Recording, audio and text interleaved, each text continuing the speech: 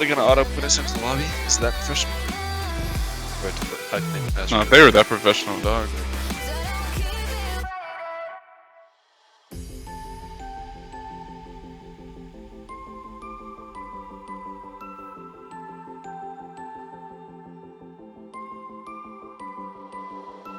Watch my life pass me by, never knowing where I belong in a web of love and lies. As you string me along, and I can't breathe, I can't see.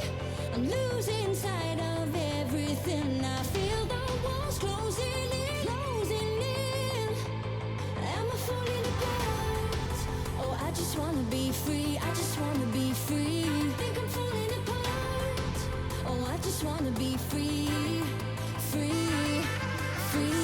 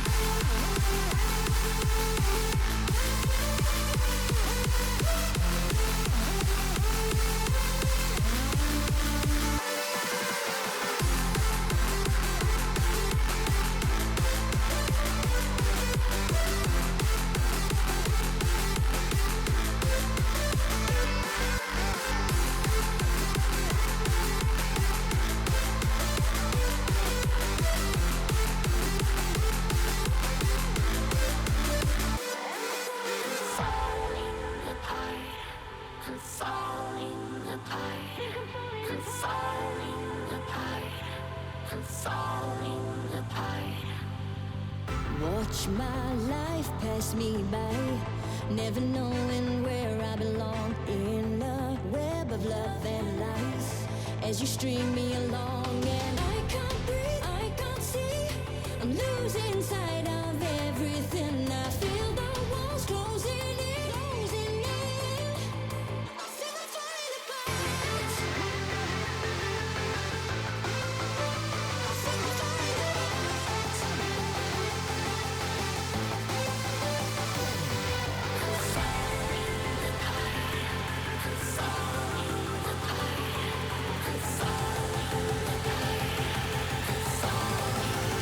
I feel I'm falling apart.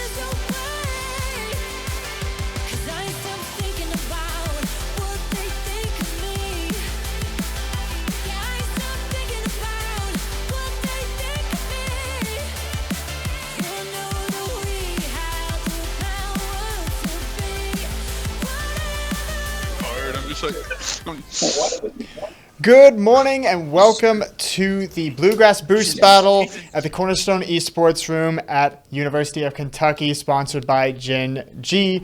My name is Benjamin. I am the lead esports broadcaster for WKU, and I will be one of your broadcasters today. Yeah, I'm the other broadcaster for us. I'm Robert Blasingame. I go by Rob Sune. I'm from NKU. I run all the broadcasting for there. And we were invited in by UK today to do some broadcasting here. So big thank you to them for inviting us down to their studio and letting us cast. Oh, definitely. And I'm very excited for this matchup. Rocket League is one of my favorite games to broadcast, and going over a big premier tournament like this is always very fun and interesting to go through. And we're actually going to be starting off with a little bit of a home team for me. I know the first matchup, I'm pretty sure, is going to be University of Tennessee Knoxville versus WKU. Yeah. Which is nice because I'm also from Tennessee.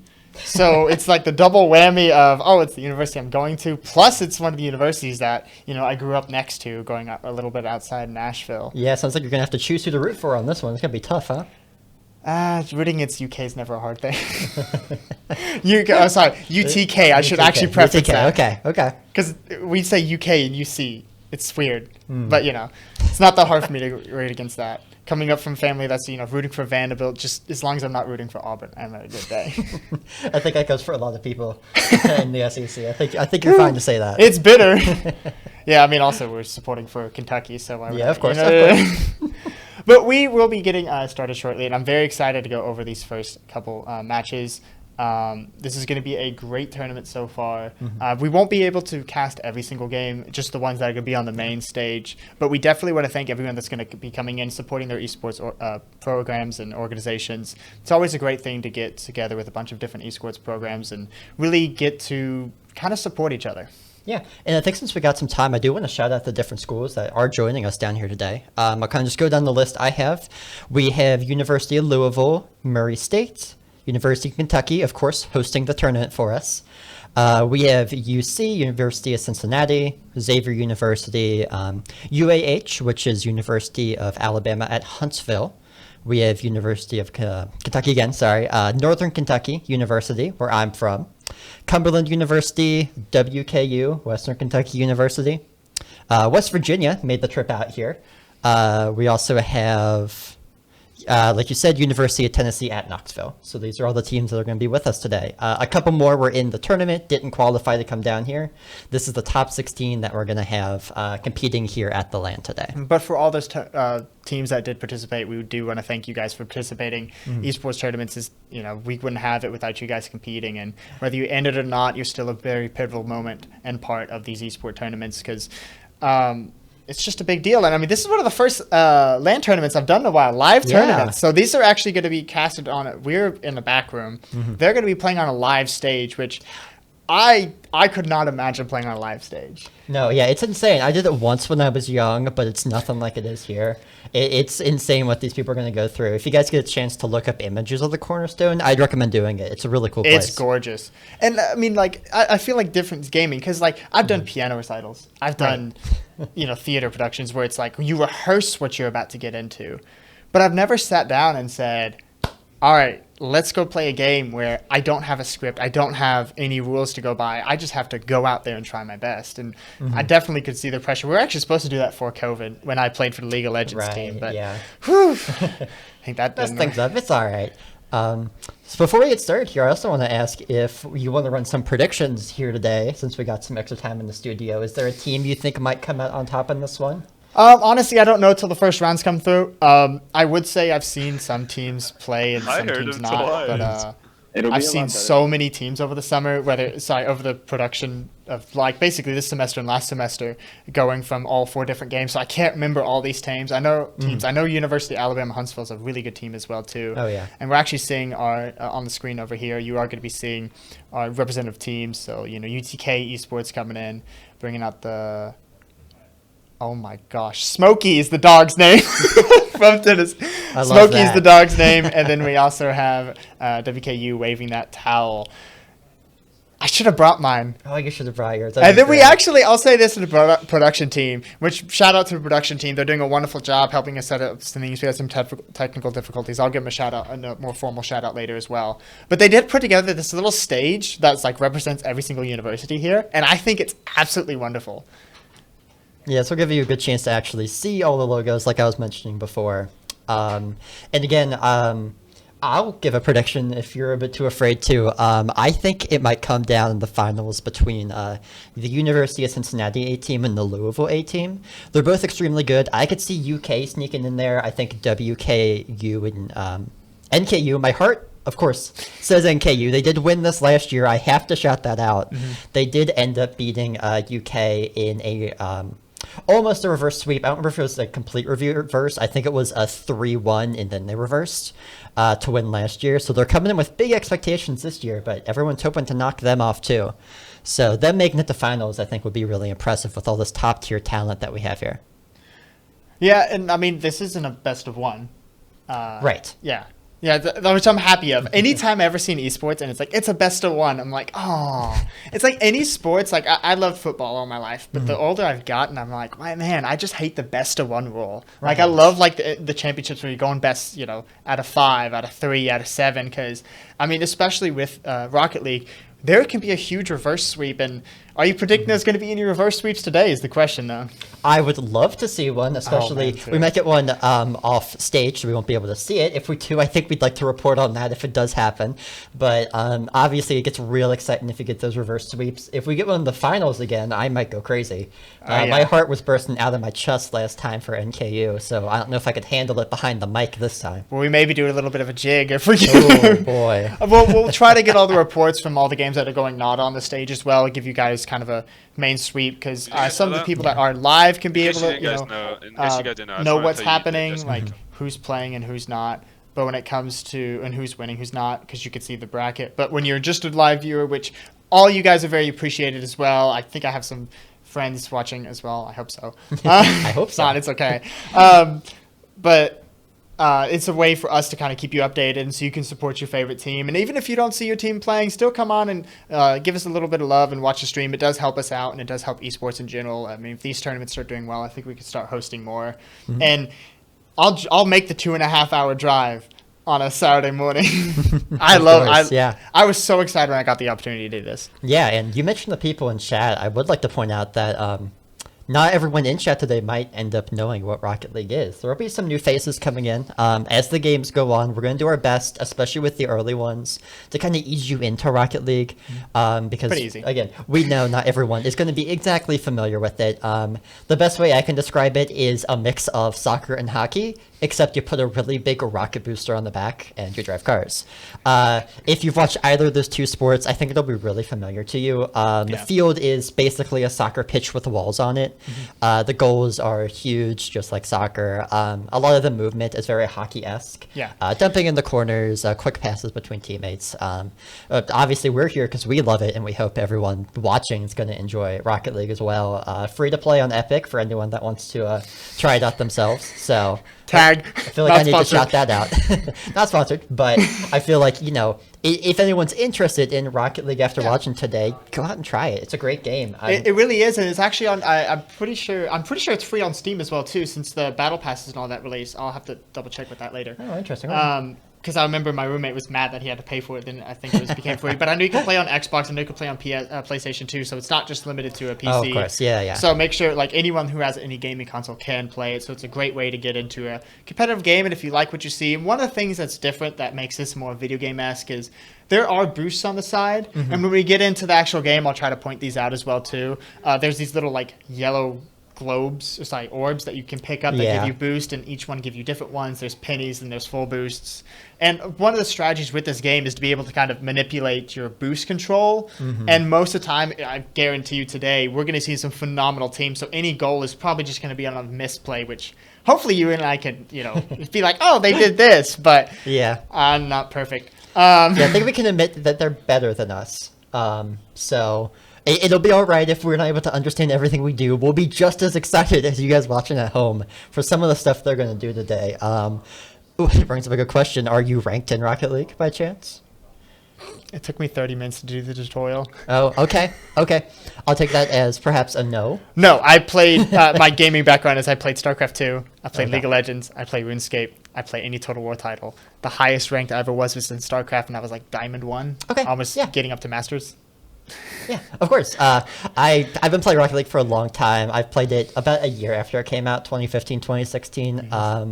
For anyone at home who knows the rankings, I'm currently Champ 2. Everyone out there today is going to be Grand Champs SSL. Thank you. I will take the applause. Everyone who's playing today is going to be Grand Champ or SSL. They're all insane players. We're back here because we couldn't be on those teams to some extent. If I could be on the team, I would. But I'm not as good as they are. I got to give them, a hand for the insane stuff they can accomplish. So again, we're going to see some great stuff out here today, and we'll try and bring you on the journey. Oh, definitely. And I know we're going to see some great games. As you said, I mean, we're going to see champing. And SSL, by the way, stands for Supersonic Legend. And, you want to know a fun trivia fact of the day? Oh, So okay. what was Rocket League called before it was called Rocket League? Oh, shoot. I do know this one. Hold on. I believe it was Super Rocket-powered battle cars? I think it was close. supersonic rocket-powered Oh, battle cars. you're Yeah, it right, was you're right. supersonic rocket-powered Yeah, battle yeah. cars. Yeah, but my friend who's actually the MTSU Rocket League coach, he always talks about that. So he's like, "You want to play some supersonic cars?" And I'm like, "That's so funny." My question is though, so we were talked about Rocket League. You mentioned hockey. When's the Slapshot tournament coming? Oh, gosh. I wish. You wish played there that would be game? one soon. Yeah. I played a bit of it before. I've never been so infuriated on how controls work. You do like this. So it's like a hockey game, but you move your mouse as the stick, and you do like this, and your hockey stick either goes like this or it doesn't move. And like I've seen people that can pass and all this stuff. I'm like, what is going on? And people just look so good at it, and I'm like, Right. I've never had so much fun in my life. I'm actually trying to get some events together for that. But yes, no, we're still waiting on the first team. We could probably talk all day long. Oh, Don't get me I wrong. think we could, yeah. We got food here. We got what else? We got Canes across the street too. So like, Oh, yeah, that's all we our have to do is lunch have break a today. 10-minute Yeah, break and yeah. go get Canes. Man, I've never had Canes before. So I went up to WKU, and then one of my friends like, "Go try it. It's the best." Yeah. I was like, "All right, let's try it. It can't be that good." I could bathe in cane sauce. Yeah, I won't argue that there might be better, but there's something as quick and easy as Cane's. Zaxby's or Canes? Never had Zaxby's. I wish I could speak on that. I need to go try some. Chick-fil-A or Canes? Canes, I think, between those two. See, I kind of. I'm a bit off I'm on not a big that. Chick-fil-A fan. Controversial statement. It's overpriced.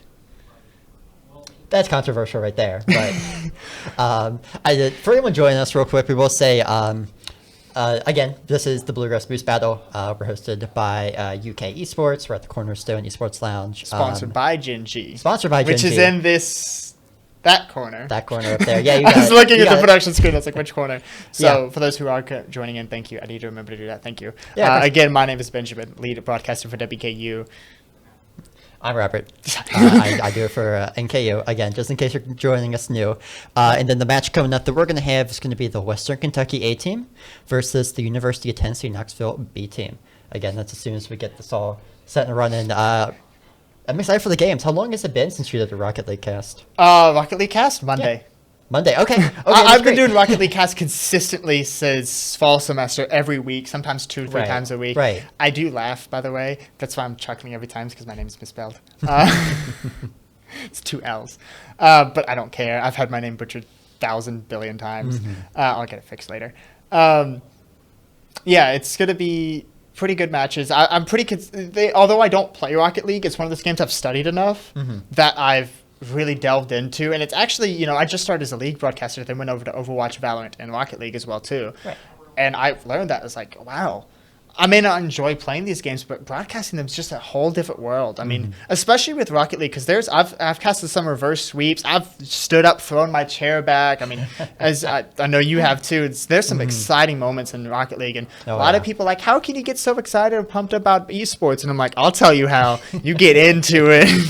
Yeah, I mean, if you're into sports, I think you can get into Rocket League. Oh yeah, I think it's the most like transitional game. Yeah, for from like sure. a traditional sport to an esport. Yeah. And I will say, of course, we're talking about broadcasting. If anyone at home is ever interested in broadcasting, check in with your local college and see if they do it. UK has spots, NKU, EKU does broadcasting, WKU obviously does broadcasting. Yeah. So if this is something that's interesting, again, if you're just not interested in playing the game, but you love talking about it, you love getting like into stats and stuff like that, there's always going to be a spot for you in production.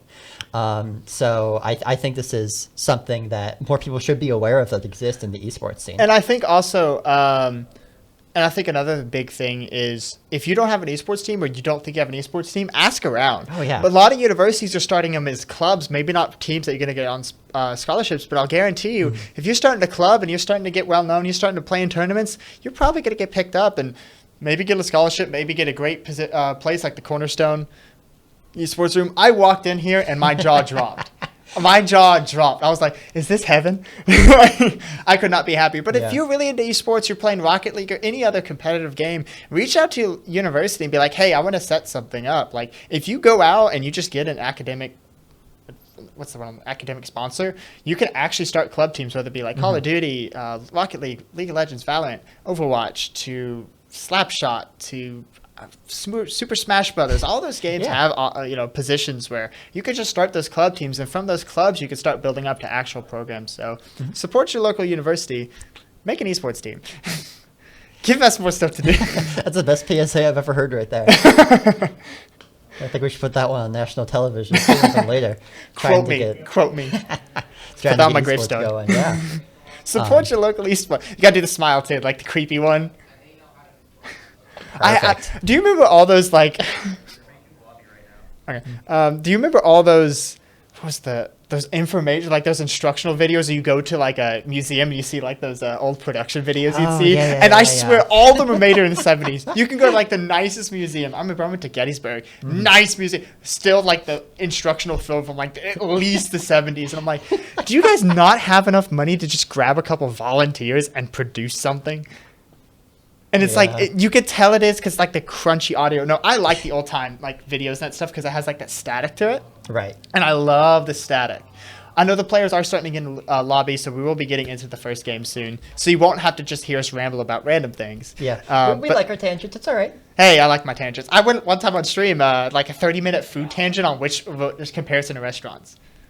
I would do. It works. I thought about one stream grabbing cereal, like the tier maker cereal, and just doing cereals and see how controversial I could get.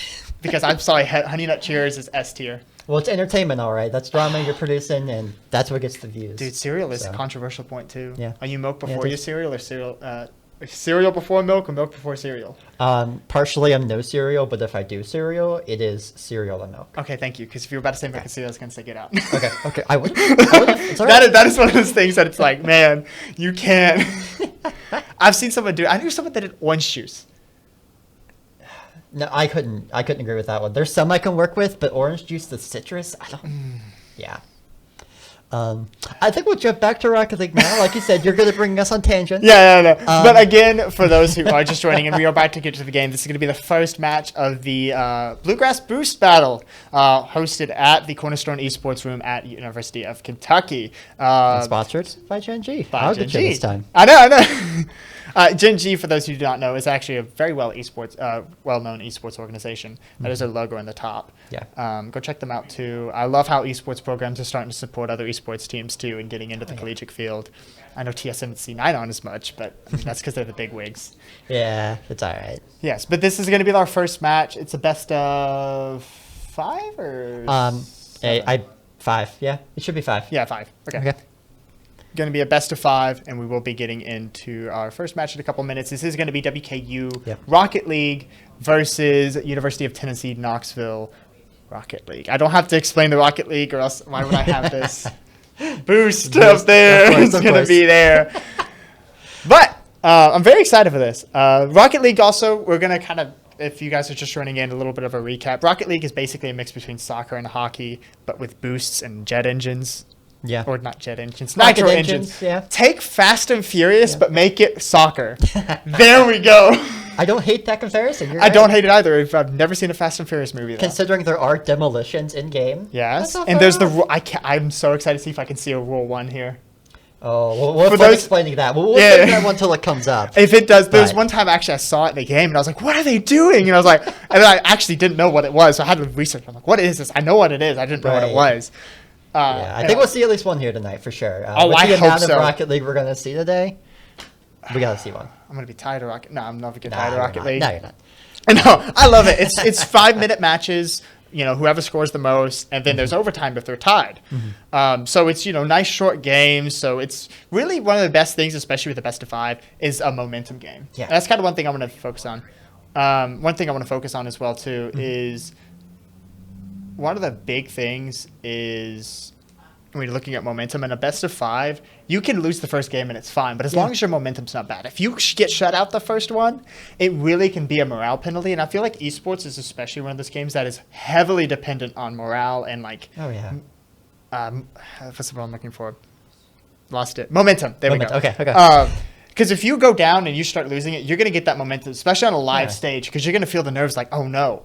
And I mean, You got the crowd going against you, too. Yeah. I've heard that. And, I even heard it from some of the esports player in the room. They're like, at home, when we're at our stadium, we just go 0-3. It's okay. We just, we just go home. We could, get off. We could just get a little upset. Right, Here yeah. we're in a professional standing. So it's like you have to hold yourself differently as well, too. And I know the nerves, because some of these players, with COVID happening, there's not been an LAN tournament in a while. Right. Yeah. So some of these players, this may be their first premier tournament, and to add on to that, their first LAN tournament. So it's going to be their first big tournament on a stage. So that Yeah. can bring a lot of nerves. But we want to wish the best of luck to all the players out there.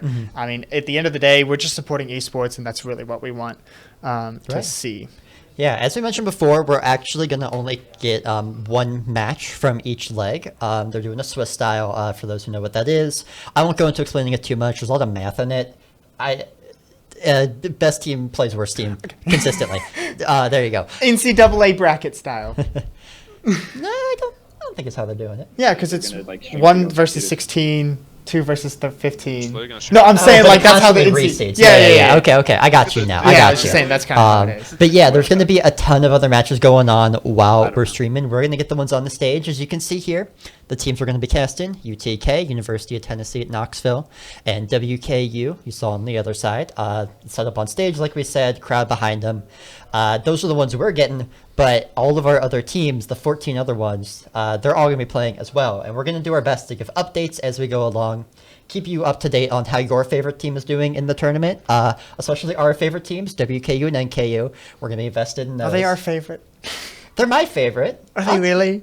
Look, you're from out of state, so I don't think you can have an opinion here right now. I'm from I feel Kentucky. I personally- support the Kentucky schools. I have a lot of dogs in this fight, actually. Yeah, I have it sounded like it. I have UTK. Cumberland was 20 minutes down the road. Two of my siblings are alumni, Oh, and wow. then I Yeah. have, WKU. I have a WKU, lot there of you dogs go, in there this you go. fight. Gosh, I can't think. Words don't work. Mm-hmm. Sad part is I'm a server too, so half the times I go to a table, I'm like, hi there. Just forget.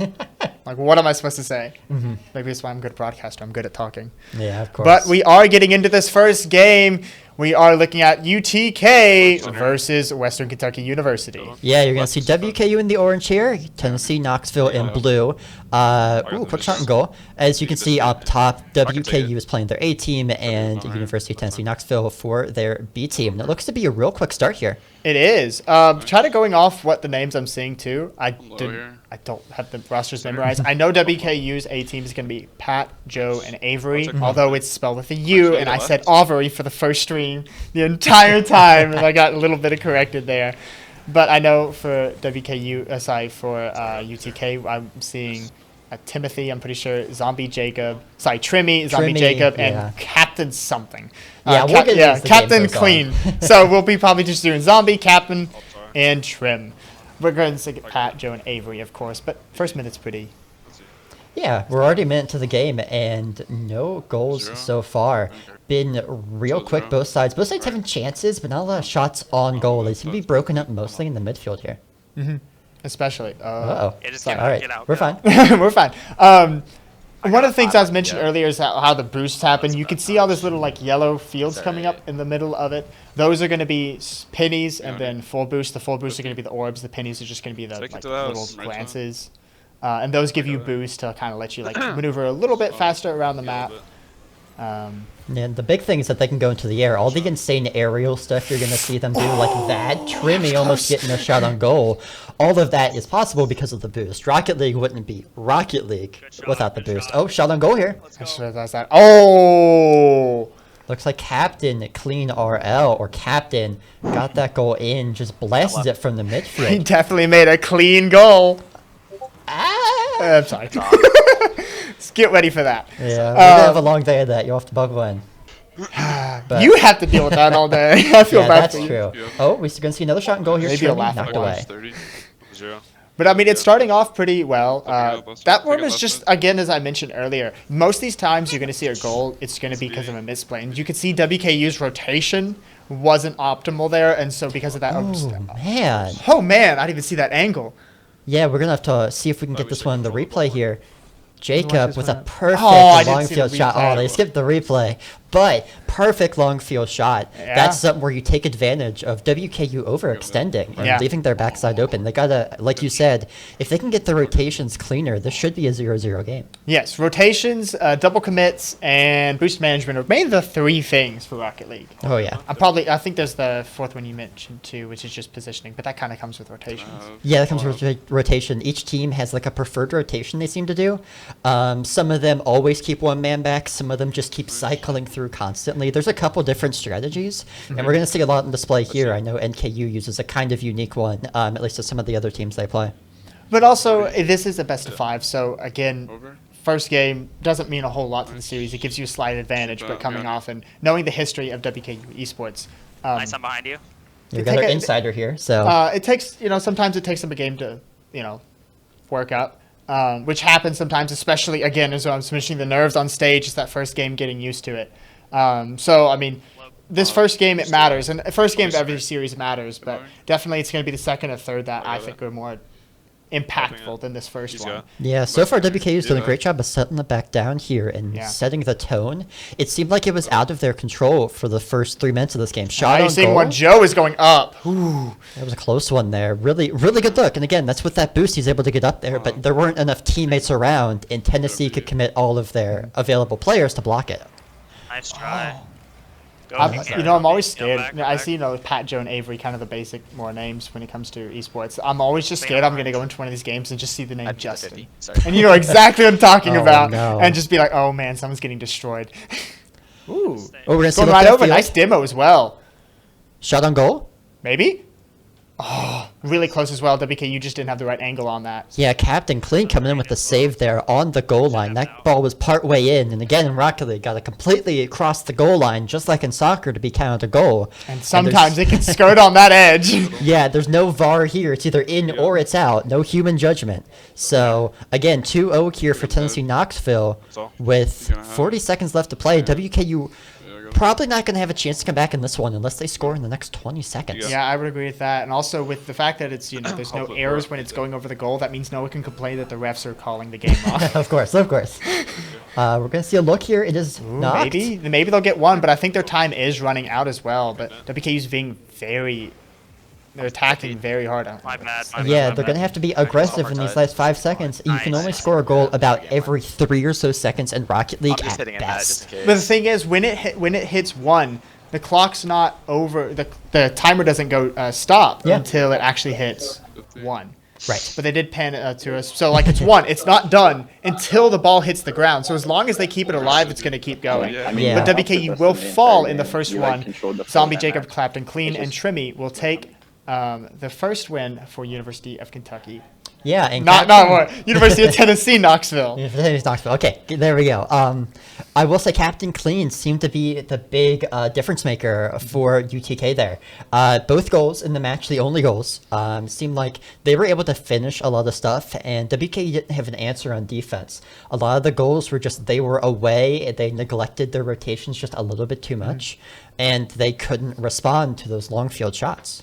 And a little bit of update on what's going on right now, too, with the other games. I do look over the Google Sheet.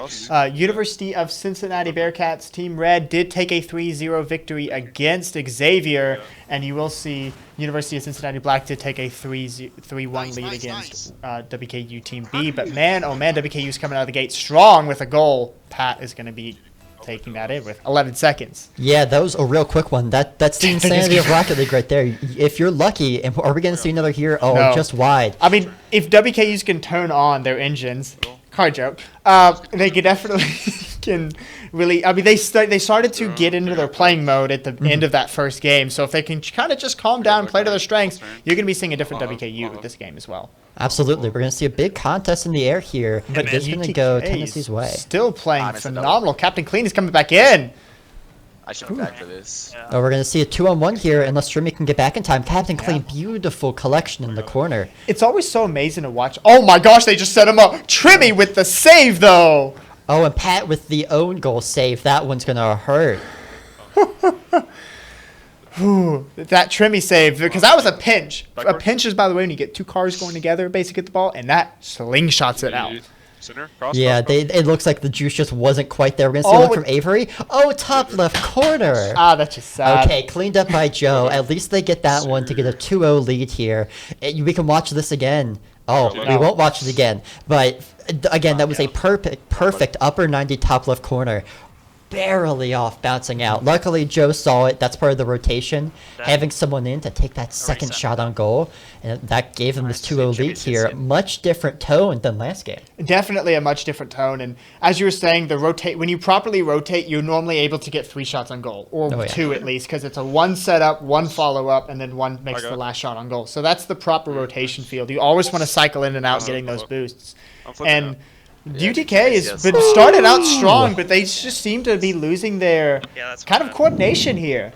Yeah, they had, a bump and a double commit. Yeah. Left the goal wide open. 2 goals coming in from Joe, so will Joe get a hat trick starting off? Hat trick is 3 goals. That's pretty easy terminology. Of course, first hat trick of the night would be fun to see in just our second game of the first match. WKU coming out quick here with another blast downfield. Again, Knoxville seems to be on their back foot. Every touch they're getting isn't setting up offense. Yeah, It feels like exactly. they're just clearing the zone. So I wonder if it was. Wonder what happened from game 1 to game 2. Or do they get overconfident? Because that's also a thing. When you go up game 1, you could just get confident, say we got this, and then you let your guard down, and then you can really start struggling. Because UTK from game 1 to this one is looking completely different. And I still think they're playing very well, but at least like they're making a couple smaller mistakes, and WKU is able to capitalize off these. Yeah, absolutely. Yeah. Yeah, I'm taking their back. Oh, we're gonna see another He's look up they're top bringing up from Trimmy going to the corner. Nice. Oh, that can't do it. Again, Oh, 3-0 for WKU with just 2 minutes Nice here. demo. And we will mention real quick, the win has gone to Tennessee Knoxville so far, not to WKU. That'll be fixed right up soon. Yeah. So right now, Tennessee Knoxville is up 1-0 in this best of 5. don't It is matter. confirmed best of 5. I just look up there, and I also got the thumbs up, and I said, "Is it best of 5?" They're like, "Oh yeah." With so many tournaments, myself, I can't by the remember if it's way. best of 5, best of 3, That's best of 7. Might be. All right, we're going to see Avery do a setup here. Getting ball up high. No one there to corral it. Going to see another look. Great pass from Pat to Joe. Wide of net. Oh, WKU again up 3-0, but still getting these great chances. Tennessee Knoxville just hanging on by the skin of their teeth. And finally, Knoxville's, they seem to be kind of grouping a little bit better together. They seem to Yeah. struggle a lot in the first couple minutes of this game. Oh, there's the icer from Just Joe. not say anything. It happens every time. I'm like, oh, they're doing well. I compliment a team, and either they just mess something up or they do something great. If I say like they're struggling, then they score. If I say they're doing great, they get scored against. Yeah, Castro's curse comes out the worst time. Amen. We know that. Castro's curse is huge. Oh, we do see at least. But again, as I just talked about Yeah. that, finally, you're going to see a misplay from WKU, which is going to score for UTK. So maybe they're getting a little bit more momentum on their side, and I think they desperately need it as well, too. Yeah, even if they don't win this game, making sure that you don't go scoreless, that you don't get shut out is big for morale, knowing that you can still score goals as long as you get it together. Yes. If Tennessee Knoxville came away from this game thinking we can't stop them, they might lose that third and fourth game and get not swept, but be a 3-1 loss. But if they can score another goal here, I'm going to feel confident about their next game. I definitely would as well too, because they seem to be playing well. They should have had a setup right there. Trimmy made a little bit of a misplay. I don't know if he had boost or knew the ball placement, but he easily could just go side dash and been right in. Oh wait, no, that's the wrong goal. Not bad. Yeah, I'm trying. Forget what I said. No, but I think UTK's playing a lot better now. They seem to be like kind of getting their heads back out and really playing this solid. And we'll see if they're able to get a goal from this as well. I know they, as you said, they definitely want to get one more goal to just kind of solidify, hey, we're here to play, and we could definitely, take our chances. But WKU's been on top this match, especially. Yeah, it'd be a shame if this doesn't turn into a goal. Double commit, wide open net. Oh, and they miss both players. They get another shot here as Trimmy puts it up for captain. Green is coming up in the air, but nice save by Avery. Oh, that was beautiful coming across net. Read that one perfectly. Demoed as karma, perhaps, but again, with only 10 seconds left here, 4-1 lead for WKU. This is going to tie the series up 1-1. Yeah, which just makes it a really interesting point. I like 1-1 series. Ball is still in play again until it hits the ground after a 1 second start. So you can actually score. So it could be like 2-2, and you could just keep jamming it up in the air, able to land it right down in the last second. But again, for those who are just joining in, welcome to the Bluegrass Boost series. My name is Benjamin, lead esports broadcaster for WKU, and I'm here with... I'm Robert Bleissingame. I do the same thing for NKU. In that match we just saw, it felt like Joe set the tone really well for WKU. Came out with those 2 early goals. Couldn't remember if he got a hat trick or not, though, and I kind of feel bad. I know he got 2. Couldn't remember if he got questionable about 3. Take a mid. Yeah. No, he didn't get 3. Pat got the other one. Okay, there we go. But WKU's out of the gate strong. I mean, WKU is actually only up 1-0. I got his touch. Knoxville has a game. Knoxville has a game. So it's tied 1-1 in this best of 5 series. We believe from what we know, it should be 1-1. We're gonna see again. Joe setting the tone quick here. Joe and Avery seem to be the big difference makers here for WKU. It always seems like when they're firing off cylinders with each other, their passes are on point. Pat seems like a really good setup man for WKU, making sure that Joe can get his mythical hat trick. We're going to see a potential goal if UTK can't do it. Is that actually going to go in? Oh, wow. You actually just picked up what it took me 2 months to figure out how they play together. Thank you. Yeah, of course. That's what I'm here for. But that's also the thing is, too, like, sometimes a team in Rocket League isn't 3 phenomenal players. I've seen, like, 3 diamond-level players play up to champion level and even up higher just because of your teamwork. Like, Rocket League is not about, especially in teams, it's not about individual players. It definitely is about teamwork and passing. Most goals come from a good pass.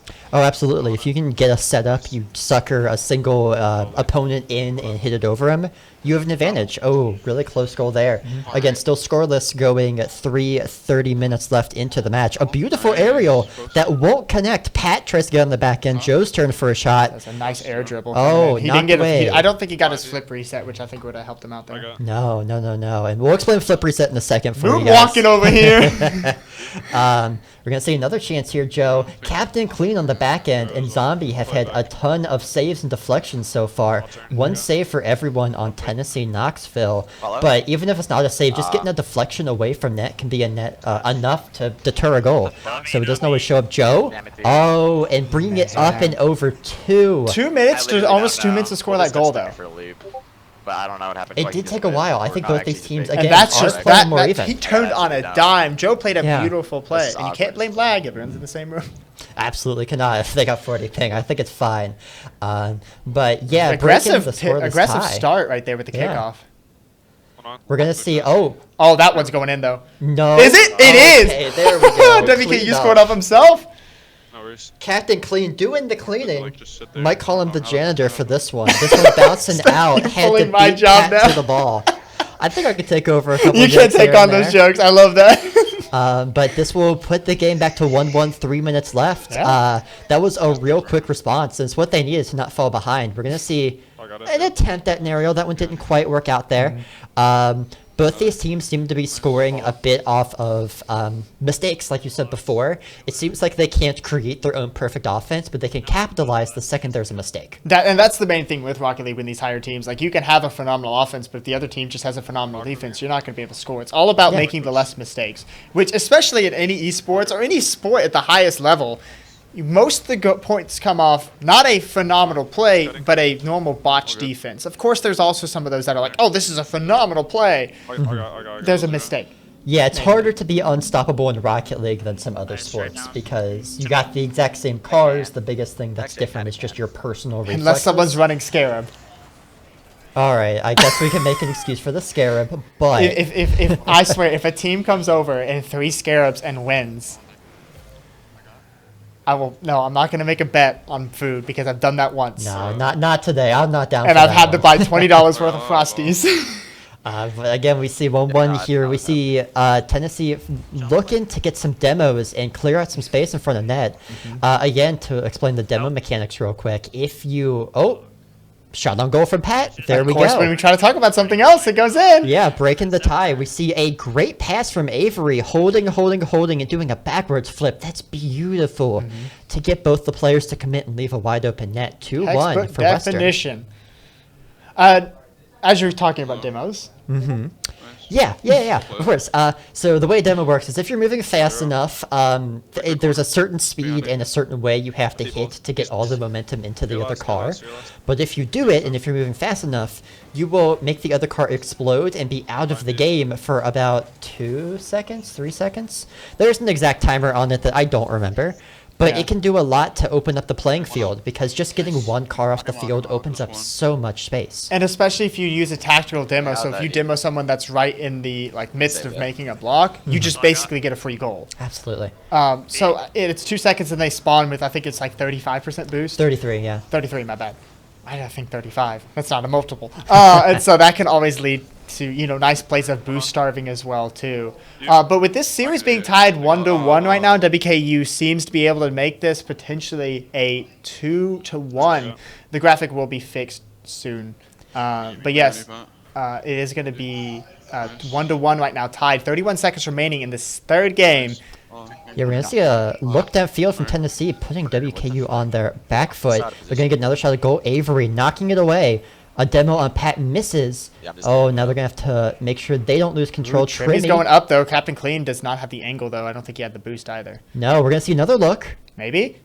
Oh, Little right across over? net. No, 9 seconds remaining. 8, 7, 6, 5, 309. Zombie is going to be trying to get one last goal. They're desperate. Clean is going to send it in. It's not going to touch the ground. It's up in the air. This is anybody's game to tie this up. Pat's going to send it down, though, and this is going to be 2-1. That is a heart attack averted right there, though. Oh, man.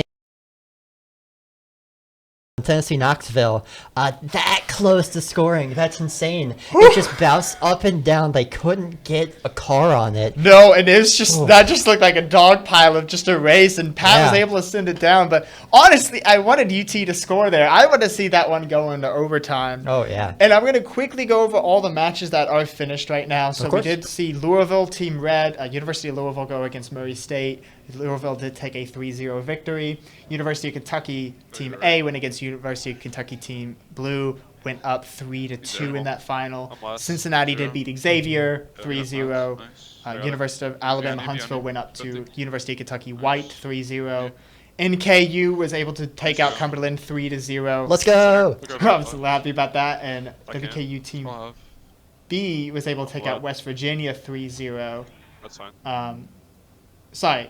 Yeah, Western Kentucky was you able got to take it out, and then Cincinnati Black took out University of Kentucky can't. Team B 3-1. There's so many Kentuckys and universities, I get messed up. I'm sorry. Yeah, it's the Bluegrass boost battle. We are the Bluegrass state, so I think it's fair that there's so many Kentuckys. We'll do our best to keep them straight. Again, we're hopping to this next match here about 40 seconds in. It's been in Tennessee's control so far. Again, it seems like they can get some really good looks at net, but their conversion rate's not high. And we see, unfortunately, away from camera, hopefully we can see this one. Come on! Man. Joe Sometimes puts it's when it the screen up. like, stop.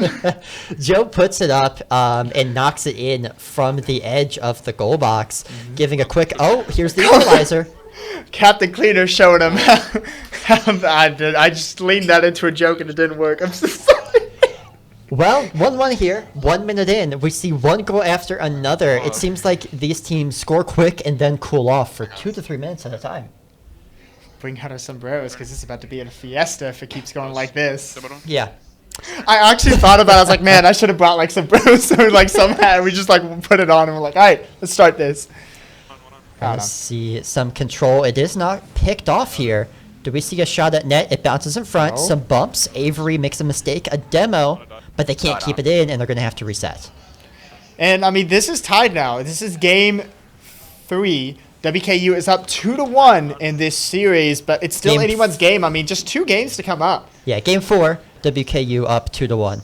My bad, math. WKU can put it away here, Just one. but again, Pinch right. the way they've been playing looks like they should be able to. But Tennessee hasn't let these games go quietly. After that 3-goal loss in the second game, and another great save here from Captain Clean, just sweeping up on the back end. They I got his touch. Wait, I Keep got going. it. they have not shown the willingness to go quietly, and WKU seems to have struggled at times to get it past this defense. How many clean puns can we make? I hope we're gonna get another game to find out. Oh my gosh, yes, please. We're gonna see Clean trying to bring it out here, doing a great job of moving the ball upfield. We see a look for Zombie. It is hit off net. Gonna go into WKU's control. That Pat's going to tap that one forward is in Joe's court. Is this a court or a field? I think it's a pitch. If we're gonna be honest, it's a pitch. A pitch. But I think a field is applicable if you're American. So soccer field, a soccer pitch if you're anywhere but America.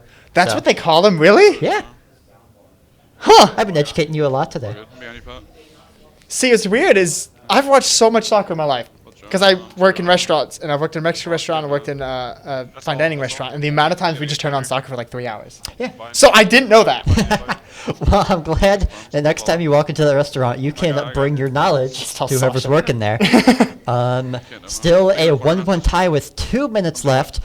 We see a demo trying to set up a UTK attack, but it is knocked away. Pat with a little... only one person's Teams going to look be back solid here. in their defense, though. A minute 40 remaining, and it's still tied 1-1. Yeah. We're going to see... a pinch here. Is this one on Up in the net? air. Is that going to get in on the angle? No. Avery's going to get the second shot on. Joe's going to get the follow-up shot as well. No, Pat is going to be the one there. But that goal is not going to be able to land. We see one coming the other way. This one, again, off net, but it's given some real good chances to each team. Just clearing the ball past the defense and seeing what they can get. 1 minute left here, still 1-1. Joe's going to be able to try to get another shot. It seems like UTK is Chattanooga. UTK is just on the defensive the entire time. I mean, they finally get one shot, but they've been on defensive, I feel like, for the last 45 seconds to a minute. And that you can have a great defense, but it's like in hockey or soccer, you can only block so many shots. There's going to be a percentage that goes in.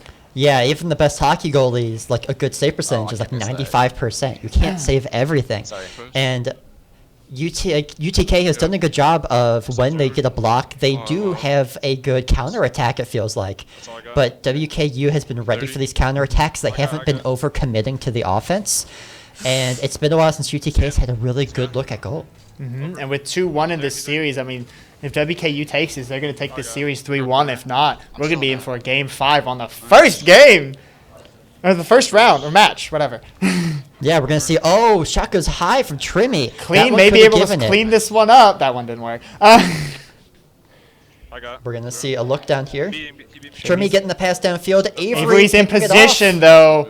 Ooh, he's not going to be able to land there. There's 3 seconds remaining on the clock. I think we're going to send this one into overtime unless Avery gets that last second position. Nope, that one's going to be overtime.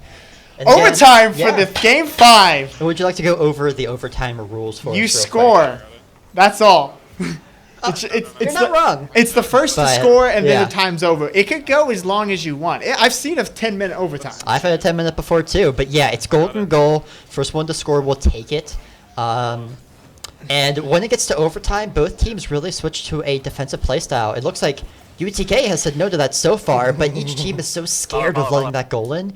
Usually they fall into their shells. We're going to see which one can take these risks to get a shot downfield. We see Trimmy with a pass We'll to see which Clean. team's going to be able to stay as a caterpillar or go up to a beautiful butterfly. Because you're talking about going out of your shell. Sorry, bad reference. But We get a look at goal here. It looks like UTK's had a lot of control so far, but they're gonna have to watch out on their back end. Like I said, control doesn't matter if you just get scored on. right? They have to always keep someone back on defense. And that's Great the look. pass. Oh, but no. Avery blocks his own shot, and he knows he does. His own assist, he knows he does too. Joe's able to make the defense, though. Yeah, you can see it's not affecting him. We have that face cam up. It didn't affect Avery. That he blocked I think it. that man has emotions. But, it's just so unfortunate. Could have put the game away right there. Instead, UTK is going to continue to get chances. It's how long can each team hold I on may be for. a WKU man, but I want this to go to Game 5 so bad. I wouldn't argue against that. I love Game 5s. They're so exciting there. Because, I mean, that's one where really the magic happens, where it's like everything's on this one. Chick in their corner.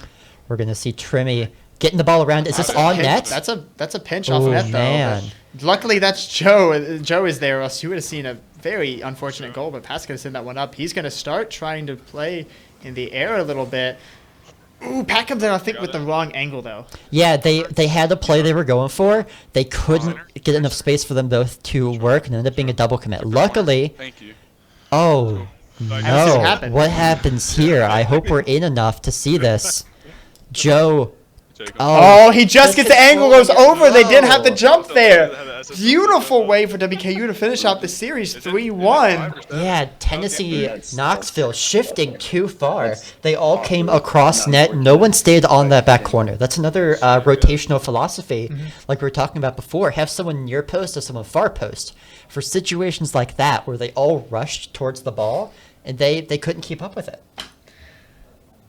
I mean, it's great to see WKU take that 3-1 win, but I mean, great game going out to University of Knoxville too. They took that game one so strong. It just Yeah. seemed like they had that early momentum and they just couldn't catch themselves in. And they played phenomenal in the game 3. Were able to keep it close, 1 goal. And I mean, enforcing a minute 45, I'm pretty sure is overtime, is a phenomenal overtime. But WKU will take that first first match win. So. Going over all the games that have played, we had... Let's do this again. Sorry, and then I'll have to go back to the introduction because, welcome, that's fun when you do long streams. You got to do introduction every couple minutes. First game was against Louisville at Murray State. Louisville did take a 3-0 win against Murray State. University of Kentucky win against University of Kentucky. There's different teams in here, so instead of saying Team AB, I'm just going to kind of say what happened. University of Kentucky did take a 3-2 win against their counterpart, University of Kentucky. Cincinnati took a 3-0 against Xavier. University of Alabama Huntsville went 3-0 against the Cumberland University Phoenixes. NKU took a 3-0 over Cumberland. I read that wrong. University of Alabama Huntsville took a 3-0 against University of Kentucky. Then WKU took a 3-0 against West Virginia. They definitely weren't taking the country roads home. University of Cincinnati took a 3-1 against last University of Kentucky team. And then finally is the game you guys watch. WKU took a 3-1 against University of Tennessee Knoxville. Yeah, and I'll take another second to talk about the game just a little bit more. Again, like we said, we were crediting UTK, Tennessee Knoxville there for setting that tone early. But it felt like once WKU made their adjustments, UTK didn't know how to adjust back. Yeah. Rocket League is so often a battle of adjustments, match to match. And it didn't feel like they could match that energy of going back and forth. And that's a big thing. Yeah. Especially the energy matching. That's the thing that I love about a dynamic best of 5 is momentum. Like, you can have a great first 2 games, and then if you say, all right, we got this, and then the strategy changed and you just can't adapt to the strategy, Yeah, you fall apart. you lost. And that's Yeah. why I don't like best of 1s, is because a strategy can't be, developed as much. Right. We're going to send it real quick to a break here as we get set for our next match, which looks to be UAH Blue and University of Cincinnati Black.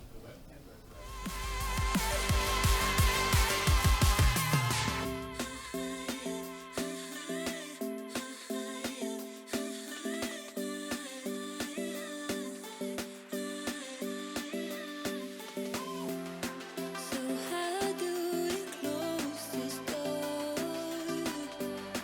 And how do you switch up your mindset when rain doesn't care if today you planned a picnic? But I stopped thinking about what they think of me. Yeah, I stopped thinking about what they think of me. I know that we had the power to be whatever we want.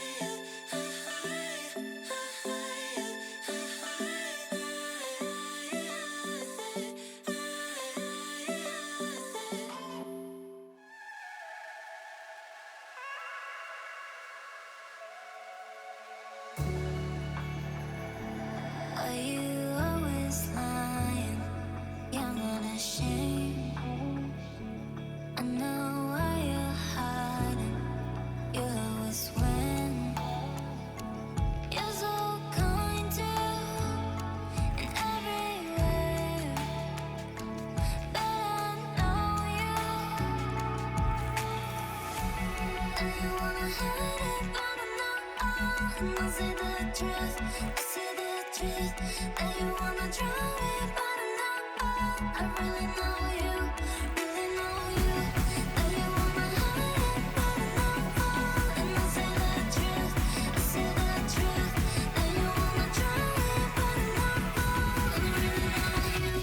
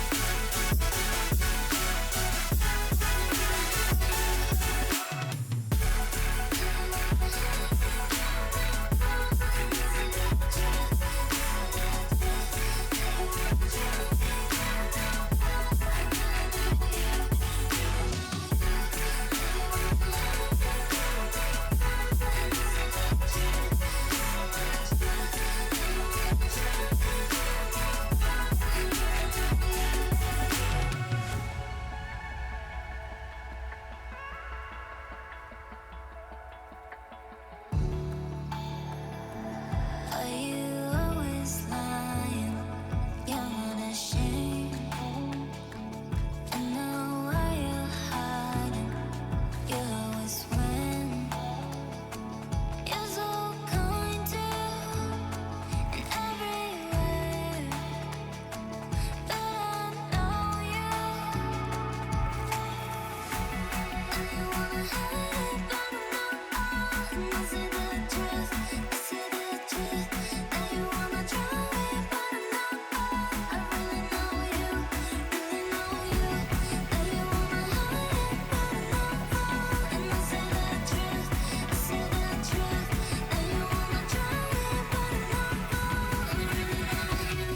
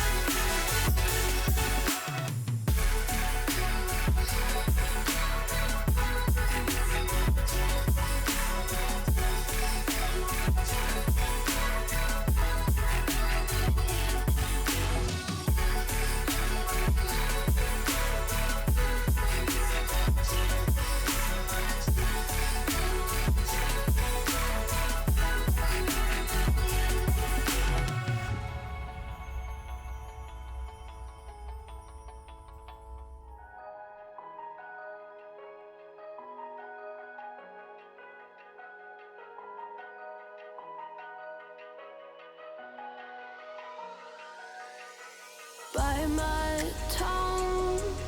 I feel what I feel when nobody's looking. I always run, is what I do.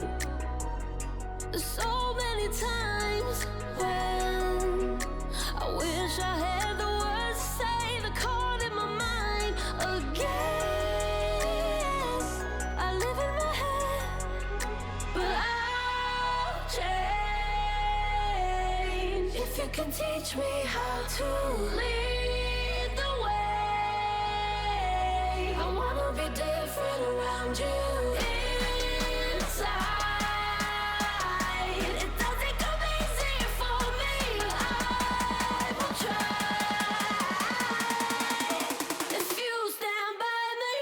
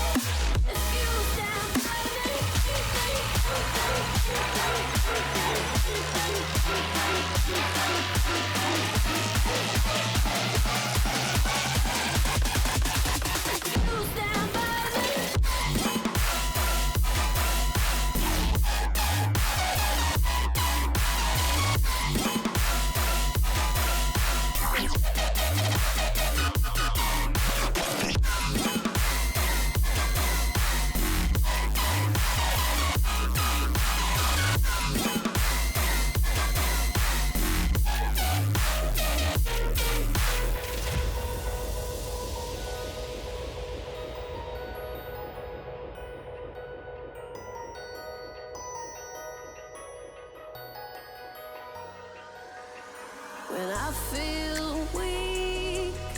I'm not in a rush to start opening up, so I won't speak at all. I freeze up, yeah. I don't wanna make it worse by saying too much.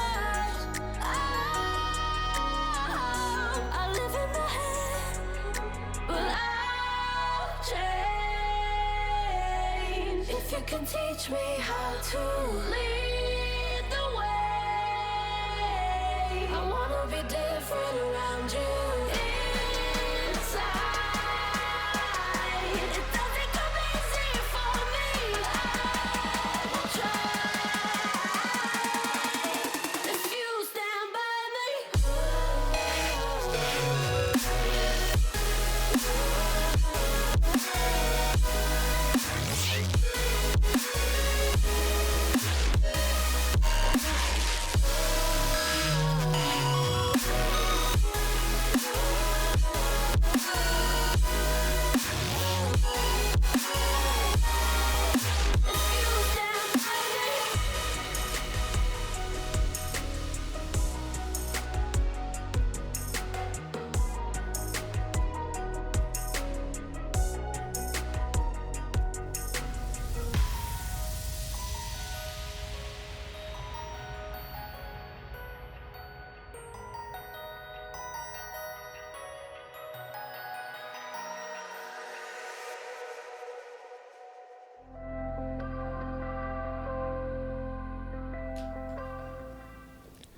And welcome back to the Bluegrass Boost title. Mm-hmm. My Bluegrass name's Boost battle, yeah. My name is Benjamin. I'm the lead esports broadcaster for WKU, and I am with Robert Blassingame, the lead esports broadcaster for NKU. And this is played at University of Kentucky's Cornerstone Esports Room, which, look it up, it's just phenomenal. Yeah. And we are sponsored by Genji. Genji is an esports program, and we're very honored to have an esports program watching us. And hey, we're very happy to have you guys watching us today. Absolutely. For those of you, again, just joining us, we'll go over what's happened so far. So first, our next match is going to be UAH Blue against University of Cincinnati Black. But the ones that we just went over, the one on stream, WKU ended up beating University of Tennessee B team, Tennessee Knoxville B team, 3-1. That was when we had on stream. Tennessee Knoxville came out strong at first. They had the first win, and then they kept on playing close matches, but they couldn't get the balls in the back of the net. That's the best way to put it. They had a good defense, but they couldn't convert that into offense. Yeah, and I mean, that's a great thing about a best of five is it does showcase those. So hopefully the UTK can kind of rebound in the next series and WKU can keep that momentum going. But I mean, even the last games, UTK started to get their momentum back and start playing well. I mean, the game 4 went down to an overtime over about a minute 40. I'm pretty seconds, minute 40 seconds on overtime, which is a phenomenally long game. But it was a phenomenal performance, and our wonderful production team is working on those technical difficulties, so don't worry about it at all. They're doing a phenomenal job back there. They were here before I was here. I got here at 9:30. I know they've been here since probably about 8:30. Yeah. So they've been working all day. They just got some technical. Because let me tell you something. Every stream I've done, something somehow goes wrong. You just got to roll with the punches and make them happen. Yeah. In that last round, we actually had a lot of sweeps. Luckily, ours wasn't a sweep, but we had University of Louisville Red and Murray State University Gold. Louisville did a 3-0 sweep there.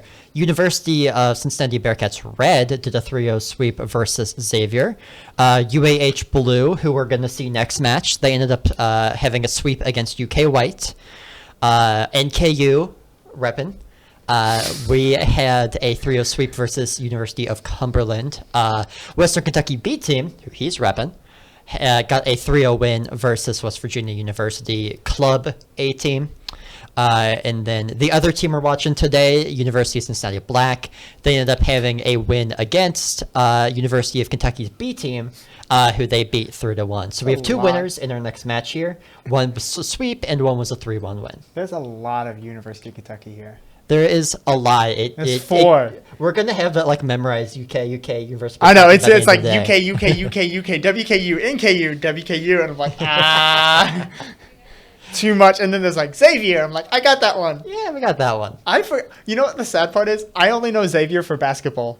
That's the only way I know them. It's sad to say that most people do. But they're, again, if you don't know Xavier, I guess I can do a little bio on them. They're in Cincinnati. They are UC's arguably biggest in-town rival. It's the only in-town technically, but they're their biggest local rival, mostly in basketball. They have a good basketball team.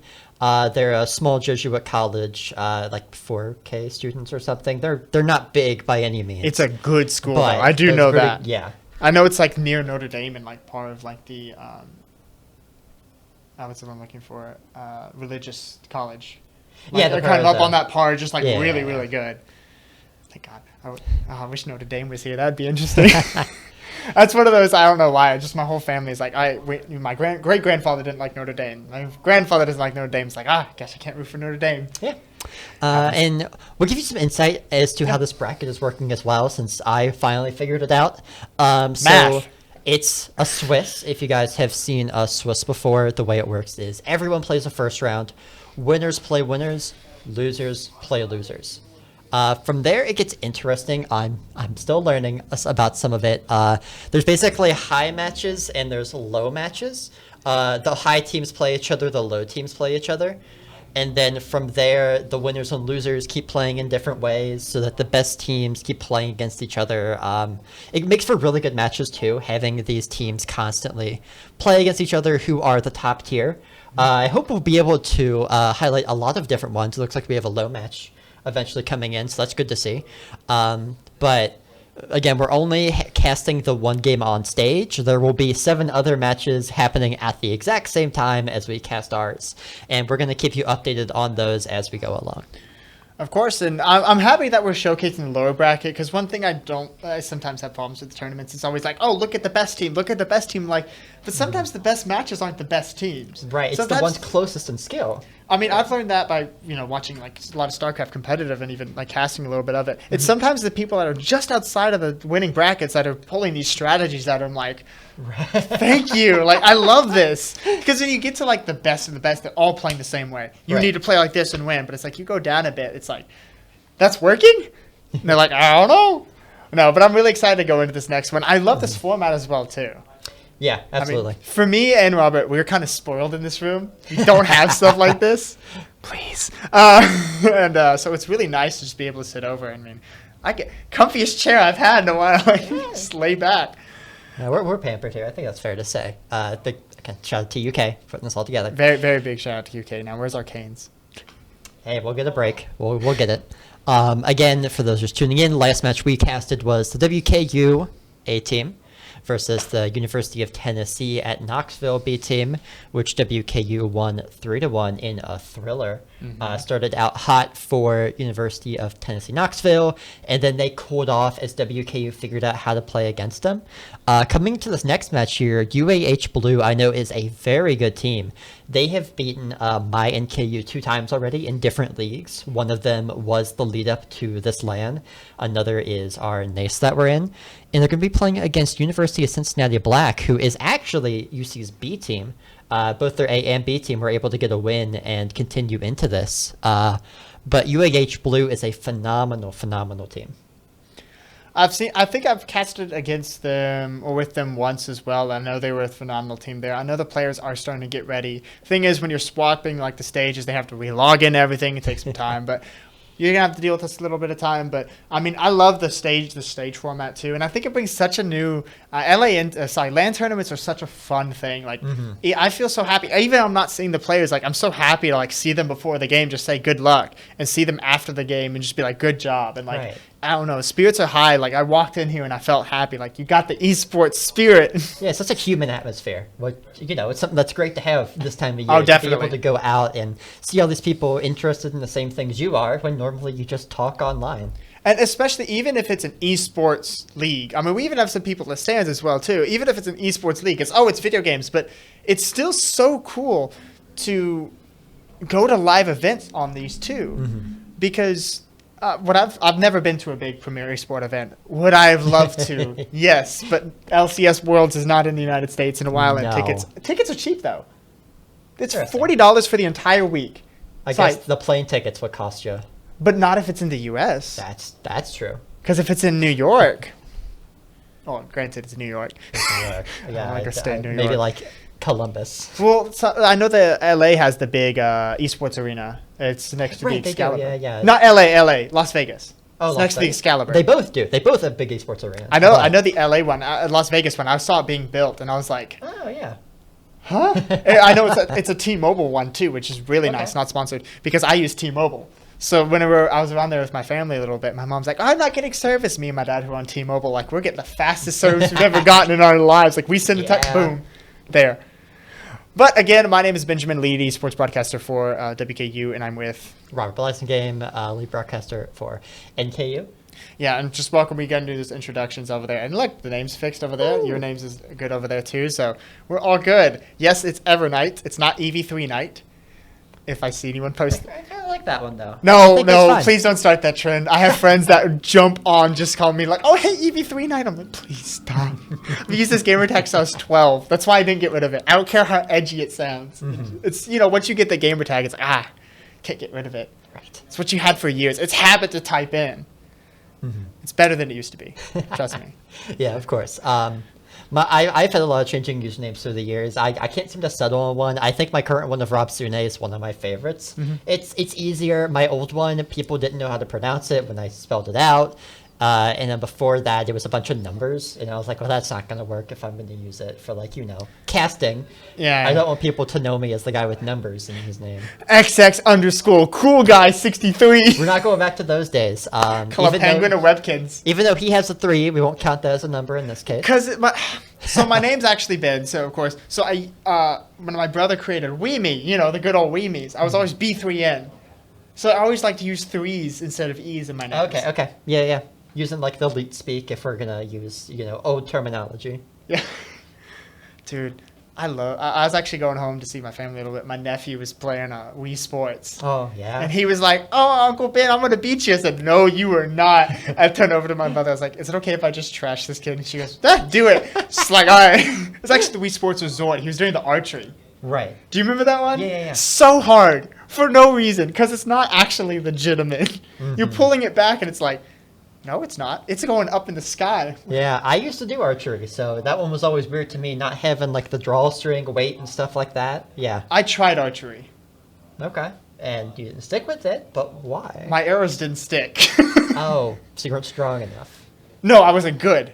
Okay. I was okay with it. I wasn't some of those people. I was like, oh my gosh, I'm an archery pro. I was more into like swimming, football, baseball, basketball. Right, yeah. The things I thought I could be good in, and for those who don't know me, I'm like 5'10", and I thought I could play football. I'm less than 100. I'm like 150 pounds, 5'10". I'm like, I could play football. I'm like, no, I'd get trounced. You're the kicker. You're the punter. I can't kick. I'm small. All right, I'm small for even a so kicker. We're running out of positions for you. Safety.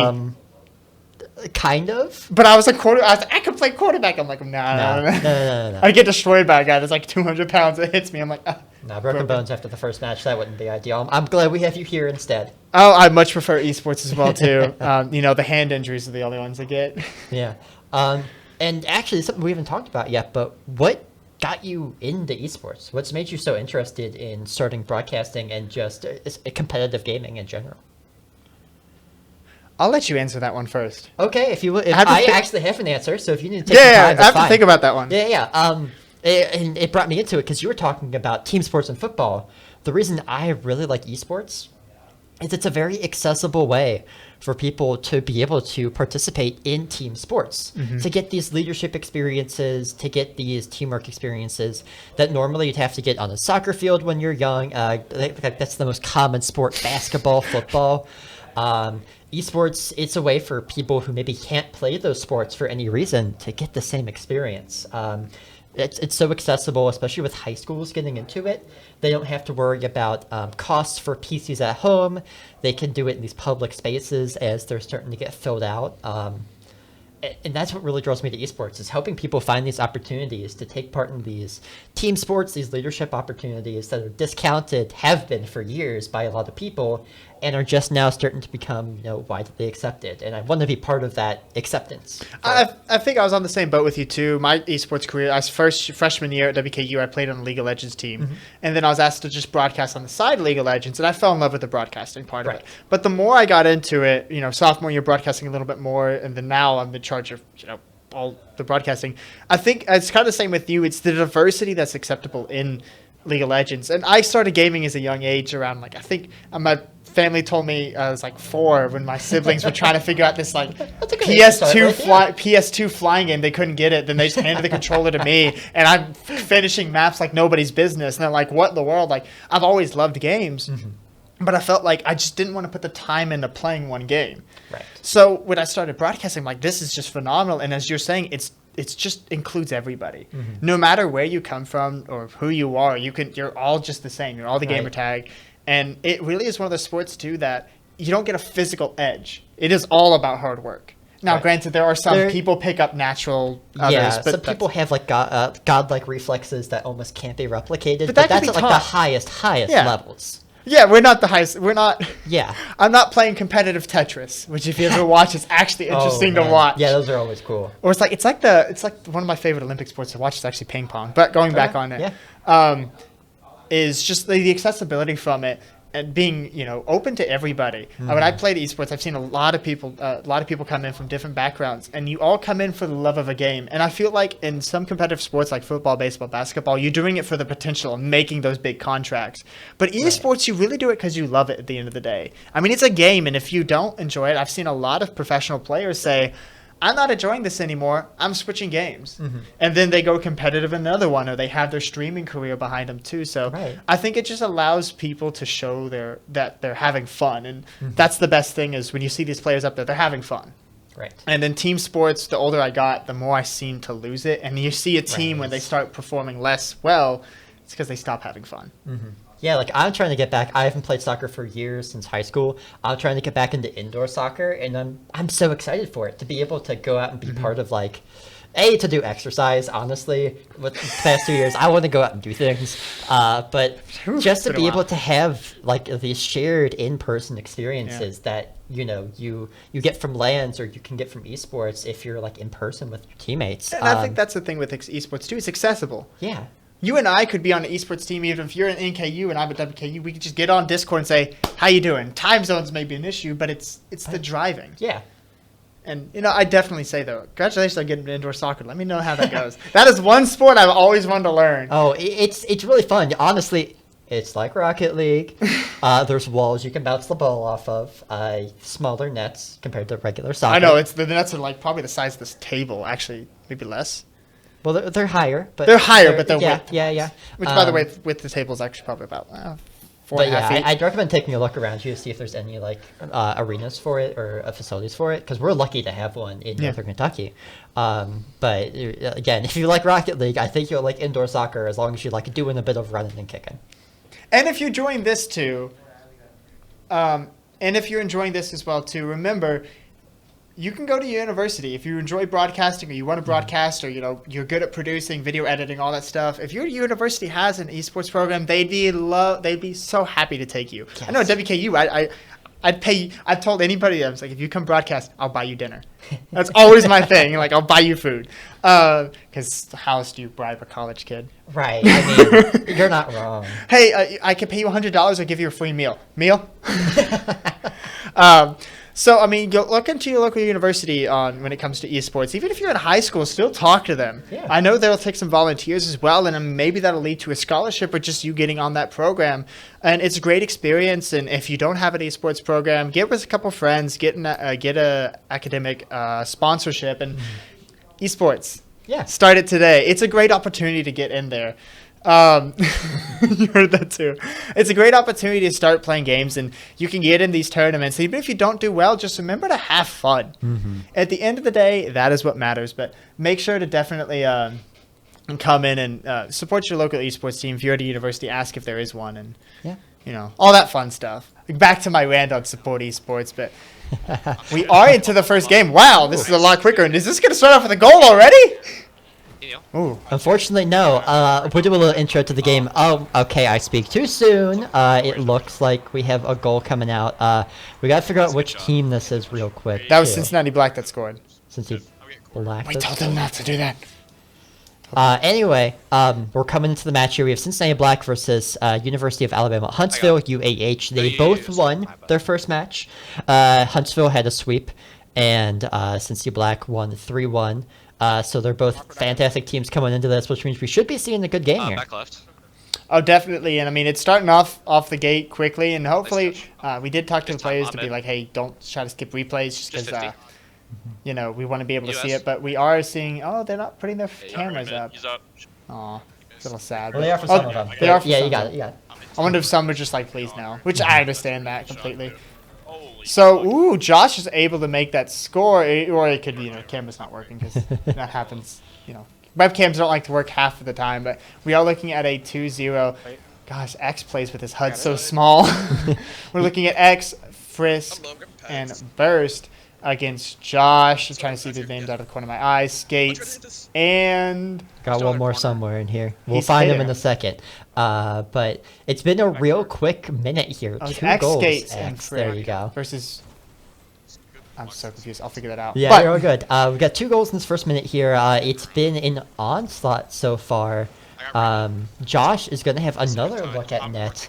Oh, barely bumped off. Can this one go in? Oh, saved again. 2 goal line saves coming out here.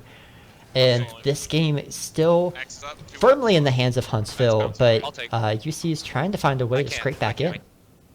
And definitely so. I mean, 2-0 is not the best way you want to start a game 1, but this is what the exact position Knoxville was in game 1 as well against WKU. 2 early goals, and it did turn around later in the series. So, I mean, it's a best of 5. Anything can happen after these first couple minutes. I've not seen these teams play in a long time. You know, I'm really only focused on about WKU and I haven't done my research. So, I mean, I don't know a whole lot about these.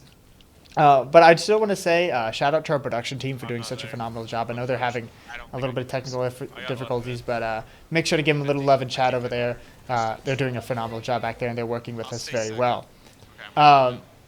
So right now, Cincinnati Black is taking that 2-0 lead. And Huntsville has taken the 2-0 lead, I believe.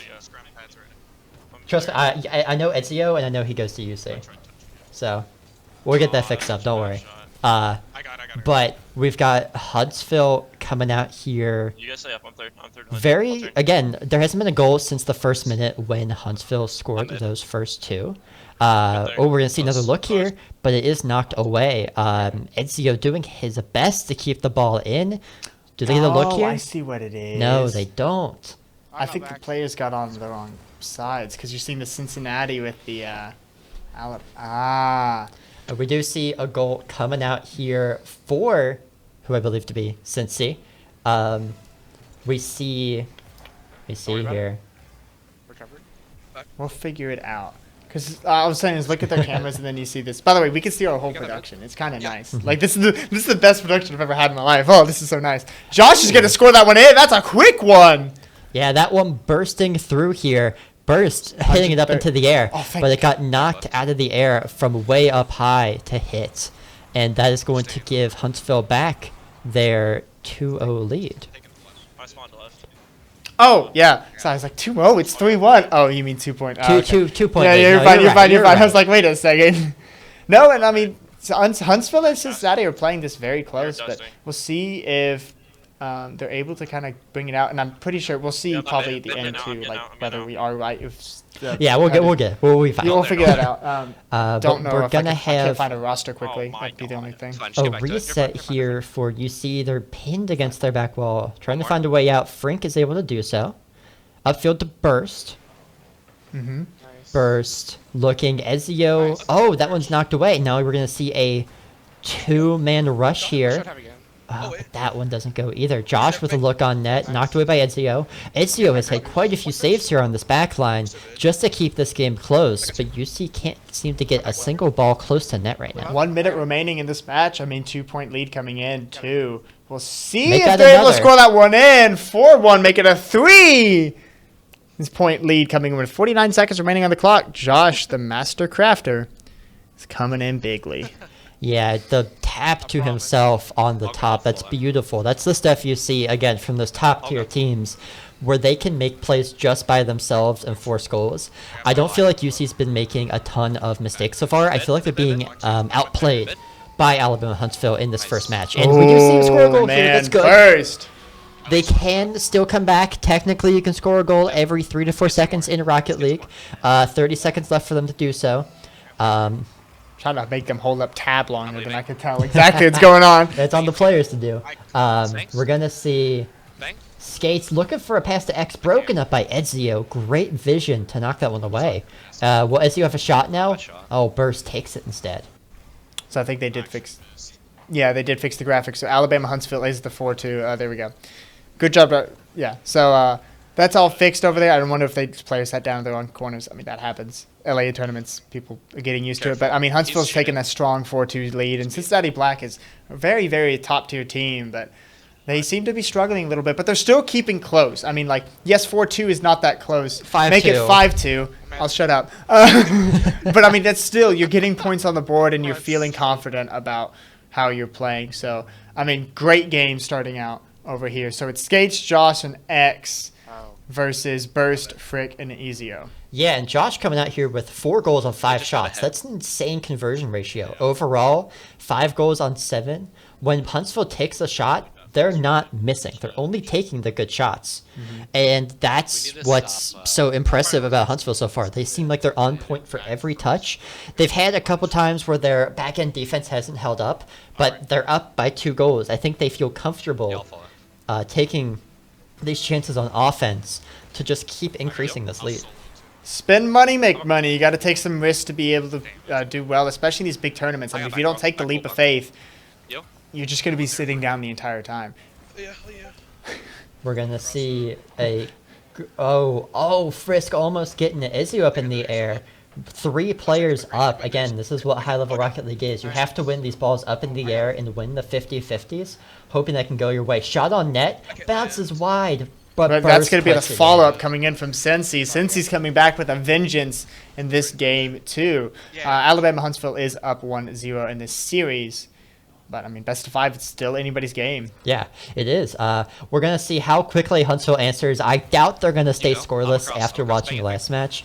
UC, at best, looks like they can just hope to contain them and outscore them. Woo! That was almost another beautiful shot on goal by Burst. Yeah, we're going to see Ezio trying to set one up here, too.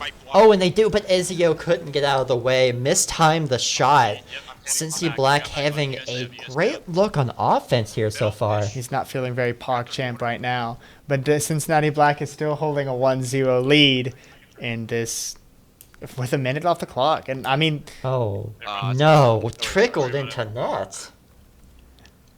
Looks like a bowling ball going in right there. Yeah, Josh just was able to break up the play in such a way that there was no one else back to save it. That's the issue of leaving one person on the back line. You have to make sure that they can get the ball out okay. And Huntsville has done a great job of playing what's basically like a press in basketball. That's what they're doing to UC here. They're not giving them space to breathe. UC has to figure out how to get around. Running fakes like that helps. Frisk is going to have a shot on net now, putting it high. Double tap down.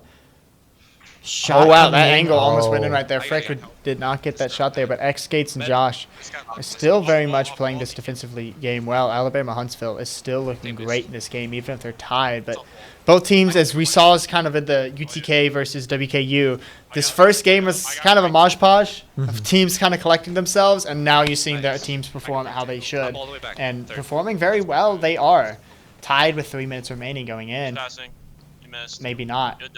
Yeah, Huntsville having these great passes downfield, but that's not what they seem to be scoring on. They're scoring on their turnovers that UC is having in the back end.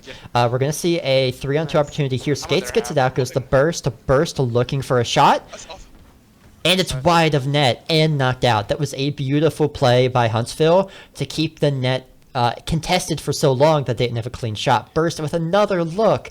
Burst has been doing great this game on offense, but he can't really get has clean been. shots in. He's been leading that Cincinnati Black offense to really be able to set them up. And I mean, this team, you could definitely tell what the playmakers are. Ezio is going to get a nice demo coming in on X, though, but I don't think they're going to be able to follow up on that, which if you want to get a demo, you really want to get a follow-up, because if you're not, you're kind of just, I wouldn't say setting yourself up for failure, but sometimes demos are actually more detrimental than beneficial. Oh, yeah. If you put yourself out of position to get a demo, that's when it becomes not beneficial. We have to see, UC, can they make a save here away from net? X looks, open net now. Josh with a shot. Ezio's going to be able to make that defense right there, though. Skates is going to come up from the top, and you will see Ezio back on the defensive side. X is going to send it back in. Josh is going to be able to send it towards the middle. Ezio is going to make that block. Skates versus Ezio right over here. No. That's going to be the flip towards the middle, but the defense is going to come in strong. But I could bear to watch that one. X is going to turn that one in. His X's are turning into O's over there. Alabama's able to take a 2-1 lead. All right, you finally got me with one. All right, there we go. Mission successful. But yeah, you see Alabama Huntsville now taking a 2-1 lead, 144 left. UC been playing much better this match. Huntsville having to work for every goal they've had. Don't tell me this one's going in. Frisk able to knock it wide. It's always hard when you get a goal and you're like, it's okay, we can play defense, and then you just immediately get scored on again. It's like, all right. Yeah, that's what absolutely destroys your psyche. Ezio looking for a play, knocked up by Josh. Again, that press in that UC third is giving them fits. They can't get the ball out as well as they want to. We do see Frisk winning a 50 here, putting it up the wall. Oh, but the miss by Burst. It bops in front of net. Burst on it. Frick on it, but not able to do anything. No, right now, and Ezio's going to top it over. I mean, Alabama's playing this strong defense as we've seen them play really all day. But, I mean, Cincinnati still has that shot to come in. It's 1-0. It's not that long off from each other. I mean, Huntsville is still up 1-0 in this series, but still a lot of more Rocket League to play. I mean, 52 seconds is still the time for at least one more goal. Absolutely. You can see, and a look here, knocked away. It's going to be one-on-one going downfield. Who can get to it first? It's actually going to be 2-on-1. Maybe Frick can get that angle right there. But X tries to make the defense, but Ezio is still going to get that beautiful goal in. Maybe if they don't replay this, watch it. Coming off the back, Frick is there. Never mind. Yeah, Ezio with a beautiful cross the net, getting into the top right corner. That's practically unsavable. You saw that X was on the ball there, wasn't able to get enough behind it. Again, that's how good that shot is. That's one of the few unstoppable shots. Frisk in front of net with another one that bounces in. UC taking a lead here with 30 seconds left. Did he just score on himself? I don't think so. I think it went off UC. I thought it went off. I thought it went off X. No, it went off of Frisk there. Oh, okay. It looked like it. I thought it went off. I was like, from my angle, it looks like it went off X, and I was like, that's just disappointing. But I mean, it seems like with how way Cincinnati gets that momentum towards them, they may be able to take this game too. Yeah, we're gonna see a Burst another looking at 1-on-2 here. Josh doing a great job to get up high. The double demo is gonna make it a 2v2. Will it be enough? X going downfield needs to get a touch on the ball to keep it alive. Can it bounce in front of net? No. It will not. Cincy tying it up. Did you see this one happening before this match started? Yes, because I do think that Alabama came out of the gate really strong, which sometimes can lead you to overconfidence. And I saw that, Cincinnati being able to score, they had it in them to really just be able to get those kind of couple, goals on the board. So they just need to calm down, play what they know best, which is to make those good plays. I mean, and that's where you're at. Yeah. Cincinnati's able to take that one, tie the series 1-1, and we still got some more Rocket League to play, and it's going to be a great one coming into it as well too. 1-1 series is always great to start out because it basically turns the series into a best 2 out of 3, which really makes it scary. And Alabama Huntsville has to sit down and say, wait, we can't keep losing these games. Yeah, but it was really Burst and Frisk who were doing that big offensive push there. Burst with the 2 hard goals and Frisk cleaning up on that last one to put it in. Ezio seems like the rock of this team, had a lot of saves on the back end last match, and is giving the other 2 players the agency to go upfield to take these risks and score. Definitely, which is but Ezio's going to have a potential shot on goal there. Josh is going to come back in for the save as well too. X is going to try to come back out. We're seeing X right here. Ezio's going to be able to top it off. Top it towards the goal. Ooh, that was very scary over there. Yeah, UAH retreated going for boost. They didn't think that would come out cleanly, and I mean, I didn't either. I thought one of the UC players would get a touch on it and knock it out. We see a look But X is going to give it to you, scoring the first goal of this third match. Yeah, Josh with a great job to center this one, taking it up the wall, putting it right over UC's head. They couldn't reach up high enough to get it. X flying in. That's great communication to let them know exactly where you're putting that ball, or else that goal's not going in. Ooh, what a shot, though. I mean, Alabama Huntsville's back on the board early, and they're definitely smelling blood in the water. They're trying to end this series quickly. Yeah, it'll be interesting to see what kind of adjustments they're going to make. It looks like Skate's going to come up in the air, too. He does not get the right angle. Looks like their press still in action here. They're still doing a great job of getting the ball off of UC's touch. We see a shot hidden towards net, knocked away safely. I'm out. And I think, the press is working so far. Alabama Huntsville is still playing this phenomenal game. Even the game they lost, they were still really close. I wouldn't say lucky break, but Cincinnati got a good break over there. We're just capitalizing on the mistakes Alabama made. And if you just keep capitalizing on mistakes, Cincinnati should be doing great in this series. But I think this is anyone's game. Oh, that's not. Please don't roll in. I was going to say, if Good. I say it's anyone's game and it just rolls in, I'm going to just put my head down. I'm mid. Yeah, we're going to see another short burst here from Huntsville, looking to get something going. Skates knocking it up for a teammate. Ezio going to beat it up there. Great play to not go up too quick. Oh, Not- nice contest up in the air, though. Sends him flying down, and Skates is going to have the angle. Tries to throw it down, but a nice block by Burst. It's not going to be able to let them get that proper angle. Yeah, it looks like UC is doing a much better job of contesting in the air on this one. The Oh, I first game, they really looked think so, out yeah. of their depth.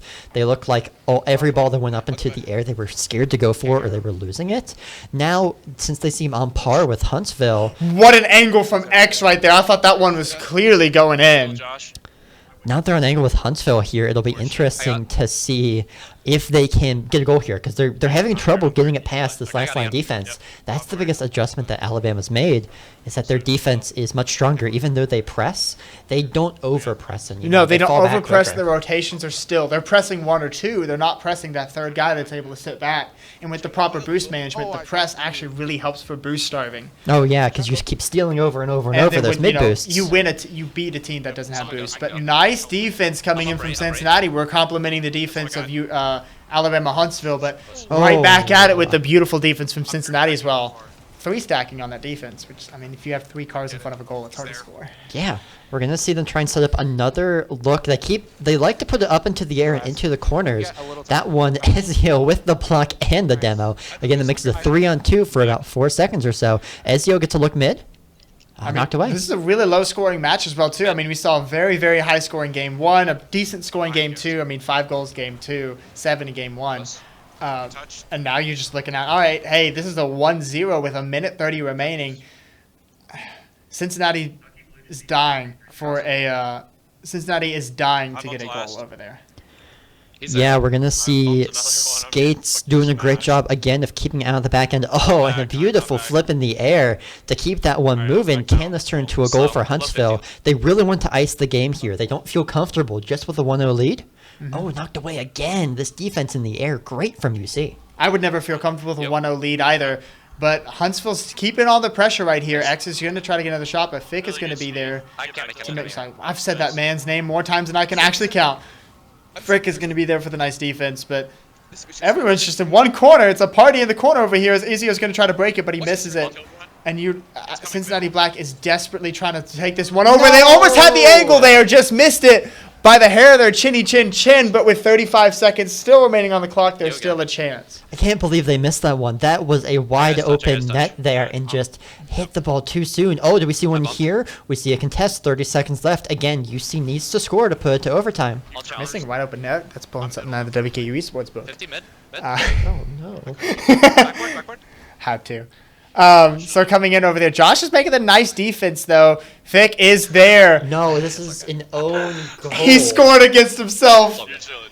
He scored against no. himself. That's just You sad. see it on the side here. Josh putting it out wide, just wanting to tap it down the corner, but didn't feel safe doing it because Skates was on his backside. Skates forced that ball further in. No, it's fine, it's fine, They it's fine. I'm leaving. just couldn't get the ball far enough across net. 2-0 here, 5 seconds left. And This that's one is going going to to send go to Alabama Huntsville. Huntsville to a 2-1 lead.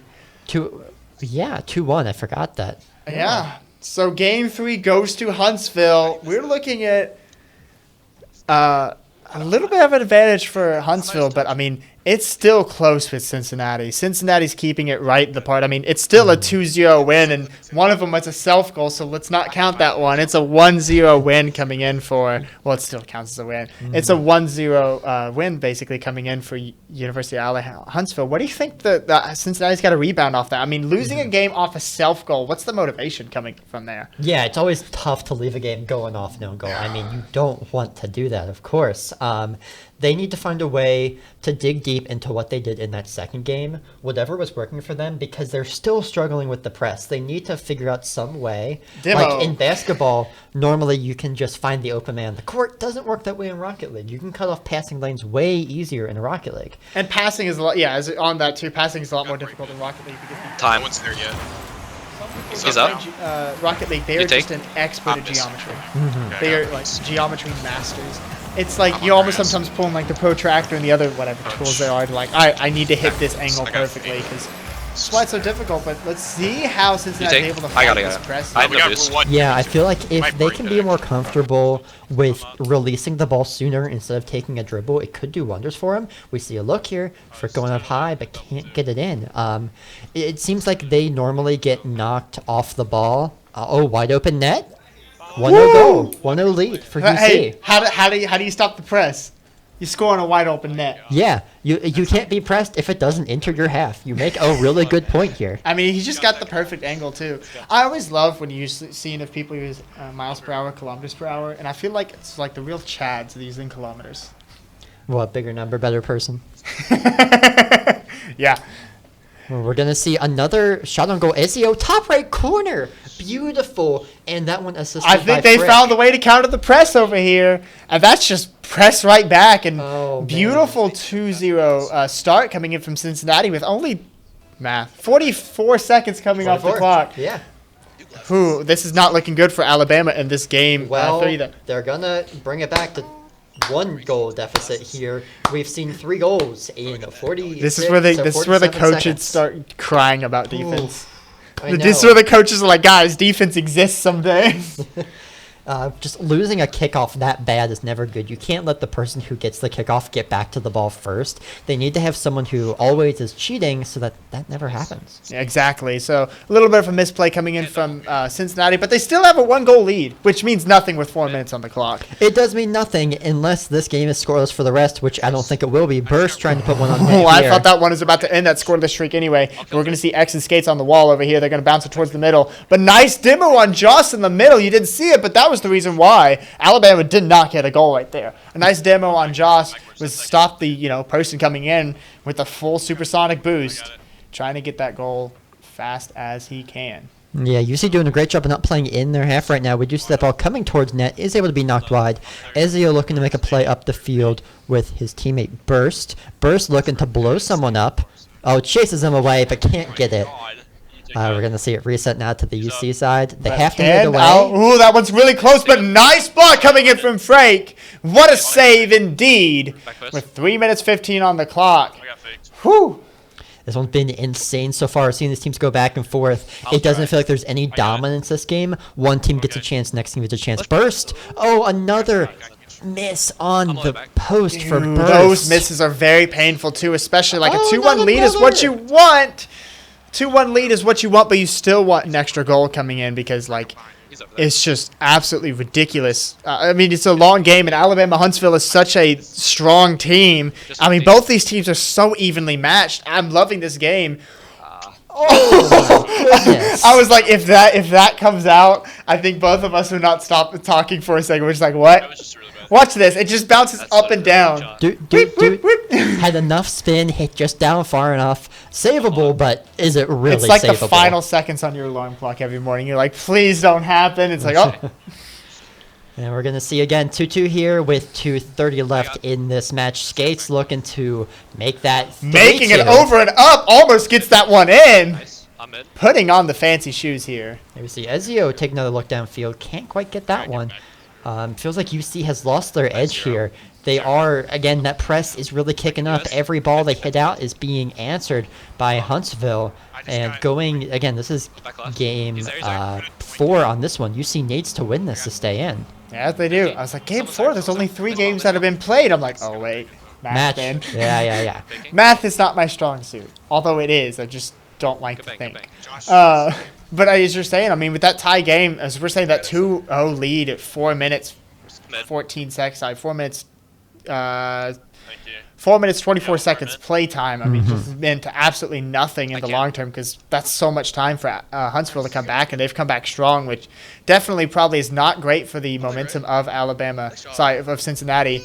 Oh man, the save didn't work. Oh, the save still kept it right at the goal post too. Yeah, you see Frick here getting enough of it to hit, but didn't hit it wide. Just hit straight at the post.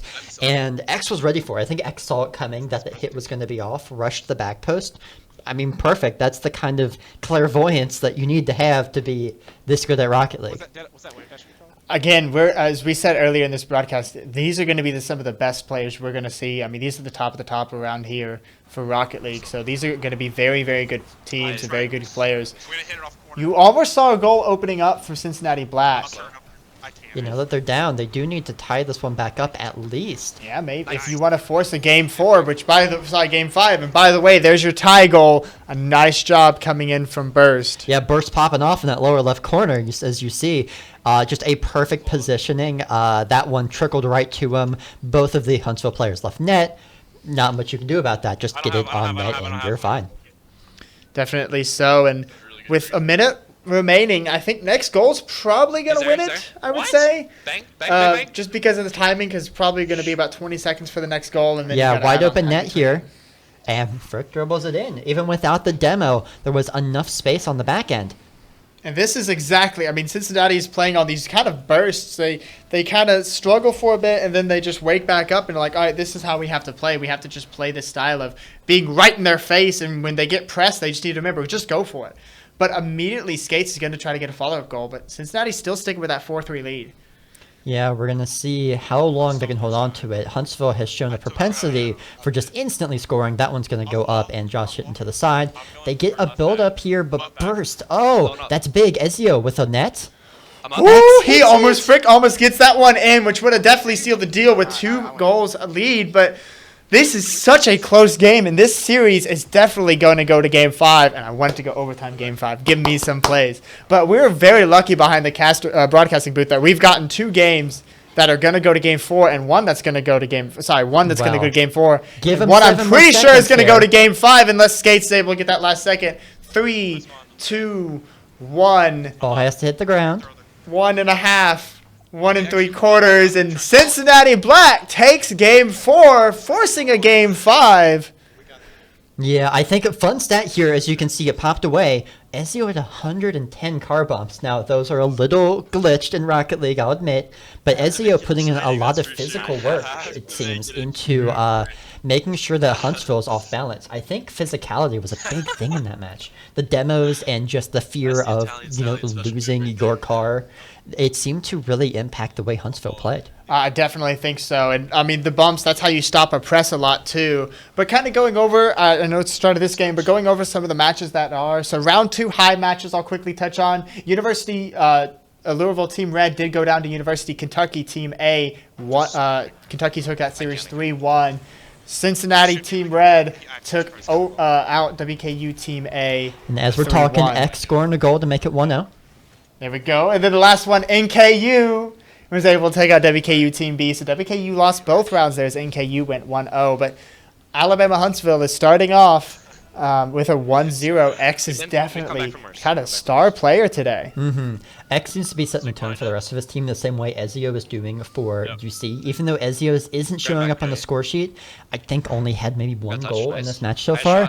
The defense and the steadiness that he brings to the back line allows Burst and Frick to have these fun plays forward where you can see they're able to get it up and past that first line of Huntsville defense. They just have issues connecting on the back end. This one bouncing into net. Why did that one bounce? Okay. Again, as we said earlier, misplays normally lead goals. A little bit off right there.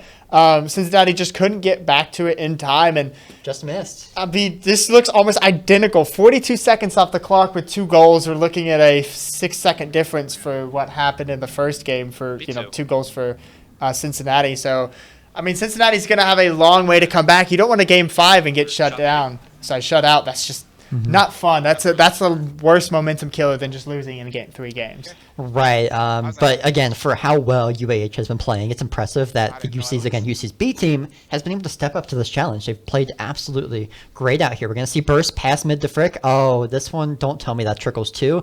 Ezio on the back end, making sure it won't go. And this is going out.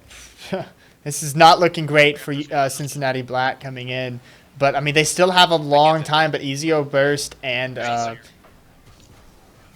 Ezio Burst. It's one other person I cannot remember off the top of my head, and I've just been saying the entire day is really having trouble trying to getting back on this and getting a little bit more momentum towards them. So hopefully they're able to get a little bit more momentum towards them. I know they're a little bit down, probably mentally taking those two early goals against them, but they can easily group back up there. You just need to play against the press as they were earlier. But you can kind of see, I'm seeing this, Alabama's pulling off the press a bit. Oh, yeah, they are. Because they're saying, wait, that didn't work last game. So they changed up. So this is what Knoxville struggled to do in the first series, was to change their strategies up. Huntsville came out of the gate saying, different strategy. We got to try like this. And you can definitely see this is where communication in game is absolutely crucial. Yeah, we're going to see, again, 2:45 left. Will this turn into a 3-0? It will not. We're going to see, again, UC struggling to get past this more stout defense now that they don't just have to beat one person and have an open net because of the press. Since there's more players sitting back, it feels like Huntsville can just play a very defensive style, sit back in a shell, and they'll be fine. I definitely agree with that one. The press allowed you to kind of catch them off guard and get you an easy game and potentially even 2 games wins. But now that the press has served its purpose, Make that you're 3-0. you're making a 3-0 lead in Game 5, and this is just very difficult for Cincinnati to even catch a breath, I feel. Yeah, everything's going against them. It's hard to see how they're going to come back from this dominance. It's going to be like a goal here would be really good, but it is, again, broken up by Huntsville just beating them to everything in the air. This is the Huntsville we saw in that first game. This is definitely the Huntsville we saw in that first game that was absolutely dominating. And, I mean, Cincinnati just got to keep playing their hearts out and trying to see if they can get a little bit more momentum coming towards their side because, again, as I said, it's really bad to go to Game 5, force it to Game 5, and then get shut out. But Alabama is playing like an absolute monster over here. Whew. Got the whole team involved. X to Skates, sacrificing his car to get it midfield for the beautiful Josh shot off the side of the car. I mean, that's Huntsville that we haven't seen in 3 games, like you said. They're hitting all of their passes, and UC seems afraid to go and try and break them up to get in their passing lanes because they've been burnt too much this game. And this is the point. When you go to this point and you're like, all right, well, we don't want to take those risks. When you start to get that 2-0 deficit, you got to take those risks. Yeah. At that point, you're like, I'm down 2-0. If I keep playing the same way, I don't feel like it's going to work out well. I don't feel like I'm going to score. Let me just shove it right towards them, and hopefully I can get something. But they've seemed to still be playing a little bit more 5-0. passive, and now you're going to see a 5-0 go against them, and you can see the smile on Skate's face, but right there you can tell it's like, man, it's just you're just kind of that's a morale killer right there. Yeah, it feels as if they started to check out. You've seen some double commits come in from UC here too, with Ezio and Burst on that last goal there, both going for the same ball. I think they kind of feel that this one's out of their hands, that Huntsville did take control of this match. Ezio was almost able to get a goal, though, and at least bring a little bit of heart back into this team. One of their only Frick shots. Is there. I know. I think it's their only shot on goal this game. Yeah, I mean, what can you do if you can't get the ball out of your end, even without a press? A minute remaining, and they've just struggled so much. And I mean, this is definitely one of those games that they were very evenly matched, and it's just a little bit of mistakes early game, and then their momentum, their motivation, and their heart was just kind of down. So they struggled to bring themselves back up, and it's just been a rough game for them. Yeah, again, with a loss here, UC will fall into the mid-bracket, not the low, so they can afford another loss here. UAH will continue to be on the upper bracket. We do see good. Okay, UC gets a goal. I'm really happy to see that they didn't get shut out. Yeah, I'm really happy to see they didn't get shut out as well, too, because UC's played a phenomenal series over here. And even if you're going to go down, you hold your head up high with saying, we played this perfectly. I mean, you mentioned earlier that Alabama Huntsville is one of those teams to really be reckoned with here. for one of the top spots. Yeah, so- they're showing it this match against, again, UCB gave them a fight, but that fight just couldn't last all 5 matches. They couldn't pull through for all of them. Can they get, okay, Ezio, another goal. maybe. Come back, Dream. I won't get my hopes up, but I'll let you do it. 3-0 lead now for Huntsville here. Beat the devil's advocate then. I'll be the happy one. No, but I don't think so. 19 seconds off the clock. But again, it gives them the more motivation saying, hey, we scored the 2 goals. We have something. Make it 3 goals. Make it Hey, 3 by the goals. way, Let's go. I won't say anything. I won't either, but you may be wrong, and I will be so happy if you're I wrong. would love to be wrong here. I haven't counted a team out before and was wrong, so I'd be happy to have this be different. Oh, but this could... That's the thing. It's not the goal score. It's just the time. You have 2 seconds. But even if you make it the 1 goal, it's just such the momentum. But scoring 3 goals back to back to back against them probably feels great for them. And the Probably last feels goal, great for them. That's a but shame. What Right. a beautiful performance from University of Cincinnati. They just came in and said, hey, we're going to take this. We went down, but we still scored 3 goals in like less than a minute. I think it was Yeah. around 30 seconds saying we could do this and we could compete against them. We just messed up our strategy early and we got a little bit too far behind. But Yeah, if that had just come 30 seconds sooner, it could have been a completely different game. It's unfortunate that it took them this long to figure out to break the defense. Huntsville probably resting back a bit assisted that too. But you see, putting their heart on the line out for the last one, you don't want to go out quietly. I think UC is going to take this into their next match, which looks like it's going to be against West Virginia University Club A team, West Virginia. a long walk for a short drink of water. Yeah. And we're going to be going over Xavier and Cumberland University, so that should be a very good match coming up. But as the teams are going to be resetting, we're going to go for a little bit of a break, and we'll be back here in a couple minutes to kind of recap. And I hope you guys are enjoying the stream, and keep watching and tune in. We'll be right back from our break.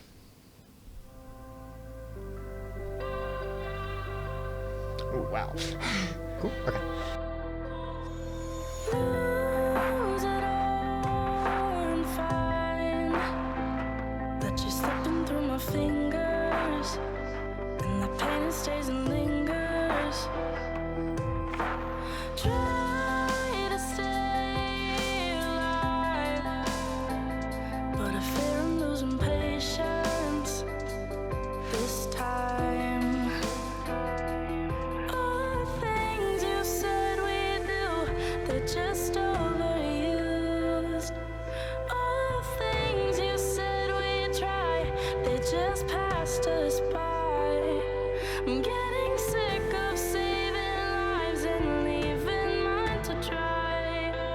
So I picked up the pace, left you, I don't need you, babe. Why does the world keep spinning round when all I did was hold you down?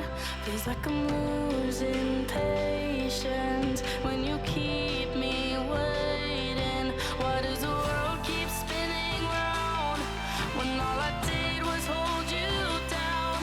It's so hard to save you when I needed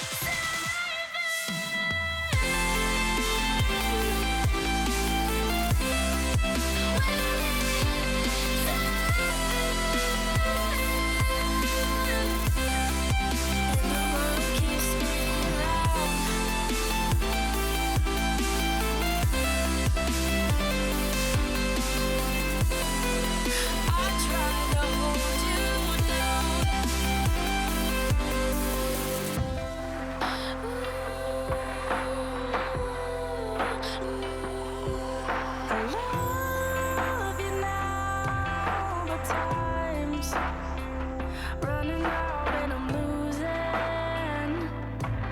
you. It's like our love was fine, but we lost our minds and feelings, and you can blame me for the reasons. All the times we tried to fix this left me compromised. You told me to leave you, so I did, and now all of us died. I'm getting sick of saving lives and leaving mine to dry. So I picked up the pace, left you, I don't need you, babe. Why does the world keep spinning round when all I did was hold you down? Feels like I'm losing patience when you keep me waiting. Why does the world keep spinning round when all I did was hold you down? But it's hard to save you when I needed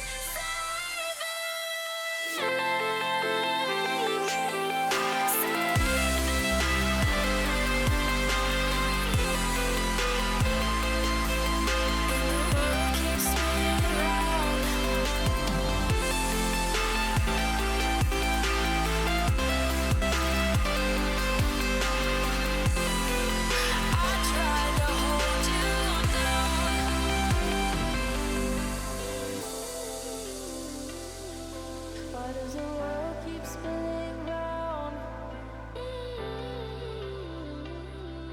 And all I did was hold you down. Why does the world keep spinning round? And all I did was hold you down.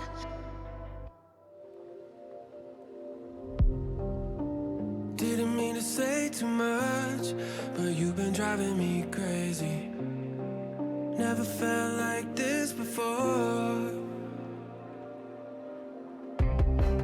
I try to be nonchalant, even though it's obvious. I can never help wanting more. Oh, slip into the dark and then we end up in each other's arms. There's no looking back, I gotta find a way to where you are. Make me your shadow. Wanna be with you wherever you go. You know I'll follow you. Only feel right when I got you close. Without you, I'm hollow. Wherever you are is where I come home. Make me your shadow. Your shadow.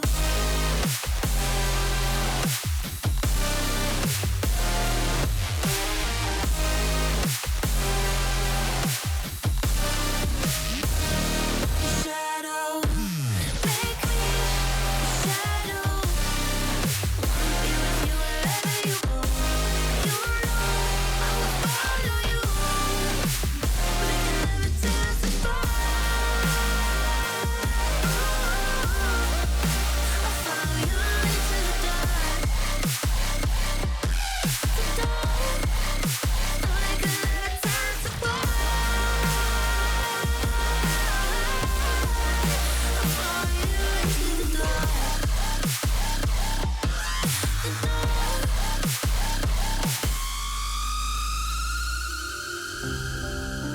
Play me like it's truth or dare. The way you're pulling me closer makes me wanna bear it all for you. Ooh, why don't you show me how much you care? Be the devil on my shoulder, 'cause I don't think we got a lot to lose. Ooh, make me a shadow. Wanna be with you wherever you go. You know I'll follow you. Only feel right when I got you close. Without you, I'm hollow. Wherever you are is where I come home. Make me your shadow. Your shadow.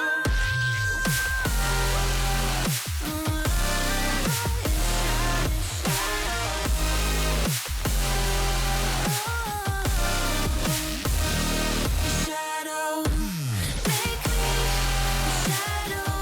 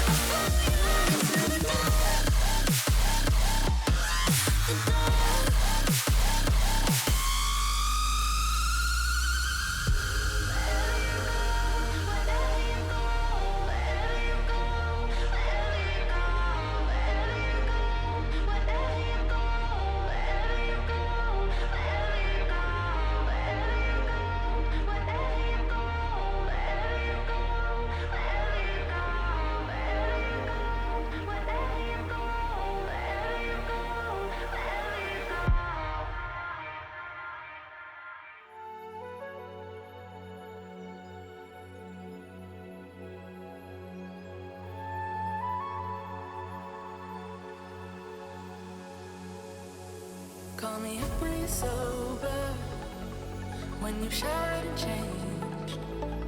You give it up like it's over, but never give it away. And I don't wanna fall for you this time. I can find the truth in all the lies. If I could, I would believe me. If I could, I would need you. I don't wanna fall for you this time.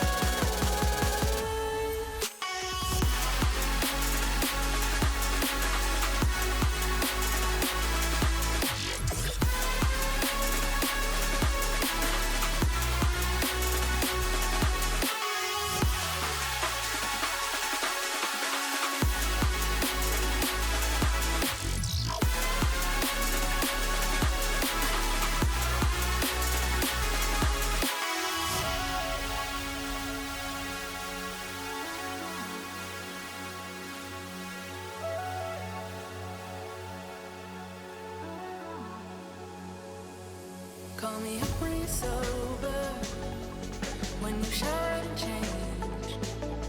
You give it up like it's over, but never give it away. And I don't wanna fall for you this time. I can find the truth in all the lies. If I could, I would believe me.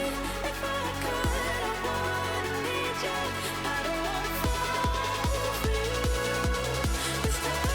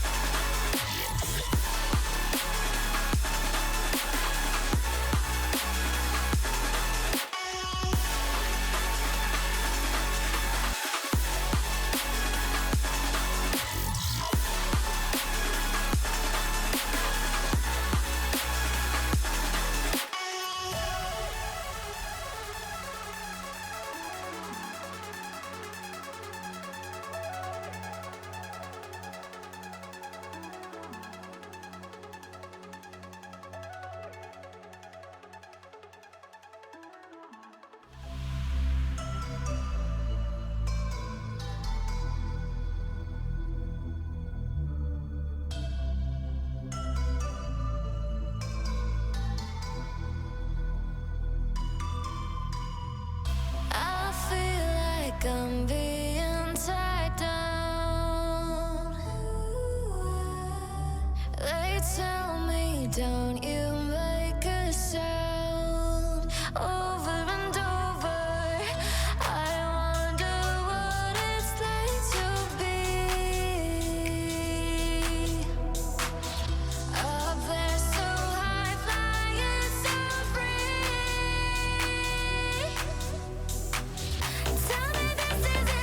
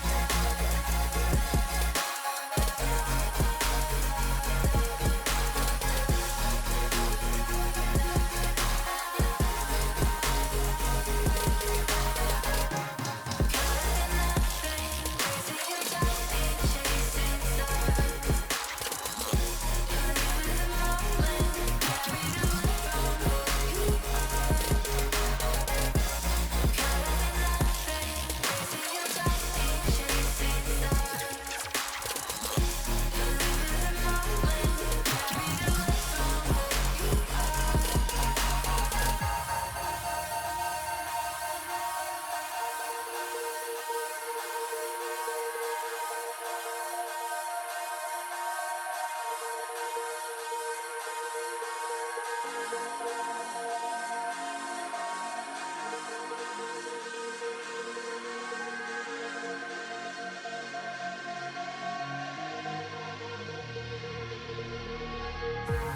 up in nothing, wasting your time, ain't chasing stars. You live in the moment, carried away from who you are. Caught up in nothing, wasting your time, ain't chasing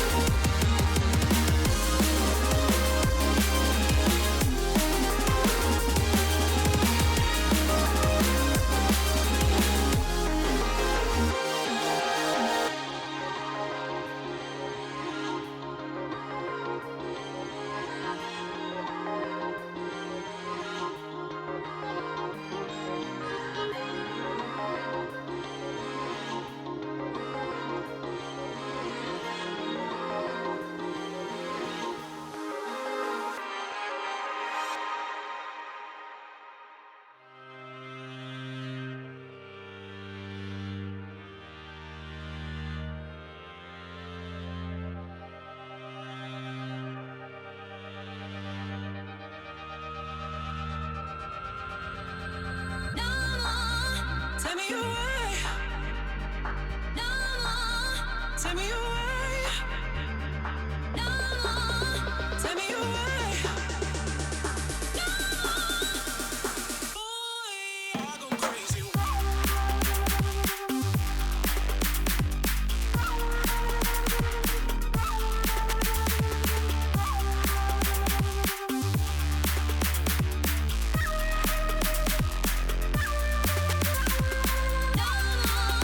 Take me away. Take me away. Take me away. Boy, I go crazy. You can't control me.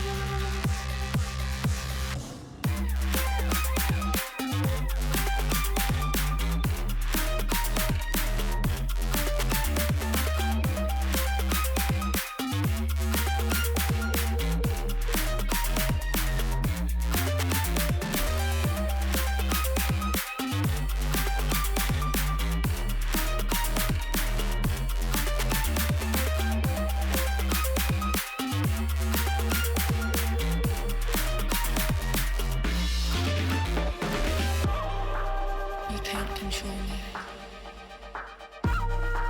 We're burning. I go crazy.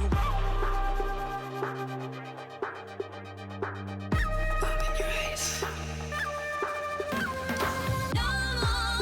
Take me away. Take me away. Take me away.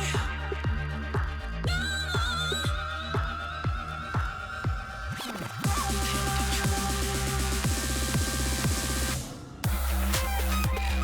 me.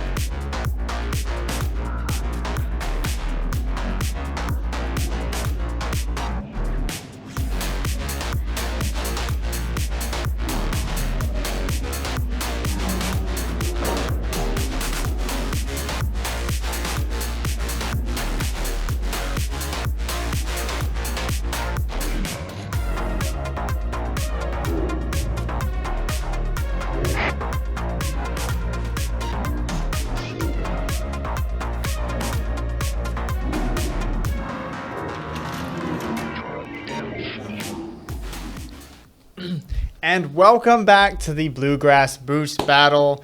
Again, we are hosted by University of Kentucky at the Cornerstone Esports Room, and we are also sponsored by Gen G. Again, I'm one of your broadcasters. My name is Benjamin. I am from WK Esports. I'm their lead esports broadcaster. And I'm Robert. I'm from NKU. I am NKU's lead broadcaster as well.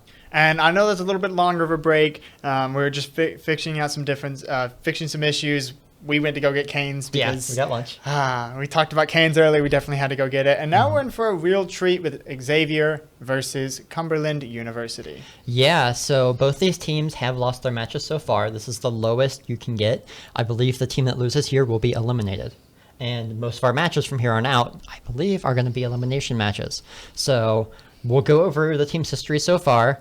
Xavier started out playing against UCA, which hasn't lost a match yet. UCA, they lost 3-0-2, and then they played against UTK, or University of Tennessee Knoxville, which was our first match. They played in second match, lost 3-1, and now they are playing Cumberland. For Cumberland, they started out getting swept by NKU. Go NKU. But they got swept. Biases. Perhaps. They got swept by NKU, moved down, and then got swept again by WVU, West Virginia University.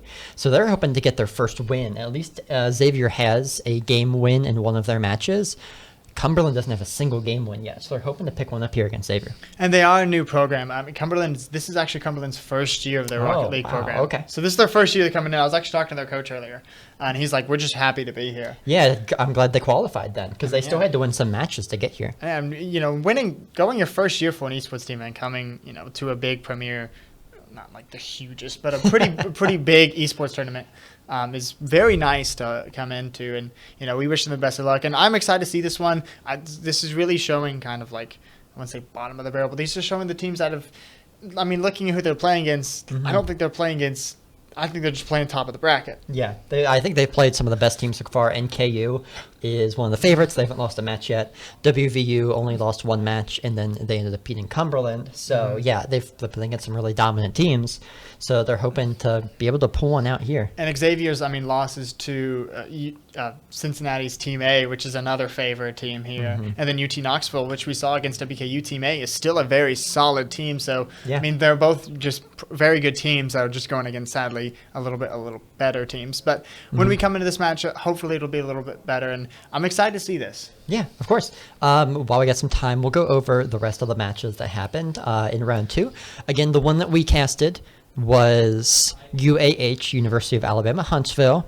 They played University of Cincinnati Black team, and they beat them 3-2 in a thriller that went to the last match. The other matches we had were UKA. They ended up winning 3-1 against Louisville's best team. We're jumping into Well, it. actually, I'll leave those for another time, since we're jumping into the match here, again, against Xavier and Cumberland. A little bit faster than we normally are getting in there, but it's all fine and dandy. So it's going to be Xavier versus Cumberland over here. Xavier doesn't have their symbol. That's sad. So- It's just an X, by the way, Yeah. for those who didn't know. But yeah, we're starting off strong here. You're going to see Xavier in, I believe they should be in the blue. I recognize Mythic, I think. And then Cumberland in the orange. CU Anonymous. Yeah, that does it. Cumberland University. Gonna see, starting off with a lot of dominance from Xavier, keeping the ball in the Cumberland side. Xavier plays a pretty pass-heavy play style, I feel like, and the last time I played him a while ago. So we're gonna see a lot of floats over the center that they're gonna hope to connect on. And that's going to make for a very exciting game. And we'll get those... Yeah, we got it all fixed up. And, I mean, shout out to our production team. They've done a wonderful job. They've had some hiccups, but they've still done a phenomenal job fixing all those issues. But right now you're going to see 2 shots on goal, and Juba is going to have one connect over there.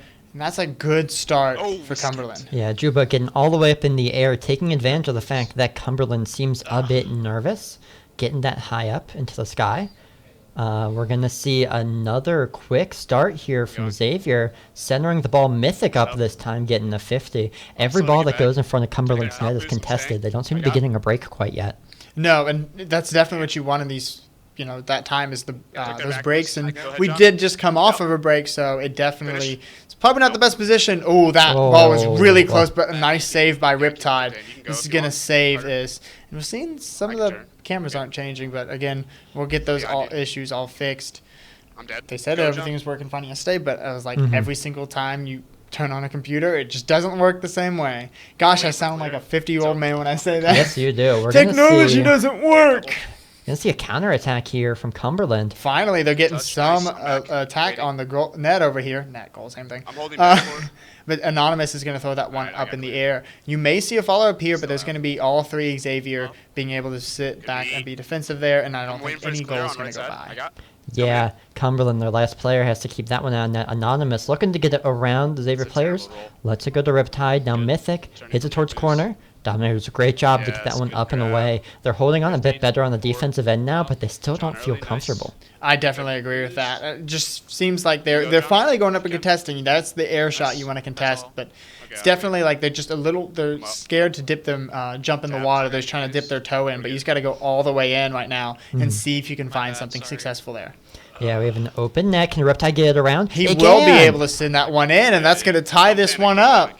First game of the series is you're going to see a tie game. This is probably the best first game we've seen out of 2 teams. Yeah, the closest for sure. Again, 1-1 here with 2:17 left. Cumberland looking to get their first game win, not even match win, their first game win of this land so far.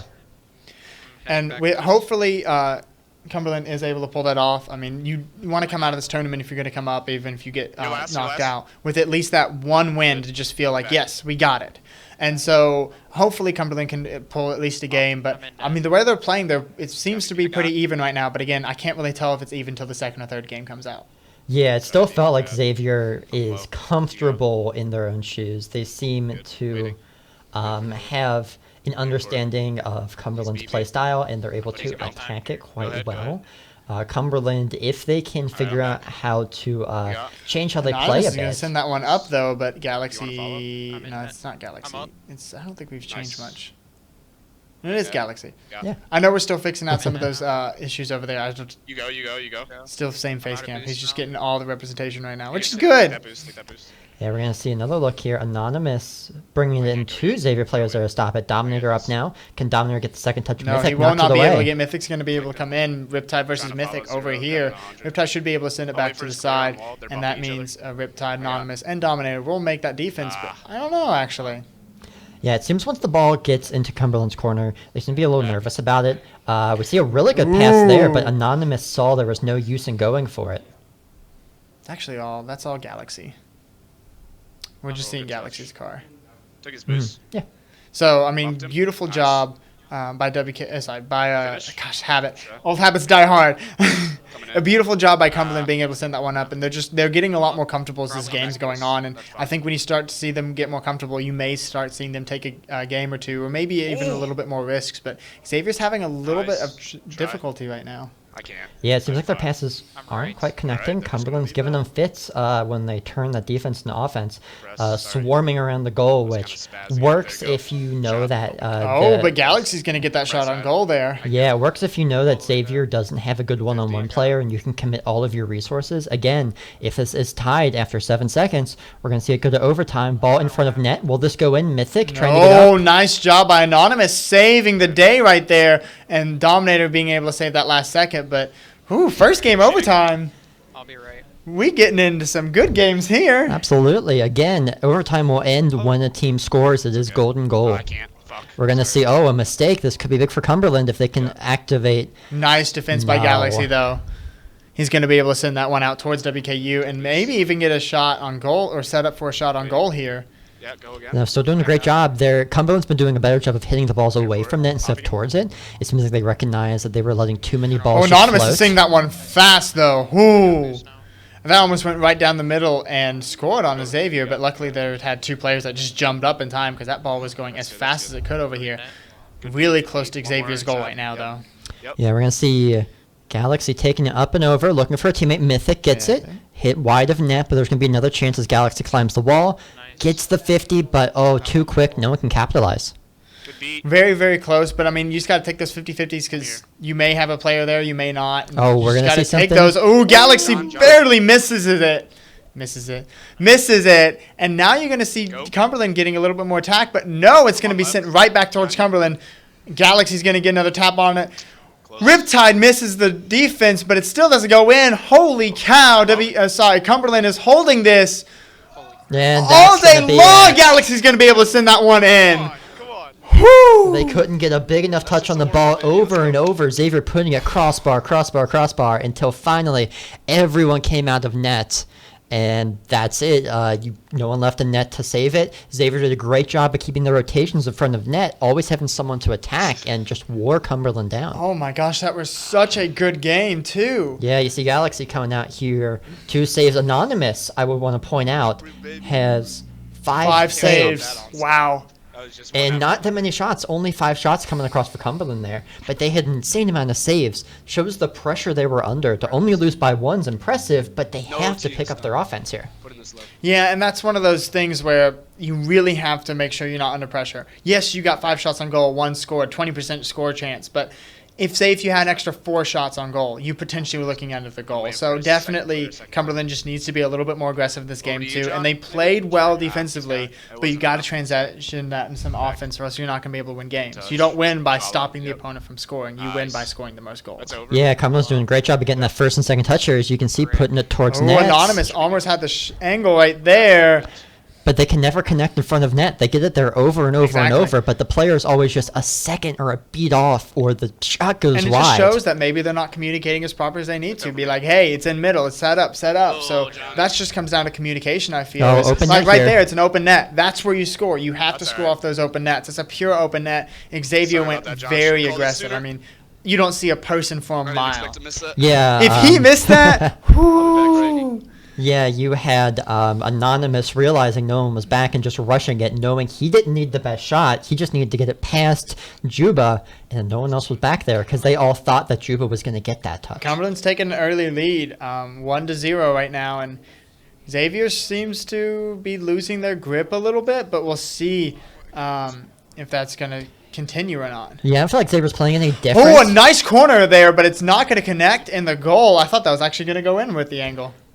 Yeah, I really don't feel like they're playing much different. Their style's the same. We see another shot towards goal. It's put Galaxy wide misses again. that one. but they keep finding that man in the center. But their balls just haven't been falling so far. The issue with trying to shove a ball in is sometimes it just doesn't happen. No, and that's where you got to just play for time. I mean, you still have 3 minutes, 31 seconds. You don't need to rush it and say, we need to score now. Like, play it slow. Galaxy misses the angle, though. He needs to hit those. That right there, that ties the game. Yeah. That ties the game because he did not – it was not blocked. He just missed the angle. We see double commit goal open. Galaxy able to make the lunge and get there. Galaxy looking to Mythic. Mythic puts it up. Galaxy with a chance mid. Oh, maybe you have a chance right there. Mythic's going to go high. Nice kind of bump from WKU, though. Now we're getting all the camera angles changed as well, too, so this makes it more fun for us. But beautiful job by Cumberland to save that one. They just went double bump and said, you ain't moving right over here. Yeah, they said that they noticed there's only one person left to hit the ball. If they can get him out of play, no one else to do it. We see a demo in the back end. And Juba Anonymous is going to go up. Maybe. No, Galaxy with a nice defense. And whenever you're in those positions where you just you see that one person, you just got to pull a Gandalf and just yell, you shall not pass, and do everything you can to stop it. There's the second time. There we go. Woo, 2 out of 10. You're shooting as well as Xavier and Cumberland have been this match. Yeah, over here. But, I mean, Cumberland's coming back a little bit, but they had that early momentum, and it just seems like the ball's immediately back in Xavier's court. Yeah, Xavier, again, they're just not connecting. The same No, way they're Cumberland not. was having issues with the first match. They're having way more chances on net than Cumberland has even had. right there, Mythic just misses the going up in the air and hit the ball. He just misses it right there. And there's a couple times I'm just like, you need to hit those, but it truly is. You got to connect on those. It completely changes. Mm-hmm. We're going to see the ball trickling back into the Cumberland end. Oh, Galaxy has a look here. Hits it up. Mythic looking to clean it up. No, he misses the it again. touch. That's the second miss in a row from Mythic. Yeah, these are getting a little disappointing now, knowing that they could have some really good chances at net. They just haven't been able to get any quite yet. Oh, we're going to see something back here. Cumberland had a shot that went Dominator wide. has a chance. He's going to set it up. Riptide's there, but nice double commit in the air. Will be able to save it? Yes, indeed. But again, Cumberland's back on the attack. Juba will make the defense here. Riptide's going to send it out. Not going to score, though. We're going to see only one player back. Anonymous doing all he can to get in the Galaxy's way. Galaxy hits it mid. Riptide is going to set up an attack.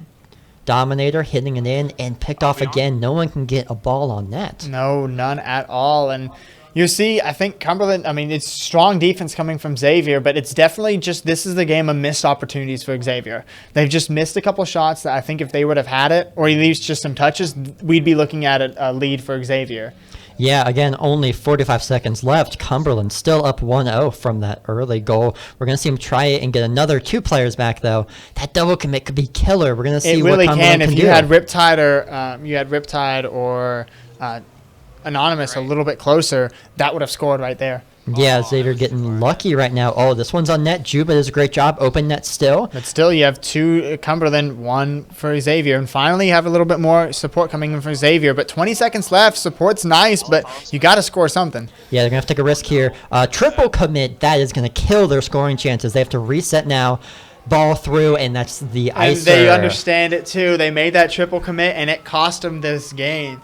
It's going to be probably tied up. There's still a chance with 10 seconds remaining, but you saw a double commit, you saw a triple commit, and you're just seeing some missed plays, like just missed contacts, missed balls. And so definitely, like, you just got to sit down after this game for, even if it's 60 seconds between the games, say, all right, we need to talk for 60 seconds. This is what went wrong. Move on to this one because his timer's going to hit 0. Cumberland's going to take the second game. Cumberland's first win of the day, too.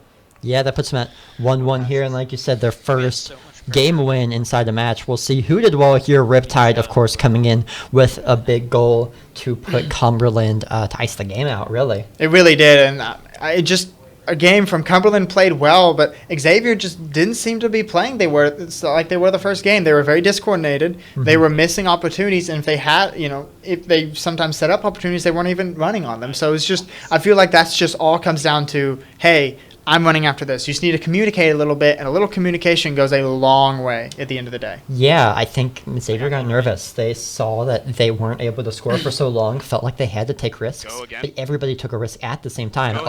We'll see it almost go we're coming starting back here. this game off with almost a goal scored, so maybe Xavier's going to be back on top. Galaxy, Mythic, and Juba against Riptide, Dominator, and Anonymous for Cumberland. We'll see how it's going to go in Game 3. Yeah, we're going to see both sides getting a decent look at goal. Xavier still kind of getting bullied off the ball. They never feel like they can have a clean touch. Everything they do is contested, either in the air like that Anonymous with a really good look. Luckily, Mythic behind the save. Dominator's going to keep it on Xavier's side as well, too, and this is just getting very deadly for Xavier. Yeah, Cumberland picking up the press here, feeling like they can starve Xavier out pretty effectively, and so far, I have to agree with them. Xavier hasn't been able to get the ball out of their net, and a miss by Galaxy puts it in. I mean, Cumberland gets a nice goal over there, but it's just, as we said in the second game, Xavier's just missing the opportunities. Oh no, and the kickoff goal puts it 2-0 for Cumberland. I don't know what to say about that. I mean, you can't let yourself not put someone in front of that ball and kick off. That's just a killer. Putting them down 2-0, only a minute in. A minute in this game, and maybe 3-0. A triple commit early. They all went forward, none went back when they didn't have the advantage. Why did you're going 3 past the middle line when you don't have the ball's not on their side of the court. The ball's in the middle, and you send 3 past the line. It just doesn't make sense. Think of it as zones. So, like, think of the rocket. The field as 5 zones. There's where you can send 3. There's where it's 2-1 back. Go ahead. The middle where it's Nice. 1-4, I'm 2 up back, with you. or whatever you want. Back 2-1. one more. All that stuff. try. But where's that? Yeah, Xavier, Shot. again, Xavier's been having decent Close, looks to goal. close, Again, close. Juba there Go with ahead, a Carter. half-decent look, but they I'll go, have I'll go. completely lost control of the series. Play third. They're going to have Alright. to...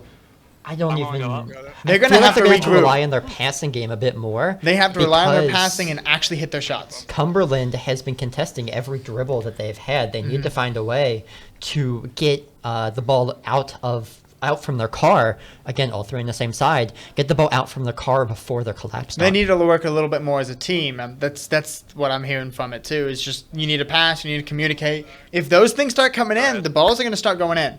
Yeah, and again, we're going to see another Cumberland look here. Mythic doing a great job to keep it away. We're going to see the ball kicked up into corner, down towards net, double commit again. We see Galaxy doing just all he can to get out of midfield, but Riptide keeping it in. That last minute from Cumberland being so impactful.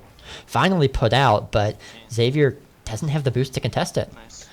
And that just comes back to when you don't have the boost to contest it, it's just going to put you in a hard position. And that's what the press is doing. The press is giving it. But finally, Xavier's getting something on the side of Cumberland. Mythic's going to send a shot up, but Anonymous is there to make the defense. And maybe you're seeing a little bit more breath of life in Xavier, but they still have a long way to go in this Game 3. Yeah, Anonymous is the reason that Cumberland has been dominating. His defense, like we saw in some of the first matches, having one really good defender can give your other players the chance to go and be more aggressive. Like we see Dominator doing here, coming from the sky, almost man. putting it in. That almost went in right there, but why do you have 2 going for it? That's just the communication. Juba, I got it. But Galaxy's going to send it in by himself, and I think if you would have positioned that better, Juba would have been right behind that for the follow-up shot. But instead, that goal is not going to be able to be scored at all. Yeah, again, still a 3-0 lead here Ooh, for Anonymous is coming from Cumberland. the skies, though. We're going to see what... They're going to have a look here going across. We see a demo, but that demo will not be impactful because, again, Xavier not having the speed to get something done. They have a look here across Mythic. If Mythic has Mythic boost, and does Galaxy not. right there. Juba's going to come in. The angle's not going to be able to land, but it's just without boost. But finally he has boost, and finally you're going to be seeing a goal from Xavier. 1-3, Galaxy's able to put Xavier on the board. Yeah, finally finding a weak spot in the backside of the Cumberland defense. Had to take so much just to get the ball behind 2 defenders. But a beautiful shot from Galaxy, unsavable on the top crossbar. They need to just keep this pressure up on Cumberland, where they have one person constantly not get attacking. scored on. Oh no, not again. Oh, nice Galaxy. save by Galaxy, though. Whew, coming in. The Galaxy is the backbone of this team, scoring the only goal and having some major saves. Juba, that pass gets picked off too. Cumberland reading every single ball. This one put up and wide. Riptide putting it wide again. Wide again. I mean, you can't have 2 wide balls in a row, but Galaxy is going to try to send this one up. It's not going to be able to land at all. Mythic's going to send it back up. Juba's running with it. Mythic's going to go right back up in the air, contest it up in the air. He's not going to have a lot of boost, though. That's the problem. You're not going to have full boost. And it's just going to set up for Cumberland. Dominator's going to bump Mythic out of the way and score. That's going to be 4-1 Cumberland. Yeah, again, 38 seconds left. This lead is going to be tough for Xavier to come back from. They haven't shown the ability to score quickly off kickoffs the same way Cumberland has. They have to somehow find a way to work it up the field, 3 quick passes, but Cumberland, 2 players in the Xavier side within the first 5 seconds of the kickoff. They're not giving them any space to breathe, and by doing that, unless Xavier is able to get the ball around that first press, they can't score quick enough. Xavier's got to come back in this fourth game. I mean, they have to just be like, all right, hey, really reboot. We need to talk. We need to work as a team. We need to communicate. Because it seems like they're communicating now because they're playing a little bit more solidly. But they just struggled so much in the second game, especially the first really half of this third game, and it just set them up for a bad position. Dominator's able to score one more time. 5-0. Sorry, 5-1. 5-1. Coming out of this game 3. Cumberland's up 2-1 in this series, and after losing twice both matches, they're coming up saying, no, we are not doing this. We are taking a game. Yeah, Cumberland really showing that they're more than their 2 sweeps right now. Yeah, they really are. And so they're showing that, hey, we deserve to be here. We've worked hard, and Xavier's got to show that drive too. Riptide, I do want to point out, 2 goals, 2 assists, 3 saves with 50% shooting. That is an insane stat line. Each player on their team is involved in every goal that happened, except for one, it looks like. But Riptide all over the field making these goals happen, trying to give some of that pressure away from Anonymous, who's been holding them in until this point. It really is just a great thing to see, but I mean, that just shows a well-rounded player as well. Getting those saves, getting those assists, getting those goals, like that just shows that, hey, I'm a team player, but I can also put on some pants and carry myself. Yeah, of course. We're going to see another quick shot at goal from Cumberland. Oh, wow, nice save by Mythic, though. Maybe that man is the man, the myth, the legend. We're going to see if Xavier can turn to anything on the other end. 2-3 finally, you have up. 2 there. This is a game of counterattack after counterattack. No one back for Xavier. Riptide, open net. Nice save by Mythic, though. Mythic's coming back saying, look, I may have messed up last game, but I'm not letting that happen again. This is a different Xavier team in the first minute of the game. Yeah, the question is, can they keep it up? It seems like they've fallen off as each match has gone on. If they can keep up this intensity, score a quick goal like Cumberland's been doing, it can change the tone. I mean, it could be the nerves of being on stage. This is the first time both of these teams are on stage for the day, and I know that does add an extra element to them. I wish I could interview them, but I know that does add an extra element to it, but it's just very, it's daunting. But you got to just come back in this series. I mean, you had the first game, you played well. You've lost the last 2. You still have a chance. Yeah, Cumberland, I want to point out a beautiful play that they had there. They dragged the ball across midfield because they saw that 2 Xavier players were following the ball. They got them all the way to the sideline. Oh, a demo here is going to set up a goal from Riptide through the smoke. I didn't even see him go up for this. Wow, I didn't see that one either. But Cumberland's going to go up 1-0, which after a minute 20... it's not bad to get a goal scored on you. I don't like that score animation, though. You have better ones, right? Wow, so basic. Sorry. Yeah, anyway, the play before was that Cumberland dragged the 2 Xavier players across the field, forcing them both to double commit at the same time, which led to that goal. Once there was the break past those 2 players, they kept hitting until they were able to get that demo. Another one towards nice Mythic. Save by Mythic. Mythic has made at least 3-4 saves this match. Yeah, 3 or 4 saves. Unfortunately, had some missed saves too. Seems to be either beautiful saves or barely a miss. We see a look here. Mythic towards goal. Taps up, taps down. You got to have a follow-up there. But, wow, Anonymous is going to miss that block, but it still doesn't matter because no Xavier's there.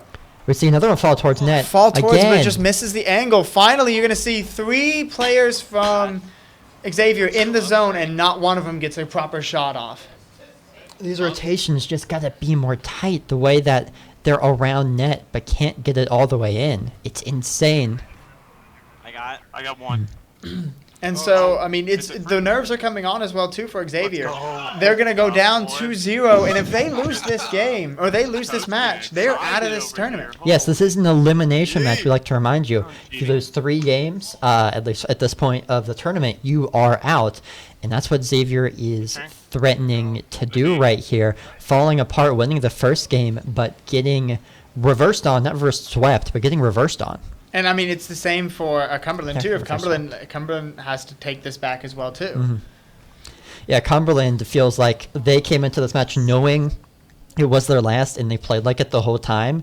Xavier knows it's their last, but feels scared that They it's their feel like last. they're playing it like they're first. They feel like they're What trying am I to. doing? As I Another said in the goal. first game, when they're like Cumberland was trying to test the waters, Xavier started out jumping in the deep end, then realized it's too cold. Let's jump out. ready? So like the confidence I saw in the first game, the first match, my bad, is not the same Xavier I'm seeing right now. And Cumberland's playing like a new animal. 3-0 already though. Yeah, again, 2 minutes left. Cumberland up 3. Xavier has not been able to score 3 goals in the How is match that not a yet. demo? So this one's looking very tough for Xavier. They're not able to get passes off because Cumberland's all over them. Any dribble plays they do end up Finally going able to send nowhere. one in, but Mythic's not the right angle. Misses when they do get a good pass off. It's tough to watch that they can't connect on so many good looks and good ideas. Mm-hmm. We're going to see another look upfield. Finally, 1-on-1. Galaxy is there. But Cumberland just waiting and waiting and waiting until they can get a good touch. And I mean, Mythic's made some great saves, but saves don't mean anything if you can't score. Again, as I said, like you have to have the offense behind your defense because you don't win by just blocking 99% of the shots because then one's going to get through. Right, we're going to see another look downfield. This one not able to go. Galaxy trying to put it again. Mythic cannot shove it in. And at it's these a great 50s. defense by Cumberland. Yeah, they win every 50, it seems like, right now. It's more looking like 100 if you ask me. This is gonna be hard. There's math. But I mean, Cumberland's defense is just stellar, but it doesn't help that Xavier just keeps missing the shots. Yeah, again, 1 minute left here. Xavier has to pull something out of their hat. A hat trick, maybe, to make this happen here. Haha, hat trick. It's going to look like Cumberland getting another look towards net. Mythic pulling it out, pulling it up the wall again. Hit away by Cumberland. Scrum in the corner. Not good for Xavier. They want this ball anywhere but stuck in the corner. They really do, and hopefully Xavier can come back. I mean, it's 30 seconds. There's still a chance, though, as you could score in about 3 to 4 seconds. But, I mean, with the clock ticking down, I think Cumberland may even get another shot on goal here. Dominator's going to send it up the middle. Riptide is there. It's not going to be able to score over here. And it looks like Xavier's going to take that first game and just not take any other games. Cumberland definitely played like it was their last chance to stay in this tournament, and Xavier just didn't. Yeah, 6 seconds until Xavier out of the tournament with 3 straight losses. An unfortunate way to go.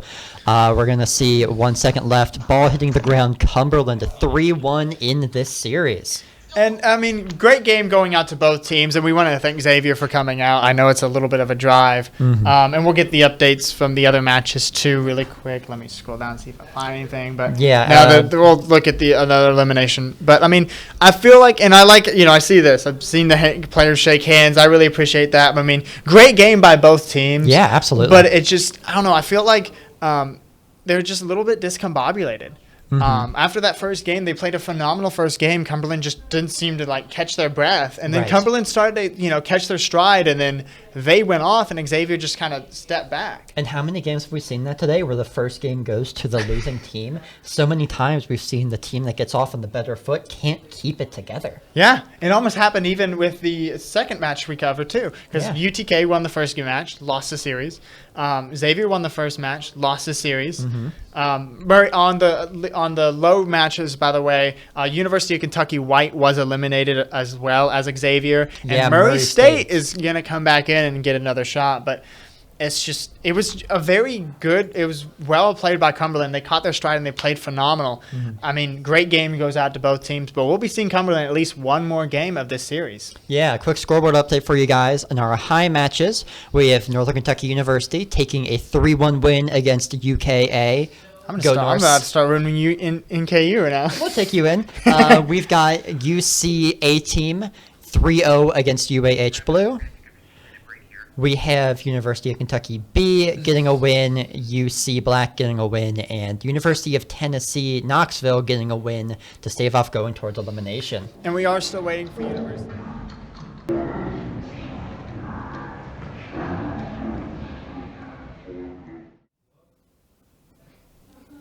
We are still we're there. back, We go. We are still waiting for the University of Kentucky Team A to finish, but before that, we are going to take a 15-minute break, and we'll cover you back in, and then we'll let you know what we're going to be able to see next. But again, tune in. It's going to be about a 15-minute break. We're just fixing up some issues, but stay tuned for the next round of the Bluegrass Boost Battle, and hope to see you guys in a couple minutes.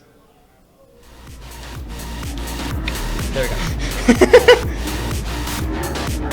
we go.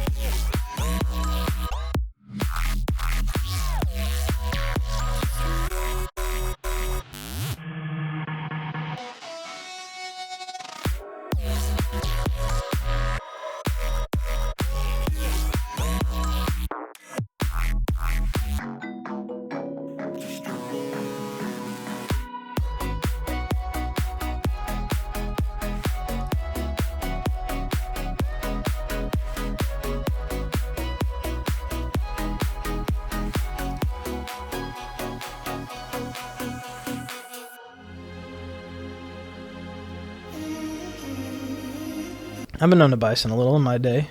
Oh, wait, hold up. Hey. Oh.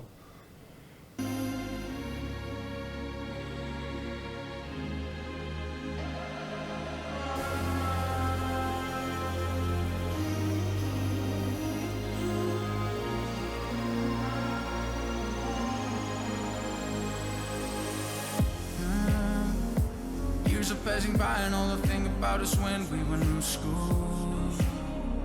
Flipping off police, drinking beers underage in a swimming pool.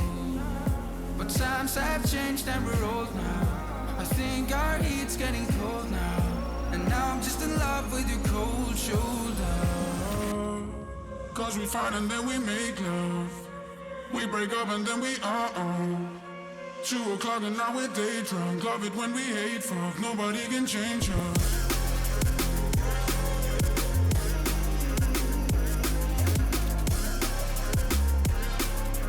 Love it when we hate fuck. Nobody can change us.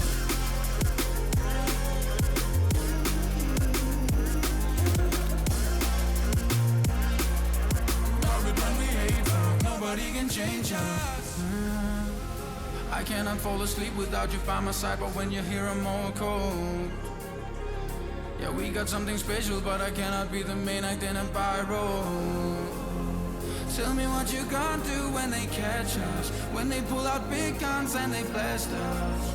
The final end to our mad love, mad love. Cause we fight and then we make love. We break up and then we 2 o'clock and now we're day drunk. Love it when we hate fuck. Nobody can change us. When we dance and then we fall hit the speed and then we slow down. 2 o'clock and now we're day drunk. Love it when we hate fuck. Nobody can change us.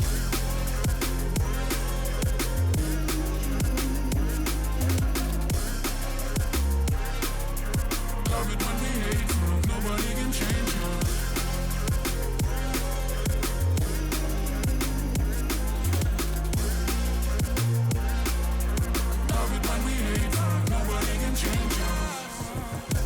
And then we make love. We break up and then we 2 o'clock and now we're day drunk. Love it when we hate fuck. Nobody can change us. When we dance and then we fall hit the speed and then we slow down. 2 o'clock and now we're day drunk. Love it when we hate fuck. Nobody can change us.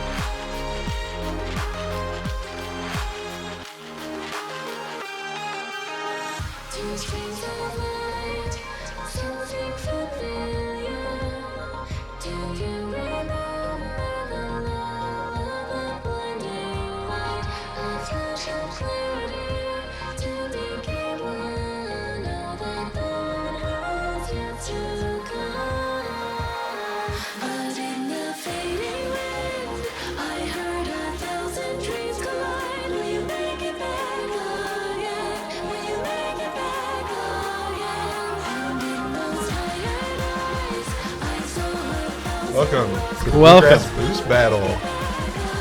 Welcome back to the Bluegrass Boost Battle at the Cornerstone Esports Theater, courtesy of Gen G. Welcome back. We got a lot of exciting Rocket League for you guys today.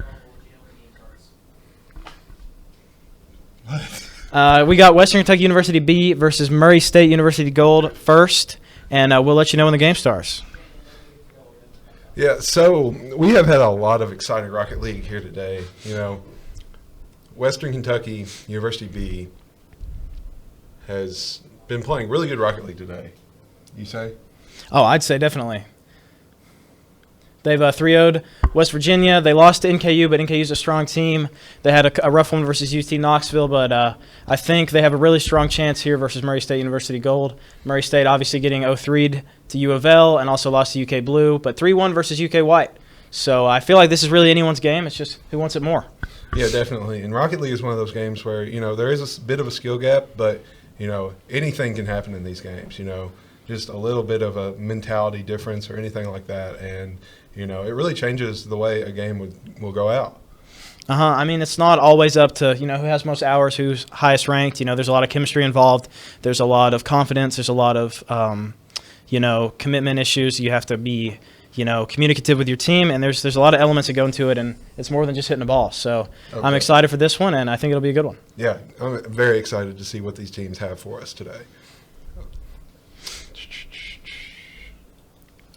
We don't quite know just yet when this game will start going, but I don't think it'll be too long. No.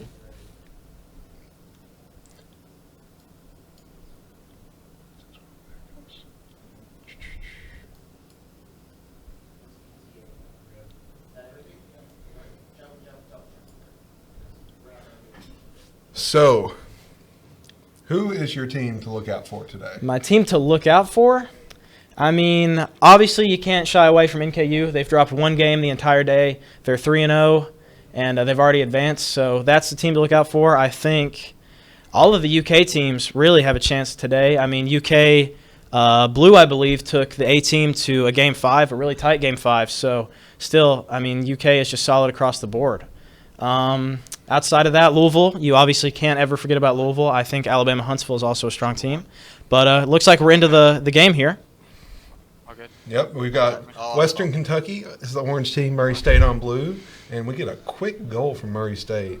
Yeah, Crispy plays here. He just found the open net. I mean, kind of served it up to him from Juno there, and, really nothing to it. Good awareness there from Crispy plays and way to put it in the hole. And this is how the game starts. Let's see if Western Kentucky can respond to that quick goal. Yeah, we got a kickoff here from Crispy plays. Hummy's going to look for another touch. Jax is up. He will get it over him. But I believe Rand Squirrel, I believe is the name. We'll go ahead and hit that. Okay, we've got the SSL Finnick. That's a good sign from Gino here. Goes for the 50 on the wall. Hummy tries to maybe get a pop there, but I think it just quite clipped his car. Jax will get a 50. Hummy's all the way back. I think he's stranded for boost, though. He's flipping into some pads. Get a 50 here. Rand Squirrel's up, but it will get blocked by Huntme. Jax takes it. Oh, no, he can't find it anymore. Crispy plays will bang it off the wall here. Quick little pre-flip there from, I think that was Juno. I can't really tell. But Huntme will look to make something happen here. Gets the bump, but it can't fall. Jax just wasn't in the right spot for that one. Jax kind of turning around. Crispy plays falling back. Go for the bump. Jax is a little lost here. That will be wide. He gets it centered. Can they do anything? Oh, no. Just high. Second chance? No. No good. Western is getting a lot of looks here. They just can't quite get the ball where they want it with the same speed that they need to get it in. But the pressure is looking really good here from Western Kentucky so far. Yeah, if Murray State can't get a break. Oh, and Rand Squirrel off the top ropes here. Let's see this one back. Oh, okay, we'll get a skip. Hey, they are ready. Rand Squirrel goes for the cheat here. Jax with the kickoff. Rand Squirrel's there. We'll go high. Gino's up. Let's put that SSL to use. Now can't find anything.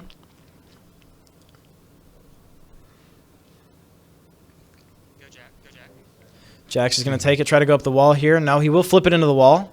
Crispy trying to put it off that backboard, but they cannot find any angle. Jack goes for another pop. Everything's just getting stuffed out here. Murray State is just trying to make it happen, but Western Kentucky is not giving them any leeway. See Jack's just trying to get this over Hunt Me. We'll go for the 50. Does get it. That's a strong one, but it will pop high and make it a little unfortunate. I'm on wall. Yep. I'm in mid.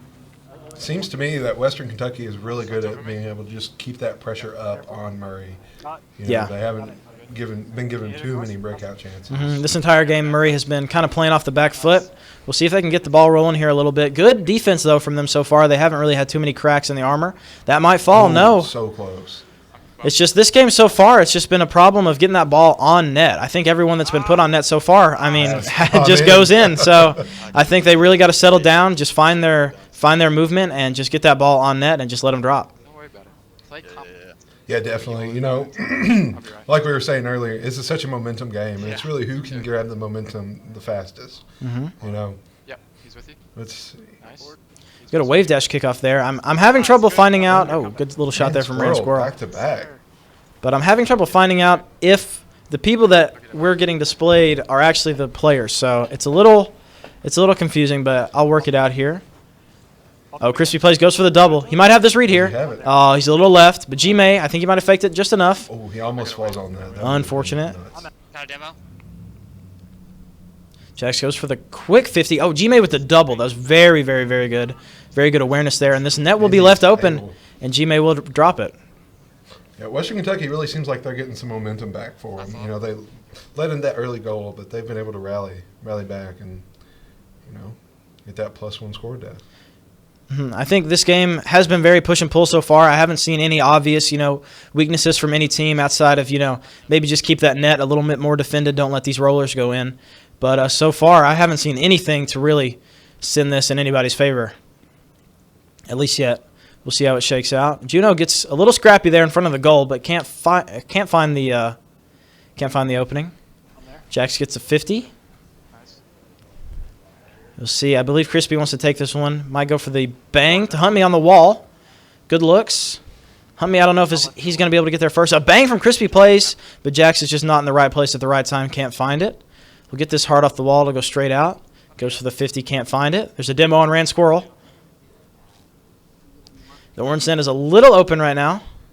High. Can you get the double? Can you get the double or so the demo? close. Neither one of them fall. Hunt Me will get the 50 in the corner here. We'll see. They're all kind of tightly packed in this corner. This could shake out a little, unfortunately. But fortunately, they do get a bang. I really like that patience. The touch was a little bit off where I think he wanted to put it. But I really like the patience there to take it up the wall. And Juno will find that one. Capitalizes.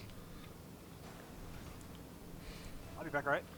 So far, I think Murray State's problem has been I think they have the right idea, but I think that their touches are not falling quite where they'd like them to be. I think their shots have not been as strong and on center as they want them to be. And unfortunately, Western Kentucky has been capitalizing. But I don't think that this game especially, and especially in the series, I don't think that Murray State is out for the count here.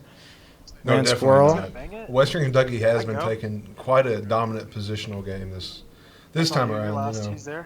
Not really given any opportunities to Murray State unless a mistake occurs. So we'll see if, maybe Murray State forces a little bit more mistakes with some pressure in this next game.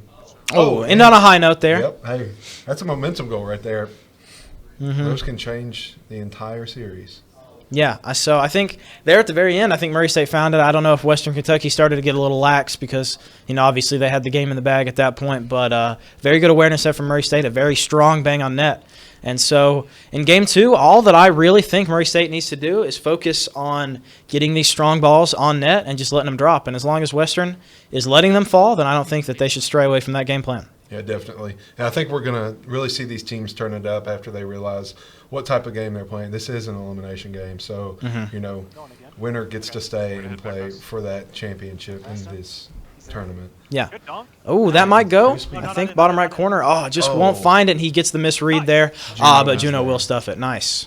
Clean it up. Dude, I realized if I going back to what you were just saying, bucket, so I just this is a lot of players' first LAN experience, and this is an elimination game. They're up on the stage on the stream, and so the nerves might be flying right now. So I think once everything gets settled down, as Rand Squirrel shoots an open net with nobody there, I think that this gameplay will get a lot more fluid. It'll get a lot more solid. And we'll see some good Rocket League. Yeah, definitely. I know playing on the stage is a very nerve-wracking experience, especially that first game. So we'll see if these players get more comfortable if the gameplay gets a bit more fluid, like you were saying. Yeah. Crispy Plays, gets the bang, and then gets the second touch. Going to get the 50 here. Just takes it over. Just 1v3s the entire squad there. Wow. Very, very, very impressive stuff from Crispy Plays. Gets to get 3 beats right in a row. Very good stuff. He will go for the kickoff. Half flip into the boost. See it. Gino's just trying to play a little lax right here. Oh, can't quite find the ball. A little unfortunate, but it does fall into the corner there, so no harm, no foul. Crispy Plays, gets the bang. Jack's throwing a little fake in there. I don't really know what the game plan was there. Let's see if Jack's can get a second touch. He does. And? Unfortunate. What a save by Rand Squirrel. Yeah, good 50 from Rand Squirrel. Just body the net. Just get a body in front of that ball, and he does stop from going in. But, G-May gets 50 by Crispy. Crispy Plays has really just been, the center point of this Murray State's offense so far. And so, or Western rather. I'm getting a little confused, sorry, but the colors keep switching. In every single play that happens for them. Mm-hmm. Yeah, Crispy is definitely the player to look out for. I believe we've got his POV right now, and just a beautiful read there and a beautiful redirect. Yeah, we're really starting to see these players' potentials here. Yeah, I'm right. I think those names are wearing off. Hunt me with a little bit of an unfortunate kickoff there. Flipped right into the ball, but Rand Squirrel will find it and try to relieve this pressure here a little bit. We'll get, I want to say, corner. I have no clue. I'm sorry, but get a bump on Jax. That I know. I'm trying to do process of elimination here, but I can't find out whose car this is. Get that ball spiked right down. Should be an open net, though. Nice. And it was Rand Squirrel. There we go. He was like, how dare you not know my name? Let me just slide this one right in. Try to get this kickoff. 3-2 Western Kentucky, but still very, very solid from Murray State. I think this game has just been very, very more quality across the board from both teams. Just very fast, very fluid Rocket League, and I think that the nerves are starting to shake off a little bit. And so I think we might be in store for a very, very good series here.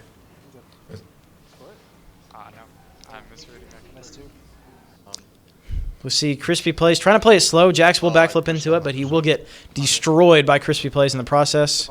Juno pops that away from the net. Very good. They were in a very precarious position there. Bang to Juno. Can he get the pop? Redirect high.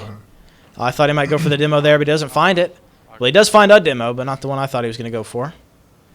We'll get a respawn here in the back corner. This is his ball here. Jack's able to keep it alive for just 1 second. Yeah, a little low. G-May with the flick, the fake and the flick. Name a more iconic duo. Yeah, I mean, that's just textbook right there. I mean, that's just beautiful stuff from G-May. He found that right there. He saw his opening, and he took it. So that's the kind of Rocket League that I like to see, and I think that's the kind of Rocket League that these teams can both pull off, and I'm happy to see that they're kind of falling into that sort of that state where it's just clean Rocket League across the board. Yeah, definitely. I would like to see Murray State kind of go for a little bit more of an aggressive play style, getting a couple more bumps in there. I think that could really open up the field for them.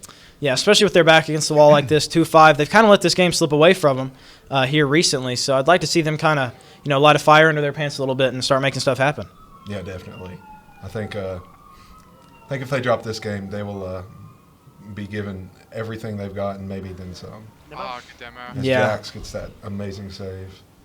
Cross the net. They're low. See if they can get anything out of it. Hunt me, will bang. I think so far what I'm seeing is that Murray State lacks a little bit of patience with the ball. I think they're too quick to pull the trigger and just get that ball out. Maybe they get a little nervous. Maybe they get a little frightened with that ball. But I think they need to take their time, control the ball, and trust themselves to be able to find the plays if they can generate them. And just like that, I mean, Juno will stuff it in. And I don't know. This WKU team is looking very, very strong offensively right now, and Murray State just can't seem to get the ball on the other side of the field. Trying to take their boost and pop it up. Despite Crispy Play's best efforts. He's there. I can't. Yeah, he's really giving it his all here. Taking. Oh, nice. Rand Squirrel. A little bit of confusion. That happens on the wall there a little bit. Oh, he almost gets it past him, though. Juno will find the squish out. Rand Squirrel just like that. I mean, just banging the ball to the other team. I think Rand Squirrel, or if that is Rand Squirrel, had a little bit of an opportunity to maybe make something happen there. But unfortunately, He kind of threw it away, and then they're left with a one-on-one. Huntme will get the 50. Goes for the squishy save. Oh, so close, but so far with G-May just getting the stuff in there. I mean, G-May's just been in the gym. It's obvious to tell. He just muscled that one in all the way. Got Jax going for the kickoff. I mean, I don't really know what Murray State can pull out of their hat right here. If something happens right here, I mean, they really need something now if they're going to do anything. I don't know if now is the time to be going for. Oh, and he almost gets the flip reset under one. Yeah. Oh my God, he's there. Crispy Plays definitely is, a premier player in this lobby. It's just unfortunate. I think he needs to maybe just take this ball more. I don't know. I'm trying to find Murray State's problem, and it always just comes back to patience. I think that everyone but Crispy Plays is pretty quick to throw this ball away. But as Jack scores, put themselves back into it with 28 seconds left here in game 2. Let's see if they can do a little bit with this momentum. I mean, 4 goals in 30 seconds is definitely not unheard of. I mean, statistically, I don't think they have, I don't think anybody would tell you that they got it in the bag, but definitely not impossible here. So we'll see what Crispy wants to do with this ball. Gets a little pinch there off the back wall. Ran Squirrel will fall. Man, I'm spitting bars over here. It's centered, but I think it's just a little too late here. Yeah, unfortunate. Murray State does seem to come alive as the clock ticks down, though, so we'll see if they can get another momentum goal. Crispy Plays flutters a little bit there off the ceiling. Huntme, let's see if he's got the respect to keep this ball up. He will. Okay. All right. I'm seeing a lot of good stuff so far. I want to see it unfortunate. But, yeah, GG's to WKU and Murray State.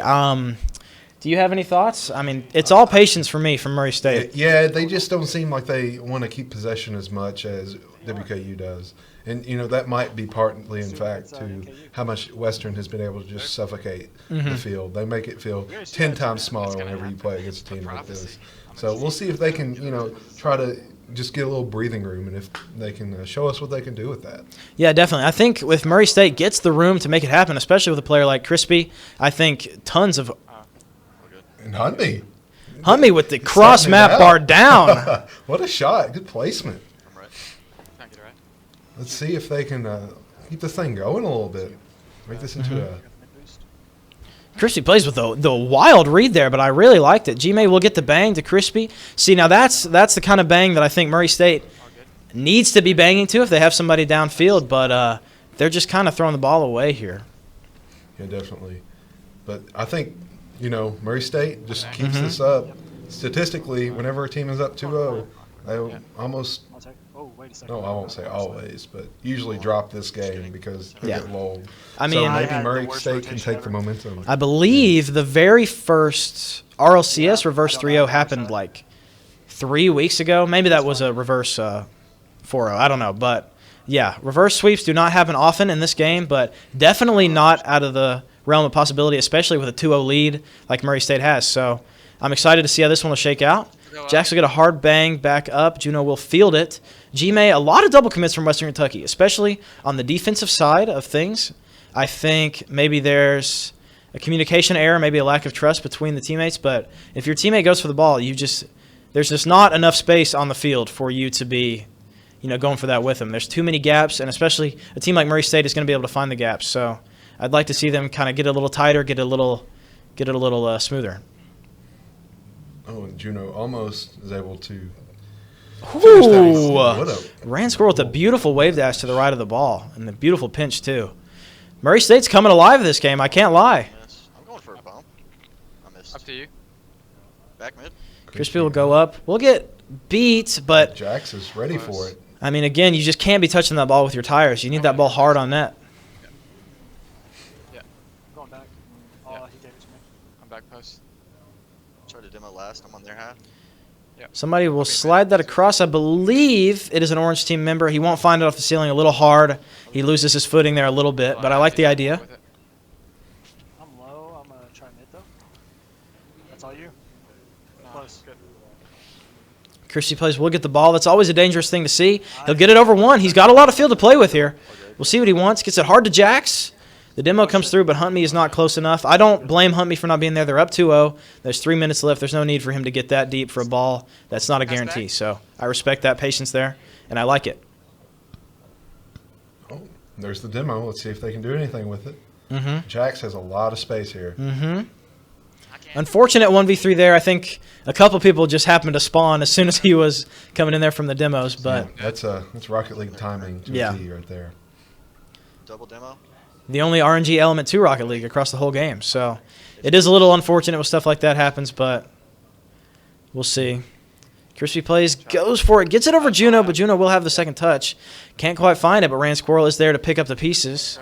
We'll see. G-May goes for this corner boost. It'll be his job to try to get this ball out. Can't find it, but Juno will get the bang. But still, just banging it like that when they're up 2 with 2 minutes. It's a little scary. Jax with the touch out. You know, they don't really have any time to waste. We'll get a 50 here, maybe. No, he just fakes it, goes for the boost. I like this. Gets the demo. Maybe turn around and get this other boost. No, he decides to be available. I can respect that. I believe we're seeing Crispy right now. Yeah, we were. Crispy's got the blue car. That's how we'll know. Okay. The blue octane. Trying to think. Is this Gino right here? This is, I believe, he's the SSL decal guy. No, Gino's over there. Nope. No, it's Juno. No, that's. Is there a Gino and a Juno? Yes. Oh, that has been the root of all my problems this game. Wow. Okay. Well, we'll see. Crispy plays trying to take it down the field here. Jax will look for it. Hummy flips off that ball. He knows Jax kind of got this covered. Ooh, gets a strong 50 out. If Juno can get a read here, could get ugly. We get some kills and some bumps, but I don't think anything will come of it. Just couldn't make it happen before the respawns went down. So, fortunate. If Jax can get this past, can't find it, but giving the ball to Crispy Plays, that's never what this Western Kentucky team wants to see. With only a minute left to play and a kill on Juno, this game is looking more and more Murray State by the second. Yeah, definitely. Fortunate spawn there again. Western Kentucky seems to have just abandoned their game plan this game. I don't know if getting off to that early down one, you know, kind of shook them a little bit or what. But this definitely isn't the same team we saw those first two games. Wait, you lied. There's not a Juno and a Gino. Are you sure? Yeah, there's a Jax, but it's definitely just one J vowel no player in this lobby. I thought there was a Gino. There's a Gino. I think his in-game name is a little different than his gamer tag. I don't know for sure, but there's definitely not a Gino and a Juno. Unless they're throwing in subs here under the radar. I'm gonna need a roster here. Wait. Yeah, we'll check it out after the lobby here. And just like that, West Murray gets their first game. So all right, 1-2, making it a series. You guys are both see. regain. We got it. We'll see what team really wants it in this next game. Murray State wanted it there, and Western Kentucky just wasn't prepared for just the Yeah, okay. Juno trademark. Okay. So I mean, I don't know why he'd trademark it and then go ahead and change it like that, but it was definitely Gino though, right? Yeah, on here it says Gino, but unfortunately that's a little confusing. Throw me for a loop. But now that we've got that situated,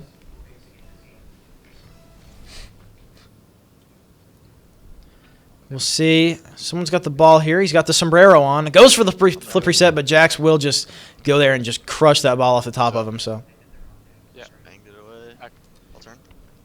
You know, I'm really liking the look of the sombrero on that octane. I am too. I mean, that is class. That is quality right there.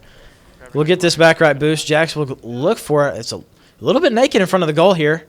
Jax is just staying with it, just trying to be as much of a nuisance as he can. He's probably got no boost. Figures his time is best spent just making them uncomfortable, and I tend to agree. We'll see Juno off the wall. We've got... I'm sorry. I'm getting more fluid with the cars every game. I believe... G-May kills our mystery Finnick here. It's Juno. It's Juno? Yes. Juno and the mystery Finnick. Okay, sounds good. Wait, no, it's not. Gosh. Oh, G-May will find it, thankfully. I know G-May's name when I see it. Oh, definitely. G-May also has just been a sleeper force this entire series. I mean, obviously Crispy Plays probably has the most, individual highlights of everybody, but G-May has just been solid across the board. I mean, even with that bang... Okay. I almost had my foot in my mouth right there, but Juno will find it. Flicks it over one. Jax will get the bang off the wall, but this net is looking empty. Oh, what I don't know if he got that. I don't know if he touched it, but the ball did not go in, and so that's really all you can hope for. It is the most important part of the game. Me too. Crispy will find it. Oh, a little precarious 1v1 here. Oh, can't find it. Yeah, he got a little awkward there. Tried to pre-flip under the ball, maybe get a pop, but couldn't find it. He will kill Juno, though. Oh, this could get... very empty, but that is a double. these double commits, I mean, they just make it worse for both people going up for the ball. It's just unfortunate. I think they both actually ended up bailing there, so that ball didn't get touched up by anybody. And another double. Hunt and me had the patience to do that. Oh, and Juno. I knew what I was doing. Not Juno. Juno. Oh man. Yeah, The Juno one and trademark. only. The one and only will find that ball. So, again, I think, wow. I don't know what quite happened in this Murray State team. I think last game, game 3, they definitely found their rhythm. They were feeling good. They were feeling confident. They had the patience that I was talking about that they needed. Crispy plays was solid. I mean, everything was going smooth. And now this game, not to say that they're out of it by any stretch of the imagination, but it looks like they've lost a little bit of that confidence that they had in game 3. Yeah, they definitely seem like they are way more comfortable playing with a lead than down. Yeah, which is, unfortunate, but you can't always have the lead. So I want Murray State. I'd really like this Murray State team to kind of light a fire under their butt and, make it hot, but it's not looking like they're finding any rhythm right now, especially just with, how you put it, the suffocation from this Western Kentucky team. I mean, they are just constant onslaught of offense, and, there is no breathing room on this Murray State, but, they've got to find these opportunities when they come, and they've got to capitalize. In this game so far, they haven't been. Me too will get a little high bang. Jax will beat him, but goes into a territory where it's a little bit impossible to make anything crazy happen. Go for a team pinch there, and across the net. Yeah, that is never a place you want to be just kind of nudging the ball across. I liked the idea for the team pinch, and if it had worked out, then maybe we'd be singing a different tune. But as it stands, that ball just falls, and I can't help but think that was just a little bit of laziness from that Western Kentucky offense. Yeah, definitely. But they still have that defense, one goal rather. buffer to be able to play with if they want to try anything. I'm bumped. Crispy plays, went for the read there. He got a little bit right of the ball. Couldn't quite find an angle on net. He'll find it on net, but a save there from, okay, Sombrero is G-May? Over him. Yeah. Back again. He's bumped. I believe so, yes. Yeah, Sombrero's G-May. Okay, okay. It's all coming together. I'm putting the pieces together. Oh. He was. Let's go. Oh man, we're fine. Yeah. Let's. Oh, never mind. I was a little unsure what went down there, but I guess we'll never know. We'll have to check the VOD or something. Bit of an own goal, I think. Yeah. But happens to the best of them. Crispy plays, gets a high one. He doesn't go for 2. He looks for the demo instead. I can respect that. And just like that, Murray State is back in the driver's seat here. So Let me get dangerous. 2 unresponded goals. Oh, the blue team's getting a little committed here in the corner. Oh, Crispy plays will find it. I would like to see a little bit more offense from the Western Kentucky team. I mean, once you see 3 blue cars in the corner, I think you're a little free to crowd the plate there, but it won't happen. But no harm, no foul. Ooh, okay. Good 50 there, I believe, from Rand Squirrel. Okay, now the name cards are getting a little bit more consistent. I believe this is Hunt Me. I'll follow. We'll see Crispy plays. Almost. We'll just opt to go for that boost. Could have maybe got a pop, but it was awkward off the wall. You always run the risk of... Oh, almost bar down ski right there. Excuse me. Yeah, Juno wanted that one. I wanted that top right, but unfortunately it wouldn't fall. But I love the idea to go for that precise placement there. Aim small, miss small, as they say. So we'll see. G-May will get bumped here. Jax has got a little bit of time. Oh, G-May falls to Hunt Me. Jax is in the air with it. This could get ugly.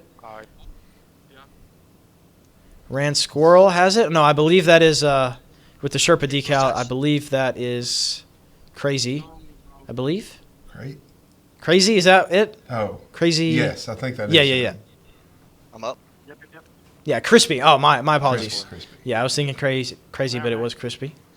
We'll see Juno go for the bang here. Crispy will stomp it.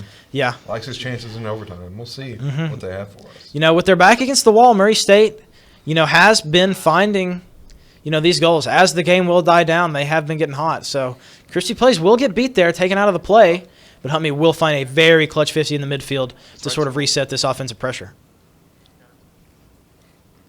Jax, maybe a fake, maybe a miss, but a little bit of a ghost touch. Yeah, regardless, this ball will fall. Wow, Crispy goes for the reset there. That was ambitious, but I respect the hustle. G-May will go up. He will die to Jax, though. Crispy's there to control it, though. He is keeping his hands in the play at all times. Yeah, I do feel like this Western Kentucky team is spending a lot of their games dead, And Murray State is having a little bit of trouble capitalizing on the lack of player. Oh, That would have That been was- incredible. Huntme will go down. Yeah, another demo on Gmail, and still nothing comes of it. I would really, really, really like to see this Murray State team, if they're going to go out of their way to go for these kills and put themselves out of position for a kill, I'd like to see them try to capitalize on it more, because I think that they have a lot of good opportunities to make something happen. They're just not going for them. But then again, overtime, elimination game. Your Western Kentucky's one game away from sending you home. I mean, it does get a little scary, so I can't fault them too hard. But I would like to see them try and capitalize a little harder off of the the positions they give themselves, because they have been good positions. See, Huntme has to make Oh, that one hurts. a save there. Unfortunately, he won't find it. But yeah, definitely a good series from across the board. I think that every player had their moments. I think if Murray State could take anything home from this, it would be to try and work on that pressure. And once you get the pressure, try to capitalize on the pressure. So they started taking their time. They started going for the demos. And then once they had the time, once they had the possession, once they had the demos, they were a little bit finicky on their drive there. So I'd like to see them get a little bit more confident in themselves, because they made good situations for themselves and they had their work cut out for them, but they just couldn't get it to fall. Yeah, definitely. And they really tried to flip the script there in those last couple games. They completely switched their play style, and they were really able to take Western Kentucky's space and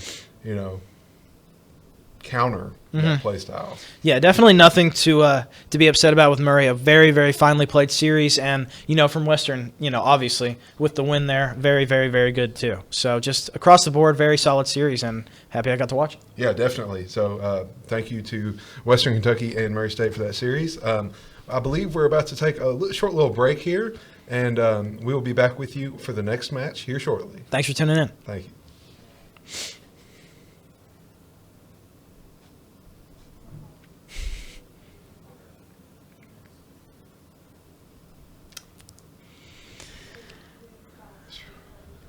So how about So a preacher walks in.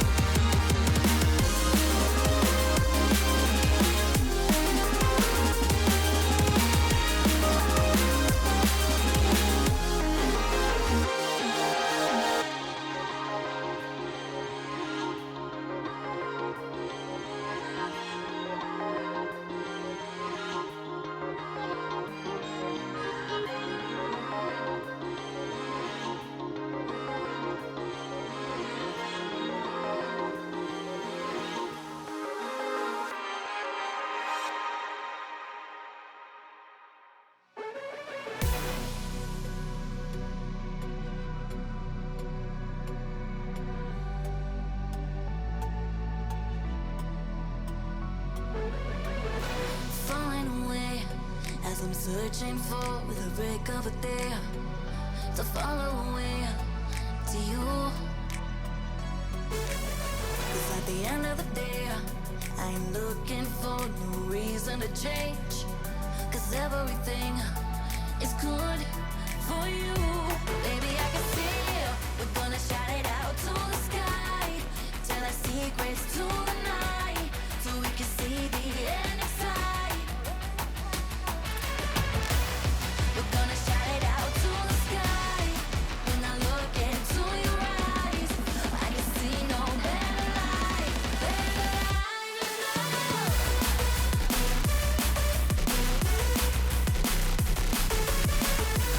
We're gonna shout it out to the sky.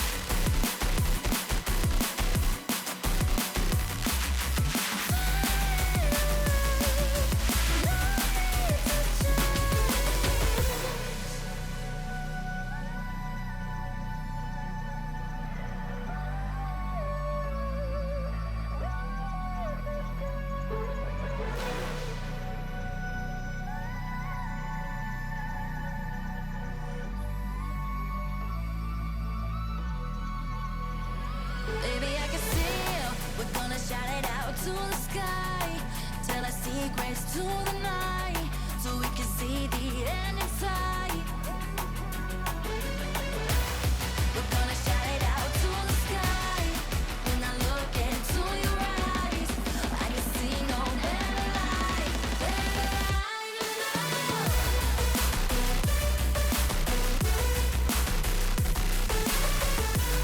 We're gonna shout it out to the sky.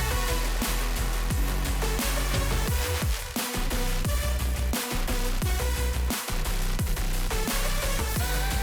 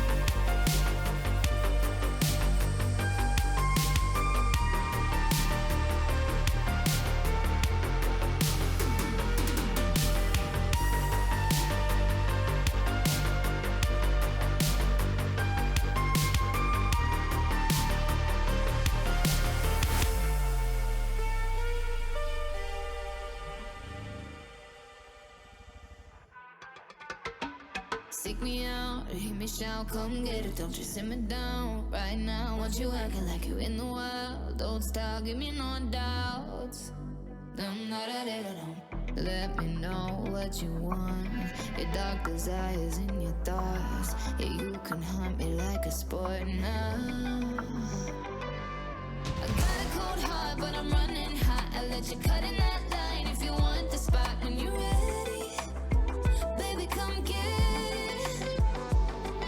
You better work hard, what you waiting for? I'm not a domino boy, but I'll take the floor. When you're ready, oh baby, come get it.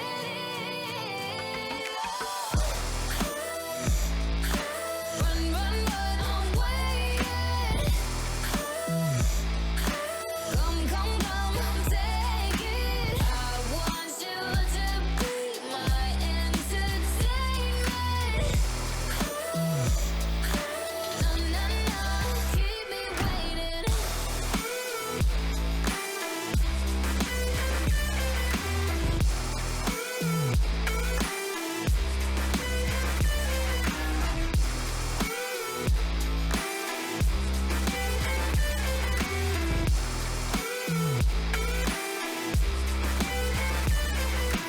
Midnight, locked eyes, looking like you got an invite. Alright, maybe we should take this outside. Skin tight in the moonlight. I got a cold heart, but I'm running hot. I let you cut in that line if you want the spot. When you're ready, baby, come get it. You better work hard, what you waiting for? I'm not a domino boy, but I'll take the floor. When you're ready, oh baby, come get it.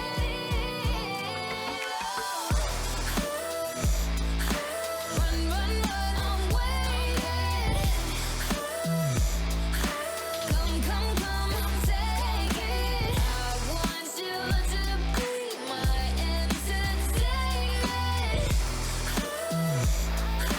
No, no, no, keep me waiting. Things react, feel the shiver running down your back. Giving you Welcome back to the Bluegrass Boost Battle at the Cornerstone Esports Center at UK, sponsored by Gen G. Thanks for having us. We've got an exciting one for you here. We've got the University of Kentucky Blue versus University of Kentucky B. Both teams are 2-2, so this is do or die for both teams. Both teams have put on a bit of a show tonight. Both teams beating, or at least getting very close to beating, very good teams tonight. So it should be a good old-fashioned barn burner, and I'm looking forward to it. Yeah, definitely. This can really be a grudge match. These teams, these two teams, are always talking with each other, scrimming, stuff like that. So I feel like they have a really good idea of what the other team is going to bring, and it's really going to be about who can adapt the best to those changes. Yeah, I mean, definitely there's a very, very strong level of comfortability and familiarity between these two teams. I mean, the scrimmages are happening, weekly. It's just a lot of friendliness to it, but also a competitive nature here. So I think both teams are really, really, really going to want to walk away with this one. I think that they're going to be happy to send, their friends packing, but, this is do or die. So I think we've got a good one in store. Yeah, definitely. As for the two teams, we got UK Blue, who, is kind of slept on sometimes. They're not the B team, as people say.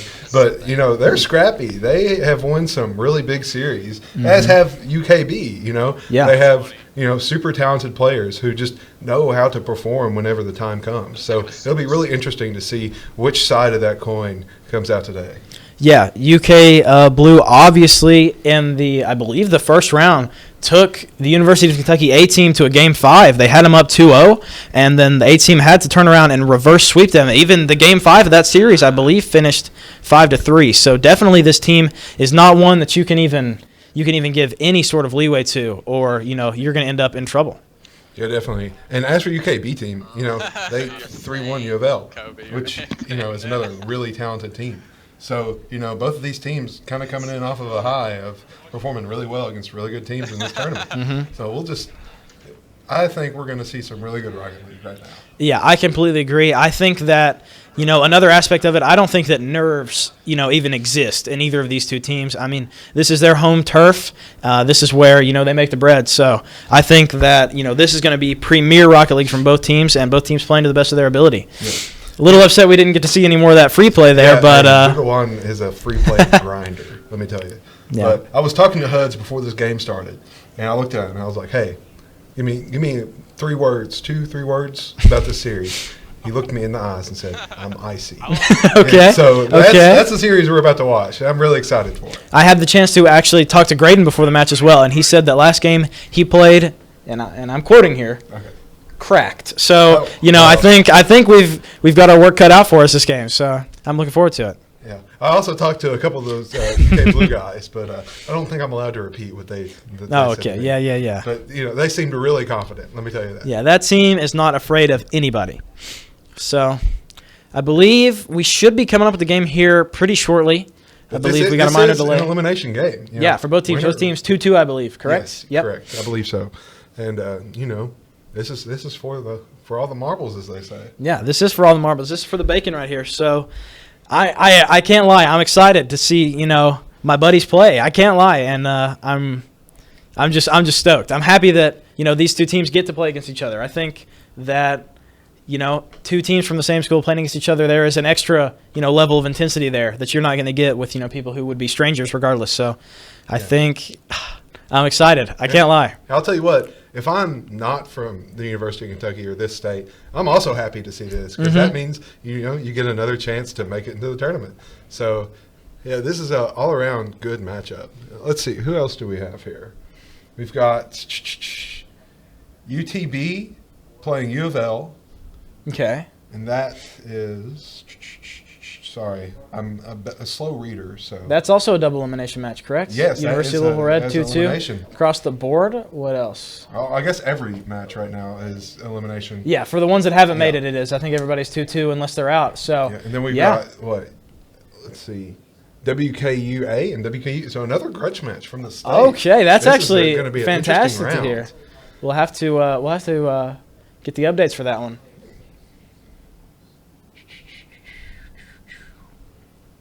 So last round, it looks like West Virginia A team lost to U of L to be eliminated, which, first, I just want to shout out every single team that was able to make the drive here because, that's crazy that we were able to host a tournament from West Virginia, Alabama, Kentucky, all these teams, Cincinnati.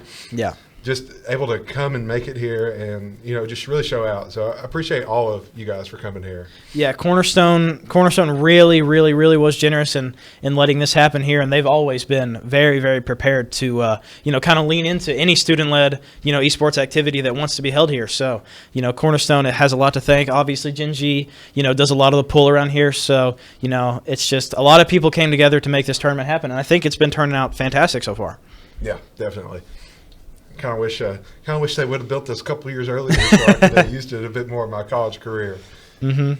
But they saved it just for me. So yeah. I've been riding the Cornerstone wave since I got here, pretty much. So this place is definitely a good spot to be. Yeah, definitely. And shout out to Gen G too. Yeah, for sure.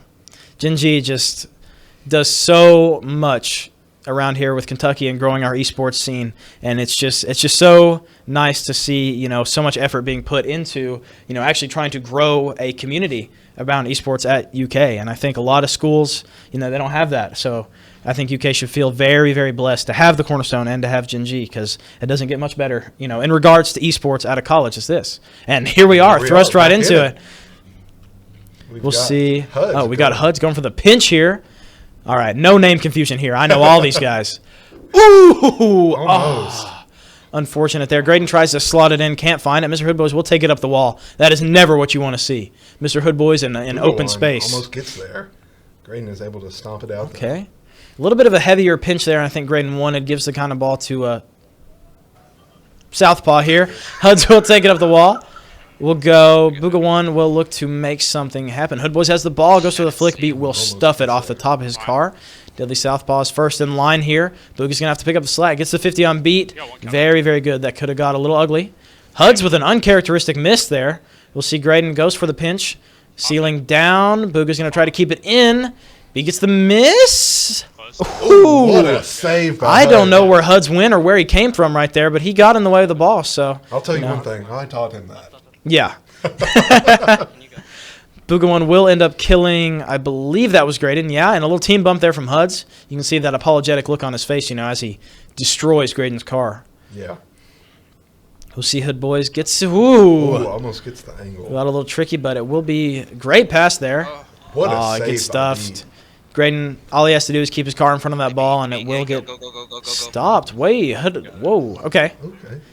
Deadly Southpaw knew just how much time he needed. Sorry for questioning him there. Beat will go up. Graydon is looking to be the first to touch this ball. Gets it around one. Beat gets the kill. Graydon, all he had to do was put that on net there, I think, and it didn't fall. And, you know, that is a very, very missed opportunity from UK. They're going to be kind of scratching their heads about that one, I believe, on why that didn't go in. But, you know, you can't look at the past.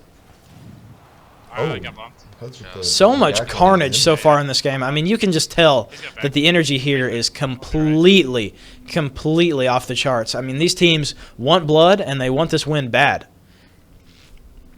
Yeah, definitely. I think this game is about more than just this tournament as well as, you know, you might hear some smack talk about this. I mean, this is a game that's going to get talked about at Champion's Kitchen, you know, for years to come. Definitely. So they might hang the jerseys on the rafters. So, I mean, there's a lot of pressure, a lot of energy in this game. And I think that this game has started off exactly how I imagined it would be. Just hard Rocket League, a lot of kills, a lot of, you know, what's the word I'm looking for? Can't find it. I'll just move on. Beat will go for the ball in front of the net there. It won't fall. Booga One is first in line here to take it up the wall. A good touch over his head. Let's see if we can get a 50 here. Can't. Mr. Hoodboys will get it, but Beat will take it high. Beat just misses. You guys are alone. I'm not back for a while.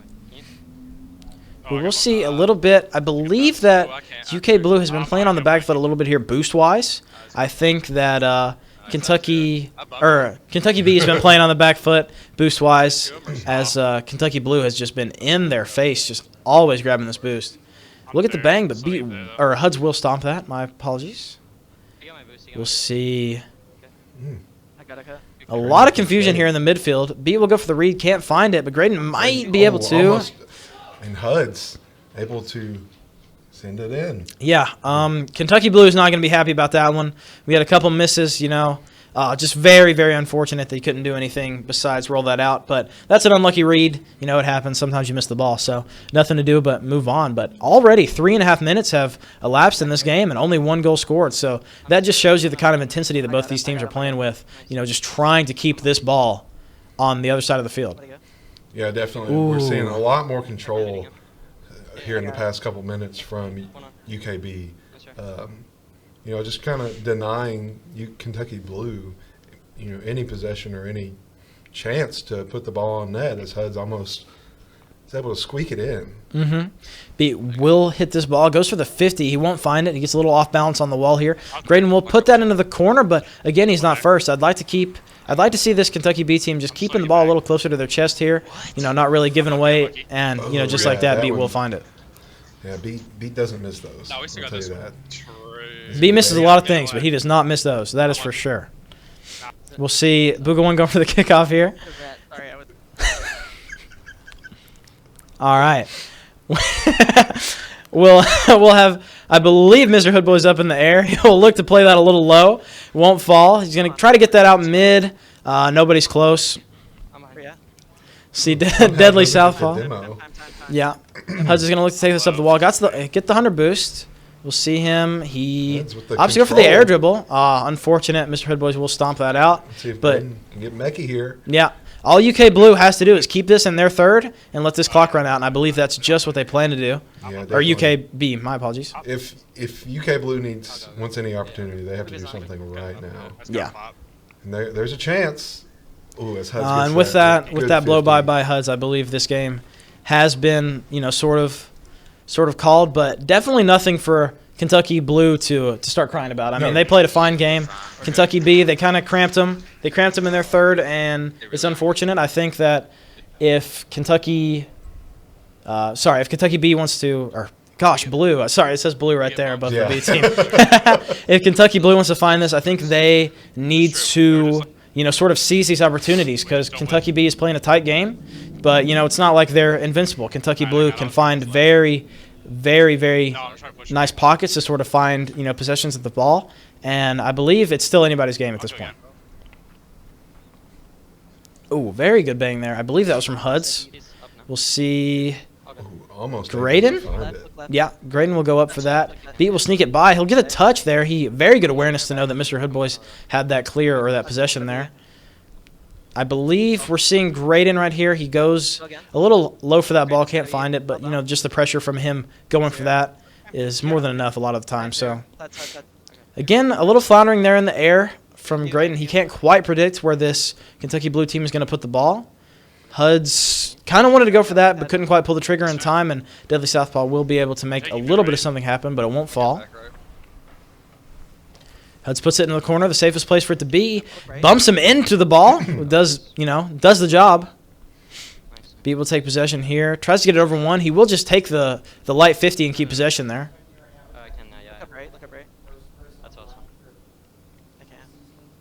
Beat will go up, will miss it. Booga will find it, but still, just kind of throwing away these possessions, not able to get the ball on top of their car, not trying to make anything happen. But Huds will find the little pop shot there off the ground, and it will be 1-0 Kentucky Blue favor.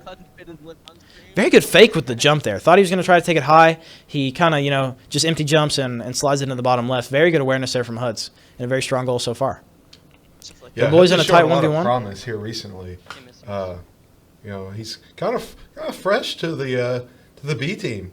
Not many people know this, but Hud's was a freshman here, I believe. Freshman, yes. Yeah, he's a freshman. We'll see how the young gun can handle the pressure here. I'm gonna demo Booga. I'm just gonna leave. See Booga one just getting demolished by Beat there. The ball will be put out mid. Huds is not quite close enough, but I like the idea there to go for the pass out midfield there. We'll see Graydon has been left with this ball. Can't quite get the second touch he wanted there, but, I think just his presence was more than enough in that situation. Ooh, a little unfortunate miss there from, I believe, Beat? Or Huds, rather. My what apologies. A save. That might have not been that crazy from what I was looking at. We'll see Graydon go up, try to get it into the back corner. Just anything to try to relieve this offensive pressure. This has just been an offensive game so far. I mean, just complete pressure across the board. And Huds finds his second goal of the game. Ooh, and a little wall dash there, just for the fans back home. A little backflip. Oh. He's helped out just a little bit there by Southpaw. Unfortunate. It happens. See a little kickoff there. That ball will get shot directly into the ceiling. I believe Beat went up for it. Might not have found it, or he got beat or something. Oh, this could get tricky. And just nobody there. A little unfortunate. Down 2-0. I think you could afford to go a little deep for that, but it is what it is. Oh, very, very good pre-jump there to just kind of just put his entire car in front of that ball. Huds will find the save, though. A good attempt. I took the boost. You're good. I'm just going to go for theirs. We'll see. Graydon's going to try to get a little defensive air dribble there, but this ball will get popped very high out of the air there. Very hard to deal with in Hood's boys. And Mr. Hoodboys will slot it. So very good stuff. That's a very, very good touch from Mr. Hood Boys. I think he also had a little bit of a faking element there when he kind of angled his car down and then last second shot it up, put that ball a little higher than I think anybody was expecting it to go. So, very, very good for Mr. Hood Boys, and obviously to get the read on the way back down. So, they're right back in it with that goal. And I think that if Kentucky Blue can find their groove, there's not any team excuse me, at this tournament that they couldn't beat. So, it's all about finding that groove, finding that rhythm, and sticking with it. Finding a game plan that works and not wavering. Yeah, definitely. They seem to be, playing as consistently as they can right now. Just trying to pick apart the imperfections of the UK Blue defense. And, it seems to be working for them so far. So if UK Blue can, shore up just those small little mistakes, we'll be in for a really, really tight series. Touch. One there. Yeah, I completely agree. A lot of this Kentucky Bees, offensive at least, performance has been a huge part due to Huds. Huds has just been finding these slots, these open nets. He has very good awareness on when he can put the ball and when he needs to take possession. So I think as long as Huds stays online, that Kentucky Blue has got a player to look out for. That's around me. That's around me. I got bumped all the way around their field. Oh, that's awkward. We'll see Graydon goes for the pass mid, but Hud's not quite ready for it. He will put that high. A little defensive double commit from UK Blue there. Unfortunate. Huds, I believe, bumps Southpaw there to try and open up that goal, but it won't fall. Huds will go for the read off the wall. I'm spitting bars again. I can't help it. But, it won't anything come from it. Deadly Southpaw just get a light one into the corner. He wants a second touch here. We've got Graydon in the net. Good speed there from Graydon. Unfortunate they didn't get the beat, but the 50 served its purpose. This could be a little dangerous for UKB. Oh, except for Huds, he said it. It's true. He's ice. Mm-hmm.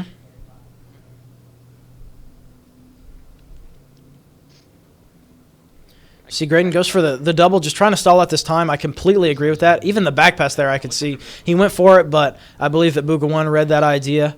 And B will get the bang. Oh, this is up to Graydon. Gets a little awkward touch. Southpaw will find it, though. These are Oh, what happened there? I believe that Southpaw or Booga had no clue which one of them wanted that and just kind of let it drop, which is unfortunate. But, a lot of the times that 0-second ball doesn't really result in much. So yeah, definitely. I think Kentucky Blue is going to have to really just try to switch something up here because what they're doing right now isn't working. They're down 2-0. We got to tighten up our defense a little bit.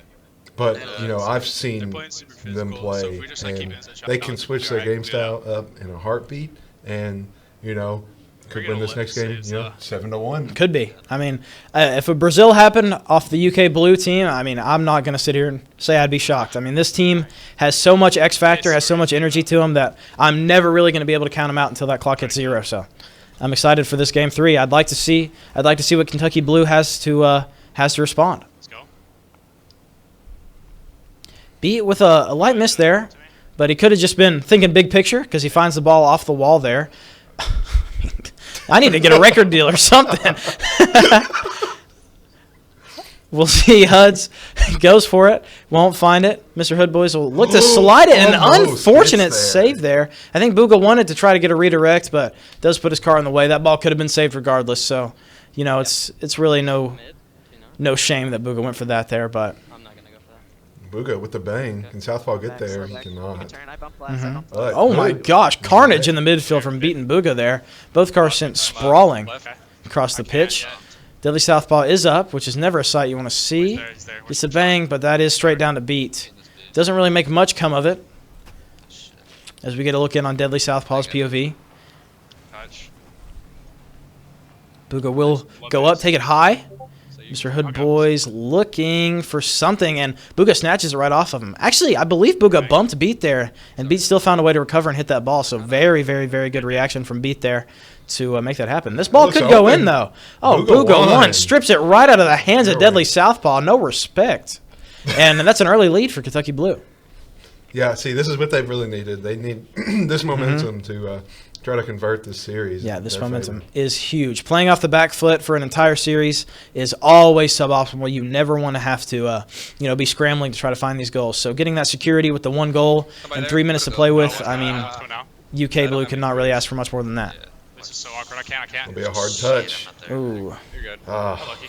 I would have Yeah. went for that first ball quicker. I just finished. Can't leave the net open like that, especially against UKB. I You know, kinda left they're gonna find that and they're gonna capitalize. Yeah, Beat is going to find that open net, and if you're not fast enough to get up there and stop that ball midair, then you've got to be back and prepared to stop it in the net. And neither of those were the case in that instance. So I'm sure Beat is happy with that one. A really, really good sequence of touches there from Graydon. Very, very good at exploiting these holes in the Kentucky Blue defense, and we'll see what happens. You're gonna be.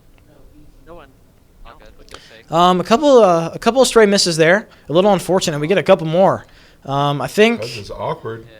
I don't really know what's going on right now. Hopefully they can kind of reset both teams across the board because Rocket League with all those misses is a little bit unpredictable and it's not what you want to see. Hood Boys not quite getting everything he wanted there, I don't think, but a double commit from Graydon and Beat. I mean, if UK Blue can capitalize off these double commits, just once or twice, they're going to run away with this game. Good touch. Can you clear mid? Deadly Southpaw with a little bang down to Booga. We'll see. Looks free. I don't have any moves. We're good. Unfortunate. Booga couldn't quite regain his footing, and Southpaw couldn't quite get around that ball. A very good look, but just unfortunate it didn't fall. Crazy double there from Huds. Very unexpected. Very, very unexpected, and very good. Very good awareness from Huds to know that. Can you double these? Close. Unfortunate. See, Mr. Hoodboy is just trying to get this ball in front of the net, but he cannot find it. Booga 1 will look to get a bang there. With his teammate dead, I believe, just getting that ball out of your third and killing Huds is definitely more than Booga could have asked for at that moment. Ooh. So close. Yeah. These 50s in front of the net have been huge for the UK Blue team. As Deadly Southpaw slots one right over the head of Graydon. You can see him chewing his gum there. I mean, that's just supreme focus. And Deadly Southpaw could not be more happy about that. That's a good goal. We got 122 kph. I don't know what that is in normal numbers, but I assume it's fast. I mean, it looked like it had some hotness to it. So, and Mr. Hoodboys will find another. I mean, Mr. Hoodboys is just lighting it up. Or I believe Deadly Southpaw scored the last one. My apologies. Mr. Hoodboys, I believe, with this first one of the game. I think they might have one apiece, the UK Blue team. So we'll see. Booga 1 wins that kickoff. Huds will find it. It'll kind of drop down. As Booga dies, Deadly Southpaw can't find it, but the pressure will get relieved by Mr. Hoodboys here. Booga 1 first to this ball. Oh, opts not to challenge Huds for it until a little later. So I believe if he would have went for that from the get-go, he would have had the speed, but a little bit of lack of confidence there. Yeah, Mr. Hoodboys is going to look to try to get this out. Oh, that's pretty good. But I believe that Booga 1 got demoed in the midfield, so unfortunate that nothing could come of that. But still, a 3-1 lead with 1:16 to play. That is definitely what Kentucky Blue was looking for. And Kentucky Blue is definitely the kind of team that could stall out a game like this, just try to take their time and let that clock run out. Huds has just been very, very good with these jumps this game. Just kind of faking one way and going the other way. I think this Kentucky Blue is having a hard time figuring out exactly what Huds wants to do, at any given moment. And so, even as this game is, 4-1, I believe that this UK Blue team still needs to be worried about, a player like Huds because he is just unpredictable on the pitch. But, Booga 1, you give Booga 1 an inch, he's going to take a mile. I mean, give him an open net, he's going to top left slot it. Yeah. I mean, that's just the kind of guy Booga 1 is. So We'll see. And, you can see UK Blue switched up their game plan. And now, look. Yeah, I'm telling you. I mean, away from my prediction. Yeah, this team has that, just that thunder. They have that X factor, and they're a team that's not going to go down quietly. So I'm very happy to see them, sort of pick up the pace here because they're a team that deserves to be in this tournament, and they deserve to advance. Both of these teams have been putting on a show, but, I mean, Southpaw's just running away. Kentucky Blue is just taking them for a walk right now, and it's just, I don't know what Kentucky B is going to have, to respond to this. Because it's one thing to be, 2-1 in a series, but 2-1 in a series after losing the last game, 5-1 or maybe even more by the time we get done with this, even a Brazil. I mean, that's just terrible for the mental, and that's just not what you want. Booga puts it on. Beat's going to have to get frisky here. He does find it. Oh, Booga was locked in right there. Can't quite find it, though, but he smelled blood in the water for sure. And as this clock ticks down, I believe that Kentucky Blue is going to walk away with this one. And very, very good stuff there from Kentucky Blue to bounce back. Because, it's not like these first two games Kentucky B played a flawless game. There were definitely holes there. And Kentucky Blue, I'm happy that they found the holes, and I'm happy that they, exploited them. And so now I feel, even the series even though it's 2-1 in favor of Kentucky B. I think that the ball here is in Kentucky Blue's court. I mean, all they have to do is keep playing the same game that they were playing this time, and hopefully, We just gotta play this. sorry, excuse me, but hopefully they don't, switch off of their game plan like you see a lot of the times. Teams will get one game and then sort of get lost and can't quite find the rhythm that they had last game. But this Kentucky Blue team, I just don't see that happening. Once they find that groove, I think they're going to ride it until Kentucky B can find a way to stop them. Mm-hmm. I concur. We'll see Booga 1 not readying up here, probably hyping up the squad, the Soap Gang here. So I think it doesn't get better in-game leader than Booga 1. I mean, that guy benches probably 450 pounds. So if you can't look to a guy like that for leadership, I mean, you're not going to find it. No. Ball in the net, and we got back right. Hood Boys going for the kickoff here against Beats. Speed flip there. Okay. Deadly Southpaw gets it past, but Graydon will find the demo. Very, very good demo here. I think that Deadly Southpaw could have had a couple cuts left in that ball if he stayed alive. So very good awareness from Graydon to get that kill early. You gotta be. Okay, Graydon. Graydon putting it on net. Oh, and it looks like and a little bit of help there from an orange car. We'll have to see. It might get skipped, but I couldn't tell if he was. we'll see. So this is Graydon's touch. Deadly Southpaw does get bumped by Beats, and then while he's in the corner, he just has to scramble. So I don't blame him. That ball was going in unless he tried to go for it in any way. So it's just kind of one of those unfortunate situations. Mr. Hood Boys will be touching that ball, looking to try to get it over Huds. He does. He gets it over Beat too. Graydon's left in a little bit of a 1v3 here, and I mean, just a lack of, I believe, communication there between Huds and Beat. Both of them wanted that ball. I think they were pretty much equidistant from it. So it just comes down to who's going to be confident in the comms and who's going to trust their teammate. And so UKB is going to be reeling from that one a little bit. Getting that early lead from an individual play like the one they scored, and then losing a goal to a little bit of a miscommunication there is never going to be good for the mind and soul. So yeah, they'll definitely be watching that one back. As Southpaw with the pinch, El Pinche. I mean, Deadly Southpaw, just put him on a field, and these balls are going to go in. I mean, that guy just finds these goals, and at a certain point, after that many just pinches into the net off the other team's car, you got to think that he's doing something right. As Hud slots it. I think we're in for a barn burner here. Yeah, I mean, I'm surprised we haven't seen the quick chats come out yet. Between this Huds and Southpaw trade. Go ahead and try to read it. 111 kph. That's a little bit less than the last one. That's probably no clue. Maybe 65. I don't know. I might have to go check, but we'll see. I'll just go. The ball will go high. It won't quite touch the ceiling. Could have thrown off a couple of people in the air. Booga opts to leave that one to Mr. Hood Boys. I completely agree. He had the better touch. Mr. Hood Boys playing it a little soft off the wall. Oh, Mr. Hood Boys will find that. Huds was looking for the dunk there, but he puts it high. And Southpaw. Oh my gosh, Southpaw is just on fire this game. And I wish we could have seen that one back, but I'm sure everybody in there was just excited to get back to play more Rocket League.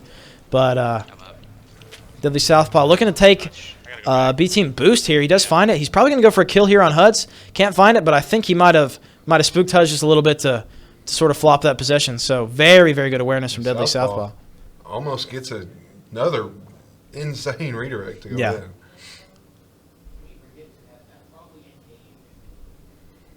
Trying to bump. Couldn't. See if Graydon can corral this safely.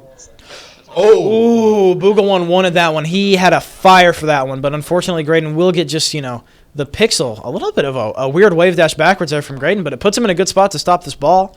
Goes for the fake. I believe that was a fake. Graydon will get the boost and the bump. Got it.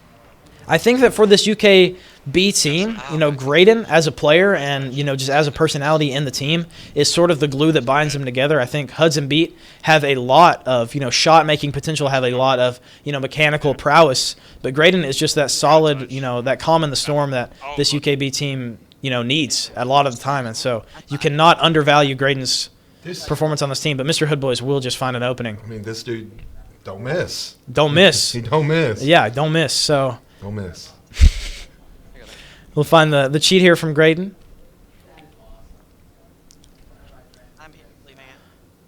Okay, I think as long as Beat called the fake there, I think that was a very, very, very good place to be. a little bit weird to look at, but I think that did come from a place of communication. But I mean, just having this ball just lackadaisical in front of your net into a team like Kentucky Blue, this ball is just going to go in. And so you have to be able to prevent yourself from letting yourself be in a situation like that. Because this Kentucky Blue, they smell blood in the water, and they are not going to stop until they are sending this Kentucky B team packing. So, little mistakes like that just cannot happen in a game of this caliber. Yeah, definitely. I think Kentucky B really needs to get themselves out of this little – it's almost like they're kind of in a daze right now. This isn't the same team we saw that first – 2 games. They definitely have a lack of purpose in all their touches that they did in games 1 and 2, and as I say that, too soon.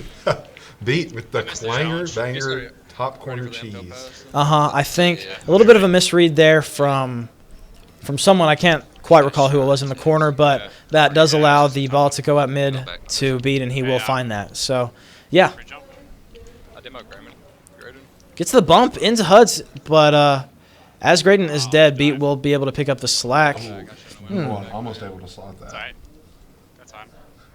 Seeing a lot of bumps and a lot of kills this game, it's starting to look more like Valorant, less like Rocket League. Yeah, for sure. I mean, games 1 and 2 especially. I mean, there was hardly ever a time that there wasn't a demoed player on the field, but still, I mean, this is just such a physical game, and I believe, calling back to what you said, grudge match, I believe is the perfect way to put it, because these teams, there is a lot of pride here. This is hometown pride, so we'll see what they can do. Huds is just looking to put it high over the net, but it will just kind of get stopped up by all the traffic in there. Beat will put that into the corner. A very, very good roll-up into the corner there for Beat to try to alleviate some of that offense coming out from the Kentucky Blue team. It's up to Graydon here. Gets a touch over the head of, I want to say Booga 1. Yeah, so very good. And then Huds is able to get that out of, the orange team's second man. So very, very, very solid play so far. Deadly Southpaw looks to get it. Beat'll time to take a back seat and let Huds go for that one as Beat kind of recollects himself, finds some boost. So very good stuff here from Beat. It's up to Graydon now. We'll get a touch. Going to go for the double. Can't quite find it. Just wasn't fast enough there. And almost another. Deadly Southpaw. That would have been one. That would have been one. I mean, that would have been sold as an NFT if he would have got that one. So that was just a beautiful opportunity. Can't find it. But, with all the beautiful shots that he's put on net, can you really fault the guy for not making one top right slaughter? 15 seconds. I don't have any, really. I'm just going to go. Yeah, somebody get this. We'll see. This clock is ticking. 6 seconds left. If they make something happen here, it's high. And, that will be the game. And Graydon's going to have to be kicking himself a little bit for that one. They were still down by 2, but kickoff goals happen every single day. So, yeah, a little bit unfortunate. Hey, this is what we've been watching and waiting for. I mean, this is exactly how I wanted this game to turn out. No disappointment so far. I mean, this has just been, edge of the seat, barn burner. So I mean, why would you watch anything else other than this right now? Yeah, I mean, what's going on? RLCS? Who cares? I mean, UK Blue versus Kentucky B's on. I mean, this is the match of the decade. Like, this is the Rocket League match. Yes. So let's see which team can get the upper hand. Yeah, this is it. This is Game 5. This is kill or be killed in this moment. A lot of, I was going to say send somebody home, but that's just kind of down the street for about every one of these players. So not too devastating of a walk. Mr. Hood Boys will get the beat.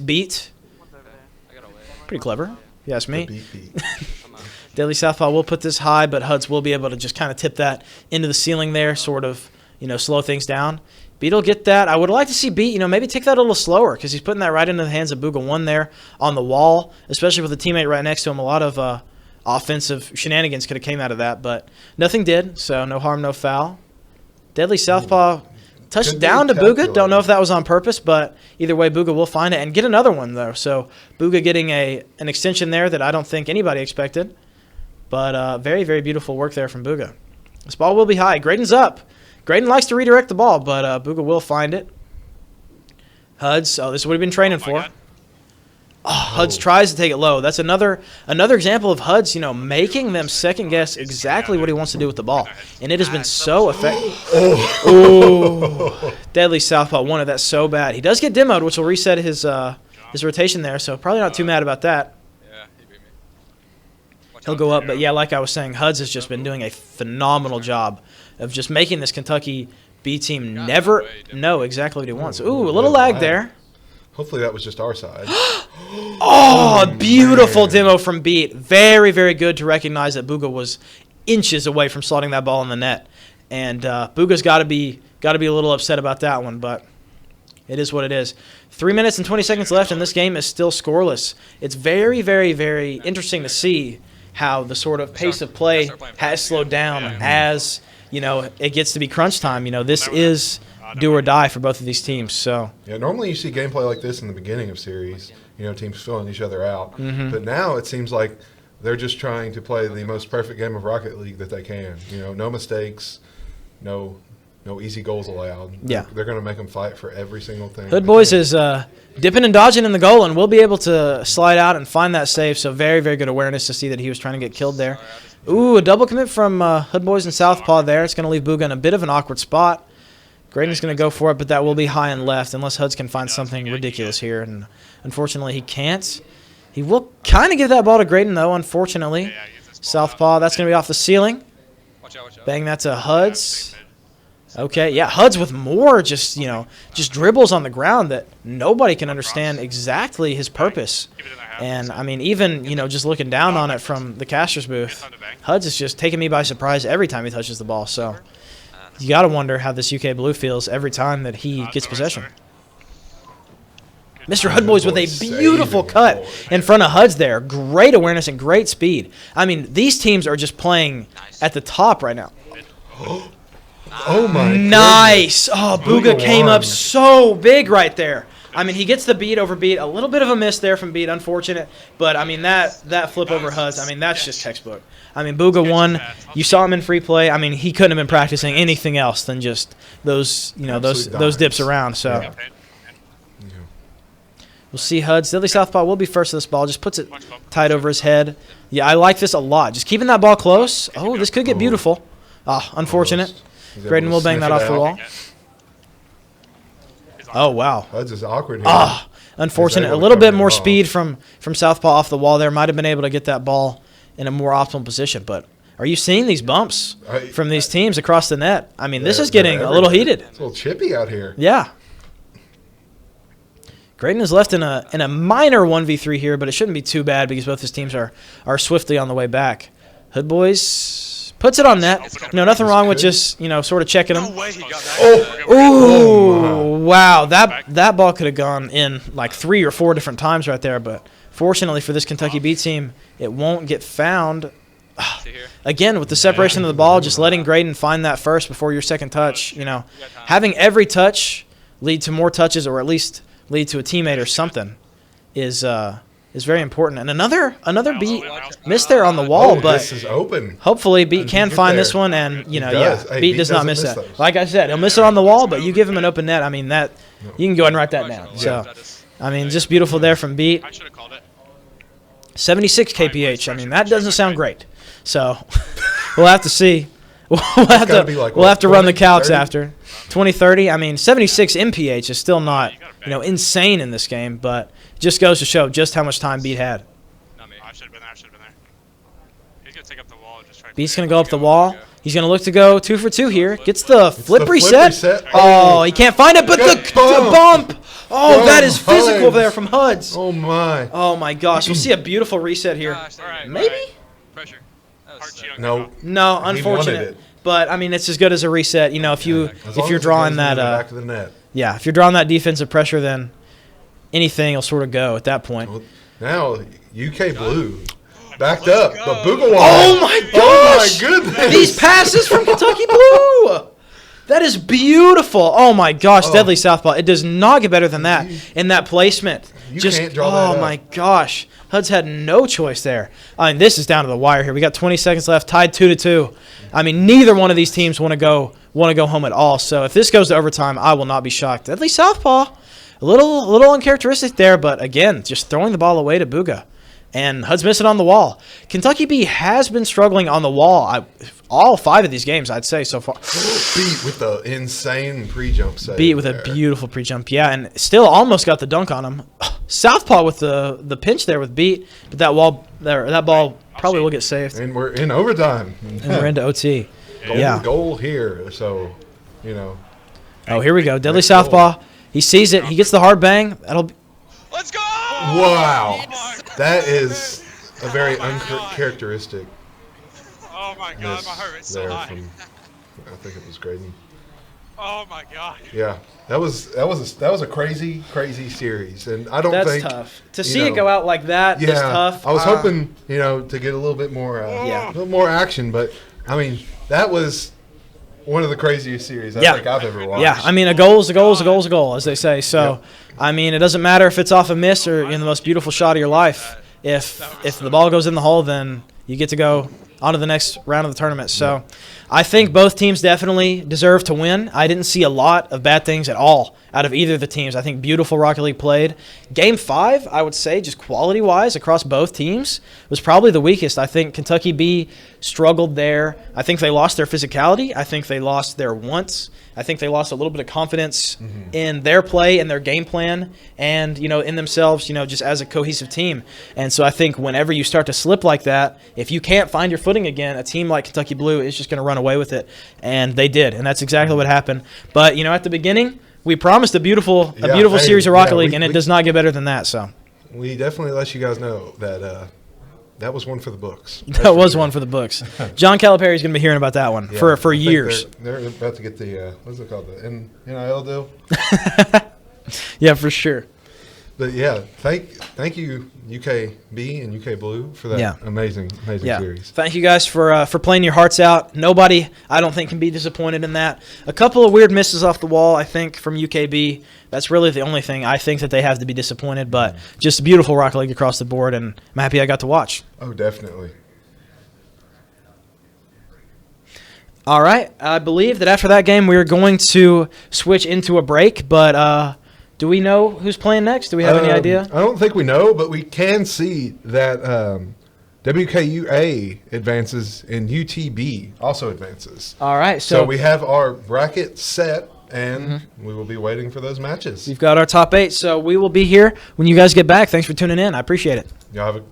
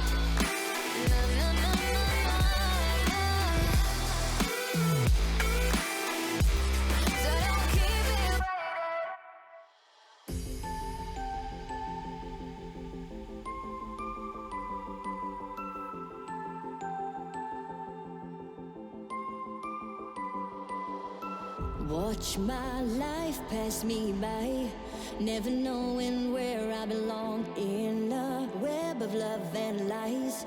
As you string me along, and I can't breathe, I can't see. I'm losing sight of everything. I feel the walls closing in, closing in. Am I falling apart? Oh, I just wanna be free. I just wanna be free. Think I'm falling apart. Oh, I just wanna be free, free, free.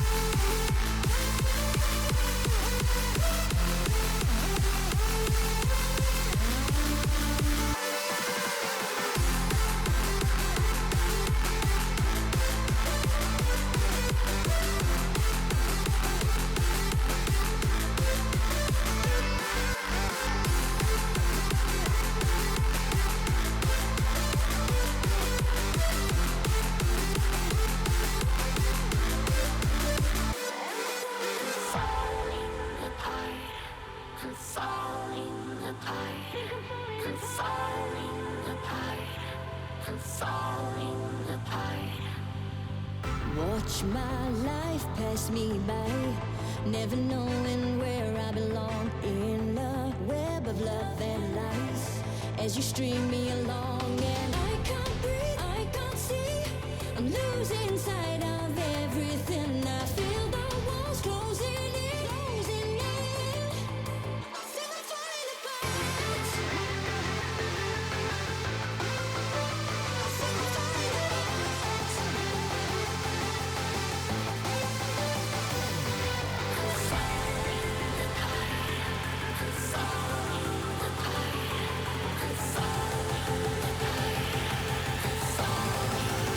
I feel I'm falling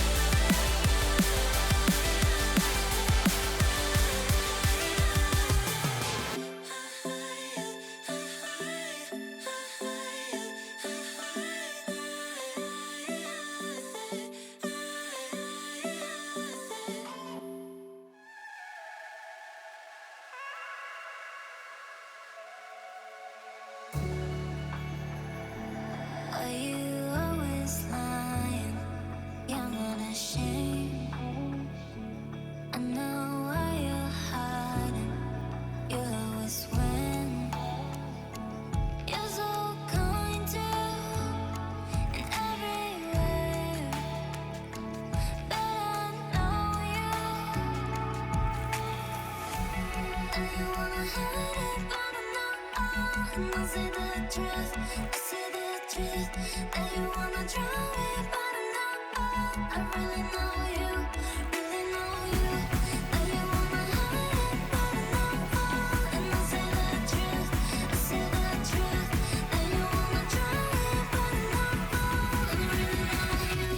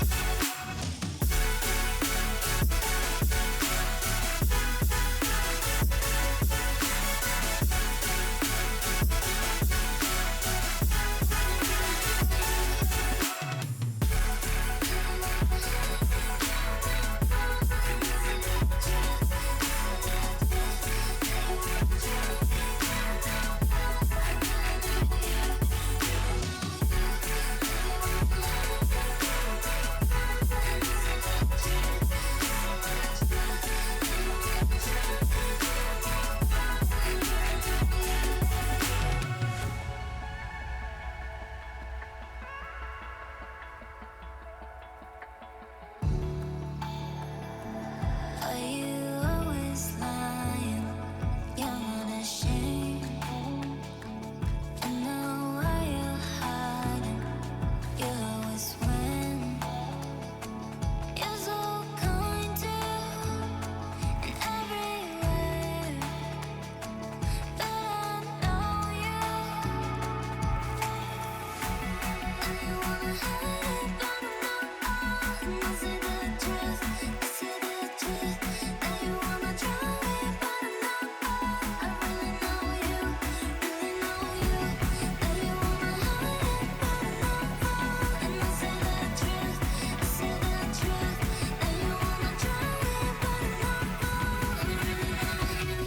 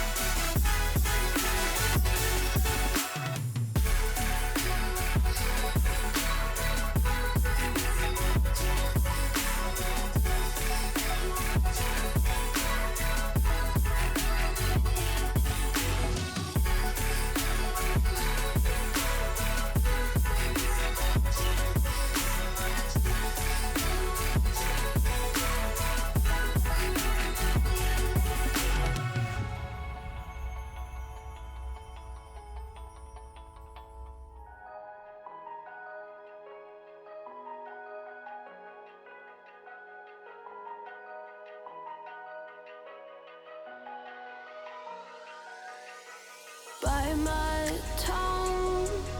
I feel what I feel when nobody's looking. I always run, is what I do. There's so many times when I wish I had the words to say, the chord in my mind again. I live in my head, but I'll change if you can teach me how to lead the way. I wanna be different around you. Inside, it doesn't come easy for me. I will try if you stand by me.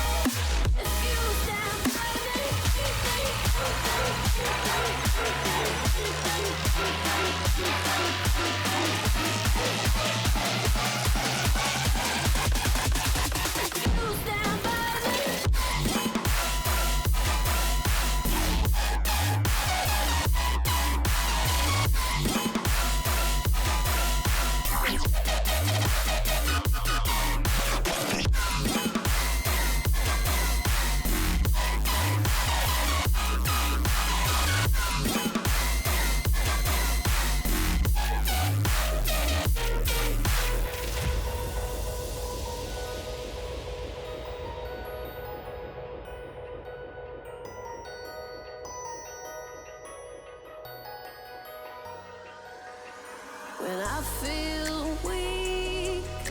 I'm not in a rush to start opening up, so I won't speak at all.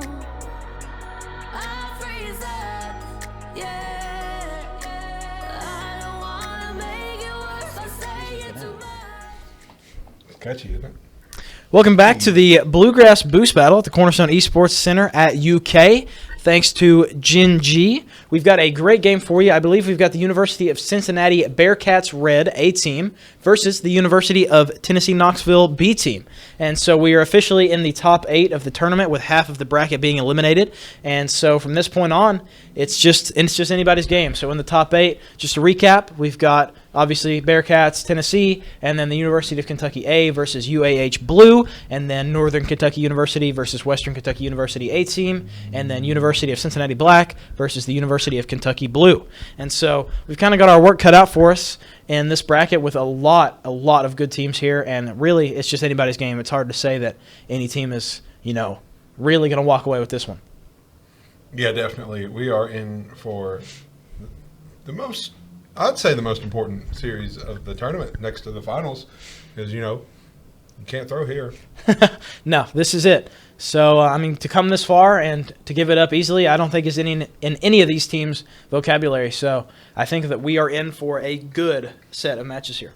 Yeah, definitely. I don't know a ton about these two teams, but obviously they are cut out because they made it here. They did make it here. They had to make it to this tournament, and then they had to make it here in this tournament. That is true. We have Tennessee and Cincy, both decent little drive, Mm-hmm. Glad I didn't make that drive. Yeah, thankfully. But yeah, we do have just a slight delay before this game hits the air, but shouldn't be too long here now.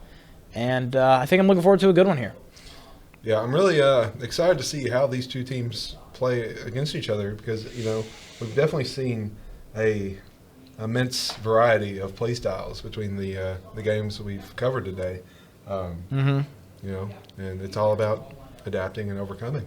It's about drive and power. Just stay hungry, just devour, and then take what's work. yours. Yeah. All right, we've just got an announcement that the lobby will be ready in a minute, so I don't think we're going to have to rap face-off anymore.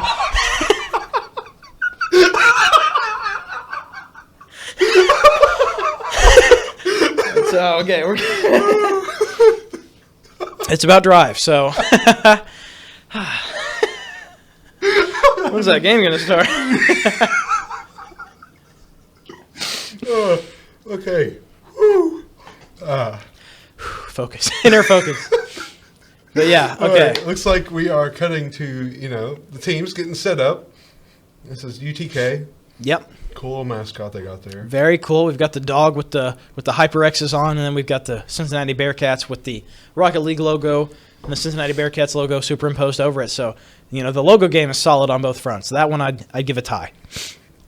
Yeah, definitely a cool logo. Oh yeah. There we go. We got a close up here.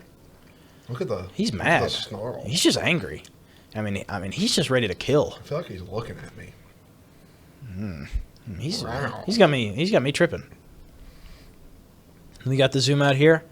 And both these teams, they look focused. They really do. They look like they're taking this seriously. And I think that they have no choice but to, because at this point, it is do or die. And I don't know, to be in that spot, to make it to the top 8 of this, the nerves are probably going to be flying. At this point in the land, though, I'd say that the nerves have come and gone, but this is a whole new animal in this top 8. So getting out of the pool here is a big deal. And I hope all these teams just try to make the best of it and play some good Rocket League. Yeah, definitely. And according to the bracket, UC has only dropped a single game this entire tournament, which is crazy.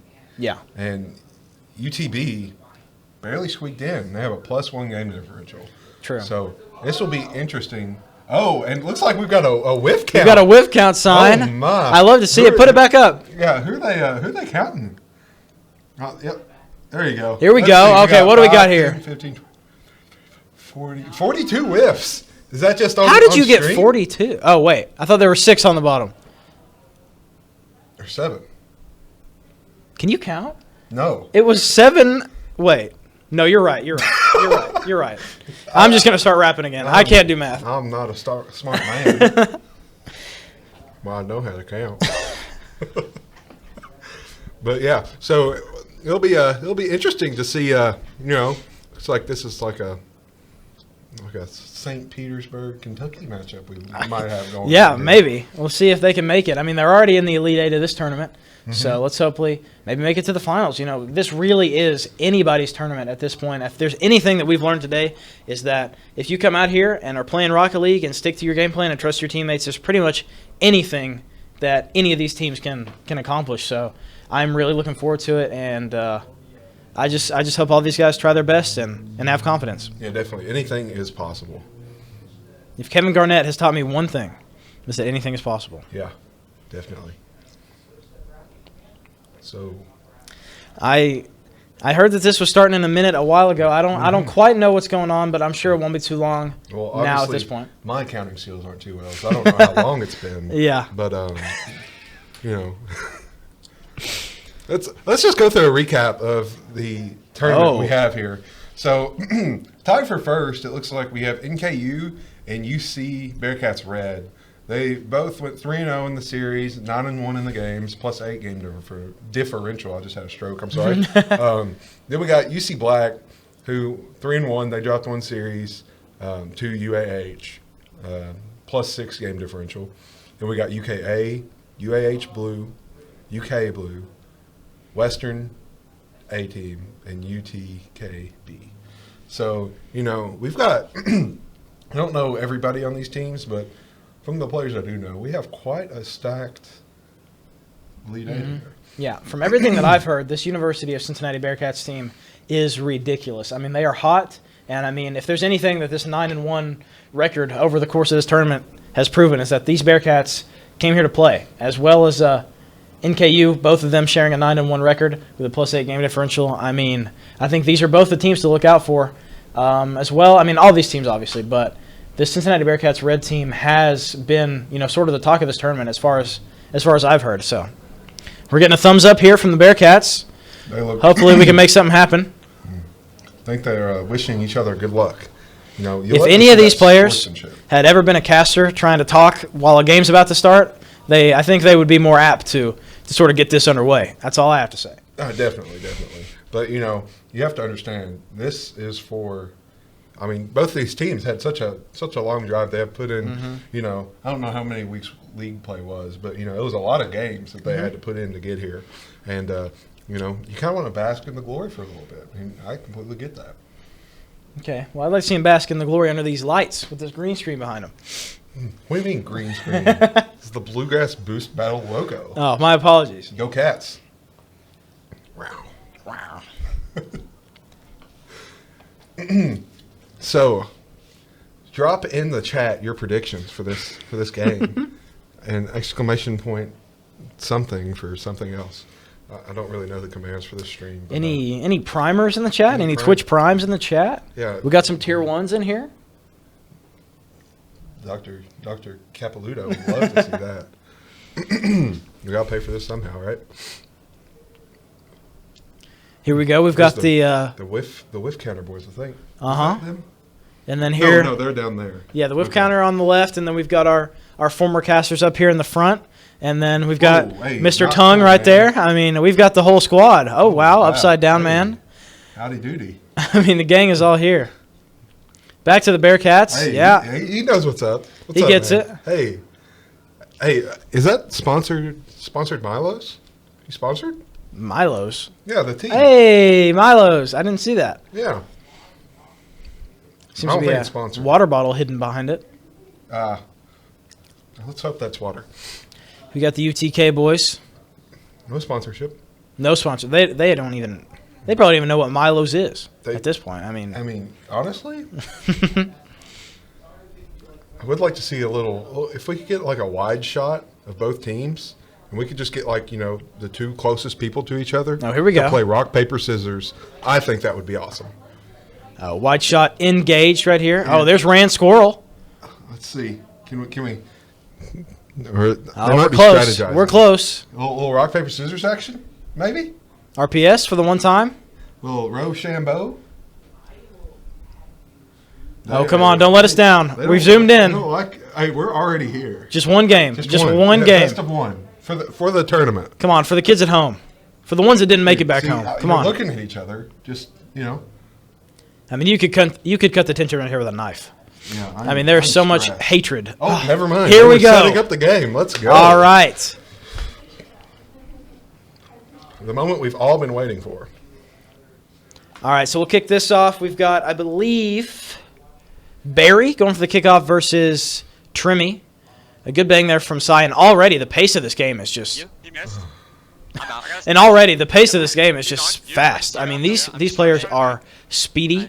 They are confident in their ability, and I mean, they've made it this far. So I believe that they're going to take these games very, very seriously, but at their own pace. I think both of these teams are very confident in the game plan that they've had so far in this tournament, and I don't think either of them are quite ready to start changing things just yet. So they definitely know what it takes to win. They just have to be able to implement that strategy into their game plan and, just kind of pull it off. But that's a lot easier said than done, can tell you from personal experience. My car has alpha. We've got Barry with the bang here to Zombie Jacob. Going to try to read it off the wall. Gets a little bit of a low touch, and we'll get clobbered by, I believe that was D-Nax? I don't know. But we'll see. Trimmy off the ceiling here. Gets the flip into the ball, but can't fight another touch. He'll go for this back boost. Zombie Jacob is alone. Maybe get the double. D-Nax will pop it. We'll get a bump here onto, I believe that was Zombie Jacob. A bit of a swarming defense there from Tennessee. And Cy with a miss there. I was going to say uncharacteristic miss, but I really don't know this player. So, but I'd say if you're making it this far in the tournament, beautiful save there. Saves. I believe that was from Cy. Out here looking like my hero, Turbo Pulsa. Just perfect mix. Oh, unfortunate. Just didn't have a teammate close enough. D-Nax goes for the pre-flip into that. Captain Clean RL, though, is going to look to take this one to the house. Can't find it, though. Barry's looking for a demo. Also can't find it. Trini gets bumped. Side high to Barry. Bang. A good look. A little higher, and I think that might have fallen, but still a good look. D-Nax is up. We'll miss. Double miss, triple miss, quadruple miss. Pass back. Find it. Captain Clean RL. Unfortunate there, but I think both teams realize that maybe they didn't deserve for that ball to go in either way, so can't be too mad. Trimmy goes for the second touch off the wall. Can't find it. And that will be still Cincinnati Red possession and just keeping up this pressure. I mean, Cincinnati Red has been doing a great job in these first 2.5 minutes of just finding this pressure, finding this offense, and just giving Tennessee no room to breathe. And so Tennessee's going to have to find a way to sort of work out of this because, as it stands, Cincinnati Red is prone for a ball to fall in at any given moment here. Okay, I'm rotating in circles, bro. Cy will take it. Trimmy's going for boost back here. Zombie Jacob will flip out of the way, but that ball will get saved by D-Hacks. Side bang, straight up. That was the bump. Almost not good. DX wants the read there. Just can't I think he had it too. He might have got 50'd up there or maybe pinched it with somebody. But we've been seeing in these early games that, being on stage, well, you might be playing the same game. It's a completely different feel. So we'll see if they get back into the swing of things here soon.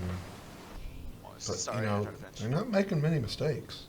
Yeah, they're not. And D-Hacks here with a lovely dribble. We'll see Captain Clean RL just trying to take that high.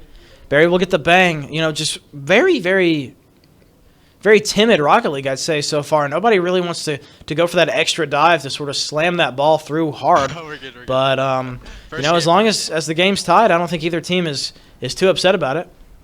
Yeah. D-Hacks will get washed to that ball by Zombie Jacob, and it's up to Cy here, and he just can't find it. Very, very good speed there from Zombie Jacob. And that really is a tough save to make. You got your momentum pulling you in one way, trying to stop the ball, and it's just not enough. And Tennessee will take the lead with a minute left, and if the last 4 minutes of this game have taught us anything, it's that, this is likely to be the last goal scored in this entire game, so we'll see. Nice, just cross. Can you go? DX will take it, or try to take it up and over, but it will fall into the corner here. Zombie Jacob goes for the demo. Zombie Jacob is fast in the air. Zombie Jacob has so much speed. We'll see him try to turn around and be a nuisance there. Very good stuff. Clean, where are you? Sorry. And a beautiful you shot from see. D-Hacks. Able to tie it up. 42 seconds left. They said, Yeah, you're not counting us out yet. D-Hacks, that's a beautiful shot. Top. Bardowny maybe. I don't know. Bardowski? But Bardowski for the one time. We'll see Trimmy go back right here. Zombie Jacob will take it high. Uh-oh. This could get weird. Oh, gosh. And Zombie Jacob will just pop it right off the kickoff, and it will fall. So Tennessee just taking that lead right back. Very, very good speed there from Zombie Jacob. And a lot of these goals have just come from Zombie Jacob's awareness. Just get it out the first game. Yep. Not cheat. Nice. Trimmy will put it there into the arms of Cy, but he'll shoot it a little low, and it will get saved by this Tennessee team. Ooh, unfortunate there from D-Hacks. He might have had an open look. We'll see that. Zombie Jacob is going to look for this ball. Let Clapton Cleat. Let Captain Clean take it. Clapton Cleat over here. Nice. And Zombie Jacob's going to look for a 50 here in their corner. Yeah, goes for a little flick. Can't find it, though. But with 9 seconds left, up one, this is a great spot for Tennessee to be in. He's going to touch again. Yeah, if I'm Tennessee, I'm not mad right now. And that'll be an easy save. Puts it off the ceiling a little bit Sketchy. unorthodox. But baby! Ground it. Shit. Uh-huh. And Tennessee will take game one. And so, Actually, dude, you know, we gotta, I guess we gotta stop whether you cursing be after 9-1 or 11-10, you know, it's can't- anybody's ball can't game at this say point that. in the tournament. Replay These one. teams are just so solid across the board, and so We're good. we see him saving the replay. That one's going in the VOD viewer later. Oh, definitely. Save the replays. You know, and this is just a perfect example We can go over of this after. record doesn't matter. It's March, so anything's possible. Dude, we You know, literally have never lost. we're just Saving the replay twice, just for good measure here. just in case. I get it. Make sure it gets on that ballchasing.gg. Yeah, for sure, for sure. Check the analytics. Oh yeah. Hey guys, let's just score I'd more like to see than the this heat stuff. map of that. So we are loaded into Game 2, I got it, Tennessee yeah. up I'll be 1-0, left. and we're going to have to see how Cincinnati Red wants to respond to this. I think Cincinnati Red had a lot of success sort of pressuring, but as far as executing and letting the ball go in the Sorry, hole, that touch. they sort of stumbled. Follow? And Tennessee took every advantage that they had, and job. it worked out great for them. So He's got I am the- excited to there's see no one there, though. how Cincinnati Red is going to sort of recalibrate their offense and chill maybe out, start chill out. exploiting some of these positions they put themselves in. And a lot of Tennessee's success and momentum last game came from Zombie Jacob's speed, and so if Zombie Jacob stays online, you know, I could see this Tennessee team running away with it. But as I say that, Barry slots one in, an excellent bang into Trimmy's car from D-Hacks, and just unfortunate there. I don't think D-Hacks ever thought that was going to happen. So a good shot though from Barry, good awareness, good speed to get that ball in the right spot. Yeah, you know, Barry's known for being fast, so I miss. He's the fastest man alive. not just I'm Lobus. We'll see. Captain Clean will be. Did I say Clapton again? think Captain so. Clean will be up for that ball. Get some Eric Clapton up in here. I would kill for some Eric Clapton right now, but that's not the matter at hand. D-Hacks will look to take this off the ball. Captain Clean RL will stuff it in there, and Barry's going to look for a touch. Zombie Jacob is going to go off the wall. He will find it, and Captain Clean will get the pop. So very, very good destabilization of that Bearcat offense for Captain Clean to sort of pop that, to understand that they had the ball rolling a little bit, just to get that a little bit uncomfortable for him. Left. Right. Cy will bang. Barry's going to go up. Goes for the 50. Can't find it. Yeah. He's on. He's there. Captain Clean will take it off the ceiling. Can't find the second touch. Will find it eventually, though. I'll leave you mid boost. Thank you. Barry's going to get a bang here. I'm going to wait on outside for a second. Zombie Jacob goes for it. It is getting bumped. It's very physical in this half of the game.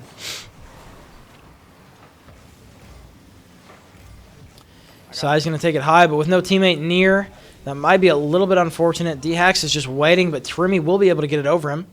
Zombie Jacob's going to take his time right here, maybe go for the second touch, but Barry is faster into that ball. Off wall. Cy up for it. It's off. It's off. This could be bad. Oh, Oh, D-Hacks man. buries it.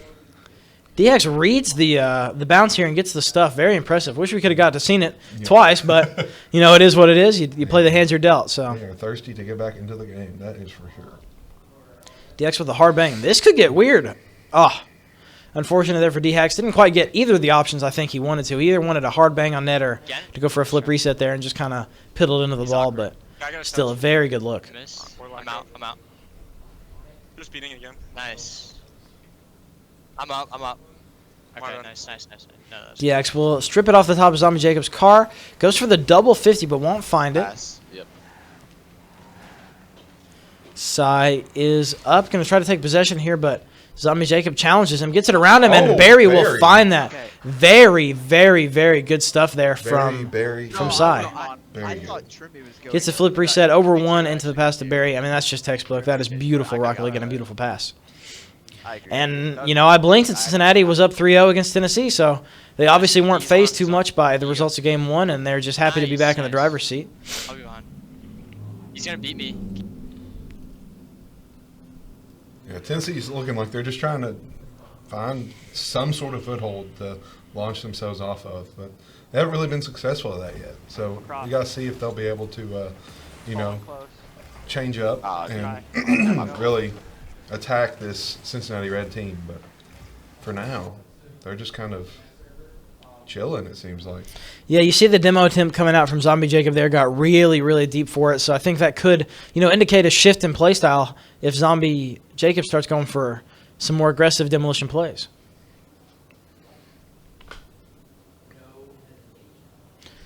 Trimmy will get a chance off the wall here. Gets a bang. Nope, can't find it. D-Hacks is everywhere, it seems like. Yeah, D-Hacks has definitely been the crutch that Cincinnati Red needed.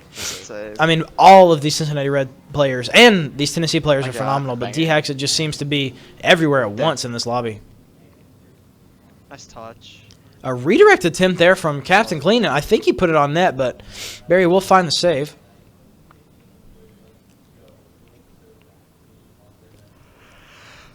I can't go. Man, I cannot stop yawning. I don't even feel tired. I don't know. It's just the thought of exciting Rocket League just brings the yawns out of me. What the fuck? And Tennessee will score it. Trimmy will find the ball there. Captain Clean spikes it hard off the ceiling. Very good. Gets a second touch, and that ball will just kind of fizzle in front of the net, and he will snipe it. And this timing is kind of perfect for Tennessee. I got 40 seconds left, 2 goals. Kind of perfect if they can get a little run going. Yeah, definitely not out of the realm of possibility that Tennessee will bring this one back up. Barry's opting to play it safe. I don't know about that, but no harm, no foul, I guess. I think the game on a good note is really good for us there. We can bring some momentum into that. Again, D-Hacks just everywhere with the ball. I'm there. A bang from Sai won't go in. Barry's up. He's on. I got. The ball goes down. You got it. We'll see. Captain Clean is going to look to dribble, but he can't find anything. And as the clock winds down, that will be Cincinnati Reds game 2. Yeah, definitely a different game than what we saw game 1 from Tennessee. It seemed like they were just kind of shocked from the beginning, and they couldn't get their senses back to them. Yeah, definitely for sure. I think the biggest difference that I can see in game 1 and game 2 is iZombie Jacob just really didn't show up this game. I think they relied on him heavily last game, and if you rely so much of your offense on one guy and maybe they can't really find their footing in the lobby or find that same energy that they brought game 1, then you're kind of left stranded. So I'd like to see a lot more out of him. Yeah, this is definitely a first or 8th game. Either team that wins this can go on to win this game, this tournament. So, it's coming down to the wire. For sure. Mm-hmm. Trimmy and Captain Clean are opting not to ready up right now, probably going over some game plan stuff, and Trimmy will finally lock it in. Yeah, I think we played good that game. And then enough of this waiting. Let's get to playing. All right, so the series is tied 1-1, despite what the overlay would have you think. Oh, there it is. Off corner. We'll see. Sai goes for the double here. Can't find it. I think he might have ran out of boost there at the end. Didn't have too much off the kickoff. Oh. Try and shoot. Smothering defense. From I think Barry really, really, really wanted that one. Unfortunate he couldn't get the kind of power and the direction that he wanted. We'll see Sai just going for 50 on the ground. Won't find it, but Zombie Jacob will pop it up high. Zombie Jacob is dead. Captain Clean tries to get killed, but won't find it. And Trimmy will slot it. Jimmy just kind of drove that ball in there. Very, very good pressure there from Captain Clean. You know, just going for the demo and threatening the pressure all around the goal. So, really wasn't much of a chore for Bro. Good job I believe Dude, I scored that goal to slot it. Trimmy, yeah, to slot that ball. Shot. Ooh, pretty. Good stuff. Good shots. Oh, I mean, when you pull out the SSL Dominus, there's nothing. Hit him with a shoulder rub. Beautiful shots like that. Boys, what I'm talking about. We gotta If you see a Dominus, I'm running. Those guys are scary. He's just hitting away. Nice. Ah, it's a bad touch. Can't go. Good save there from Zombie Jacob. Right. I am not, but I'm on 12. Almost saw the power of friendship right there. Ooh, beautiful from D-Hacks there. Finding his groove once again with the swatter. You're good. Yeah, a little bit unfortunate on the wall there with, I believe, Zombie Jacob and Trimmy. But that ball will fall down and it will get stuffed. And so mistakes like that cannot afford to happen, especially in a lobby of this caliber and of this importance. So I'm hoping that Cincinnati Red will sort of try to hone those mistakes or Tennessee rather, sort of try to hone those mistakes and actually be able to run away with this one. Sally kind of floating. See if he can get it back involved. Nice. You're first. Nice beat. Use time. I'm red as well. D-Hack showing the flicks. Kia. Zombie Jacob able to cut that one out. They're awkward. Yeah, Barry just trying to get that pressure on the corner, just trying everything he can to keep that ball in their third. But unfortunately, or maybe fortunately, they will be able to get that out. Barry will get the bang. Will not be able to get the second touch, though, but Trimmy will challenge Barry on the wall. D-Hacks went for the read off the wall, or Zombie Jacob did, but Sai will find it. I didn't see that one coming. That was honestly a crazy team play there. I'd love to be involved in those columns. What a touch by that Barry. pass is insane. Able just to I just sit it didn't right see in that front of coming. the net for his teammate to pick it up. Barry will flip here. He's got a little bit of time, but he gets bumped, unfortunately. Puts it over there to D-Hacks, though. We'll be able to find the pass. Not the goal, unfortunately. It does get saved by Captain Clean RL. Sai almost decided to go for the double there, but just decided to conserve his boost and slide on the wall and maybe grab some blue team boost. But here we are with an open net. The miss and Captain Clean making it look easy out here. Yeah, Zombie Jacob's not his best touch, and D-Hacks will just go ahead and miss that ball. So pretty lucky break there from Captain Clean, but a point's a point. Oh, a little bit of a...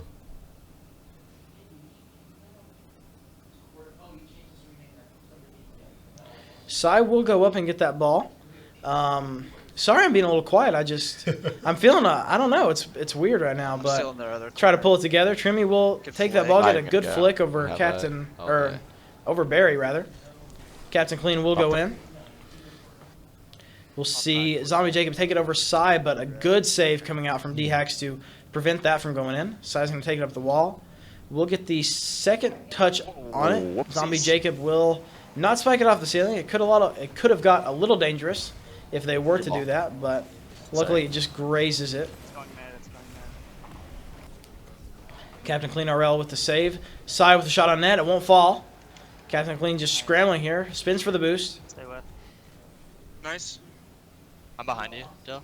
Yeah, I'll go first. You know, both these teams are, left. you know, their recoveries are just Yeah. infallible right now. Nice try. You know, Yeah, they're a lot of always wave there. dashes, a lot of speed so flips smart in the that he ball. actually knew So I had that block yeah, and they don't stay off just balance for long. That's actually insane. The audacity to even see something like that.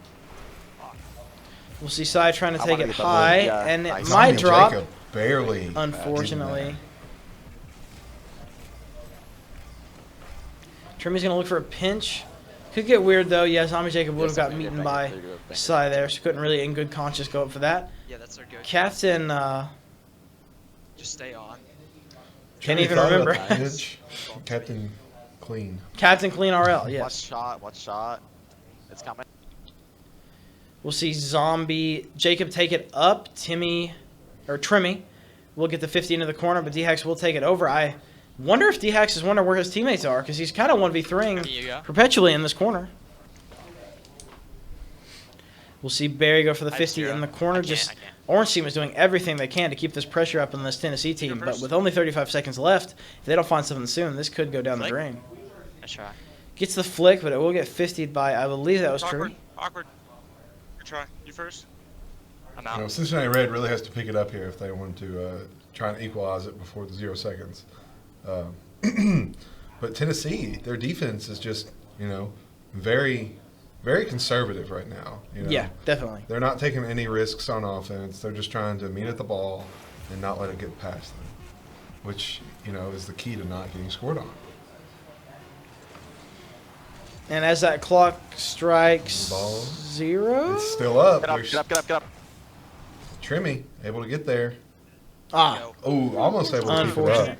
But Tennessee will walk away with game 3. So just like that, Tennessee's back in the driver's seat with a 1-game lead. Cincinnati is fighting for their life now. We will see if they, have what it takes to take that next step. And just like I said, Zombie Jacob with 655 points, 5 saves on the game. And that's exactly what I expected from a character and a player like Zombie Jacob to sort of, see the last game maybe he didn't do enough and to really pull in the reins and just run away with this one was really, really nice to see. And it just reinforces that idea that Zombie Jacob is really just the center point of this team and can do whatever he needs to do to make them win. But sorry, go on with what you were saying. Yeah, but I mean, you can just see the pressure that Tennessee has been able to get with those shots. They had 11 shots that last game, and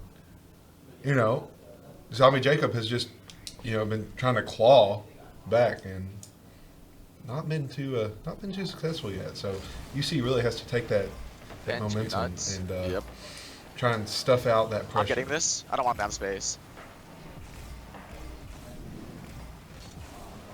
Trimmy will be the first to bang this ball. It tries to get doubled by Zombie Jacob, but it will not fall. We'll see. Captain Clean RL tries to get the pop. Trimmy will bang it off of the backboard and count that as a save. Zombie Jacob has the ball moving down the field. Close, but can't find it. Good save there from Sai. Off the wall to a blue teammate. Can't find it either. It's just you.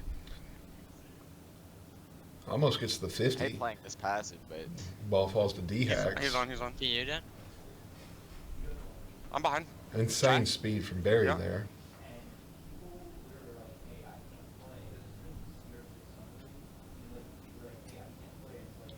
We will see D-Hacks go off the wall to try to touch that. Zombie Jacob won't be able to get the most fruitful series of touches out of that, but D-Hacks will be back on this ball. that was enemy. I'm getting back to Nat. Captain Clean trying to meet D-Hacks at the ball. I think they both missed that one, trying to go high. Is that in? Nice. And Zombie Jacob will slot one right in there. Yeah, give Zombie Jacob an inch. I'm telling you, he will take a mile. Keep him panicking. Let's get this dub, boys. Beautiful shot, beautiful air roll into the ball just to give it that extra oomph, that extra, following. X factor that it needed. And, just like that, Tennessee's up 1-0. Nice, they win. 2-1 in the series with 3.5 minutes to play. So, really, Tennessee came to play this series, and I'm very happy to see it. Somebody cut off. Captain Clean, beautiful save. Captain Clean has just been so solid. I mean, this Tennessee team is just really, really strong. It's a little bit weird to see the Tennessee players in the blue cars. Yeah, that's been throwing me off a little bit so far, but Zombie Jacob gets a series of 50s on the wall, and actually, I believe ends up with that boost snag. I can't quite see the boost counter. 5-0. So do I. I'm behind you, though. Nice. I'm going to chase. Okay. Captain Clean will bang it off the wall. D-Hacks will pop it high, but I believe there will be a Tennessee player there to boom it. And, of course, Captain Clean RL, just the most solid player that this Tennessee team could ask for. I'm just here behind you. So I will go for the double, but Trimmy will 50 it. This could be dangerous. Puts it to the side. I just got that boost. Yeah, this Tennessee team is just keeping this onslaught of beautiful offense. And Captain Clean is just always exactly where he needs to be to prevent this Cincinnati Red team from breathing. And just like that, Sai will get bumped off that ball. Should be an easy 50 here, or at least an easy save as that ball kind of scoots into the corner and removes all offensive pressure from it. Trimmy's just going to go for a 50 there. That's all he can get. We'll see Sai trying to 50 that, but still, I mean, this ball does not leave the Cincinnati Red corner at all. Go for the double here. Almost gets it. He might have ran out of boost. I see him not boosting towards that 100 there. So we'll see. This will be a little high. I don't know if D-Hex has the read, but doesn't need to because Zombie Jacob will clobber that 50. And he should have a good read. Sai with an opportunity here. But Captain Clean. I mean, he is just fast. Trimmy kind of saucing up his own teammate there, but that ball will end up on the Cincinnati Red third, so can you really, be too sorry about it? Trimmy's going to bang it right over the head of Barry and won't even fall to the demo, or Sai, rather, and won't fall to the demo. I don't know. Ooh, my goodness. Oh, that was beautiful. Yeah, D-Hex, that was a gorgeous shot. Yeah, they got a little bit jumbled up. Nobody really read the bar down there, and Trimmy and Captain Clean got a little caught up, and the game is tied with 1:30 to play. So we'll see. Zombie Jacob's going up. We'll fake it. Barry's going to bang. Zombie Jacob and Trimmy looking to... Oh, and Sai said, give us that lead back with the absolute dunk on Trimmy. And now Tennessee's back to the orange team. I'm very confused. I believe that Tennessee is blue, though. Correct me if I'm wrong. Yeah, they are. Yeah. Okay, we're back to normal now. I apologize. I got a little bit mixed up there. We'll see Sai going up. We'll find it. Bumps Captain Clean. Could be a little open. Trimmy, of course, is going to save that, though. I mean, just all 6 players on this pitch I have seen just come up in every moment that they needed to. I mean, Captain Clean, really sticks out. Of course, Zombie Jacob also are just, bangers. Ooh, went for the team pinch. Doesn't find it, but it will be a shot on net. Has to get saved. Sai might be able to do something dangerous here. Oh, he goes for the fake. And, oh, my gosh, that was absolutely beautiful. D-Hex said, you are not sending us home that easy. Yeah, Captain Clean RL, not much to do about that. A little unfortunate when he faked it high and then let the teammate come out from under him. But 43 seconds left. Tennessee's down 1-3. Oh, here we go. Zombie Jacob. Don't speak too soon. Don't speak too 40 soon. 40 seconds. It's a magic number. This is beautiful. I mean, if there's been a team tonight that I thought was going to be able to pull this out of the hat, it's going to be this Tennessee team. I mean, they have taken me by surprise by just how perfect they've played. And, I know. Yeah. Sai kind of solidifies this one, unless Tennessee can do something truly amazing here. Yeah, I know that whoever rolled that on net from the get-go wanted to put that in originally, but still the ball will fall. Trimmy was going for that ball. It does get kind of stuffed up in the corner. He will get lost in the sauce over there. We'll see D-Hex just trying to take it slowly. Barry with the bang. And it will fall. And just like that, I think that will kind of wash away Tennessee's hopes. But for a very, very strong part of this game, Tennessee was firmly in control. And so I don't really know what's happened in this last, I'd say, minute and a half. But Cincinnati Red has found, sort of a chink in the armor that they can expose. Yeah, they've definitely upshifted to that next gear that they needed to pull this win off. Yeah, and that ball will just kind of float around. Captain Clean going up, but this will be a wrap on Game 4. So Game 5, this is anybody's series, though, for sure. Another Game 5. Hopefully, if we get to an overtime here, it'll be a bit more exciting than last series. But still, so far, a very, very solid series. Zombie Jacob still at the top, Captain Clean, and Trimmy. All of these players are just coming up big in their own way. And so it's very exciting to see just really good Rocket League being played. And if I'm UTK right now, I'm not nervous. You are ready. You've shown that you can beat these guys. Just like you're coming off a loss. Last game doesn't matter. It's all about the present. So you just have to focus on playing the best game of Rocket League you can. Yeah, I completely agree. It's not like Cincinnati Red can be, completely comfortable in their position because Tennessee has proven themselves very, very, very capable of scoring on the Cincinnati team time and time again. So we'll have to see. Trimmy's taking a little longer to get ready, probably talking it over with the boys. I can respect that. But here we go, loaded into Game 5. Game 5. This is the cat's pajamas right here. This is the cat's meow right now. Sai will go for the kickoff versus, I believe, Captain Clean. Zombie Jacob cheating a little hard. We'll see.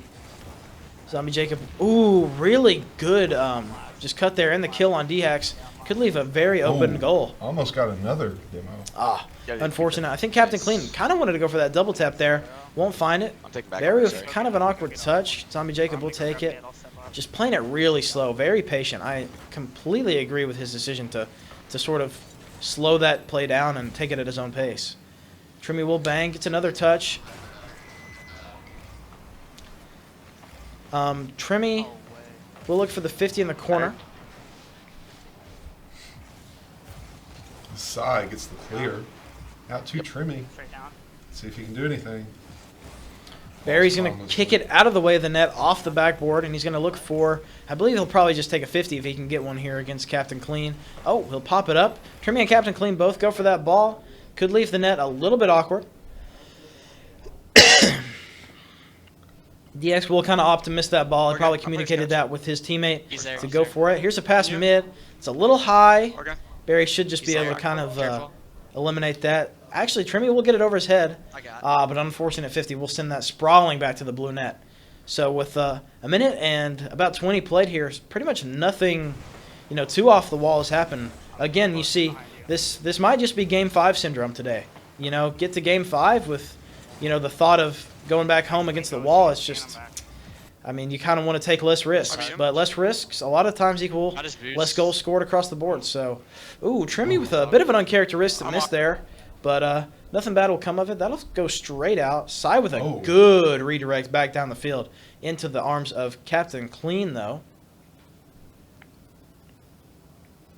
Captain Clean just looking to, I believe, get that over to Zombie Jacob, but he cannot find the pass. And, this is a recipe for disaster.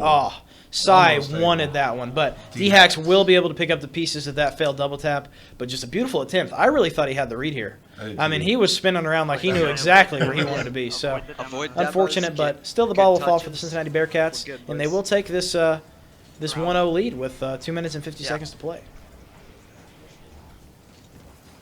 Nice. Captain Clean He's got get a little awkward touch there. I don't really know what happened, in terms of who really ended up 50ing that ball. Nice. We'll see. Oh, that could have got dangerous, but D-Hacks is quick with it. I'm picking up corner. Captain Clean banging it over to maybe Zombie Jacob, but Sai just beats him to it, and that ball will drop. And you can hear the Cincinnati players getting really excited that they have to stay grounded because there's still half a game left. Yeah, there's a complete other whole, kind of mini game of this to play before, these curtains close. So definitely no room to get comfortable. Might miss. The demo attempt from Barry there. Yeah, you. See Zombie Jacob just trying to make something happen. He'll snag this boost. Just kind of fiddling with him here, just bobbing and weaving in and out, but still nothing will come of it. A little hard off the backboard, and the Cincinnati Bearcats were able to kind of reconnect, and Sai will find it again. Sai is coming up big in this Game 5. He kind of played a quieter series in these games 1 through 4. Not to say that he wasn't a very, very good player for this team, but more of a behind-the-scenes element to this Bearcats offense and defense. But this game, he is finding every single mark that he needs to find, and with 2 minutes left and down 3 goals, this Tennessee team is probably going to have to start squirming a little bit. Maybe start having to take some risks. Yeah, they definitely have to start playing more aggressive here as Barry's in the motor. Yeah, we did. But it's fair. Yeah. But if I'm UTK right now. Hey, wait, hold up. I'm Flip thinking, reset. Still got a minute. We've got 2 minutes left. We'll try until a minute. Then you gotta go for some styles. Agree. Come on. Wait, what? We got 2 minutes left. Now or never, basically. Yeah, I don't know what's going on, kind of behind the scenes, but they do seem to be sort of, falling apart here on terms of defense. Sai was going to take this ball, gets the bang. Barry will go up, sort of fake it. The almost triple commit there from Cincinnati Red, but it'll do the trick as Trimmy sort of fumbles the ball in the air. Yep. I'm left. Okay. D-Hacks will go up. Oh, good try. Sai tries to pinch it with him. We'll get the double. Oh, unfortunate across the board there. But that would have been a good goal to have. Trimmy looking for an opportunity here, but, with a player like Sai, I believe is the one that ended up saving that ball. That's just never going to go in.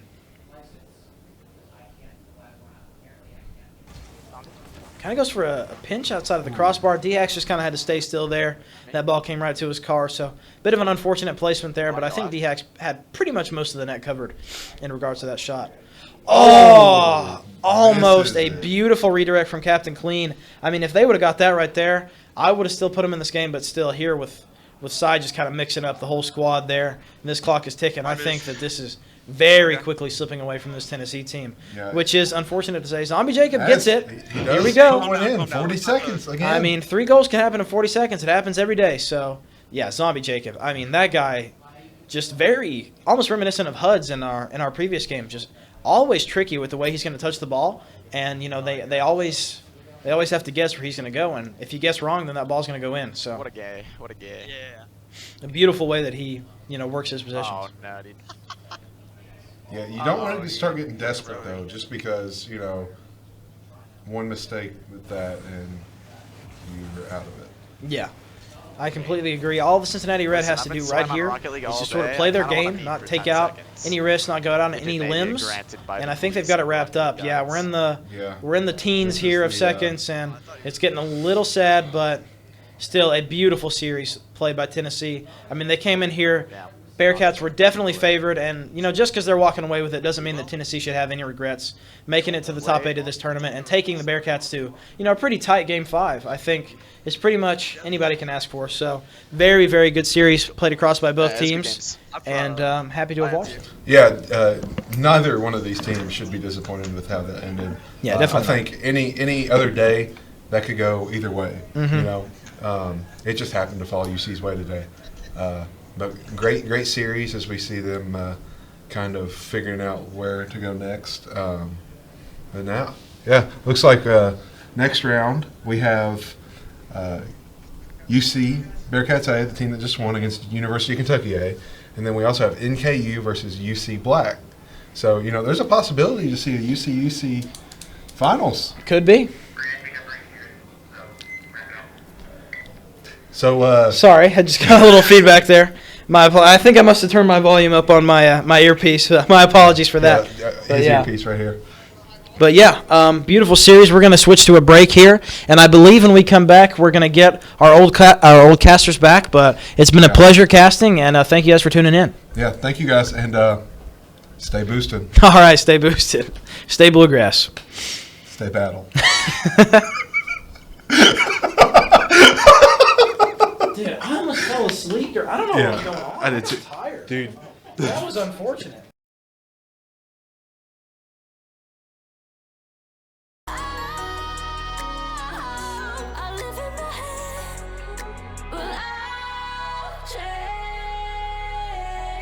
If you can teach me how to lead the way, I wanna be different around you. Inside, it doesn't come easy for me. I will try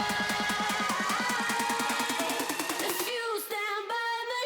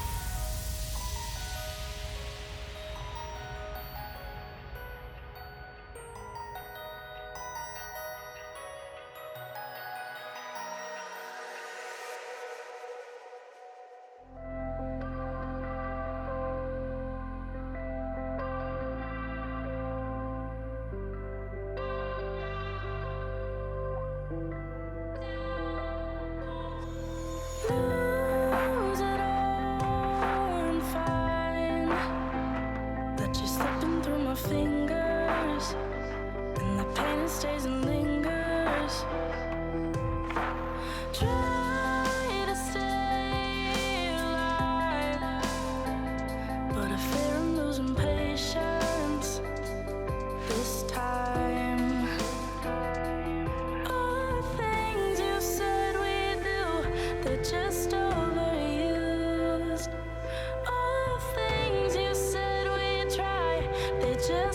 passed us by. I'm getting sick of saving lives and leaving mine to dry. So I picked up the pace, left you, I don't need you, babe. Why does the world keep spinning round when all I did was hold you down? Feels like I'm losing patience when you keep me waiting. Why does the world keep spinning round when all I did was hold you down? It's so hard to save you when I needed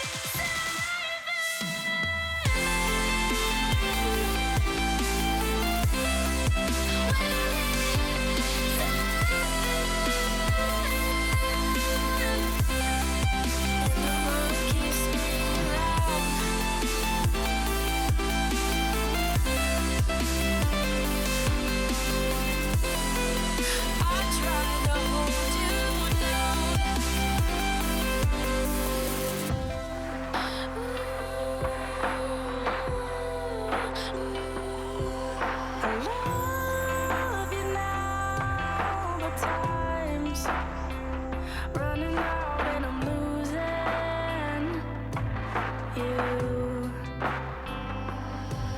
It's like our love was fine, but we lost our minds and feelings, and you can blame me for the reasons. All the times we tried to fix us left me compromised. You told me to leave you, so I did, and now our love has died. I'm getting sick of saving lives and leaving mine to dry. So I picked up the pace, left you, I don't need you, babe. Why does the world keep spinning round when all I did was hold you down? Feels like I'm losing patience when you keep me waiting. Why does the world keep spinning round when all I did was hold you down? But it's hard to save you when I needed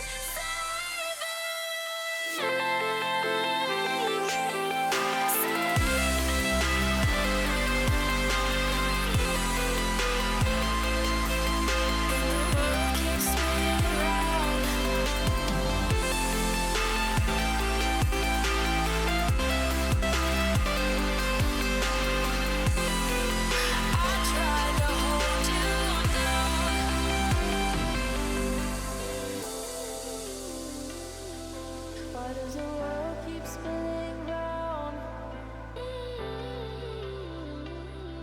And all I did was hold you down. Why does the world keep spinning round? And all I did was hold you down.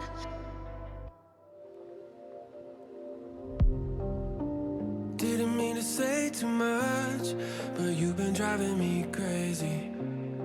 Never felt like this before. I try to be nonchalant, even though it's obvious. I can never help wanting more. Oh, slip into the dark and then we end up in each other's arms. There's no looking back, I gotta find a way to where you are. Make me your shadow. Wanna be with you wherever you go. You know I'll follow you.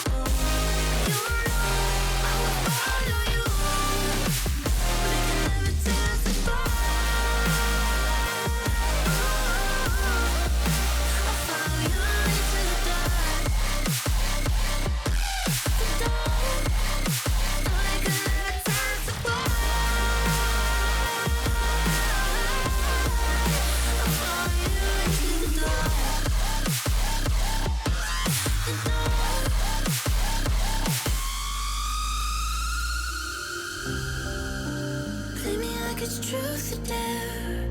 The way you're pulling me closer makes me wanna bear it all for you. Ooh, why don't you show me how much you care? Be the devil on my shoulder, 'cause I don't think we got a lot to lose. Ooh, make me a shadow. Wanna be with you wherever you go. You know I'll follow you. Only feel right when I got you close. Without you, I'm hollow. Wherever you are is where I call home. Make me a shadow. A shadow.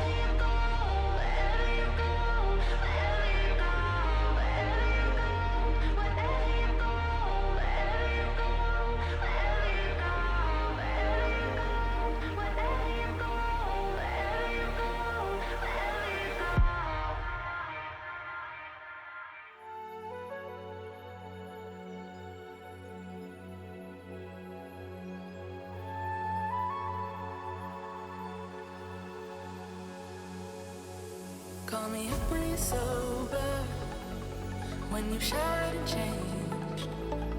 You give it up like it's over, but never give it away. And I don't wanna fall for you this time. I can find the truth in all the lies. If I could, I wanna believe me.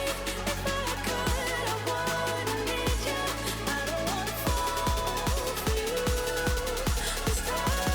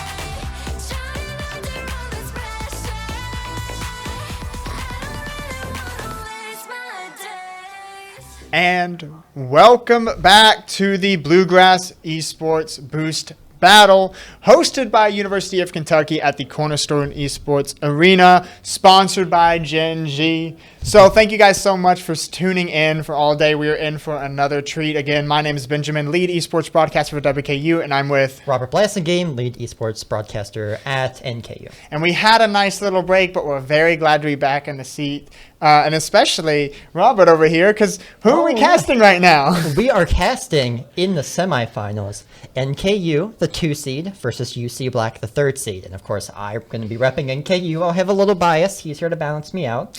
But I'm going to get hyped for my team didn't make it, so you. Because we beat your team. I'm sorry. It was the great counter that WKU was against NKU, and I was like, well, if I win. Great, then you hold my bias. If you win, I hold your bias. So It'll all be nice and fun in the end. Some players are getting ready. A lot of players are really excited for this, and I'm really excited for this as well too. It's been a really productive game. We actually sat out and watched the Knoxville Cincinnati game, and we did not expect it. Wait, on the stage, that's not who we thought. That's Kentucky. Yeah, we'll get this fixed up real quick. Whoops. They may have swapped that up on us. Yeah. Versus. Okay. I think I might see what's happening here. They might be doing both games on stage on the confirmation. Okay. Yeah. So we'll be having both games on stage. So we're actually going to start with this one. Yeah. So we're going to be doing University of Cincinnati Bearcats Red, and that's going to be against University of Kentucky A.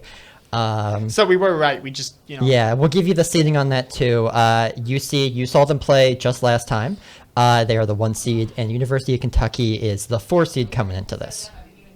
So it's, the 1 versus 4 seed, 2 versus 3 seed, but this it is. So we just, read it wrong. It's fine. We're not perfect. Yeah, we got it. We're good now. We took a break, and then we had to wake back up, Yeah. One thing I'd love to get an update on is the whiff counter. We saw that when we were out there, too. Yeah, Maybe we can get a little look again at our counter. Whiff counter. There we go. All right. All right, Let's do a quick count. 4, 5, 6, 7, 8, 9,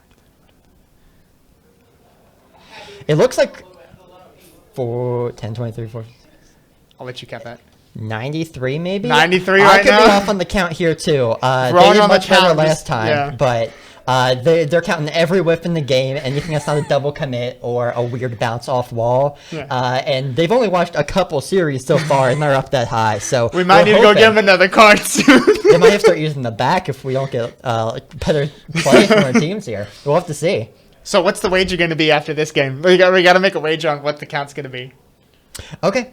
I think we're going to see 4 matches here, 4 games, and I think we're going to get about 5 whips per game. So I'm thinking 20 more are going to be added. Wow, you're very generous with only 20. I think I am. I'm going to go 30.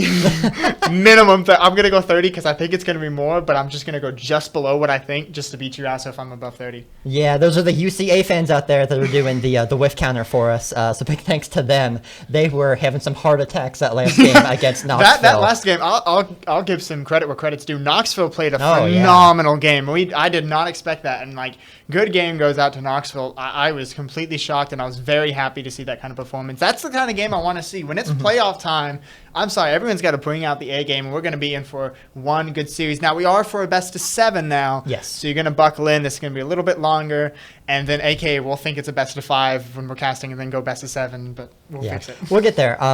But before we get in, watching that last match, I kind of was able to get a good look at the UCA team, the UC Red team. And from their match against Knoxville, I felt like they would have really quick scoring runs where they get 3-4 goals in a row. But then they'd also struggle to get more consistent play across the whole thing. And that's where Knoxville was able to play good defense, get some counterattacks in, and we're going to see if they can change the narrative here. And with UK Red, wow. Cincy Red. Cincy Red, UK, the main one. So UK, so just Cincy and UK. This is where if UK can play the proper defense like UTK was doing, but kind of muddle those scoring streaks and just be a little bit more aggressive, you're going to see a phenomenal performance performance, I feel. And I think UK has a really good chance against Cincinnati Red right now. They do. I think they ended up playing, again, their one loss in the Swiss was to NKU, who they lost 3-1 to, who right now is playing real strong. Like we said, they made it through to the semifinals. So every team left here is a very strong candidate to move on. I think we're going to see, again, a 4 or 5 game series. I don't think this is going to be a sweep, as it looks like neither team has been able to take control of the match quite yet. I know there was some seeding and there's favorites, but the way that, University of Tennessee played, I think, honestly, that best of 8, those are the best 8 teams we had here, and it was anybody's game. I know you were partial to NKU, of course, I was partial to NKU, but either could have taken that game with the way that UT, so I think we have the absolute best of the best, so these teams are going to play their A games. I think it's going to be a 5-game series, and I think 7-game on 6 or 7. And I think it's going to be consistently that the entire rest of the series. Yeah, we're going to see we've had some really good chances so far from both teams. We had Unfriable Apples Apples, I guess we'll call them here, make a great save on the back end. Look like neither team has gotten true control of the ball so far. Every time they get it into the opposing half, it gets knocked away. We see a shot here. Nice shot. Barry's going to start this one off for Cincy Red, though. Yeah, we're going to see coming downfield, Apples getting a mistouch and Barry sniping it from far away. The last UK player back not able to get in front of it. Again, giving UC a 1-0 lead here with about 3 minutes left. And I mean, you got a long road to go ahead. Why are the... Oh, never mind. I was wondering why the buttons are filled, but I just realized something else. But, ooh, that one was getting close right there. So, I mean, Cincy Red starting off strong, they need to keep that consistency. They can't go on scoring streaks if they want to take out UK Red. Yeah, and we see another shot towards goal here. Oh, bouncing off. Unfortunate. We're going to see UK try and build an attack here, but UK seems to struggle once they go down in matches. If they don't come out firing, it seems like they have a hard time digging themselves out of a moral hole. And if UC can get some quick goals here and win maybe the first 1 or 2 matches. Oh, a beautiful save here from Barry. We might not see them be able to come back. They need to get this match or the next match as a win. I definitely agree. They need to come out swinging, because especially in a best of 7, as I heard some of the WKU players, and you heard it too, it's momentum is such a big thing in Rocket League. Oh, yeah. And when you're best of 5, best of 7, yes, there's a 2-game potential difference, but the momentum change is completely different. If you win 2 in a row in a best of 7, you're probably going to take the rest, I feel. Because it's just that momentum. You have it, and that opposing team has to pull out so much to come back from there. And, I mean, there's 3 minutes into the game, and we've seen 1 goal. These teams are definitely playing a very solid game. Yeah, Apple's getting a very close save to put it off net, but UC still on the attack here. Sai knocking it in on the top bar. This one bouncing around in front of net for a bit. Again, Apple's doing a great work to get that first save. Matt not able to get that second touch on the ball. UC setting up a great goal in center. They're taking their time with their shots. They're not rushing anything. They know they don't have to score on the first or second shot. If they keep the rotations up, they seem to be able to break the UK defense. You may actually have another shot there with Barry coming in, knocking it towards the middle, but Matt with a good save. He's going to let the UK live on for a little bit longer without being 0-3. That was a little scary on that positioning. And UK, and this is the difference since the U.S. team than I saw last series. Oh, absolutely. They're more calm, they're collected. Oh, a bump? Oh, what a nice save. Apples is there, Unfireable Apples. I love that name. Actually, dude, some baked apples sound good. Sorry, I'm hungry. We see a demo on the back end, taking out a UK player. Since he turned this into offense, Matt on the wall, spawning there, very fortunate. You see back on their heels here. UK putting the shot mid. Festive Invader has an angle. It's going to go up, though, rather than right in the net. It's going to be a little bit above the goal. Yeah, UK not able to connect on a passing play yet. They've had some quite good looks in front of net. Woo! Barry on myself goal. But the UC is doing a great job of making sure that they don't leave any open angles on net. UK has to thread the needle, and they just haven't been able to do so yet. Oh, and you may see that thread the needle right there. It's always fun when you have UC UK because we get C and K interchanged in our brain anyway. Oh, another one towards net. That is a save from Matt. Matt maybe try to go up against second save, but nice score by Sai. Whew, this may be the sign this game. Yeah, Matt doing a great job to put it up and away, but perfect read from side to put it back in. It's unbelievable the way that they're reading UK's touches right now. I think UK doesn't feel safe with half of what they're doing. They know that UC's breathing down their neck constantly. Sai up for another shot, knocked away, and we're going to have to see Barry. Oh, Apple's missing. That's 1 to the whiff counter. But At least that we know yeah, of. There's probably more. UK is just struggling to get offense going here. Apples, again, this one knocked away by Barry. Good job by Cincinnati. I mean, this is completely different than the Cincinnati Red we saw in the series before. This is a very strong, consistent team. And, I mean, they're going to take a 3-0 win. They're going to shut out Kentucky in the first round. That's how you want to start a best of 7. You want to come out with a huge burst of energy, and you're lighting the fire against UK, saying, hey, you better match us or we're going to run with this series. Yeah, and UK had decent defense. You can see there because they got quite a lot of saves, but UC kept peppering shots on goal until they could get an open angle. They weren't complacent with taking 1 or 2 shots. We're seeing 10 shots on goal for UC and 7 for UK, and that's the 3 goals difference. And so, yes, it was 6 saves, but good defense overall for Cincinnati. But, I mean, the extra goals is just going to really help you out there. Yeah, and Sai playing nothing but offense. You can see he has no saves, but has both goals. Kind of doing some cleanup work around the net, which you always need someone to keep that rotation up. Sai has taken advantage of UK being able to block that first and second shot, but not the third one. The defensive rotations seem to break down after a bit from UK. They're going to have to get tighter on this and make sure that this match doesn't affect the rest of the series. You just got to come to this next one like the first match didn't happen. No, absolutely.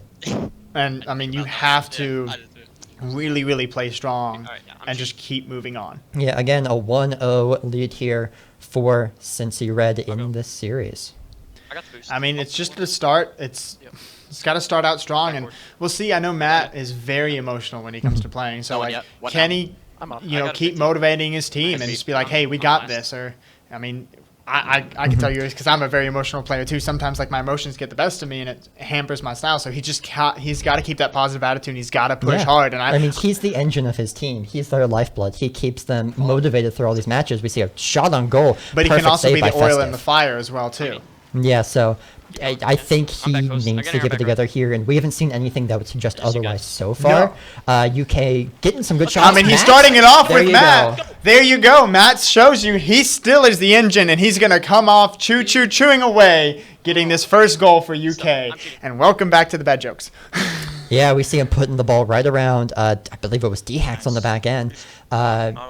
We see UK coming out much quicker this time, not afraid to contest UC in the air. You can see there from Festive.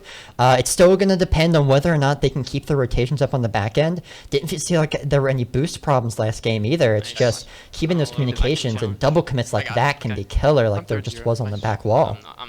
I definitely agree with that one. And I mean, this is strong from UK to start out. I mean, again, we've seen if you win the first game, it doesn't mean a whole lot. Because UK's up again 2-0. But the first game of the series has honestly been like the crux of some people. They're like, oh, I get this first game, I can win. And they lose the series. So sometimes winning the first game on broadcasting when you're on the stage is not your best friend. I'd rather lose the first game. Well, I don't know about that per se, but I think you got to keep in mind that you're not comfortable. As you can see here, Kentucky seems to have adjusted to how Cincy's playing. They know that they're going to be pressed, and they're not holding on to the ball too long. They're always looking to tap it around a Cincy player. We see a shot. Oh, nice save by Matt though, but it's not going to be enough. Barry's going to send that one in. Barry, good shot. Yeah, we see Sai knocking it down here, doing a great job to get that second touch to put it down to Barry, making sure that no one on UK could get a clean touch on it. This does bring the series with 3:23 left back to 2-1 for UK. We see another look. Another Sai. Barry and Sai are about to go in again. I don't know if that counts on the whiff counter. Missing a flip reset. We may count it. Nice! Oh, that's Good ball, unfortunate. Matt. Knocking Count that one as a whiff right there. Nah, knocked in the defense away. You see D-Hacks going up wall here, but Matt takes him out on the back end. Flicking off just in time before he can see it. I mean, that keeps their 2-point lead as well, too. Right. And they seem very comfortable. Again, once they get this lead. Ooh, nice boost steal as well, too. Stealing that back boost is very important. We're going to see, UC's going to have to hurry back and get a touch on this. They're not able to. Another goal for UK. Matt puts it in. Let's go, baby. Man, oh man. UK from game 1 to game 2 is a different animal. It's Yeah. just they've just came out of their little shell and said, all right, hey, we're actually here to play. We're going to show you how it's done. Yeah, Matt's not taking no for an answer. He is putting so many of these balls into the back of the net. Hasn't missed a big shot yet. UC's defense has seemed to be struggling here with containing UK after they beat their press up front. Whenever there's only 1 or 2 players back, they seem to be consistently beating it. Barry there doing a great job to put it away from goal, but I'm not confident in just leaving 1 back for UC right now. They may have to play more conservative next game. They can't afford to this game, but next game they might have to change up their rotational play style and see if it can make a difference. And definitely they got to change it up. I think, all honesty, I could be 100% wrong. I think they were a little really confident as well too, because they came off the UTK win. They won the first game, like, all right, we got this. And I think they just let it down a little bit. And you got to respect that UK's in this semifinals. They're a phenomenal team. Like every game you got to play like it's your last. You got to play every single game like if you lose it, you're out of the tournament. Yeah, we have to repeat that the only game UK. Oh, good look here. The only game UK has lost so far was to NKU, who has been dominant so far in this series. In this tournament. Matt with a top net goal. 4-goal lead now, 147 left. That's a hat trick for Matt. It is. Apple's doing a great job of setting that one up on the top bar, putting it out of the reach of UC. The offense on display here is amazing. The demo trying to get their frustrations out. UC would love to just get some more goals to even this up. And they're about to get one. Oh, nice save by Festive. It feels out of their hands right now almost, like UK can do whatever they want to on the offensive end. UC's going to have to regroup after this match unless they can get a ton of quick goals here. Oh my gosh, Fry Apples. Why did I call him that? Apples is going to take that one all the way down with his boost, but he wasn't able to get a good shot. But again, as you're saying, this is an absolute menacing UK team right now, and you just got to keep playing like this. And the defenses from Festive is coming in. These teams are playing a strong defense and just playing the pass game. And you may see one player get 3 or 4 goals in a game. It doesn't mean they're doing the most work. It just means they're finishing the shots. Right. Yeah, absolutely. We're going to see another look upfield here. Unfriable Apples looking. Sai puts it back in. No one there to collect it as Matt takes it again to corner. UK being so dominant. This one not trickling into goal. Luckily, a demo there could mean something. It doesn't. Festive Invader putting it back in front. Knocked away by Barry. Again, UK not giving UC any room to breathe. It's the exact opposite of last game, where UK didn't feel like they could touch a ball without UC getting a touch on it. Now UC, every touch they take seems to be so nervous. We see another look at goal. Oh, and Festive getting a great save. Yes, definitely. And this UK team is going to take this 4-point lead, and I think they're going to run with it this game, and I think it's going to be a tied series 1-1. And they definitely put that first game behind them. Matt almost sings one more, so Festive's going to come in. And, I mean, I think UK put that first game behind them. It is a mile away, and they're saying, hey, this is a new day, a new life, and we're going to come out of this one. This is our series. Smiling down in the corner. I don't know how many people caught that one, but they're just having a good time now. They know they're up 5 goals. No way they can lose. I know one thing that UK is thinking about if they win this series, if they can. Oh, we get a nice closer game from Barry. 2 seconds left, just extending it. But UK keeps thinking if we make it to the finals, it'll be just like last year where they made it. They want to get back to that spot again so desperately. They don't want to fall to UC too soon. And they don't want to fall to UC. If they go up against NKU, they definitely don't want to get reverse sweeped again. Yeah, and we see here again, equalizing is now 1-1 between Cincinnati and Kentucky. You see Matt with 3 goals, Festive with 4 saves on the back end. UC had no shortage of shots, but the saves coming out from UK were insane. You see the opposite the other way.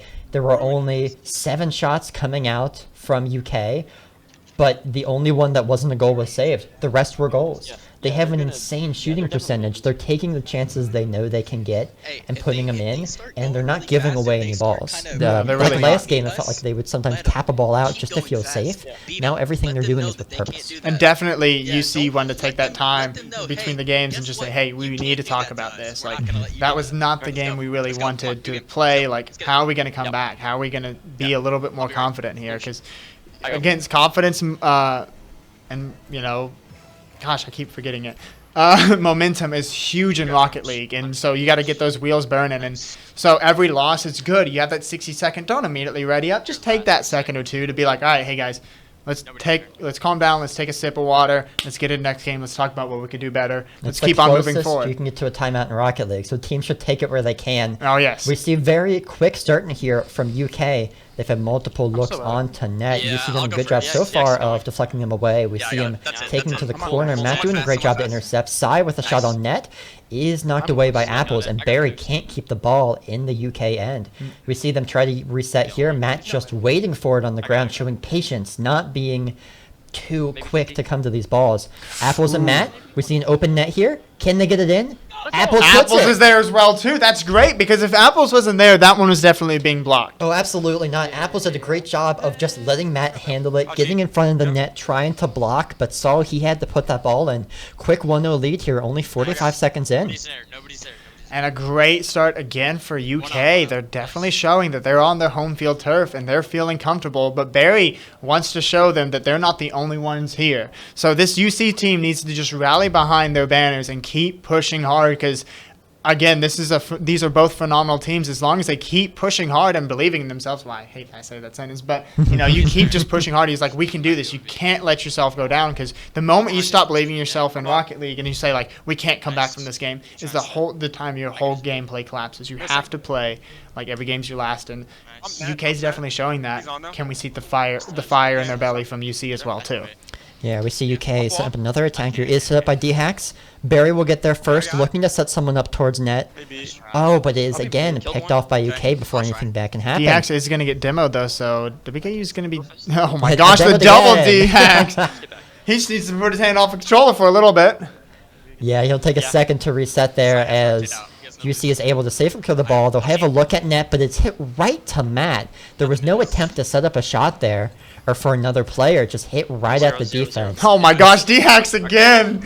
Let this poor man play! I would not want to see what D-Hacks is feeling like right now after 3 demos in a row. If you can take demos, it's good, but sometimes they can just destroy your morale if they keep coming and coming and coming. Especially in a short span. I mean, that was like 3 demos in 15, 20 seconds. You're just like, look, I can't play the game. We see another look here. Festive. Oh, nice block by Sai, though, but that one I think is going in. No, a little high, but Apples is there for the follow-up. Apples cleaning up his own shot here. Puts it up high.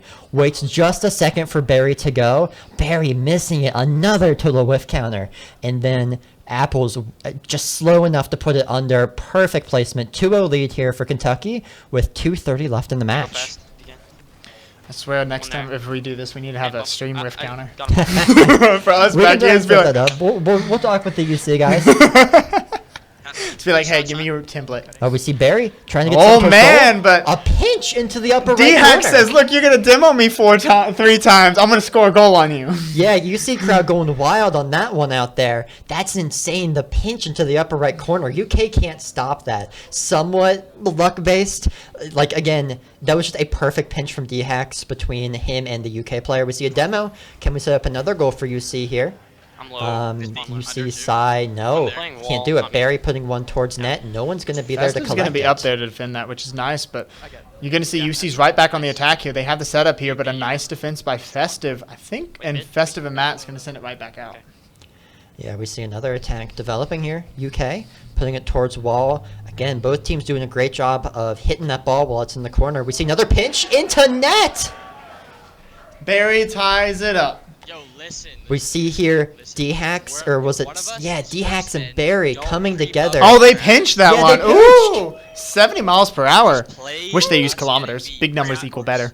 Yeah, but we got 2-2 here, 142 left. This game went from feeling bad for UC to 2 pinch goals into net. Those always lift the spirits. They're going to see if they can get another one before UK, because UK seems inevitable right now. We see a demo down low taking out the shot that Matt was going to have. Matt now on the back end watching the play develop is going to be able to get up to this ball, try and hit it out.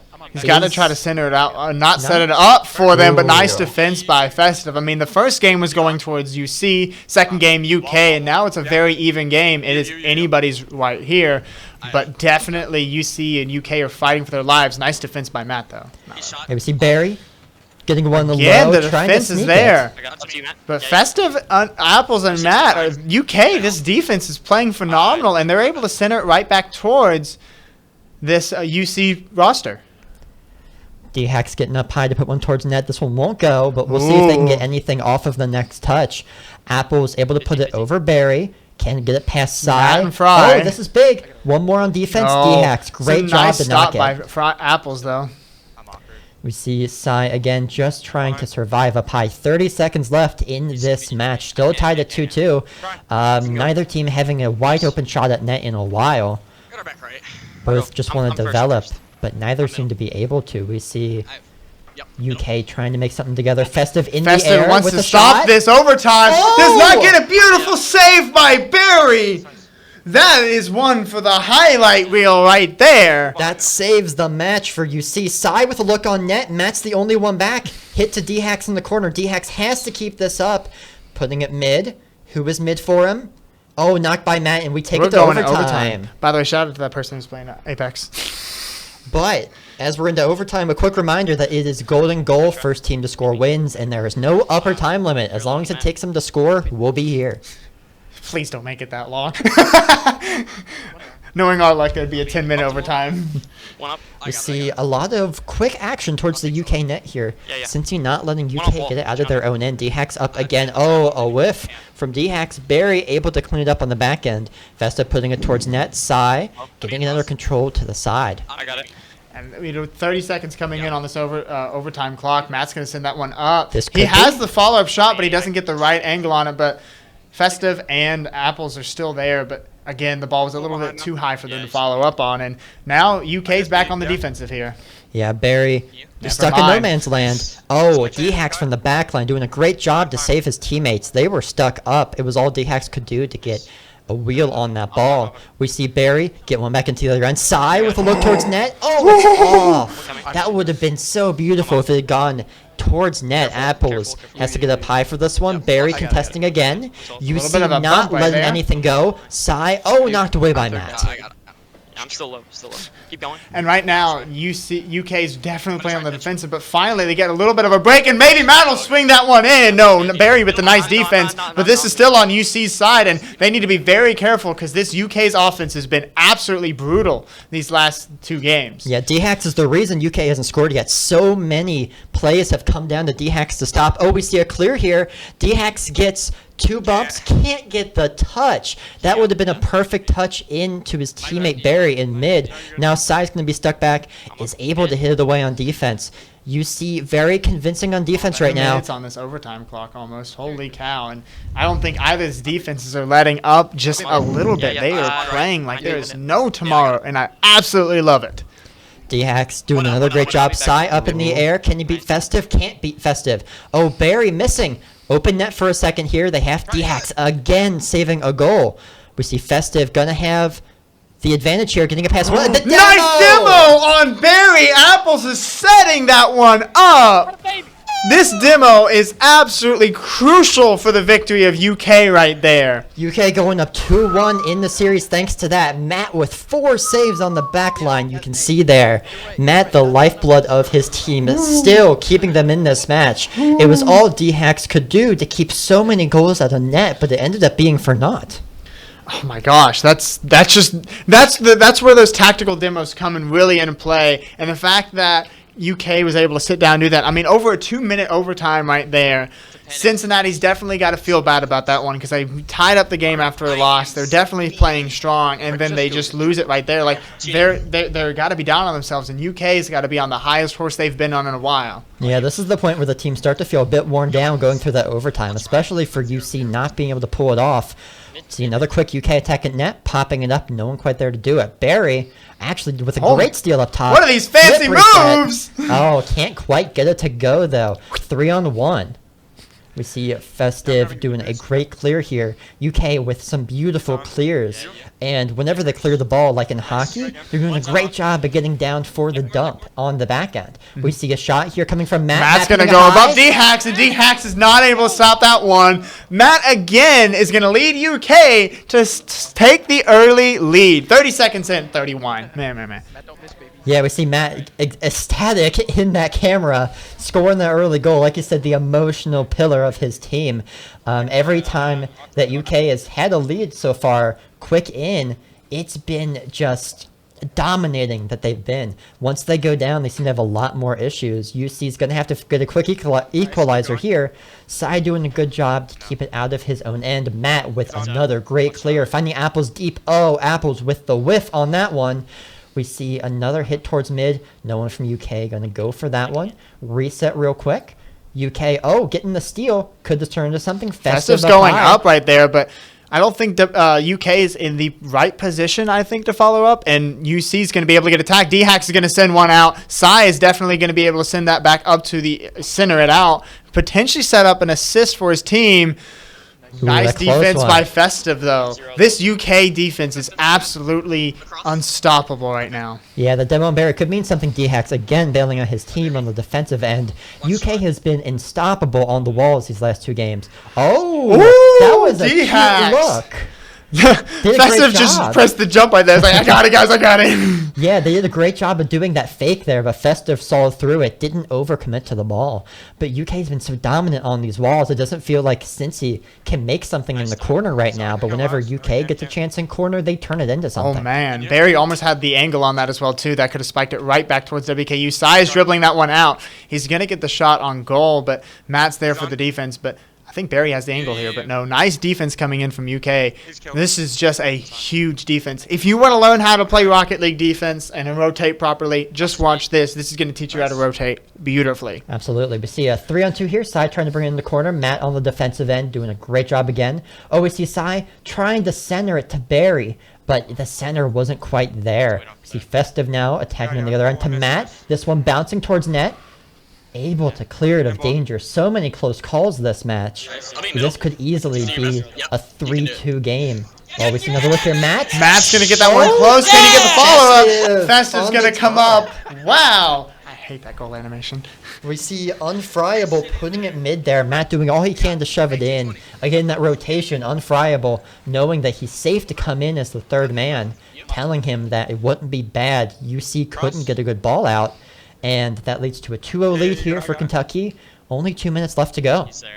Yeah, be careful. I have 0 coming back. Wow. Oh, wow. I mean, a demo here in the back end. Could this be another goal? Oh, D-Hax bailing his team out yet again.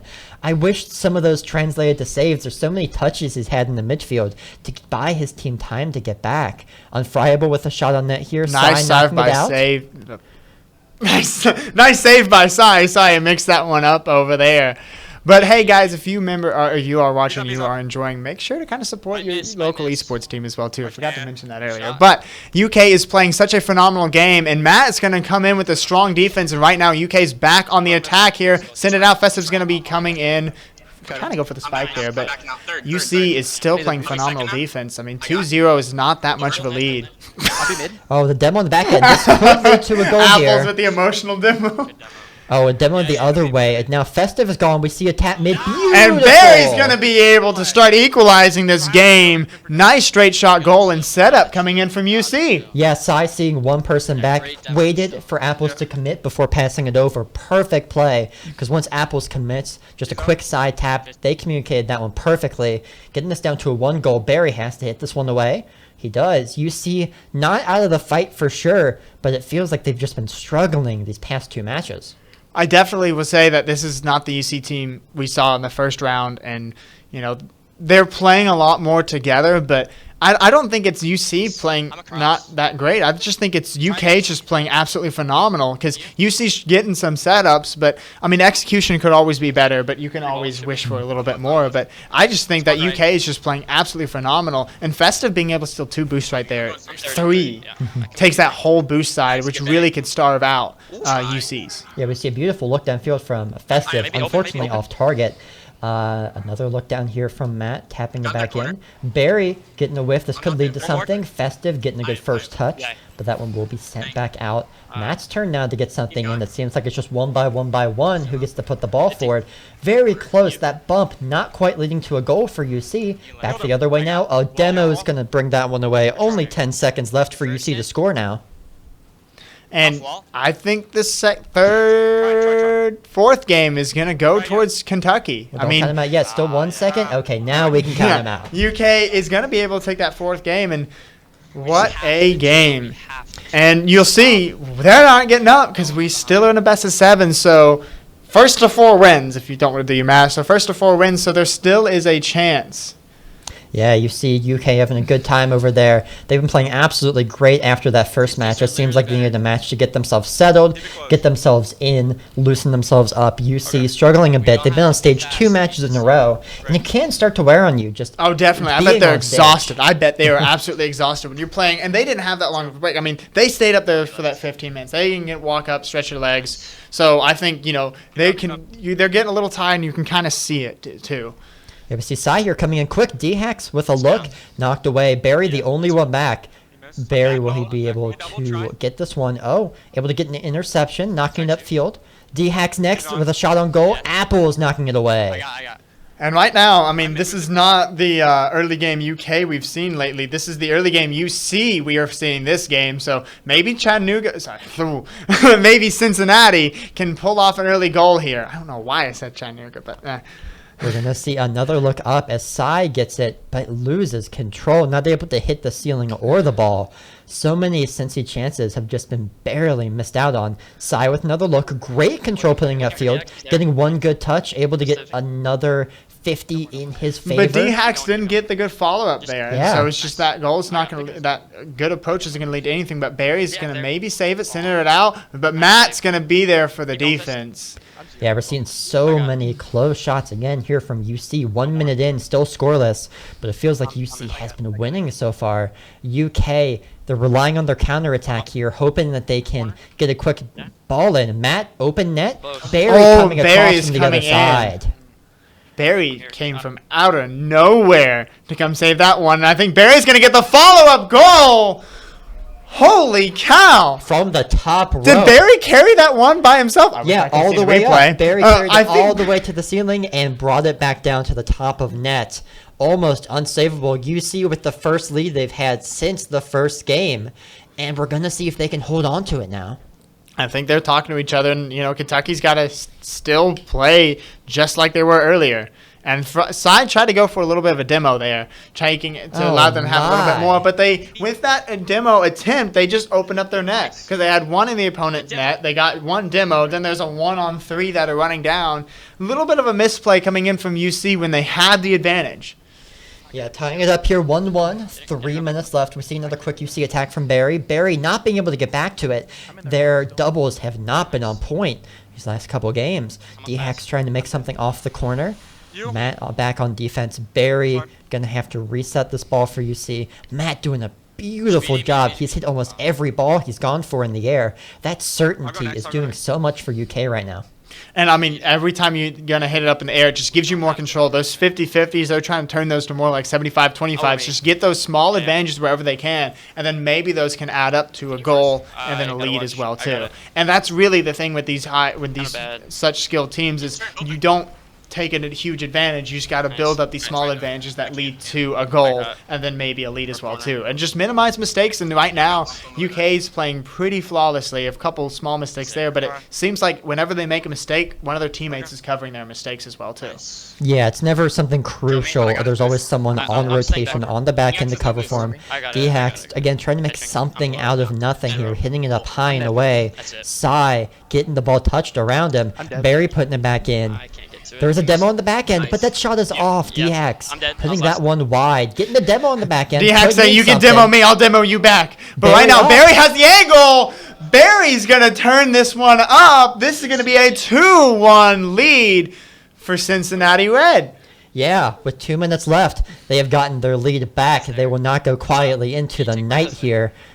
Trying to see if they can get some more quick offense off kickoff. Does not look like they'll be able to. Matt putting it into corner. Festive coming in, putting it mid to teammate. Oh, beautiful clear by UC. UK on the back foot now, having to carry it up the wall. D-Hacks doing a great job of getting in front.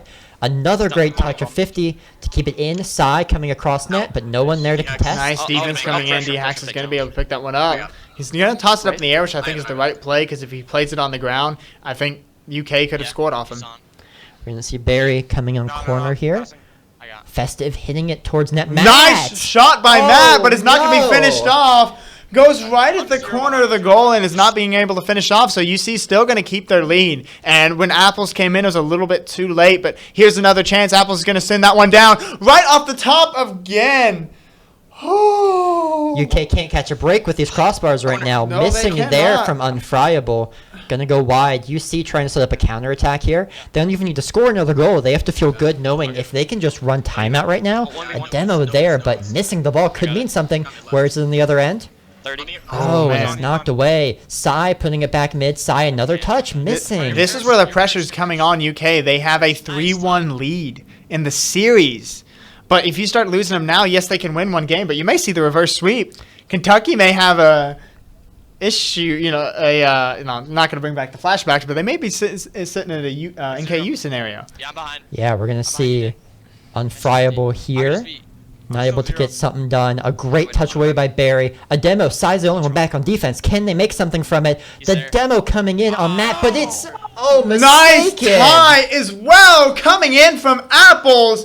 That's what you want to see with 10 seconds remaining, and I think we're going to have another game going in overtime. Yeah, Barry deciding to go for the demo there instead of going for the save, thinking that Matt was going to be the one to put that ball away. It's not another shot towards goal, bouncing in front. That one's going right in, and we are going in for another game. Cincinnati's able to stay alive right here. 4 seconds on the clock, and we'll see if UK is able to get one more goal on the board. All you see is to keep it low and on the ground. Apple's putting it up. What can they do here? Apple's still in control, going towards net. Sai knocking it away. Matt not able to get it to wall. 3-2 What a lead for UK. series so far. We are going into a game 6. Yeah, game 6. I thought it would go to game 5. Game 6 is further than I expected. We see UC turning the tides here, even though UK has had some momentum in their favor. You can see there they're just trying to keep in good spirits after that loss. You're right, they could be getting flashbacks from last year. NKU down 3-1 like the Cavs in the 2016 finals. But we gotta see if they can hold out this time, unlike last. Not ever really watching NBA finals, so I get your reference, but I don't. Yeah, people at home should get it. It's all right. We'll see him again hopping into game 6 here. So, we're going to be sitting at this 3-1 and 3-2 in the series. Kentucky's sitting pretty well. And, I hope they can start clutching this. I hope they can take this game. They've had the momentum for multiple games, but can they finish it off? Yeah, all it takes is one more. That's all they need. It takes one more, and UC is relying on winning 2 in a row, which means UK is going to have to make a couple mistakes. Yeah, we're going to see a field very spread here. Yeah, up. Not a lot of clumping. We see Barry putting up the D-Hacks. D-Hacks missing it, but we could be seeing a shot towards goal. Is there a 50 here? There is not. Apple's getting it around Barry. Apple's the other way, one-on-one. Barry doing a great job to shut that one down. Matt in now. Another great knock away. Neither team letting each other take control. A good look there from Apples, knocked away by Sai. Matt in the air. Matt's going to come back up, but a nice defense coming in from Cincinnati. Cincinnati is fighting for their life here, and it absolutely shows. Oh, that could have been a goal there. Can Matt But put it away? again, No. D-Hacks with the save. D-Hacks has been all day long with these defenses. Gonna see what can Festive do. Festive puts in the corner. No one in net. But that's Sai's going to in be net, but there. No, Sai UK hits the is going to be corner. starting off with the momentum again. Yeah, they didn't keep it up for long enough, but Sai was coming into net. He was actually there to stop it. He got caught up on the corner and bobbled his car, meaning he wasn't able to jump and contest. That is just, you got to have awareness to where you are in the field. Hitting that corner can be awful. Oh, another Team bump. You're seeing UC just make a couple minor errors that can cost them a goal or two, and UK is not going to let up. If you give UK a little bit, they'll run a mile. Yeah, the team who has scored a first in each game of the series so far has ended up winning. We're going to see if Kentucky continues that streak.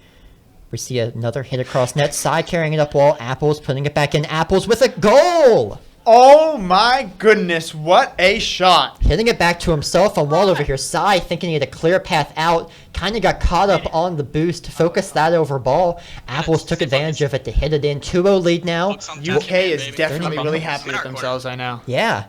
I mean, this is what they need to secure. They need this lead to feel safe. It's how they play. D-Hacks doing a great job to equalize here. That camera was away from this one. Didn't see it coming. Barry did a great job hitting it down. Sai. Oh, the beautiful center Oh, from look at the Sai. pass come in there, just right between Matt and Apples as well, too. UK or UC had everyone on offense there. If they didn't score that goal, they were getting scored on. They committed everything to getting that one in. And sometimes it's worth doing those triple commits there, and that's where it pays off. You got to, when you're down 2-0, you got to take those risks because you're like, if we score here, we almost equalize this game. And if we don't score, well, then we're going to get scored on. We're just going to be slowly bled anyway. So that's the times where those triple commits and those risks really pay off. But you just have to have confidence in your teammates as well, too. Right. We see another setup here. Sai putting it in. Barry now in front, but no one from UC is back. What can UK do with this? Can they get an easy goal? Apples puts it up. No, not on net enough. UK seem to be out of sorts on that attack there. That easily could have become a 3-1 lead. What about this one? Bouncing towards Someone net. going to be rolling in? No, it's going to be stopped. Luckily, D-Hacks was back to save that one. I don't think you're going to see a rolling goal unless the team's absolutely missed position, but I don't see UC or UK positioning that poorly. Right. Matt putting one up. Festive missing. Oh, Matt was ready for that one to come across net. Didn't happen. Apple's doing a great job to keep up pressure. Demo here on D-Hacks. That is their defensive stalwart. Can they capitalize on this? Looks like they won't be able to. D-Hacks is now up on the back end and able to hit that ball. Matt is going to be back. Matt is going to be able to send it right towards UC again, and maybe you'll see the attack from UK again. But I think they're going to try to play back, play a little bit more defensively, reset, and then push back out together. Yeah, I don't know what UC is thinking here. They got to get this extra goal, but how hard are they willing to not the commit? best off wall for Apples, though. That's going to still keep it towards UK. Popping. I'm trying Yeah, we see another chance towards net, but they peel off this one. They're happier to just go back, get boost, reset. They know that UC is only one goal back, and they can score at any time. D-Hacks coming up. D-Hacks that one has put towards goal, but angle. Oh, it bounces off wall and rolls up instead of out. But Barry has an angle. I don't think there's going to be a follow-up shot there. It just really matters about the follow-up shots there. D-Hacks putting it up. Who is up next? In the air, but Barry's in the air, and Barry's going to tie this game up. Nobody from UK deciding to go up here. Maybe they each thought each other had it. Maybe they didn't see Barry incoming. But again, 2-2 here. We got to see if the curse of the first goal winning the game can be broken. Another look here. D-Hacks has a net to shoot at. Knocked away by Festive, keeping them in it for a bit longer. Again, 1 minute here. 2-2 tie. And this 1 minute is probably going to be one of the most 1 minute they play in a while. Because, I mean, if you take this to Game 7, the momentum's definitely towards Cincinnati. And they're going to be feeling great about themselves. But Kentucky, if they really want to win the series, I think they have to end it here just to be a little bit more confident. Yeah, that might end up being what happens. We're going to see another look downfield. Festive in front of net. Can't quite do it. We're going to see D-Hacks looking to make something out of it. Can't do it. Matt is able to knock that one away. Matt in the corner. This is where he's dangerous. Barry does a great job of breaking it up. Barry here, putting it towards net. D-Hacks with the shot. Oh! He's not able to get that one in. Apples is going to make a beautiful save, and there's still a chance for Kentucky. Yeah, 30 seconds left here. 2-2 tie. Could be seeing another overtime. Festive putting it wide of net. We see Sai hitting it in. Barry with a look, but that one way too low. Matt hitting it up high. Not the best touch, though. UC still is dangerous here. They didn't choose to go for it. Festive taking it into the other end. In front of net. We have to see a touch here. Touching it up high. Still in front of net. Festive. D-Hacks coming across doing a great job. And right now, it's 3 seconds remaining on the clock. Matt is going to go up. This is going towards UK, but they're going to end this one and say, let's go to overtime. UK's definitely got to take a deep breath. They got they got that lead, and they just don't seem like the UK we've seen early in this series. We've been here before. We need to see if UK can hold on just a bit longer. We see D-Hacks prepping something in the corner, but again, UK great over there. Festive taking it away. Matt getting knocked away. Now it's Sai with a look towards net. Knocks it through. Oh, that one was really close. No one able to connect for UC. Barry looking to make something. Matt will get a touch out. We see Sai beating him to it, tapping it back in. Apple's the only one back. Is able to get the touch out. Matt making offense now, tapping it to himself. Apple's down low. D-Hacks with the miss. Barry needs to come in, and he does. But Festive's going to be able to send it right back towards it, and this is really good for UK, this position. They just need to keep pressuring Cincy so much. Yeah, we see Festive and Sai fighting in the corner. How much will you see commit? Oh, look at goal. Matt saving it all in the corner. We see Barry knocking it back in. Matt again, corner warrior here.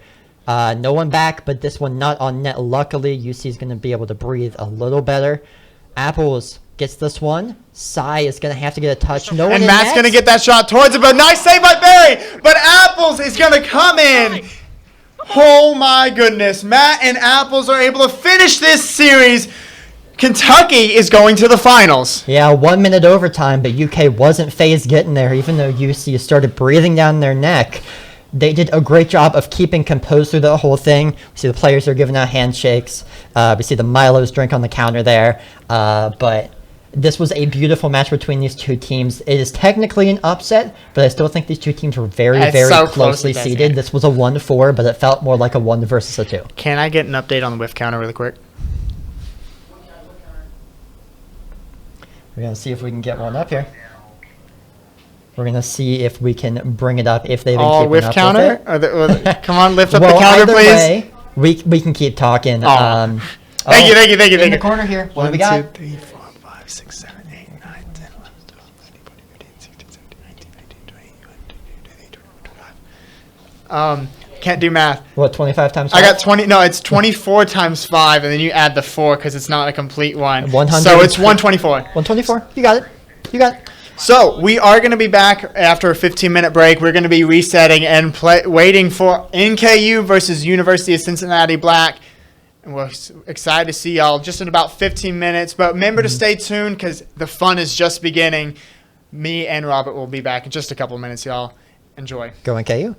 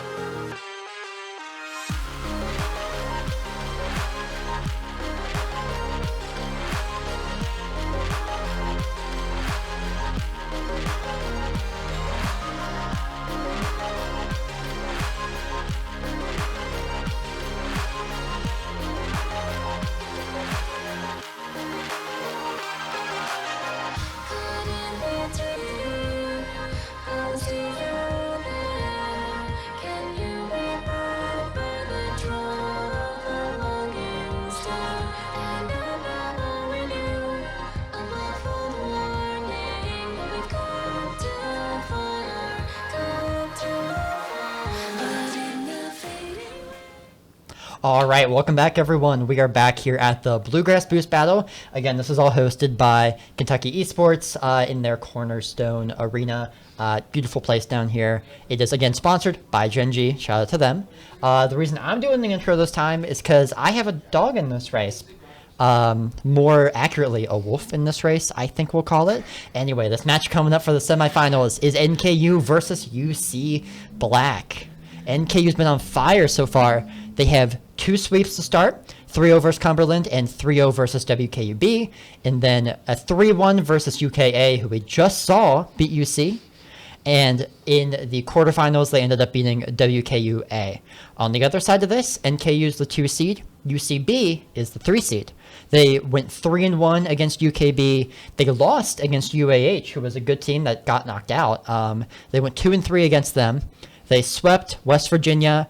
They beat WKUA in their last match of the Swiss, and then they ended up beating UK Blue to get here in the quarterfinals. And both UCB and NKU have been just on fire the entire day, and we're really excited for this last game. I may not have a dog in my fight, dog in this fight, or I would say a hilltopper in this fight. Oh, Big Red, I love you. But I'm still here, and I'm still excited. Like, UK versus UC, I don't have a dog in that fight, and I was coming off like, oh, man. Yeah. I'm so ready for this next game. And, again, introducing ourselves, I'm Benjamin. I am the lead broadcaster for WKU. And I'm Robert. I am the NKU lead broadcaster, as I think we might have made clear. And so this is why we're very excited for this as well. And this is another best of 7. So grab your favorite drink, grab your favorite snack, and let's get in for a good long game. Because at minimum, you're going to see 4 games or 20 minutes plus other things. So, but yeah. I don't think it's going to be a 4-0. I think it's going to be, honestly, probably what we're going to be seeing last game. So a 6-7 game. I think once you get up to these top tiers, it's just the best of the best teams. Yeah, I'm pulling the 4-1, 4-2 for NKU. I think they seem to come out slow in the beginning sometimes. NKU, I think that one of the matches they dropped to, I think both the matches against UKA and WKUA came midway through. But sometimes they seem to struggle to get off the ground quick. And they're definitely going to hope that they can change that narrative here. That they can get out, set the tone quick against UC, put them on the back foot. Definitely so, and I believe they can do it as well. And, you know, I'm just excited to see this. I'm just excited to see this. Like, I just can't wait for this game to start. We've casted 1 game of UCB, but this is the first time we're going to go over NKU for the night. Or not. Oh, it is night now. It's 7:45 Eastern time.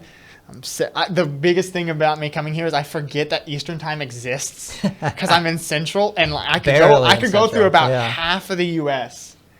and be in Central for some odd reason. Because at home, because I'm from Nashville, guys, I could drive an hour east, and I'm barely in Eastern. But, you know, up here I drive like 20 minutes. I'm like, oh, I'm in Eastern. Wait, what? Yeah, it's always tough living right on the edge. Oh, my girlfriend talks about how her county is half Eastern, half Central, so it doesn't bother her. And I'm like, that exists?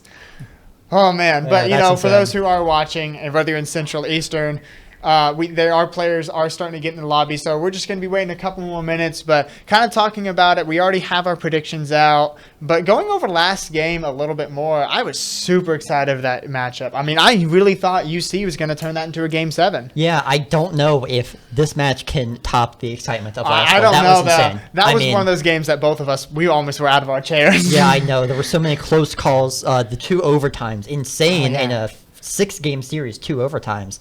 That's way more than normal because we only saw a couple more across the rest of all of our games. I think in total we probably had 5 or 6 overtimes casted. Maybe, I think 5 that I know of. So, you know, almost a third of those, or more than a third at least, from just one series. So, I mean, I think we're going to get a great game here, but I don't know if we're going to be able to top this one. But I hope we're able to top that last one, because I like it when every game just gets progressively and progressively better, because that's what happens in these big tournaments is once you get down to the wire, these are going to be the best teams out there. Yeah, I mean, the best outcome for me is 4 close wins, keep the excitement up, but NKU gets through easily. I know for the audience that's not going to be the case. We got a lot of supporters supporters. Just for saving his UC out heartache a here. bit. He's just trying to save his heartache a bit. And Yeah, look, they got to go to finals again. They did last year. I mean, it would also be, I would feel bad for UC to have 2 teams going to semifinals and not one make it out. That'd be That's tough. like, oh man, you guys are so close to getting in the finals. Imagine the bragging rights of the B team making it. And Oh the my A gosh, team if the not. B team makes UC, if the B team makes the finals and the A team doesn't, that is like when they sit down, it's like, so, who's the A team now? I've seen that in our League of Legends team, when our league team is, our League B team was outperforming our A team. They're like, are we the A team now? It's always like very weird. It's always Yeah. very interesting there. Yeah, but an NKU win here will set up a rematch of last year's finals between UKA and NKU And varsity. that's what I'm most excited for. It's the rematch, and I know Kentucky got reverse swept last time. Well, not truly reverse swept. It was a 3-1, and then NKU took 3 games in a row, so semi-reverse sweep. Yeah. But definitely at that point, like, UK wants NKU to win. They want that rematch. They yeah. really want to be able to take that game and say, look, you had it last year, but we got you this year. So that's what I'm really hoping for as well. But honestly, UC would be a great mention in this as well. They played phenomenal in their first game. They actually took out University of Kentucky blue team, which you saw reverse sweep their team B. So it's the C team beating the B team 3-1. So they controlled that series after UK blue was just phenomenal. So we'll see if they're able to keep that momentum up going into this best of 7. And I think this is anyone's game, because I think you've seen this too. The teams have progressively played better and better and better when they've been here. They've been more comfortable on stage. And there's a little bit of a different competitiveness than when you're playing this against like just a NACE tournament or CRL or even the qualifiers. You're playing one match and you're done. These are back-to-back-to-back-to-back matches, and you have to constantly be endurance. You have to have the endurance, and it's just training you to really play up to that high caliber. Right, absolutely.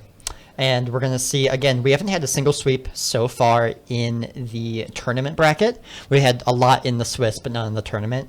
And We didn't have one broadcasted either. You're right about that. We haven't had a broadcast sweep yet. Yeah. Knock on Again, wood. Yeah, I've been pretty lucky about that. It's harder, of course, to sweep in a best of 7 because there's always the chance to get a game knocked off of you. And if you win 3 in a row, you're gonna pull some fun strategies for game 4. Yeah. So this is gonna take a little bit longer to get in the lobby. They're having some PC difficulties, but it's okay. We can keep you entertained all day long. Oh, of course. So trying to think how NKU, you know their roster's coming in there well. What do you think are their kind of like keys to success coming into this game? I wish I had like bars of like keys to success. Well, I won't reveal too much strategy in case the other team's listening in right now, but I will say that their team of Rule, Rickles, and Pig, great names, by the way. I think very impressive names, easy for us. All But R is the worst letter I could say. they've got 1 rock on their team, and they've got 2 really good one-on-one players. They can piece together some really good passing plays, but if those break down, they're able to bring out that one-on-one play and beat teams. That's exactly how they ended up beating UK last year. They don't just rely on one strategy to get there, and if they lose one game, they're going to adjust for the next one. That's what makes them so dangerous. And being adaptable is extremely important in the best of 7 because, I mean, I come from a StarCraft background when it comes to games of 7. It's every game you got to pull a different strategy. You can't just play the same macro thing every single game unless you know you can win. If you pull the same cheesy strategy twice, the opponent's going to be like, wait a second, why are they doing this again? Let's just beat them on it. Now, it may not take them the whole round to pick up on it. It may take them half the round, but you can't. You have to play almost a different dynamic strategy every game, and that's why I really like we're going into these best of 7s and these semifinals is because it's forcing the absolute best out of these teams. Right, and NKU coming out here, I think we also have a team, WKU, that would say they're not afraid to get physical, too. They're not afraid to get some demos out, to get some bumps on the back end. Don't mention that to them. Especially Pig. I know Pig is great at, like, zeroing out a target and not missing. He acts like they're the ball. He doesn't miss. It's insane, like, the precision he has on some of those demos. He doesn't pull it out all the time, but demos are a trick to keep in your bag. It's always good to have them there because sometimes you just need to take someone out real quick, create a forced rotation, and create an opening for your team. Definitely so. And I think the key to success for University of Cincinnati Black here is just to kind of play to their strengths. you've seen them struggle sometimes.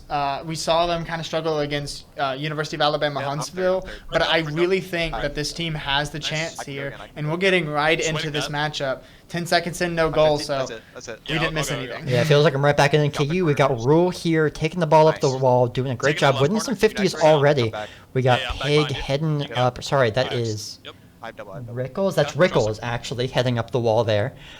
Pig looking to center the ball, burst, able to hit it just far away from that.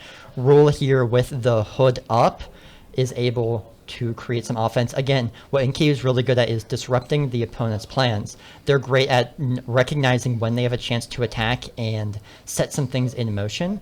We have Ezio here who's not able to get the ball out.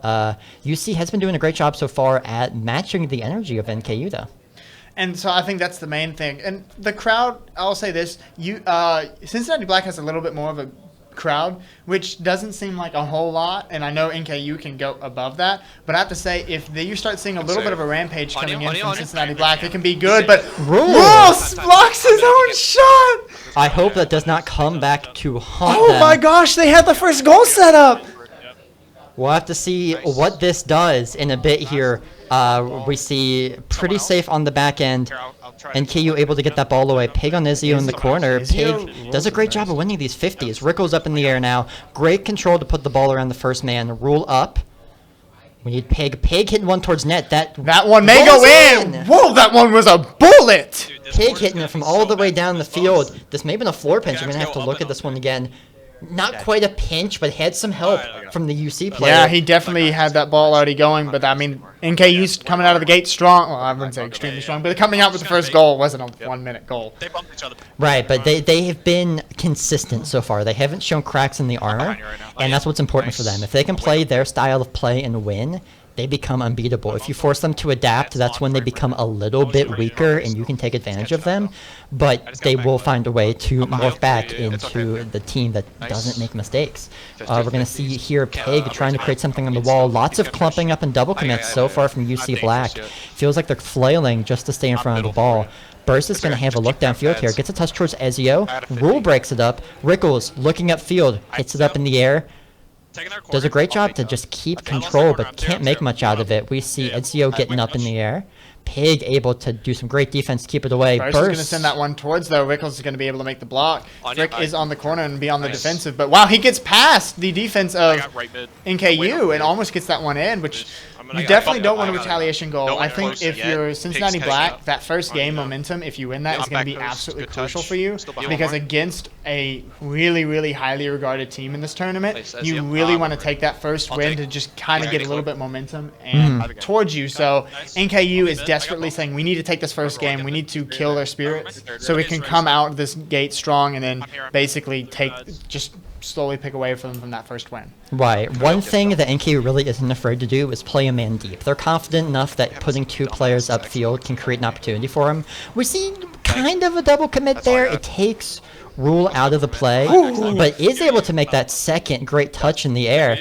We see a good defensive reset here from NKU. Pig, a demo on the back end. Pig, ball touch towards goal. And Pig with 2 goals. Pig with 2 goals. Is he going to get the hat trick early? He could. He is arguably their leading scorer for these kind of goals that just go in out of nowhere. He's going from the house of straw to the house of sticks. Maybe he can make that house of bricks. Perhaps. We see Rule with a really good goal save on the back end there, doing a great job of keeping it out. Again, their goal line defense, NKU, is insane. Ball coming across. Oh, Ezio almost gets that one in. Nice save by Pig, but wow, Cincinnati Black is being able to put it in the right position, but they can't execute them. And what's the purpose of making shots on goal if you're not getting the execution? Rule is trying to go above everyone's head. Nice. Rickles kind of throws it in the middle, but Pig again with the back-to-back save. Yeah, I never feel scared seeing a ball float like that towards the NKU net. They always seem to have someone back. They are so great with their positioning. Another look there. Pig now with 3 saves in the match. 2 goals and 3 saves. A workhorse right now. We see a look towards net. Rule coming across to make it. Rickles going to look. Oh, just to slow it down. Might be low on boost. I think so. I think he's just trying to juke off, too. But we're going to see, again, 30 seconds left. NKU 2-0 lead, and they have not shown any weakness yet. Not a single goal for Cincinnati Black, which definitely cannot feel great. This NKU defense is almost feeling impenetrable. Pop. Yeah, and if they have very much I got been her don't corner. break. You can break I their killed first me. line of defense, but that second line is always there on time. And you can see that I really like how Cincinnati Black is really putting on this pressure. Mhm. They're playing a highly pressure game, which we've seen, which actually University of Alabama Huntsville even used against them to some success. So it's good to see that they're adapting strategies that worked well against them, actually what they're playing with. So I'll say Cincinnati Black is playing so much cleaner than they were in the first series, but NKU is just going to play better right now and take the first game. NKU, again, just an insane team. Pig, 2 goals, 3 saves. Rule with 3 saves. Rickles coming in, doing the connecting, I guess, there. Didn't make too much of an impact, it looks like, on that match. But Rickles is kind of a sleeper. Any one of these players for NKU could hit at any moment. They're all fantastic. And if one of them is having a bad game, the other 2 pick up the slack. Definitely. So, I mean, look at the saves on the board, too. Pig with 3, Rule with 3. That's 6 saves coming out. That's huge. When you're talking about that game, which really wasn't, it was a lot of passing. It wasn't a lot of shots on goal. So, I mean, phenomenal job from NKU to start this one off. Yeah, we're going to see if Cincy can get their first goal of the series in this game. We see Rickles absolutely demolishing kickoff, able to get a second touch, too. This could set up a goal. Oh, bad He doesn't have boost. He doesn't get off the wall. Add that one to the whiff, which, by the way, whiff counter was at 124 when we started this game. Yeah, we're going to see what we can do here. Rule putting it center to no one. Shot Oh is my gosh, wide. off the upright. Oh, sorry. The Rule, honestly, it hurts to say, but Rule has quite a few shots that just barely go wide of net. He puts them on very consistently, but getting them in seems to be a struggle for him. That's where the other 2 come in clutch to put in these missed shots. Rickles with a look. Blocked Nice beautifully. save by Frick, though. He is just there in the nick of time. UC just surviving right now. They don't feel in control. No, of they don't. I anything. don't think they're in control of anything. They are fighting for anything. I mean, they've been defending the entire game, it feels like. Yeah, Rickles trying to do a cute touch to get it around. This is the first time we've seen UC with a good bit of control. Taps Nice up and shot on over. goal, though. Pig is going to be there. You almost tried to see Pig get demoed there, which if they would have gotten a demo in, that would have been a phenomenal play. But without it, it's just a nice block by Pig. Yeah, we could see them resort to physicality if they can't get around the finesse of NKU here. NKU not coming to a ball until they have to, the very last second, but still seem to beat them. Pig, the wall, again, just like Matt was the last match, Pig is great on these walls. Rule does a great job to win a 50. Pig can't quite do it. Rickles doing a smart move here, just reset and bring the ball up the corner. Demo on Frick coming out. We're going to see Rule again. They do a great job of not committing too much. He could have easily committed to that ball at first, but he chose to wait a second for that commit to come through. Definitely so. And Pig gets a little bit of a demo on Burst right now. And NKU seems to be in control, but they haven't been able to get a goal. So again, kind of earlier what I said, what's the point of getting shots on goal if you're not able to execute any? So yes, they have control, but one goal from Cincinnati can shift the control balance because then all Cincinnati has to do is play defense. Well, but unfortunately, as Utah caster curse commences, we see Pig getting a shot on goal. it was planned. We'll see about that. It is a 1-0 lead here. 3 minutes left. Not NKU. much, but I mean, Cincinnati Black just cannot get any shots on goal right now. Yeah, So, their like, defense has been much better this match. I feel like they've been in the right spot at the right time. Like Ezio with a beautiful way to come off back wall there, but they haven't gotten a good look yet. They're going to have to... I feel like they can't just clear the ball over and over. They're going to have to find a way to crawl up the field, make NKU overcommit to something. And I don't think NKU's going to overcommit to much. I mean, NKU's playing very solidly. Oh, this could be something. Cast the Pig on the curse! top bar. No, Cast the curse is not there. Actually, that's a little high anyway, but Pig is still there for the defense. I thought we were going to get the Cast the curse With right a there. goal line save. Pig Come up on. and away. Oh, Frick misses it. And that was UC's chance to get their one goal that they needed for momentum. But, I mean, they're still down 1-0, which isn't a whole lot. I mean, NKU's not putting on the points, but they're not giving any points. Yeah, this is that goal line defense. It gets real close over and over and over, but they won't let these balls go in. Rotation on point. We see an attack here. Rule looking to Rickles. Ezio breaks it up. NKU having to scramble back on defense, but perfectly fine for them. Ezio not going for the demo. Pig could be finding something here. Rule leaving it to Rickles. Great comms there to leave that ball off. Frick's going to be trying to come out with this ball, but again, Pig is just going to be right there.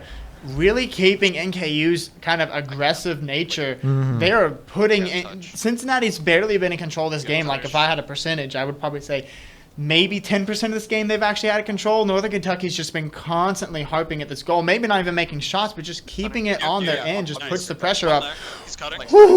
Yeah, they keep getting looks, but none of them are sufficiently on net or sufficiently away Yeah, from and NKU you can't defense. keep looking at something and hope it's going to fall in once. Yeah. It's not going to happen. NKU wins close games. They just do. A 1 minute left here. You see, again, looking to net, but an easy knock away. And, I mean, UC is still playing well, but no goals this entire series, which, I mean, really isn't a lot. There's 3 goals this entire series so far in Game 2.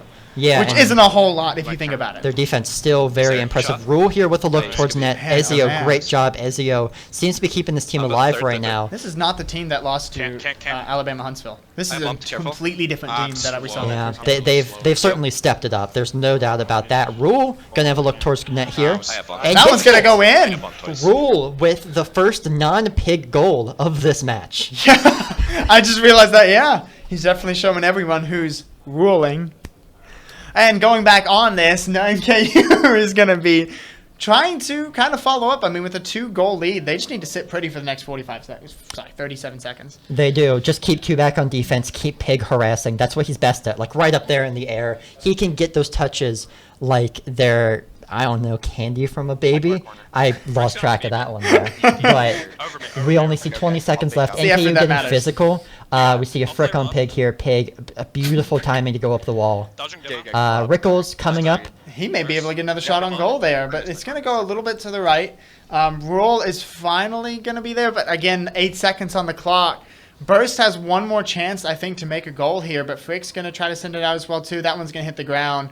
One last Pig is going to get that one last shot, and it's going to go to the ground. Oh, that was going in, too. That was Rule going had in, that too. one going in. But Pig here with 2 demolitions, 2 goals. Rule here with a goal. Rickles still bringing up that back end, still kind of waiting to be activated. He doesn't need to be great yet. So there was 2 goals that game, and I know for half a game. 7, 9, 10, 14 shots on goal with 2 goals. Wow, this entire game. Great defense. I mean, this is a defensive game. I've said last game, wow. That's how you learn defense. This is also how you learn defense. And so, like, this is just phenomenally played out of both teams. But UC just can't catch a break, and it's allowing NKU to just completely take control of this game, I feel. Yeah, NKU's having a good time down in the corner. We see Rule, Pig, and Rickles doing a bit of laughing down there. I think they're feeling comfortable right now, having not given up a goal yet, having it 2-2-0 wins. And I mean, 4 goals out of 2 games is still probably pretty low to the average of the game. No, it certainly is. I would love to actually get. I should have tried to get every single goal counted at the end, and then just done a little bit of math and average it out. My guess is it's probably about 3.5, because there's some really high-scoring games. So you're probably seeing about 3 goals a game. But these are just 2 very defense-oriented teams. Yeah, very defensive-oriented teams, and it's working out well.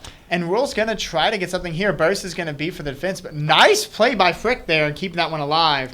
Oh, Rule tries to dive on it, can't Ezio's there quite as do well, it. too. Yeah. We see Rickles, again, great patience, letting Pig get a free hit towards net. Burst. Oh, Rule is going to have a shot. Burst misses it. Who's coming up next? They're going to let this one go, letting Ezio work his magic up top. Burst getting bumped here. Could that mean something? Oh, there's where the mistake is made, and UC's able to get their first goal of the night. Yeah, watching this game. Watching this one again, you see that Burst gets bumped from behind, gets the speed to be on top of it. That's just being too physical. Nothing you can do to stop it once that bump comes out. And you mentioned earlier the way that UC is going to score on NKU is an overextension, and that's definitely an overextension right there. Right, I think we're going to see NKU rebound from this decently well. We see Pig up in the air. Ezio, oh my gosh, Ezio, what were those? My turn for the caster's curse. I didn't see this one coming from Ezio. Touch up. Dude, the tango, my man. I know you're an NKU, but man, that's a pretty goal. No, that's insane. That's insane. I don't know what to say about that. I'm surprised NKU's not been up for that. They've been up for that almost every time. I wonder if they just saw those moves and they're like, No, Pig was up there, just couldn't get in front of it enough. Yeah, there was defense, but Ezio did a great job to sucker him in and hit it at the last second. And this second. is the first time we've seen UC really be able to be aggressive this series. So we'll see if NKU can kind of counter that. I mean, there's still 3 minutes 30 seconds on the clock. They have the world of time, but they do. It just depends on these next couple series, drives, I would say. Next couple chances. Yeah, we'll go with that. We're going to see one here from Pig. Burst. Again, this UC defense doing a great job to knock almost every shot away. Burst. Getting a touch in, but it's right at Rickles.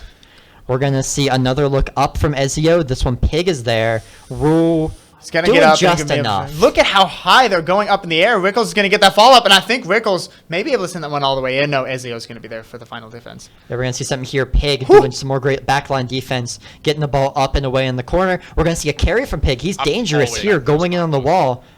Oh, Frick doing a great job to get that through. Rule up on the wall. It's his ball now. Burst beats him to it. Frick looking to set up Ezio. Ezio's in position, but nice block by Rickles. Yeah, Rickles does a great job getting up there. I'm zero. And that's really what you got to do. This team is definitely getting off these walls, and the amount of time they're on the ground is pretty low when you think about it. But Frick has a chance here for defense, and he's able to come back in. Didn't work. Pig, instead of looking for a shot, probably just couldn't reach it in time. We're going to see, again, 2 minutes left here. 2-0 lead for Cincy Black. It hasn't been convincing so far, but Ezio's had pretty goals.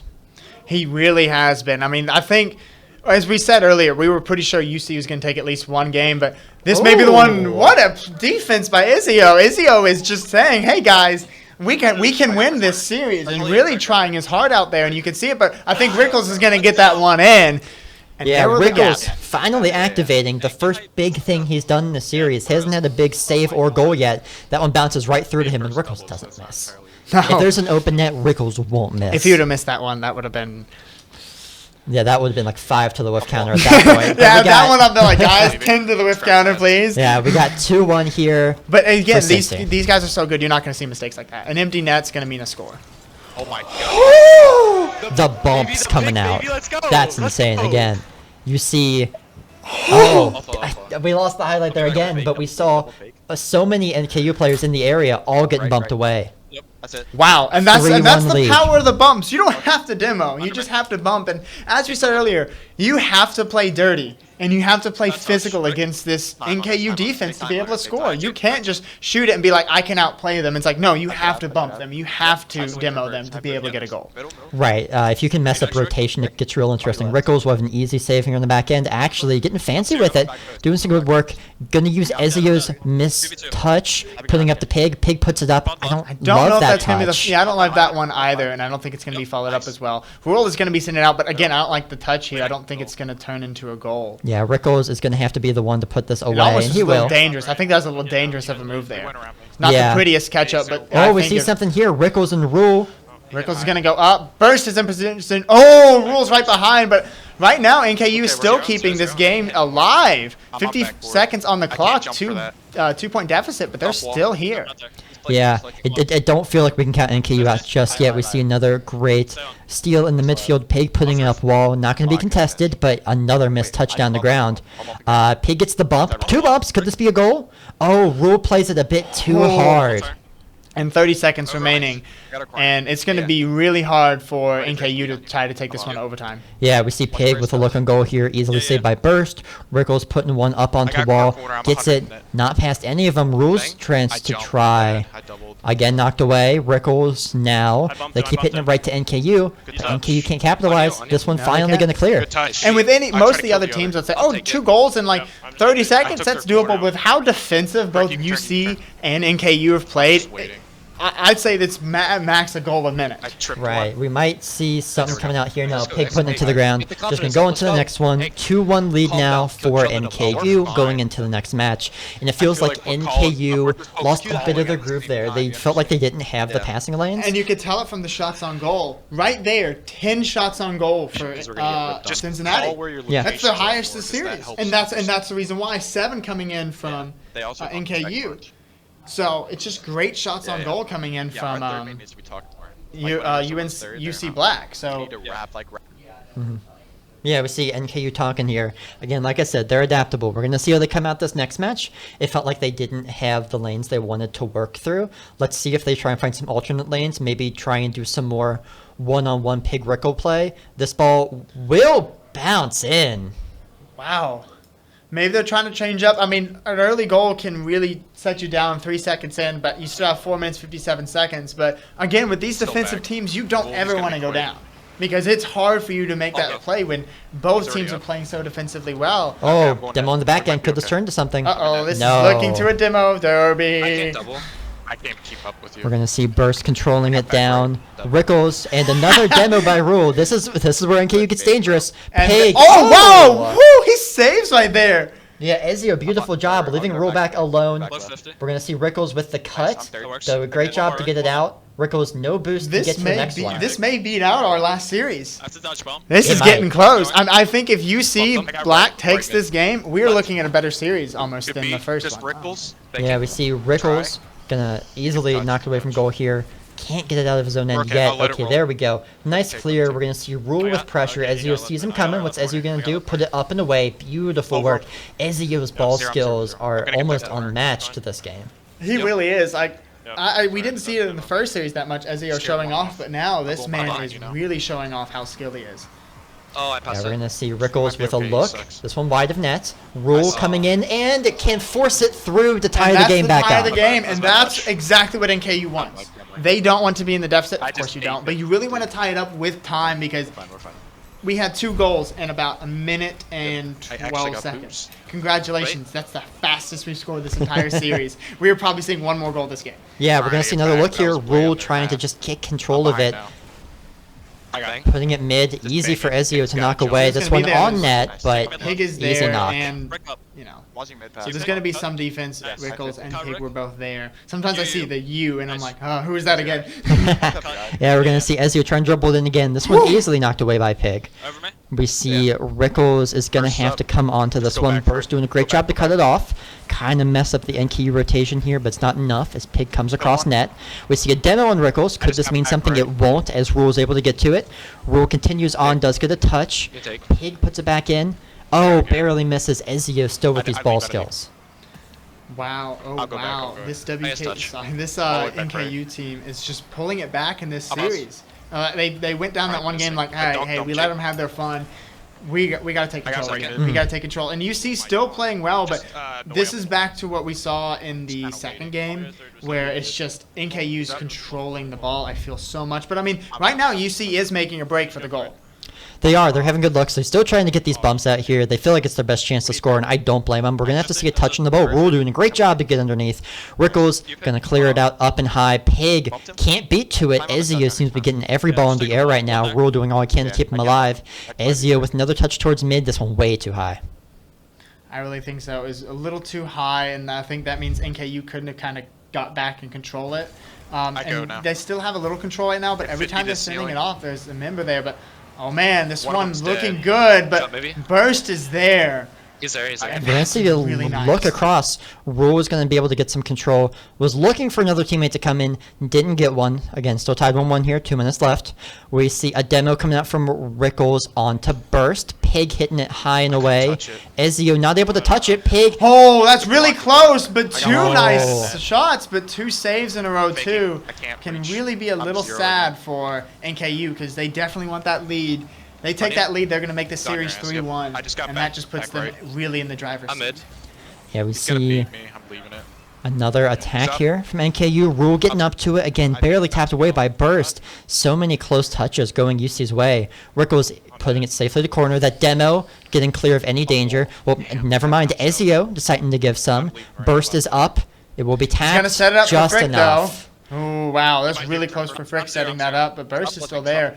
I'm up. I'll say Izio's kind of looking like the highlight Oh, for yeah. UC Black right now, but That's it. That's it. Frick is doing extremely well too, especially Burst. Like I think they're all playing well. And Pig is playing phenomenal for NKU, and Rule is doing well. But I feel like Rule and Rickles, if they just bring it up just a little bit more, they're going to be able to definitely start dominating that game.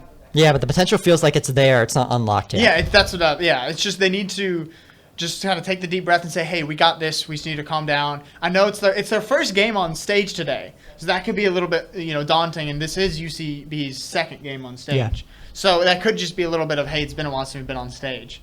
Yeah, we're going to see Ezio with an easy clear here. Yeah. We're going to see Rule tapping it back in the mid. Frick able to get just enough on it to prevent a goal. Rickles deciding to take a turn up. Ezio missing. Rule missing too. Pig coming in from the back line. Tapping it back in the mid. Rule up. Nowhere near that ball. We see Ezio in the corner. 10 seconds left. 1-1. Pig trying to make something here. Oh man, Pig is almost getting that double tap and scoring on UC by himself, but I think this time's going to go out. 1 second remaining. We'll see if I'm these floating players right can keep now. it alive. Uh-oh. I can't. Nah, that'll Yeah, be an easy you have down. to, you have There to spike go. that one down. Yeah. You have to spike that one down and take it overtime. Overtime, We may be seeing a lot more overtime games. Yeah, This trust is the third game in the series. Waiting for it. NKU is up 2-0. I'm sorry, 2-1. It is goal to win, though.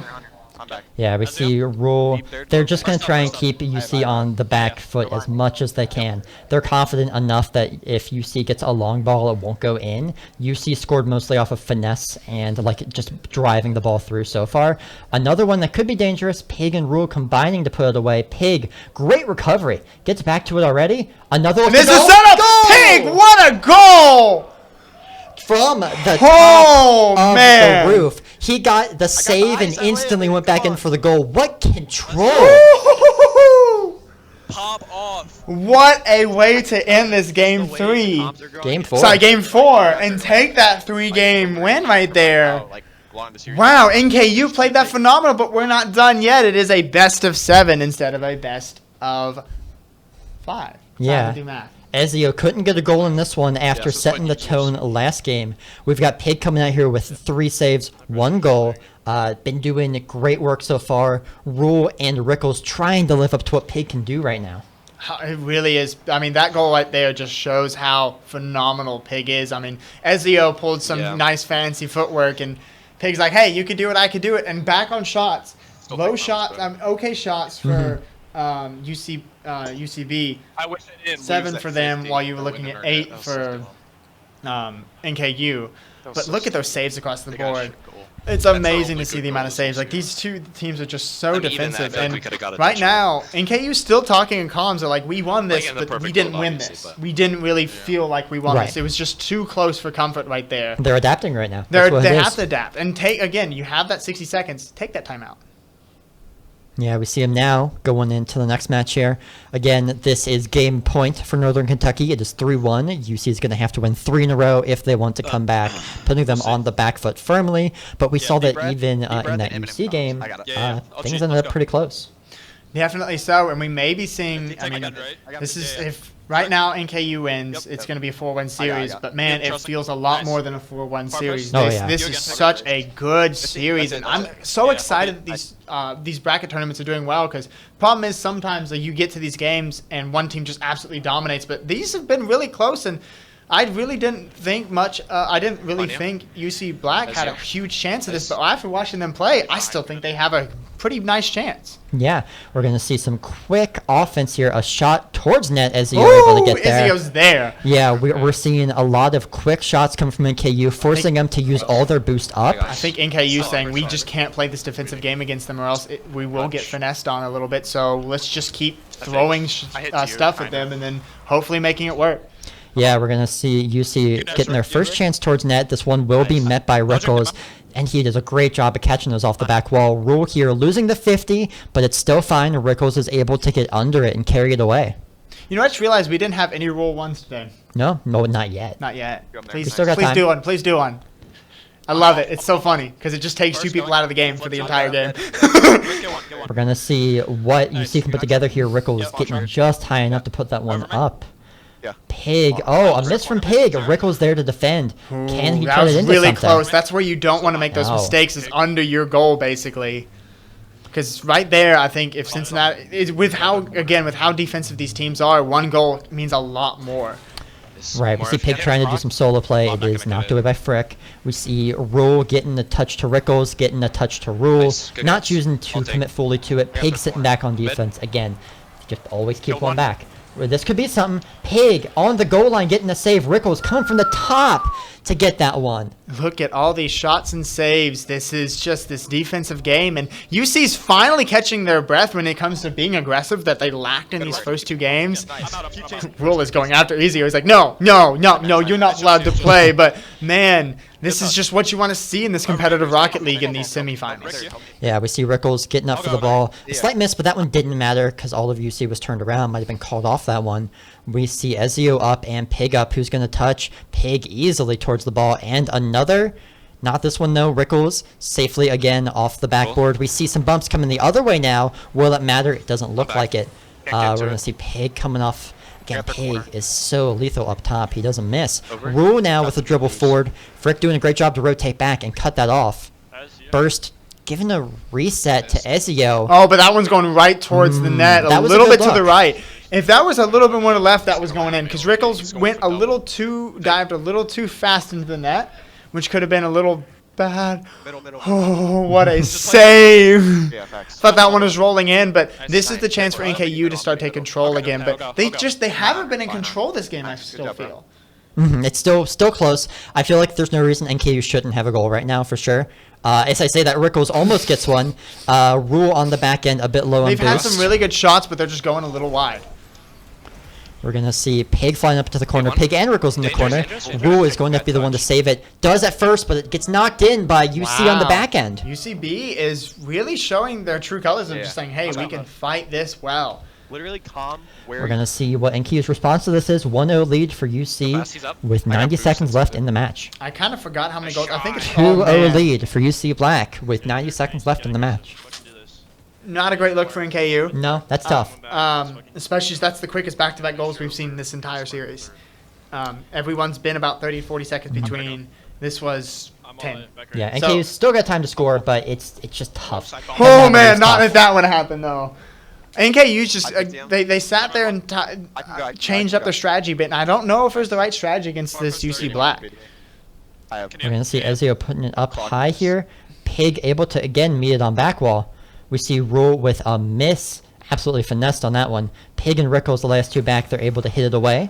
We see Pig in the corner, Ezio in the corner. Rule, last line of defense, able to hit it away. We see Frick putting one towards net. No one in net right now, but no one from UC was able to attack.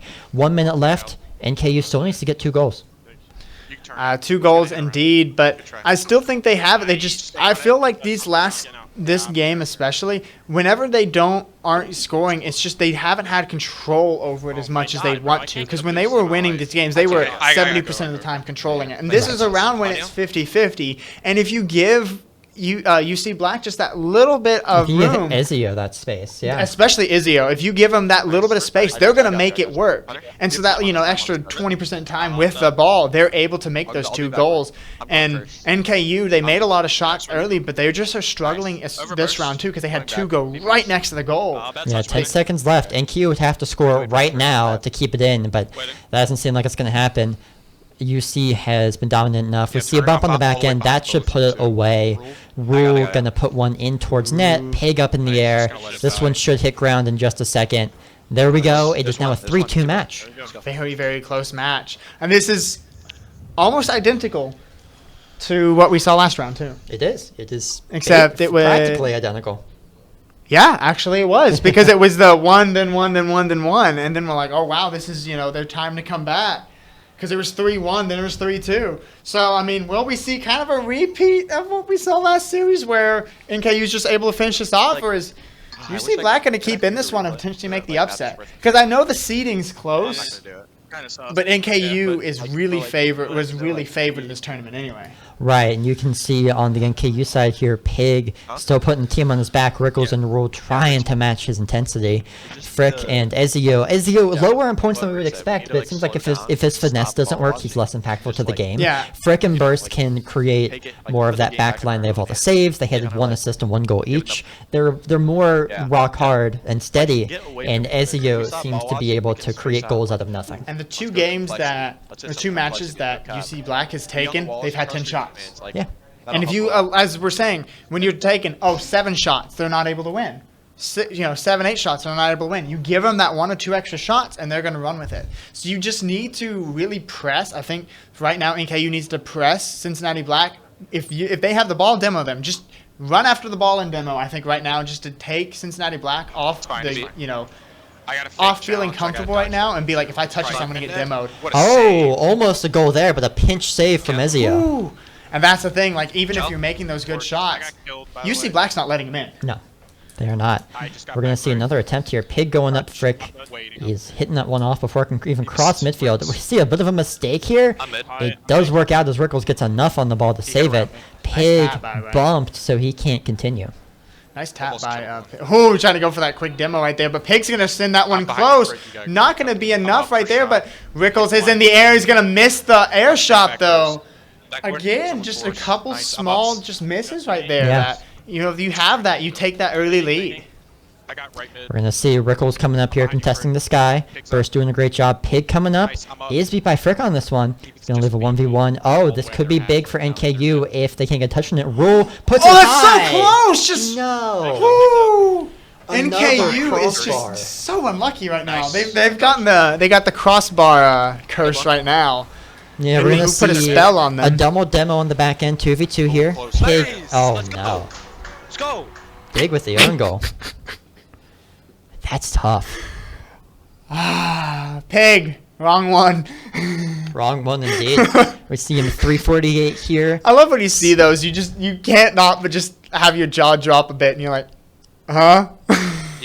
Yeah, we got to see They're a little again. spread out. NKU's been struggling I to got create back, offense back of in their own that They haven't come definitely from have. UC mistakes. This entire series, I feel like they've struggled with the offense. And Yeah. Stop behind you, Burst. I mean, I think the max they've scored in a Yeah, goal you're fine. game is 2 goals, which is up. enough to I'm win trying to 3 beat up. I'm games, faking but quick. you're not going to win every game with 2 goals. Right, we might see one coming in here. A bump, roll up in the air, but gets bumped by his teammates. You got to just get those. That you're in the offensive position It's there, okay, and I'll if cut you you. get, there's 3 times I've thought of this game. I said You if you gotta get go in those, there it's for just shot. game changing. And KU just seems to be that many. making a couple minor errors try that to are stay really close. adding up and Come on. giving UC Black just an That's it, advantage Rick. here. Yeah, we see Rickles control up in corner, carrying it himself. Gonna go onto wall, give it a bounce. Ezio's doing all he can to stay under it, but forces a double commit. Oh, Pig with the miss though. We're gonna see what happens here. The Rule is forced into wall. Is able to get up for the save though, nice and easy. We see a touchdown field knocked off by Ezio.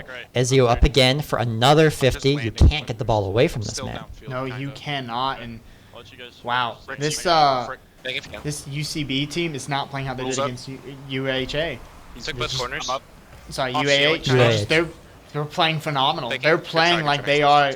Yeah. I have again. Honestly, I think if you would have seen Go, UCB against Kentucky, Based on this first that would be round. very Yeah, interesting. Or UCB even against what's the other team? The UCA? UCA. I think that the B team is looking a little bit better than the red team. Yeah, they got the grit and grind here. That's what's They really big definitely for do, them. and this defense is absolutely phenomenal. And NKU's offense has been a little bit unlucky this round, but you definitely want to stop this from going into a Game 7 because that means you've just lost 2 in a row when you've had this lead, and once it starts to get to tie, it gets really scary for you. Oh, we see Pig here. Will this one be a goal? Don't be high. It's high again. Pig. No, but okay. Pig's still able to carry it in. Okay. Pig says we're not missing this one. He said Pig's like, all right, I've done it twice. I self-goaled. I got to make it up for it. Yeah.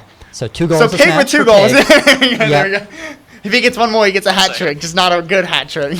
Yeah, we're gonna see. Oh, this is looking to be another. Oh, just enough pressure on it to force Frick away from the ball. That could have been another UC goal there. We see another one go. Oh! Whoa! That angle!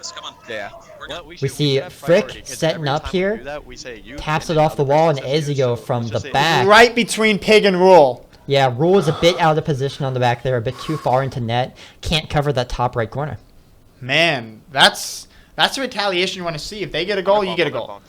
And Hunter, man, that self goal is really. Rule with quite a look. Top But right Rule's again. like, hey, you score, I score, we all score. Yeah, I believe this one bounces off the defense. Who knows if we'll be here long enough to see it. We will not be. But it ended up going top right corner. As we've seen so many goals do this game. 2-2 now, 126 left. Goal after goal. Ezio looking for something here. Can't quite get it. Offensive I've seen this game. It's the most goal I've seen in like 30 seconds in this entire series. Oh, Rickles up to Pig. This is something. A goal for NKU. They take the lead back. Wow. That's the NKU offense you wanted to see all game. Yeah, just where was that? Now it tapping came from the in when back. you wanted it to, when it mattered the most. NKU's like, all right, hey, we got to turn it back on. But UCB still has time, and normally I'd say, oh, minute 14, that's not a lot of time to score. But right now, with how these teams are playing, these defenses are kind of missing some plays, and these offenses are playing amazing. Look at Izio just taking that up there. Yeah. Oh, but And it's going to set him up. We had a double commit on top from NKU. Huh? You can see Ezio come up here. Both Rule and at Rickles commit. When that happens, no one's left to defend. Another defensive misstep. Huh? Let me sit back down. Sorry, I had to stand up. But wow. 3-3. Congratulations. We have the most goals we've scored in the series. Yeah, we have. This is like around 30 probably percent of the goals in this entire series. 6 goals. Because it's probably like an average of 2 or 3 every game. Yeah, we see Rule here setting up a teammate who's going to be there. Pig. Pig gets a touch way too low. Hank. luckily Burst was there, or else UCB would be just back to back goals. And I mean, but the NKU now they know they have their offense, so they just need to keep with it. But UCB knows they have their offense too, so it's really a scary position of we may see another overtime. So we may have 2 series go into a overtime on Game 6. We actually could here. We're going to see Rule not able to hit that one in the corner. Again, just 10 seconds left. A demo, that's going to save NKU from some scare. If NKU gets a goal in these last couple seconds, it will end the match. Ezio keeping it up high. No one's even going to contest it. Rule getting a touch under. Just going to put it away the wall. Pig, no, I think what's they're Pig going to do here? Try it. They're going to try it. They have that Pig last to second. Rickles? Pig to Rickles there, and it's going to touch. That's fine. I think for UCB, they're like, all right, that's good, that's good. Now we just got to play it overtime. My heart is racing. All right, no kickoff goal. That's a good start. Very good start. Good start. Well, knowing with our overtime, we'll be here for another 2 minutes. Very well could. We're going to see Pig looking to set something up mid. Rickle's not there. Oh, just there late. Ezio meets him at the ball. Pig looking to set something up for himself. Hits it up, but Frick takes it. We're going to see who's here next. Rickles with the demo on the back end. We'll see if this turns into something. Pig with a touch. Nothing comes out of it quite yet. Oh, that's scary. That's scary. You don't want a 1v1 against Ezio. We're going to see what happens. Rickles able to get just enough of a touch. Pig tapping it over Burst. Pig carrying it to mid. Ezio is there. Again, winning a 50. Rickles tapping it out, but Frick will meet him to it. No play for NKU back. Uh-oh. That one may be dropping in over there, but Rickles with the last second save. Oh, my goodness. We're going to see another chance here for NKU coming down the field. Frick and Burst the only one's back. Burst is able to get it up and away. Pig doing all he can to control it. This one in a tough spot for NKU. Rickles able to put it to corner. Ezio is going to beat him there. We're going to see how Ezio plays this. Up slowly over mid. Going to be met by Rule, but a miss. Pig with But Pig's going to send that one close to the goal. I didn't think that last series would be top, but this one is topping it any day of the week. And Rickles going to send it close. Rule is there, but he's not going to be able to get the follow-up shot. Pig is trying to keep their dream alive. And that one's going to go really close off the post. Yeah, we're going to see UC turn this into something. Can it be? Rickles taps it up high. The last second save. The demo is really big, though. We're going to see what happens in front of net. The bump! Pig taps away. Okay, we're safe for now. Pig on Ezio. Will we see a demo here between them? We will not. We're going to see the ball. Oh, there's the demo. We're going to see some bumps. No one can take control quite yet. Rickles and Frick going up. Rickles wins the 50. Who's up next? Pig up next for the goal. Pig is going to, Rickles is going to end it. That is NKU going to the finals. The rematch is alive. Pig, a beautiful shot to end this one here. Another upper 90. This is a 4-2 win. NKU versus, which honestly, closer than I thought it would end up being. UC really pulled together in those middle matches, threatening the reverse sweep just like we saw before. Oh my goodness, that is a great series. I don't know how the finals is going to top that. Well, that is the last. What's the whiff count? I can't see it. Yeah, I can't see it. I can't see it. I got it. Is. I can't see it. But just tell me, just yell out what it is, and I'll hear it. But man, what a way to finish off the semifinals. Yeah, and this was honestly a game between Ezio and Pig. They both carried their teams on their backs. The rest were role players, making sure they could get the ball around. But Ezio bottled up so many NKU chances, and Pig was the one creating those chances. It just seemed like back and forth in this last match. Nobody could get a handle on who was the better team for the majority of that overtime until Pig got up just enough into the air over UC to put this one away. Oh my goodness, what a series though. But that finals is going to be the rematch of last year. Yes, it will. And I won't be coming in and casting that. We're having a UK caster come in because we want the NKU and the UK caster. I have no dog in this fight. So we are going to be heading to a break before the final though. Thank you guys so much for tuning in, and make sure to tune back in for the final. I may be on my drive back home, but I'll definitely be listening to it. So stay tuned. You are not going to want to miss this final. If these semifinals are playing like that, I can't imagine what this last series is going to look like. Go on, KU. Oh, wait. This is awkward. There we go. Oh. You okay there? I'm good. Your heart was, you were a little scared of there.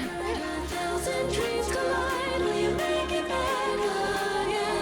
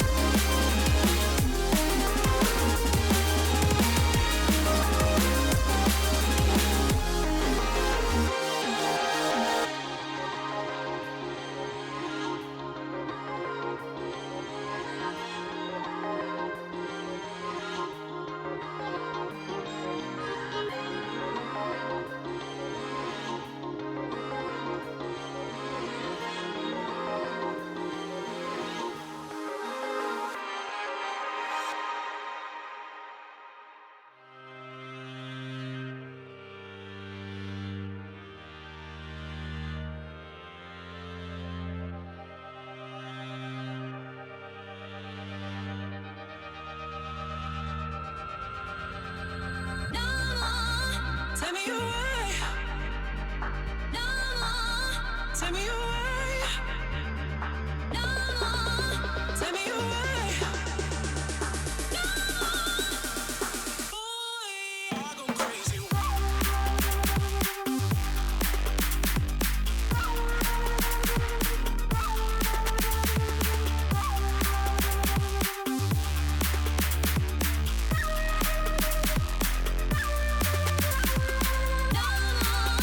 Take me away.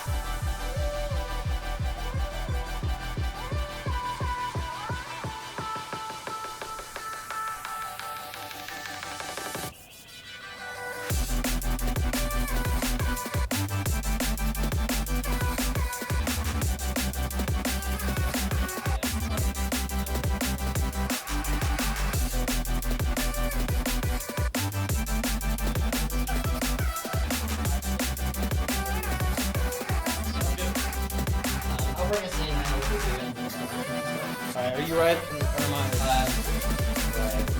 Okay. Okay, sounds good.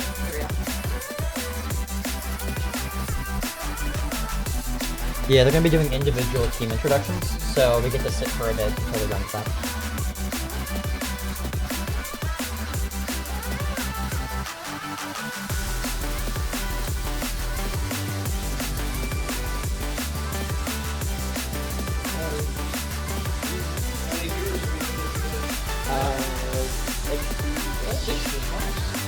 Right now, 50. As the tournament's gone on, it's just dropped as teams have gotten knocked out. But we peaked in like quarterfinals, semifinals at 60. Cool. I haven't gotten close to that much before, so I'm like, I feel special. All right. I shouldn't need a notepad. I know what NKU and UK have done in the tournament. Just focus on this. So are you introducing?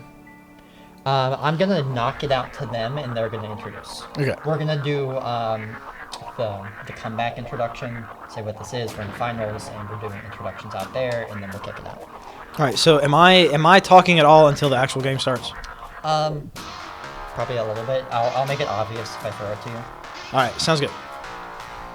Like I'll probably just have you introduce yourself at the start, real quick. But that's pretty much it. I'll just follow your lead. I'll play by you. Yeah, you're because we're trying to do the NK UK rep, so I think we should point that out. That will have biases. Okay.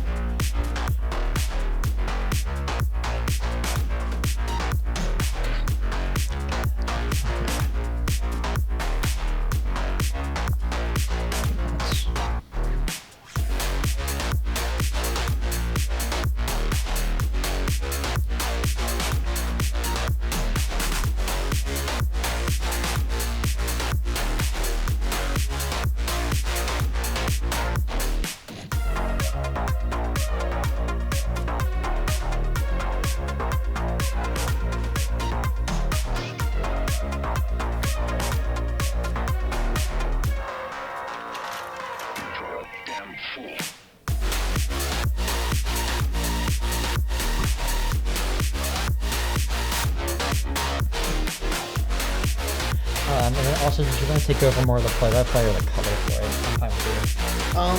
I don't really know the difference. I like to be like fast-paced, so I think that might be play-by-play. Yeah. So basically, I'll hop in when I have something important to say, Okay. and then you'll keep track of the game. All right, sounds good. Yeah. Yes, sir. Like after goals, I'll hop in pretty much, and when there's dead time, I can hop in too. I find the natural breaks. All right. It'll be good. As long as Sounds good. whenever you trail off, I can jump on. Okay. Yeah, I just kind of let like words fall out of my mouth pretty fast, so. That's fine. That's Okay. what you should do as the color, so or the play-by-play. So you're perfect.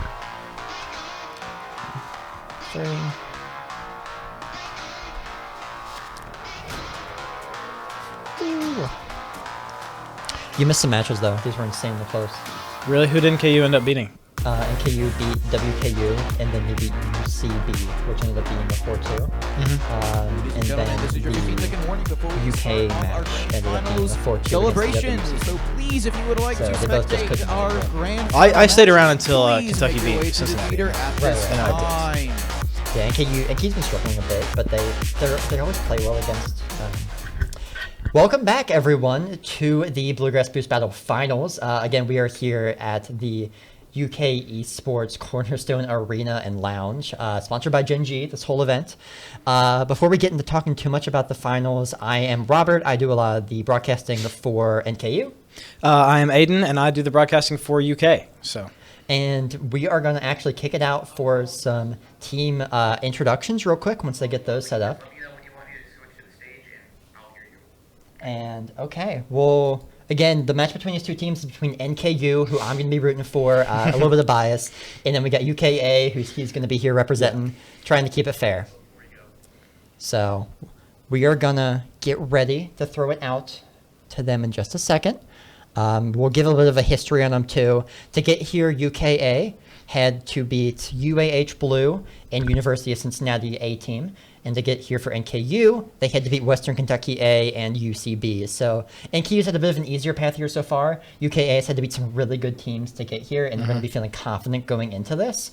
But NKU's kind of their Achilles heel. They always seem to have a tough time against them, especially last year when they got reverse sweep in the finals. So we have to see if UK can keep their high going. Yeah, there's definitely some lost love between these two teams, especially after last boost battle. So it'll be exciting to see the energy they bring. You know, they've had a long day, but I think that they're going to be able to find some extra gears for this grand championship. So it should be a good time. Absolutely. If they're ready, I think we'll throw it out to them for those team interviews or team introductions.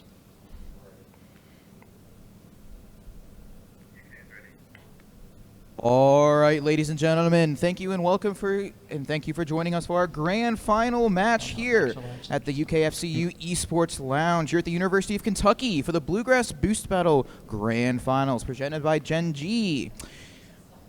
Special shout-outs to our grand finalists, NKU and UK. Woo! Introducing our first grand finalist, Northern Kentucky University. Up first, we have a business major from Union, Kentucky, Liam, aka Pig.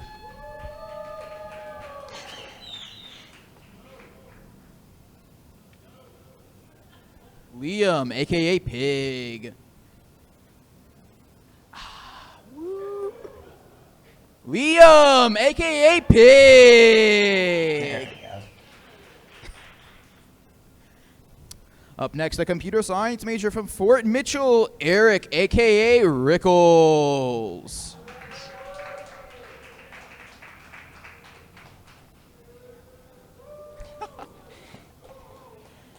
And lastly, a CIT major from Newport, Kentucky, Hunter, a.k.a. Rule.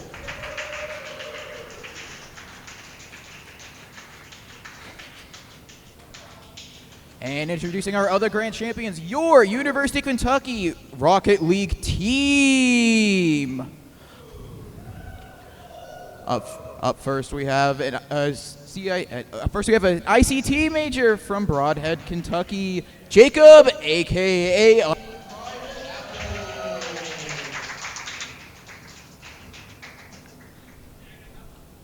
Communications and Accounting double major from Louisville, Kentucky, Matt. With a hyphen at the.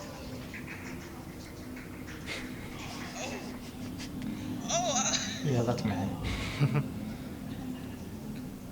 Mechanical engineer from Lawrenceburg, Kentucky, Eric, aka Festive Invader.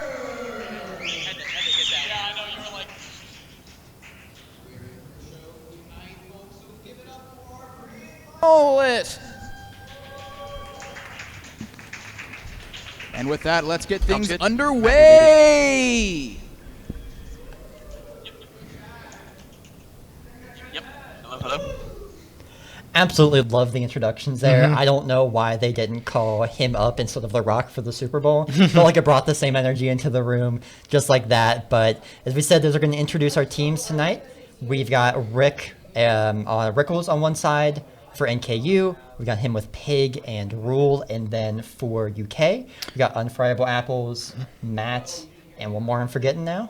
Festive Invader. Festive Invader, there we go. And we've seen a lot of them this tournament. They played the last 2 games here. Absolutely. NKU seems to play a lot more defensive than UK does. UK likes to take their chances and overwhelm defensive. NKU is more comfortable sitting back and taking the counterattacks where they can get them.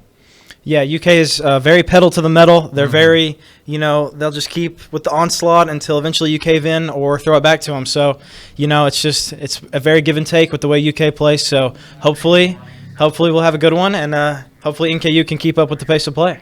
Yeah, it seems like Matt is the leader of this team for a lot of reasons. Emotional leader for sure. We've seen how he can have his highs and lows leading the team. But on the field, he seems to always be in the field of play, making great saves. He's not their leading scorer, but he contributes to a lot of goals. And he sets the tone on the field. We see a lot of the same stuff from Pig on the NKU side too. Less of a vocal leader, less of an emotional leader. But his style of play, that's very aggressive, very in your face. He loves to run a press. It can really get the NKU team moving and create chances that they wouldn't get otherwise, just sitting back and rotating on defense. Yeah, for sure. Matt is definitely, just kind of like the foundation of the UK team. He's always, he's got kind of the mind for it. He's the one that looks at the VODs with them, and he'll check out, their play style, and he'll see the things that a lot of players can't actually see, and so it's very helpful. And as well with Pig, yes, Pig is definitely just a premier player, just a one of a kind type of player. So it's just very exciting to watch Pig play at all times. Yeah, and that's not to count the other people. The team Rule for NKU acts really well as a backbone to the team. He always keeps perfectly in rotation. He seems to have some missed shots each game, some chances that should go in but don't, but still creating those chances and always being in rotation. It seems like he doesn't make the big mistakes that we can see other teams make, and just his solid leadership in the back is what keeps the team together. Rickle is kind of the same way, but he's a lot of a sharpshooter. If there's an open net for him to hit, he will not miss it. He plays a bit like a mix between Pig and Rule, where he's happy, he plays really good defense and can sit back and communicate when he needs to, but if someone has to be aggressive and Pig isn't there to do it, he can step up. And I think we see some of the same stuff with the role players from UK. Yeah, I mean, Unfriable Apples is just an excellent shot creator. He just, he's very solid across the board. He's not going to be hitting triple flip resets or anything like that, no. But he definitely, he's got that power to just go out there and do the right thing at almost every single occasion. So he's just very solid across the board. And same with Eric, Festive Invader. He just, you just can't really put a price on a player like Eric and what he brings to the table. It's just so calming to know that you have just such a foundational player like Festive Invader there. So really just all 6 of these players are just invaluable to their respective teams, and it's just going to be so fun to see how this shakes out. Right. I think NQ's strategy to winning this time through is going to be to shake Matt in his confidence. Last time we were here, it seemed like when they were able to get a lot of demos to make it so Matt didn't feel comfortable anywhere on the field, he started getting shaky. If he can stay locked in, he's dangerous. But the second they can get him to crack, they seem to attack real hard. What do you think UK is going to have to do to bring it up over that NKU defense? UK is just going to have to stay communicative. They're just going to have to stay trusting each other, and they're just going to have to not let demos, get in their way. They can't let stuff like that affect their comms. They can't let stuff like that affect their trust in each other. You just have to accept that as part of the game. And yeah, you're going to get demoed, and you might get scored on because of it. But that's just the way it goes. And then next play, you might demo somebody and score. So they can't let it, actually affect them, deeper than the game, because that's when it gets dangerous. Because with a team like NKU, if you waver at all, they are going to pounce, and so they just have to stay just concentrated across the board. Yeah, so one thing NKU seems to be really good at is they don't lose faith in themselves. Even if they go down 3-1 in a series, they can find a way to pull themselves back out. They're not afraid to say, this style of play isn't working, let's switch it up. They never seem to go too overboard. They're all very level-headed, which can make it hard for them to get really fired up and into some matches, but it means they're always constant, and that's their biggest boon. It's made it hard for them to advance in CRL and competitions like that, where these high-skill players are scoring things that they can't keep up with, but they always have a shot in any game they're in because they're so reliable. Yeah, and I feel like with UK, it's a little bit more hot and cold. I mean, when they're hot, but they do have a bit of an issue with, getting a little down in the dumps. The comms will start to fade a little bit, and, you can definitely tell when there's an energy shift. And so with those highs come the lows. And so I think that both these teams are just going to need to balance out and just play their game and trust themselves. Absolutely. I think we might see this one go 7 games like last time. I hope don't see any reason it won't. They might be between high and low scoring depending on if UK gets rolling or if they just crack on defense. I think the tone of the game is going to be set by them the whole way through, and NKU is just going to have to match it.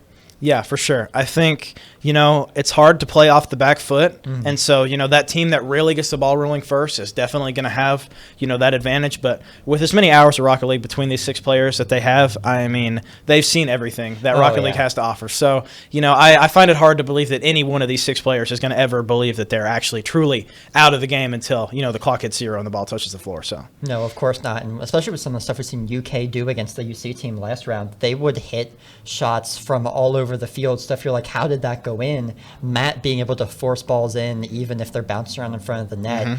It seems like they're always a threat to score, and that's something NTU's going to have to keep in mind the whole time. They have a good defensive rotation, but it will occasionally break down. Yeah, I completely agree. It's just, I don't know. I really do worry about the mental aspect because you're completely correct. I mean, NKU is just so level-headed, and with a leader like Pig, I mean, Pig just has complete unwavering confidence on the field. Pig is never ever going to think that he can't turn a game around at the drop of a dime, and so it's just, I don't know. I think it's going to come down to whichever team wants it more, whichever team is willing to sit there and grind it out and not get wavered in their confidence. Yeah, I've never seen Pig turn down a 1-on-3 ever. Yeah. If he has even a chance to score, he's going to take it, which leads to chances for his team, sometimes for better, sometimes it acts the other way if he gets himself out of position. He is the one thing that's not constant about NKU's team, but the rest of that is going to form to him. And we are jumping into the game here. We're going to see NKU in orange and Kentucky in blue. All right. So we see Unfriable Apple's just trying to get that across, just lay it down across the goal line here. Matt does get 50'd and bumped around a little bit. We've got Rule back here going for boost. That might be on net. Not for sure. Is that an early trickle? That's insane. 1-0 lead, 15 seconds in from NKU. I think we can see Kentucky, that demo and some of the bumps in there got them confused on who was actually the last man, and NKU took advantage of that. Like we said, the weakness, the second they see it, they pounce. Yeah, for sure. I mean, already 15 seconds in, and there's already a play highly contributed to demos and just physical gameplay. That's exactly what we were expecting from this NKU team. So I'm looking forward to see how UK is going to be able to bounce back, see if they can keep level-headed. A great 50 there from Unfriable Apples to kind of backflip into that ball, just put it into the corner and out of offensive reach. And Festive Invader with the clear out to mid. He kind of gets a misread there. Thinks maybe I believe it was Rickles going to touch it a little higher, but he does get faked out. But we'll see. He turns in the midfield here. It's getting a pretty 50'd into their third. Ooh. Very close save there from Rickles on the goal line. That's another thing we didn't mention. NQ's goal line defense is just insane. There's so many balls you think are going to go in that just don't. It's what keeps them in these games.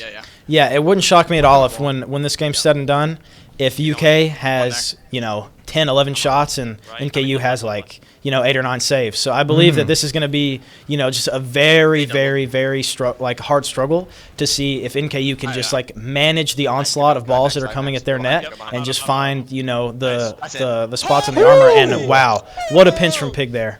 Yeah, this one, Rule doing the heavy work in front to mess up the front line. It looks like UK is having just a bit of trouble with the press coming out from NKU so far. They don't feel comfortable touching it around or just having confidence in their 50s.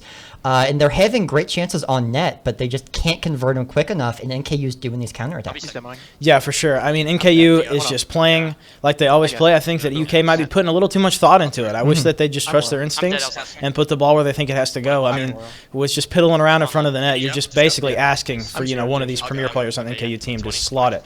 And so you just have to be fast, you have to trust yourself, and you just have to have that willingness to go out on a limb and do what you think is right. Yeah, something NKU struggled with today, it seems like, is their passing game. We do see something there. I believe we had a bit of an overcommit up the field from 2 UK players. But sometimes NKU can pull the precision passing game. We haven't seen them do it yet this tournament, but sometimes they'll revert to it when playing against Kentucky, when some of their one-on-ones don't work on going against UK's defense, because they have really good one-on-one defense, but sometimes when these passes start coming out, they seem to get a bit out of position like we've seen so far. Yeah, for sure. Definitely an overcommitment from UK on that goal. I think someone got demoed in the backfield. I don't really think it affected the play too much. They were already out of position. But yeah, for sure. Just leaving a UK player in the 1v3 with a team like this is just, you're just begging for it at that point. Right, and again, we got a 3-0 lead for NKU here with 2:30 left. Yeah, I mean, I definitely don't want to sit here and say that UK can't just pull this game out of nowhere, because they definitely can, but they're definitely going to have to find something different to do if they want to do it. I mean, playing like they have been the last, 3 minutes has obviously not been what they need in this matchup specifically, because NKU, is pretty much unlike any team that I've seen them play so far in this tournament. So it's definitely going to be a little different. A weird miss, I believe, there from Eric. I don't really know what happened there, but nothing will come of it, very luckily. But still, it's not nice to, it's not great to miss that ball in the first place. Yeah. And like you were saying, NKU relies a lot less on their skill, it seems. They're a very gritty team. They won't the bend but don't break defense is a big philosophy they have, because they don't have some of the highest finesse players. You won't see them get top rope flip reset goals like you'll see from Kentucky. Quite a few players can do that for this UK team, but they're not being given the chance to do it. Yeah, they're not. They are getting suppressed. I mean, we were talking earlier about UK's, pedal to the metal type offense, and NKU is just doing a phenomenal job just sort of suffocating them in their own third. And I mean, we got a wide bang off the backboard for Eric, but I don't think anybody's there to field it. Unfortunately, we see Unfriable Apples turn around the ball. He's going to look to go up the wall, but Pig will get there first, gets it around him, and I believe that was Matt who died. Or Festive who died, rather. My apologies. Festive should be first of this. This is almost feeling like a match where we got to start looking towards the next one with the way UK's been struggling to score. I think there's some ways that could start to beat this NKU defense. We're seeing some of it here where if they can get some long balls away from NKU where they can't control them on the back wall, that's when they scramble back on defense and don't have control pushing it back forward. If they can target their clears better, I think they could have quite a few goals. Yeah, I completely agree. And I think it also comes down to just sheer physicality. I think my goodness. UK definitely has the ability to get in there and just get gritty with it. But, unfortunately, this game so far they haven't been. But they might look to start, playing a little bit more physical in the games to come, because this is just not shaked out for them. That's a good, that's a good confidence boost, a little momentum goal there. But, still, this game is looking a little bit out of reach, but it's always nice to have one on the board, when you go into the second game. Yeah, if we can avoid a kickoff goal here, we'll wait a second to see what happens. Those can always turn the game around real quick. As long as Rickles can control this off the corner, it's looking much better for NKU here. You still never feel safe when they're right in front of your net, though. NKU can put one top corner, or UK can put one top corner. Yeah, I think maybe a little bit of a messed up three-man play there. I think Matt wanted Unfriable Apples to hit that back to Festive Invader, but he might have popped it back to Matt by accident. And so, unfortunately, and, as the clock is ticking down, this one I think is a little bit out of reach, and still that one doesn't fall. So, unfortunate game one from Kentucky, but I'm excited to see how they bounce back, and I'm excited to see NKU just stay with this pressure that they had, because honestly, UK felt very, very suffocated. They feel like they didn't have any room to breathe, any room to make any type of plays that they wanted to. And so very, very solid game there from NKU. Yeah, as long as Matt can keep himself in spirits after this one, I think it's going to be a big boost for them, because UK has dropped a couple first matches, but they haven't seemed phased so far, which is somewhat of a difference from how they've seen them play in the previous years. They seem more calm going into this next match. Against UC, they had something similar where they lost the first couple matches, but were able to get back into it. So there's no reason for me to count them out yet, but these saves, like you said, coming out from NKU making the difference. Yeah, I completely agree. If UK just can't find those, just wonderful shots or those passing plays, if they just keep with, just sort of the lackadaisical balls on net that aren't really, forcing out any, real sweat or grit from this NKU team, they're going to field those saves all day, and they're going to get that ball in the corner where, UK's not going to be able to try for a second one, and they're just going to take it back down the field. And so UK is going to have to try to get a little bit more creative here with their offense, whether that be demoing or whether that be, just going for some more passing plays or anything. It's just they can't stick with what they've been doing. But a beautiful dunk there from Festive Invader, but he won't be able to get the boost to go and make more happen. And he got a little stuck on the wall there, but Matt should be able to handle it. Yeah, one thing I've never seen come out of UK really is a demo or physical heavy gameplay. They always seem to want to make their finesse work, and it's not a bad thing because they're good at it. But against a team like NK, you might just have to try and switch it up, see what happens. You have some matches to lose even if it doesn't work. I have faith they can win 3-4 in a row, but they need to find their winning strategy first. Yeah, I think, especially if they lose this one, I think it's time to start throwing stuff to the wall and see what sticks. Because, I mean, if you lose 2 straight, trying to play the same way, going into that game 3 with the same, strategy is just, is just a recipe for disaster for this UK team. Right. As a reminder, these two teams did play earlier in the tournament. It was the win that got NKU their third Swiss to put them into the 2 seed. There was a 3-1 win for NKU. Shows that they definitely can be beaten as long as they don't collapse. We see good look here. Oh, a little unfortunate there, and Eric won't be able to stuff it. But yeah, I really like that idea to try to slow down the play, bring it to your own pace, and just let your teammates know what you're going to do. Because as long as you're talking to your teammates and letting them know that you're slowing that down, then that's perfectly fine to sort of calm down the tempo of the game. Right. I wouldn't mind seeing them trying to switch between some tempo here too. If Rule can look towards goal here, he can't. But if they can kind of speed up and slow down tempo and try and throw NKU off rhythm, that could be interesting. We will see Rickles go for the clear, and Friable Apples will get up. Festive Invader has a little bit of a dribble here. He might have lost it just a hair. I think he did, but Matt will be able to flip into it and get that angle. So really good patience there from Festive Invader, and really good awareness from Matt to know that, maybe this might be a ball that he needs to stuff in. But very good for Festive Invader there to try to, never let Pig know exactly what he was trying to do with the ball. Yeah, slowing it down and making sure that Matt behind him knew exactly when he was going to touch it. We'll see a kickoff loss. But Matt will dunk him. Sometimes NKU actually does do that on purpose, but Matt did a great job of breaking it up. If Matt doesn't get a touch, that's 2 players for NKU bursting down the field for a goal. We see a demo and Rule in the back line that's going to cause this attack to falter.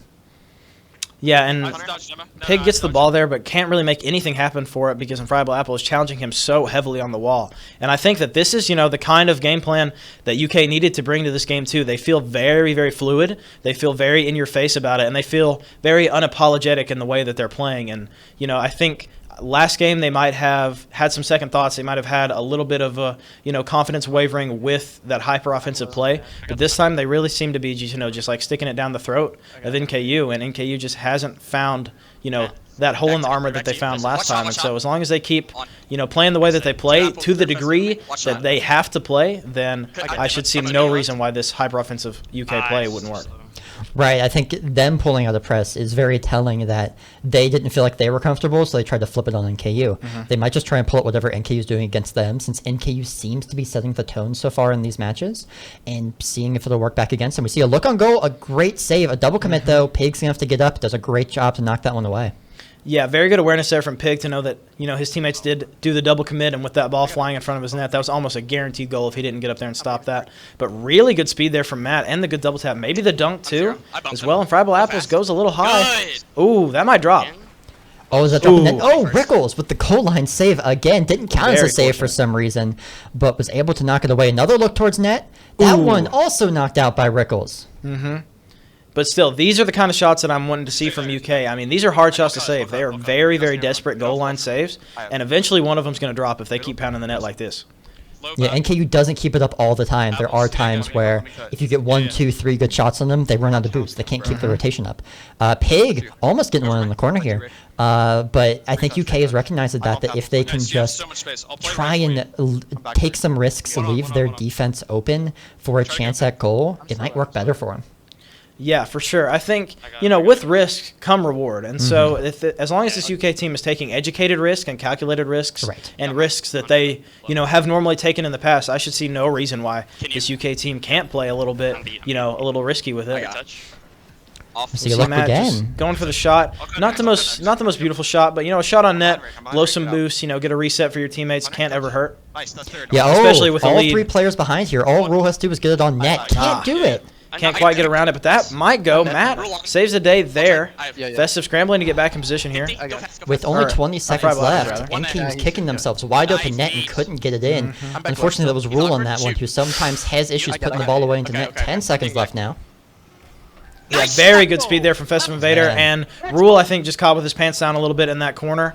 I mean, when you're down 0-1 with, less than 10 seconds left, I think going for that corner boost is probably never your play, especially when, that onslaught is coming right at your net. And we'll see Matt try to pre-flip into that ball. And with that, I believe the game will drop. And, yeah, a beautiful game, too, from UK, and very good adaptation for them to sort of, say, instead of trying to change something, let's just go with what we came here to do, but actually do it to the degree that we should do it this time. Right. Definitely felt like they just came up flat after this game. On the first one, it's the same style of play, but they're actually going through with it. We're going to see what NKU does here. They're very good at morphing their tactics to what UK is doing over the course of the series. Now that they see UK pulling out this effective press, they might try and go either with a quicker release, just hit balls downfield and get to them, or they might try and go with win your dribble 50s but keep someone back on defense. If you're going to take a risk, make sure someone's behind you. Because some of those risks that they took ended up pulling them too far out of the position, stretching the rotation too wide, and not leaving someone back in net to defend. Yeah, and I think, with these two teams, I think it's entirely possible that, even if we go to 7 games, that no 2 of those 7 games will be played, the same. With these teams, they're just so adaptive, and they're so willing to go out there and try something new, and they just have so many cumulative hours of Rocket League that, any way that they think that they should play, as long as they're confident with it, I think that they'll be able to pull whatever they want off. I got our back right boost. Right, we're going to see a quick attack here from Kentucky, not letting NKU get their feet set. A bit low on boost. A great block there, not letting Festive get the shot off. But NKU, again, on their back foot this match. We're going to see what they're going to try and do to break out of it. Oh, unfortunate attempt there from Matt. He tried to get off the ceiling, but while it was a good idea, he couldn't quite get to it before the NKU defense got him. Matt will bump. I believe that's Rickles away from the ball. He'll take possession here, put it up high, but Rickles will beat Unfriable Apples to it. Festive on the wall, but if Pig can get a beat here, very, very good demo from Pig. If he would have got that around Festive and then been able to, sort of keep that pressure going, it could have got ugly. I think a UK player was dead at that time too. It was, but the offense just started faltering because of a team bump on the back end between Rule and Pig, which can happen often for NKU. Some of their rotations are so specific that they just end up hitting each other on the way through. The comms sometimes just happen to drop off for NKU when they got to pick them back up again. We see Rickles, the last one back, able to get a pretty good save. Now Pig has to do the work, able to tap it to corner. Great work by those two to make sure ball doesn't go in net. Yeah, very impressive touch there from Pig to just really try to calm down that offense that UK was throwing and, let his teammates sort of recalibrate. And so very good awareness to just kind of let that roll up the wall and eliminate any pressure. But, I really couldn't explain to you what just happened right there. Yeah, I think camera went away for a second, came back, and Pig was wide open. Oh, Matt with a miss. That goes on the lift board once again. We will get a certified count after this as long as that board is still here. But that's a lucky one. I think NKU needed a little pick-me-up there, and they need to feel secure so that even if Matt scores a goal here, it's still tied.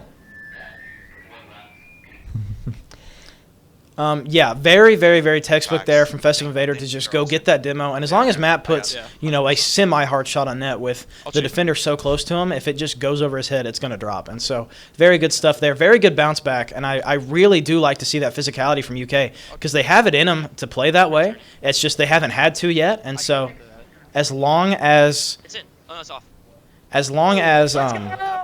they are playing confidently, then I think they're going to be able to do it. Yeah, a beautiful top corner shot there. That one very fascinating that they were able to just break it in past that defense. Felt like NKU was set, but they still got it through. Taking their left corner. Yeah, I completely agree. And we'll see Unfriable Apples going off the ceiling high. Rule will put it out to the midfield. Rickles will pop it high. We'll see what Rule wants to do. It won't quite drop. And Unfriable Apples can't quite get low enough. And the game is 2-2 with 3 to play. Yeah, Rule, knowing he had no shot there, did a great job of not trying to put it into Festive. Just tap it up and over. Yeah, and just good awareness from Pig to just be taking his time there. I mean, he knows that Apples is flying high, so if Pig is just going to go steamroll at that ball, it's going to go straight into the car of Apples. But to take his time and sort of get that low, sinking touch is just very, very good awareness from Pig. Yeah, I think NKU is willing to not take every shot given to them, except for Pig. Pig is the exception to that. But Rule and Rickles are very confident there's always a second, third man coming in to try and score. Unfortunately, Rule didn't have one there, but they get a lot of goals that they make the other team overcommit. Like, those are their pretty goals where they can get 1-2 off. The rest happen to be these counterattacks, wide open nets that we've been seeing from Pig. Yeah, definitely, for sure. We'll see Festive Invader, sorry. My apologies. I keep seeing Matt and want to call them by their first names, but can't help it. But Unfriable Apples will get this hard bang off the wall. He's going to go for maybe a team pinch there with Festive Invader, but that could have got ugly. Fortunately, an NKU player was not, within immediate range to go punish that. Unfriable Apples will take it high off the backboard, but Rickles is there to clang it back. So just a lot of hard bangs back and forth in this game 3 so far. And, I don't necessarily think that's a bad thing as long as UK thinks that they can beat them, on the 50 game and, on the individual plays. But I think, trying to get a little bit more possession could do both of these teams some good. It definitely could. We see a double commit here, luckily knocked away by Pig. Rule getting one towards net. If Rule can get to it, oh, a great save by Matt. Not quite a save, but a touch in the midfield to make sure it doesn't go in. Now Kentucky on the counterattack. Yeah, and Fribble Apples is looking to get a dribble here into the back wall. Can't find anything out mid. I mean, this NKU team is just stopping every pass attempt that UK is going for, and so they might have to look and try to do something else, maybe something a little bit more individual. As on Fribble Apples will go up in, but that will roll down straight into the hands of, I believe, Rule. Fribble Apples will kill him, but Rule will spawn on the back left boost. We see Festive Invader just looking to sort of get this ball out of their third, just try to relieve any of this offensive pressure. But NKU has really been on their game, this game so far at least, of just keeping this UK team on their back foot and just not letting them get any room to breathe. And so this game is shaping up to be a very tight one. I mean, this has just been an aggressive, strong, just back and forth game all across the board. Yeah, it's looking to be a 2-2 overtime the way it's been played. Each team getting half decent chances at net, but neither actually going in. Lots of wide shots, lots of shots saved the last second. UK gets another look here. Rule gets a touch, not a great one. Pig on the back line. Apple is still doing a great job staying in front of the ball. Festive, off the crossbar. Unfortunate. And even Rule almost, put that in for him. So, Festive might be kicking himself a little bit for that one. You hate to just not actually put anything on net when you're going for a shot like that. But still, misses do happen, and that's a pretty tight angle for him to hit. So, we'll see Festive Invader trying to get high. And Fribble Apples will get the 50, but it'll still go out. And I just really don't think that anything is going to be able to come of these, these little, trickle shots out in front of the NKU net. This was like the last chance. This If could Rickles, get, oh, no, they man. hit the demo, but he went for the pretty shot instead of the open one. Yeah, I don't didn't really think that have calmed. I didn't really have faith in the demo there. A little unfortunate. I can Man. see where he's coming from, but yeah, now that the demo does come out, he's going to have to be kicking himself a little bit for that one. Yeah, each team had a chance to put it away so far, and neither able to capitalize. Rickles getting fancy up high, not able to connect. Good 50 there from Matt. He's going to look for the second touch, but Pig is there to stop it right off the top of his car. Pig is going to look. He flips away from the ball. Can't really get any more touches. That's Festive as a touch. We'll see what Rickles wants to do. That might be on net. Good save from Unfriable Apples, and now Matt's going to have to scramble to get in position. We'll see Pig maybe go up the wall here. I don't know how much boost he has. Shouldn't be too scary, though, because it did bang hard off the ceiling. Matt does fall. Rickles has got a little bit, but Unfriable Apples will be able to sort of cancel that attempt. We're going to be looking at a shot here. Pig is back. Will Festive get it through? Cannot. Matt is there, though. Oh, beautiful 50 from Festive to sort of let that squeeze by him into the midfield. And Matt just completely ready for it. And just look at this confidence in the shot here, if it'll let us see. But damn. Matt was very fast with it, very confident with that shot, and he knew it was going in. So great stuff there in Game 3 from UK. Yeah, they had the comms that NKU didn't. They said, hey, I'm probably going to lose this 50. Be right behind me. Matt was perfectly ready for it, and he was able to settle the 50 down enough where it didn't go sideways, went right to Matt. That is just textbook how you get goals when you have a 2-on-1. If someone's right in front of you, just lose the 50, let him go out of net, let your next guy have a chance. Yeah, I think NKU's fault last game, I believe they had some communication issues. I saw some double commits. I saw some, team bumps. And so they're going to really have to iron that out because a team like UK, I mean, if one thing slips, if your communication slips, if one rotation falters, I mean, you're just asking to get scored on because this team will recognize any slip and will just capitalize on it immediately. Yeah, we see a good shot here from Matt Roy to get up. Knowing NKU myself, I know that even though they don't get down in morale, sometimes their comms can just drop out. Even when they have a good chance like that, maybe neither of them thought they needed to say anything. They were like, oh, they know what I'm going to do here. But they didn't. And that has come to bite them in some really high matches. Oh, beautiful save there from Rickles. But against UK, you have to have those constant comms up. You have to be on point. And also UK is a team that's never shied away from letting the comms fizzle. There is an element of hot-headedness to UK. Just with they're just a fiery team, and so you got to take the highs with the lows. But it's not uncommon for a UK call to just kind of sit there and fizzle. And so as long as they don't let that happen, I think. This is really up to NKU at this point, and that might go in. Unfortunate barely. there. We're going to see another attempt here, Matt bringing it up to the corner. They're really dangerous when they get these high balls, but no one decided to go for it. Both a little low on boost, I believe, there. We're going to see Invader bring one up while again going to fizzle out as Pig gets there. Some of these touches not connecting. I have. Yeah.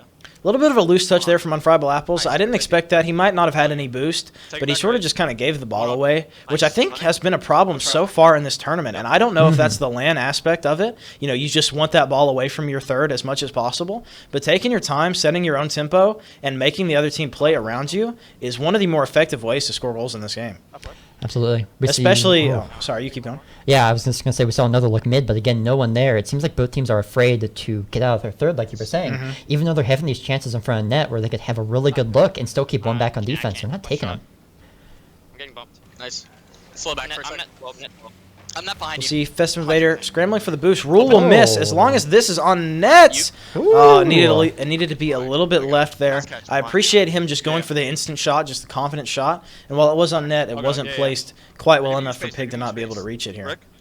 We see another attack on net, which NQ has had very few of in this game so far, having some trouble keeping the ball in the midfield. Rule getting the look through the corner. It does trickle through, but Matt there on the back end. Kentucky playing a bit physical there with Rule. Let's see if it pays off for him or not. I think that Unfriable Apples bump, had a little something extra to it. Oh yeah. Had a little bit of grit behind it because it seemed very physical. And I'm really liking when this UK team pulls out the bumps. They pull out the demos because just getting rid of an opposite team's player is just way too valuable to not even consider throwing into your game especially if you're faltering a little bit. But here, they've got the 2-1 lead, they've won the last two, and tied with 2 minutes left. I mean, UK doesn't really have to go out of their way to change too much. I think the ball is kind of in NKU's court at this point to sort of adapt and make UK readjust. Right, which they haven't found a solution yet to this aggressive play style by Kentucky. They've been playing a bit better against it. They don't seem like they're on the back foot, but they can't create chances out of it. They can't make the counterattacks that we were seeing from them in the first game. Yeah, they're doing all that they can to stop these balls from going in, and it's not really giving them any time or boost to go and try and make their own shots happen. So they're going to have to find a way to sort of just break through this pressure. And just one strong drive down the field could mean the difference between winning and losing this game between both teams. But this could get scary. There we go. Yeah, an unfortunate touch there from Unfriable Apples mid, and Rickles will find it. Yeah, the important thing Pig did here on the wall, he saw the pressure coming, he slowed down. He didn't take that first touch, which I believe Festive was coming up on, knowing that he was just going to get demolished if he tried to, and just waited 1 second, took the ball under, and gave him the wide open goal. That could be very interesting if NKU figures out if they slow down for a bit, if they can get some fakes in there because Kentucky's committing so heavy. They could have some interesting chances on that. And that's been another theme, at least with the games that I've seen in this tournament, just taking your time with the dribbles, throwing in some fakes there, throwing in some, some illusion and making them guess exactly what you want to do with the ball has been invaluable for players like, Huds and I believe another player for West Virginia that I saw, just very, very tricky with the dribbles. So stuff like that, just faltering in your step, and just a beautiful shot there. Yeah, top rope on this one. It looks like they suckered all of UK to coming into that right corner. You have Apples there. You have another commit behind, which we didn't get to see there. Pig recognized it, that they were all out of control, was able to slow that ball down enough to get past them. 2-0 lead here with 40 seconds. Still don't feel confident in the lead, but they have to feel good that they have one. Yeah, they have to be, at least a little bit happy with how they developed this because, it just feels like they really found their way in the last, I want to say, minute of this game. It's just been all NKU all the time. And so whatever they've done here, if they want to win this series, they're going to have to find that again. Yeah, I wonder if they can run up the score here and really start to get into Matt's head. Because Matt can get frustrated when the score starts going 4, 5, 6, and he can't do anything to stop it. If UK gets a goal, can kind of fizzle that out and help level his head. Matt still looking like he's doing a great job on defense here, but these 3 goals are very telling that NKU figured something out, and they're going to have another chance. Yeah, for sure. I mean, that is just the biggest way to break a mental. If you break, if you get a gap in someone's game and pound on, 3, 4, 5 goals in a very short amount of time before the opposing team can figure out what they're doing wrong and how to stop it, I mean, that can blow an attitude. Yeah, will we see a last second goal here? We won't, unfortunately, barely off by Apples. This evens the series up at 2-2. We're going into Game 5. Yeah, this Game 5, I don't have too many words. I mean, this is just such a give-and-take series, and both of these teams are just finding the perfect things to do, and then the the other team is finding the perfect way to counter it. And so it's just so, we were pushed up. Yeah, interesting to see how these teams are developing their offense and then watching the other team, sort of adapt their defense and then having to go back and redevelop your offense. And so it's very, very, very interesting so far. Right. Each team has done something that's worked so far, for sure. Like, they've gotten a ton of goals off of something. We're going to see how the slowdown of the game and the kind of reversion to finesse from NKU, something they're not the best at, but they can do in moments, especially with Pig there slowing down those walls. If they continue to do that into this match, UK has to step at the intensity even more or cool off and say, we're going to match you. We're not going to overcommit, keep one back. Because so many of these goals NKU scored could have been prevented just by pulling back the rotation a little bit. Yeah, I agree. There is a fine line between an aggressive play style and just flat out, playing a little bit, silly, a little bit overcommittal. So yeah, you have to draw that line in the sand and have to know when to pull back. And as a Pig ball will just go in, and I think this might have been 2 misses in a row from this UK team. We have. The touch from there. The second one was a potential, but still, Pig doing a great job to get that high touch. They didn't jump early enough. I don't think they thought Pig would get a touch on it. Pig with another look at goal. That one not falling in. But Pig seems to be the one that's pushing NKU through these open gates that UK is leaving. Yeah, Pig has definitely just been the spark that this NKU team needed. He's creating so many openings. It's kind of giving, Rickles and Rule, no choice but to go in there and just do the right thing because Pig is just exposing so much of this UK's defense. Yeah, we're going to have another look goal here. Pig tapping it in, but we get enough back from UK to put this one out. Still afraid anytime Matt brings the ball down the field. Pig there has to save it on the ground. But whenever the ball gets brought through the midfield high for either team, you always think a goal is going to happen in like 5 seconds. Excuse me. We're going to see Matt with a high chance here. Can Pig and Rule get to it? They can. Rickles on the edge. Can Rickles put just enough on it? A little bit of a weak shot. I think he could have got more oomph on that one, and Festive might not have been able to save it. But, with that sort of like backflip roll into the ball, it will just kind of trickle in there, and Festive will be able to get in the way. A demo here onto, I want to say Rule, but nothing will come of it. Pig will get the bang. Rule will get the second touch. But Unfriable Apples is there to stuff that into the corner. Matt gets a light miss on the wall. It's up to Apples to 50 it. We'll see the speed from Festive Invader here. As we see, I believe this is Rickles just going for every demo on the map. Yeah, whenever they turn ball cam off, that means they're going for something. It is like their trigger to just go crazy, go wild. We're going to see something interesting here. Oh, Rickles had a boost. That could have been a goal if it had been played right. Matt with a shot high. Oh, man, that one's going to eat him up. Try and go. Yeah, it's unfortunate. I think there's been a lot of missed opportunities between these two teams, and a beautiful save off the backboard there from Unfriable Apples. But maybe not as beautiful as I thought at first, because it did kind of send the ball back into the midfield. Yeah, the issue was the demo coming out there. That second man back didn't exist anymore, and the only person left that could get there was so far away. That's great targeting there from NKU, noticing who they have to demo to get the goal off of. Just make the shots easier. They're struggling with getting the ball into the right place right now. If they can open up the field, widen it however they can attack those corridors much better. But when it gets tightened on them like UK has done through some of these matches, they just fall apart. Yeah, and as we see, just Unfriable Apples just trying to make anything happen in this corner. I mean, I can honestly feel an air of, disparity between, or maybe not disparity, desperateness. Yeah. Yeah, desperateness. My apologies. Desperateness between this UK team and this NKU team. I mean, UK is really struggling in this game 6? 5. Game 5. In this game 5, it's just, they just don't seem to know exactly what they want to do with the ball. They lack purpose in their hits. They're just really scrambling. And it's tough to watch because they played so calculated on these last couple games, and to see them, just lose purpose with their touches and just trying to get this ball as far away from them as possible is just, you can't help but think that that's the reason that they're down 2 with 2 minutes to play. But this could be Rule with a really good touch to sort of, eliminate the possibility of a double tap there.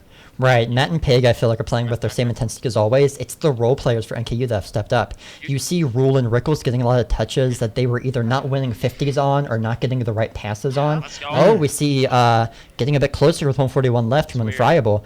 I guess you heard me talking about the role players. But it seems like that's the X factor in this game. It's not Pig. It's not Matt. They'll always be the constant force for their team pushing it through. but NKU's filled up behind Pig better than I think UK has done behind Matt so far, and at least in this match specifically. Yeah, I agree. Rickles and Rule have been invaluable so far. I'd like to see, Festive Invader and Unfriable Apples try to do more of their own thing, but obviously with Unfriable Apples scoring that, it's kind of hard to say. But still, a 1 point game with 1:30 left. Ooh, this man. is really anybody's ball game at this point. Yeah, we keep seeing these wide misses from UK, so many that they're gonna regret not having go in. Pig doing a great job on the back line here. Of course, we're gonna see if he can get it through. He can't. NKU still on the back foot here. An excellent set of touches there from Rule. Oh, yeah. Really calculated. Yeah, that's something you usually see Pig or Rickles do. To see him doing that's cool. Oh, Pig with the goal line save. They're putting everything they can in. They don't feel like they're in control, but they're not losing completely to UK's pressure here. Yeah. Nice. I'll go. This last couple 30 seconds has definitely been a little bit on the back foot for NKU, but they've been holding on strong, and still, with as many opportunities that UK has had to only, have lost 1 goal in the last 4 minutes and 20 seconds. It's just, it's honestly, they can't be mad. And Rule will find that from a beautiful pass from Pig. Yeah, that was a play just between the two of them. Rule saw Pig up ahead, kind of put it on his back foot. Pig had no choice but to tap it up. I believe that's Festive there, who was the last one back. He did all he could to get in front of it. Rule slowed it down, put it up just enough to be unsavable. That does widen the lead to 2 goals here, not insurmountable. But Kentucky has just had issues getting the goals into net this specific match. I'm gonna wait Festive. Yeah, I do completely agree. It sucks to see this this UK team. I hate to just sound like a broken record, but they have lost purpose in their touches. They're just throwing this ball away, and it's not like the cold, calculated offense that they've been running for this past tournament. It feels very, very rushed, and it feels very panicky. Two are in our corner. Yeah, I think with 10 seconds here, we probably won't see another goal in this match. That demo, especially on the back with that demo, yeah. Yeah, NKU's happy to let this one ride out. Don't even give him a chance at a goal. This is now 3-2 here. Game point for Northern Kentucky. Doesn't mean Kentucky can't come back. We see them come back from some 2 game deficits before. But with the way they're playing, it's hard to believe that they will. They've got to, again, as each team has done, adapt to what the other one's doing.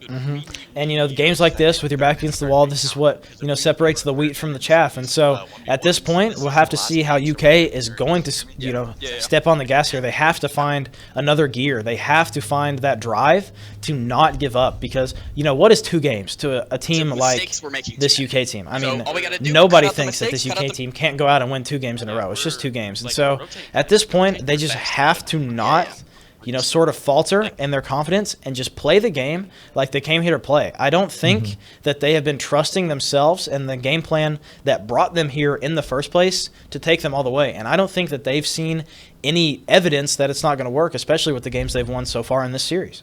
Yeah, the shots are a bit down from UK this time too. Only 8. Which sounds weird to say. 8's a good amount, but since they weren't converting, and a lot of their tempo seems to come from pound, pound, pound until one goes in, they didn't pound enough on each possession. It seems like they got 1 chance, 2 chance. 3rd chance didn't come up, and they seem to be scoring on those later chances. Leave it all out here, boys. Yeah, it's unfortunate. And with a team like NKU, if you're not capitalizing on the opportunities that you get, NKU is very good at limiting your opportunities. So you have to take it when it comes, or else you're just going to be, just playing from behind all game. Rule opts to go for the boost here. It's going to give Matt a 50 down straight, but nothing too terrible is coming from it. Matt's in the 3rd man position. A little bit of a bump there, and Apples will skirt on the thing. It's up to Matt to sort of lay this down, and Rickles, I don't want to speak for anyone here, but that might be a little bit of a tilting moment there to have your teammate bump you straight into the net like that. I really don't want to see this UK team get shaken, but from what I've seen so far, I mean, oh my goodness, I think that might be what we're seeing. Yeah, we see Matt in the camera down here, just resting back into his chair. He's trying to calm himself. You can see he's working through emotions. It's not like he can't get back to a good state, but we've seen how his mental state can directly impact his gameplay. Yeah. If they can start spacing out, if they can limit these bumps, these are, again, the exact same things we saw happen last time we were here at Bluegrass, where Kentucky just started making a ton of misplays altogether that led to their downfall. It feels like that's just now starting. They need to pull themselves out before it gets worse. Yeah, and with the double commit there from Unfriable Apples and Matt, UK just needs a goal here, and they just need to take a breather, and they need to reset their entire situation, because they are not out of this, and I don't know why they're playing as if they are, but it does feel very rushed and very panicky, and it's tough to see. Especially, I just feel like every time one UK player goes for a ball, 2 UK players are going for a ball right now. now at this point. And Eric is sorry, excuse me. I really do apologize. When I say Eric, I'm talking about Festive Invader. I do apologize, but Festive Invader will go down to a demo here. Yeah, and we are seeing UK. It seems to be calling themselves back in. They haven't let in any obvious mistakes since that bump towards net that indirectly led to a goal later on. Yeah. NKU is still in control of this game. I don't feel like they've wavered. Pig still going for the stuff Pig goes for.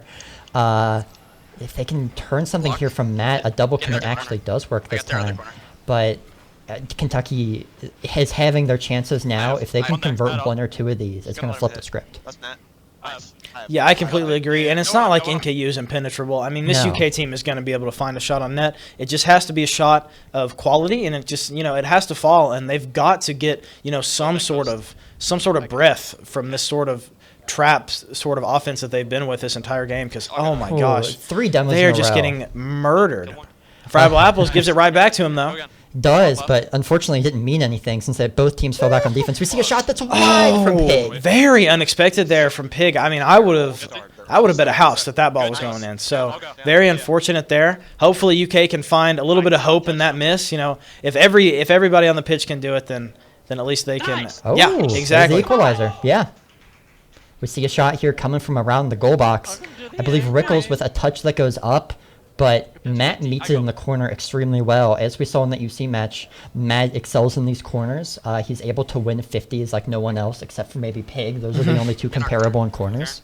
But when Rickles went into the corner there, he gave Matt just enough room to put it center, and Festive had that perfect top shot.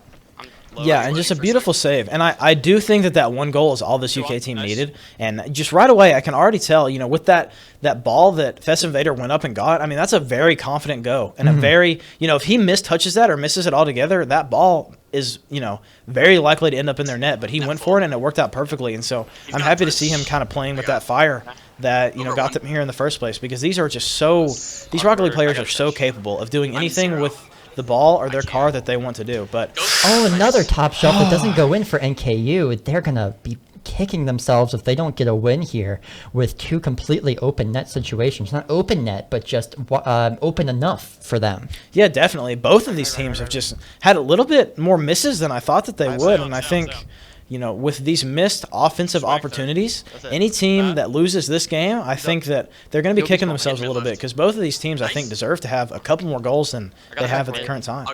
Right. It'll be hard for them to come away and say that they played their best possible game this time. We've seen both play at a very similar level, but I don't think neither is their peak. Yeah, I completely agree. This game has just been a little bit sloppy, but this is crunch time. I mean, this NKU team wants to walk away with that $600 prize, and this UK team really doesn't want them to. So, with their back against the wall, something like this, it's very easy to see how the nerves can start affecting, especially in a LAN environment. Yeah, we see more goal line saves are open now. Let's see what Rickles does. Oh, I think he sees an Investive on the corner and got scared off, didn't have enough boost. Actually going to do a turnover. That could be big. Yeah, Festive does get the dunk of his car. Pig will get that, but as long as Apples... Ooh! Unfortunate there. Very good save by Rickles. Just way to be there for the team. And another beautiful touch from Festive Invader. Festive Invader is playing out of his mind this game, especially defensively. So hopefully this UK team can sort of, rally around that beacon there and see that, Festive Invader is giving it his all this game, and, why wouldn't they? Yeah, he's setting up goals and saving goals. Wide open net. Pig has to get back, and he does. Festive not quick enough to that ball. We're going to see Pig. Again, NKU keeps turning the ball over in the midfield. They seem like their touches aren't connecting. Their defense has been fine enough. 8 seconds left. Will we see a last-second goal? NKU is no stranger to last-second goals here. 3 seconds. Matt hits it in the corner away. And with that bump on Rickles, I think that this will drop. So here it is. This is do or die for this UK squad. And, I think they've got it in them. I think that this NKU team is more than capable of not letting them. But right now, I would say that the momentum is a little bit UK favored, because they've come back from a lot to get to this overtime. A lot of people would have expected NKU to just keep steamrolling here after that game 5 that they had. Yeah. And so UK has fought tooth and nail to get here, and I think that they're excited to see if they can take it the rest of the way. Yeah, and each of these teams has won their fair share of overtime matches. I think they've each had at least 3 or 4, and they've won a majority of them. And Friable Apples does fall, though. Ooh, that could be big here. No. Dunk from Rickles, and Friable Apples is dead on spawn. That's going to start tilting a little bit on Friable Apples. Matt is able to do great work in the back corner. Pig looking, another touch in. Over me. Pig carrying it to mid. No one there, though. They didn't think he was getting that through. Yeah, a little bit weird from this NKU team. They got back-to-back demos on Friable Apples, who was just a huge key of this defense, and they sort of played back into their own third. And again, I think that might be the nerves playing. Yeah, that's overtime. Yeah, that's overtime, and especially with a game to play with, when you get that back-to-back demo and Pig is out here just winning every challenge, I think that, you got to have somebody in the midfield just at least ready for that. Right, normally that is Rickles. Rickles is the one who very often is able to patrol that midfield for those balls that come through. I think he is, like you said, just feeling timid for this overtime, not wanting to be the reason that they lose. Nobody Matt wants to has be the an reason. opportunity here. He's got his flip. Unfortunate there. Kind of got around the ball a little bit. Didn't really have an opportunity to put that exactly where he wanted it. But still, a good time waster, a good way to let his teammates get boost, and a way to waste some of this NKU team's boost. And so, on Friable Apples, we'll have this ball first, but Rule will get a strong 50, and Pig will lay a ball on net. Festive Invader will hit that into the corner. He'll go for a second 50. Rickles is up. Matt hits it into the corner. On Friable Apples, his first to bat here. Misses. Pig will take it around. Matt is able to put it into the corner again. This UK team just Oh, man, off the bar again. But yeah, this UK team loves to put that ball in their corner, but I'd like to see him try to put the ball in the opponent's third here for once. Yeah, it seems like NKU, every time the ball is getting close, looks like they might break it now, but they keep getting a great touch back in. Oh, this could be big. Pig has to rush back on defense. Matt with the top shot. And that puts this one tied going into Game 7, 3-3, with a 2-minute overtime win. Just what I was saying, the first time they got that ball, out of it, actually relieve that pressure, it just felt very easy for them to find that goal. And so I think that's what UK needs to work on. They just need to find that energy that they've had in their 3 wins. It feels like every time they lose a game, it's because they're playing off their back foot, they're playing timid, and they're playing scared. And this is a team that has the experience to not play scared. They came here to win. Both of these teams came here to win. But UK came here to win in a certain way, and seeing them not confident in that way is just very hard to watch, because it's apparent, at least to me, that might be where they're faltering a little bit. Yeah, shots skyrocketing for both sides here, which always plays in the UK's favor, I feel like. Pig, and again, there were about 4 chances they had to put goals in the net for NKU. I'd say about 3 as well for UK. Just heartbreakers that could have put this game to like 4-1 either way. It's insane that this ended up so low scoring.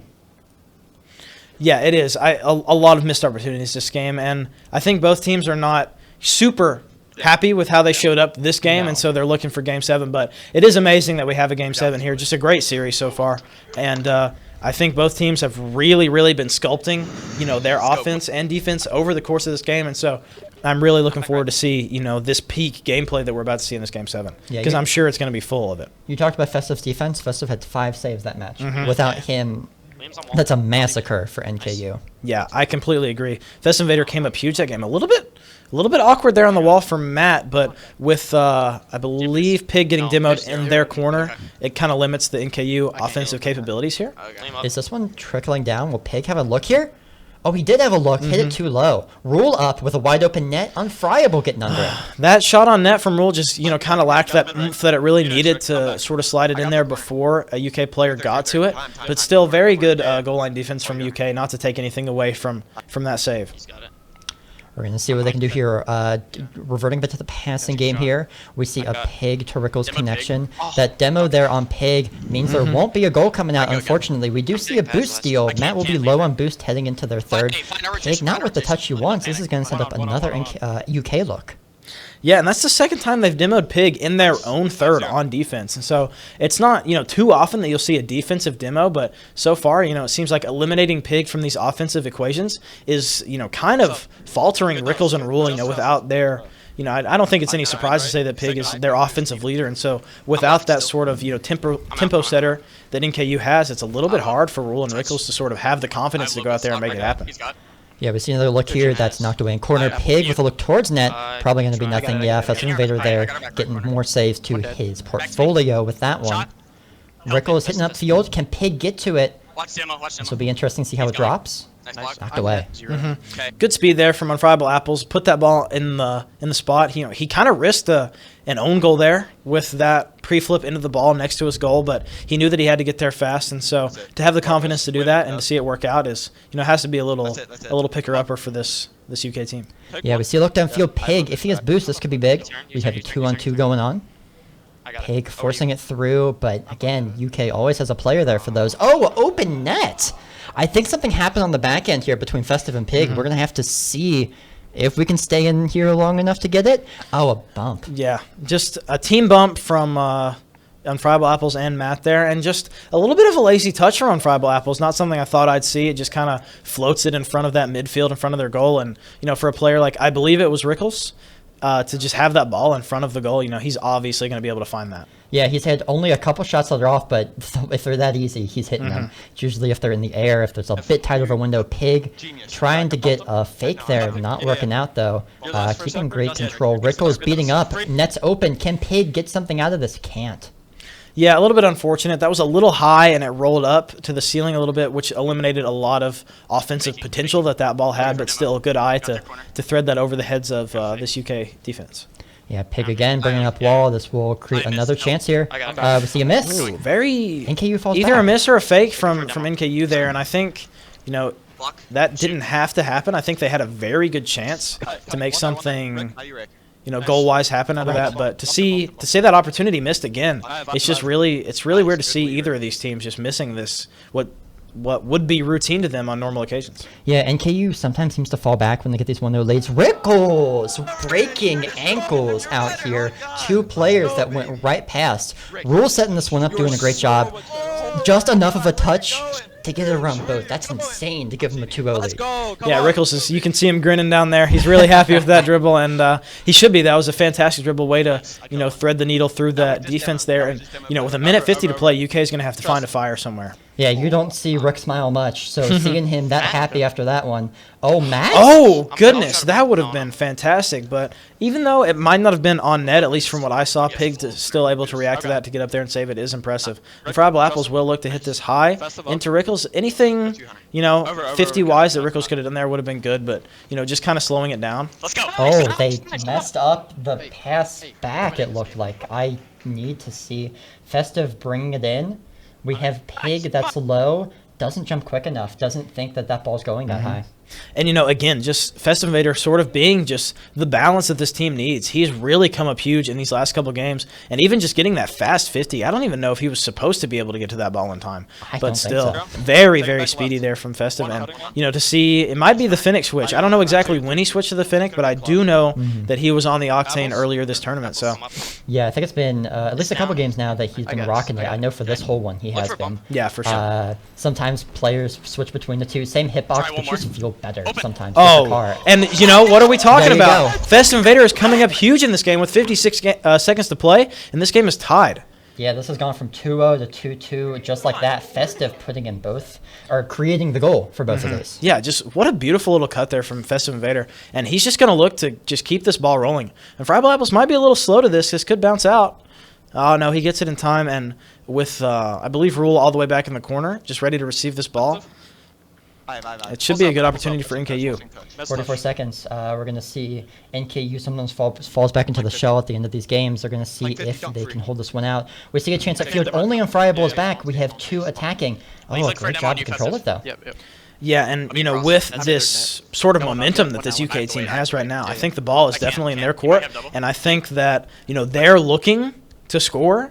And right now, NKU is looking to save. And, that's a dangerous place to be.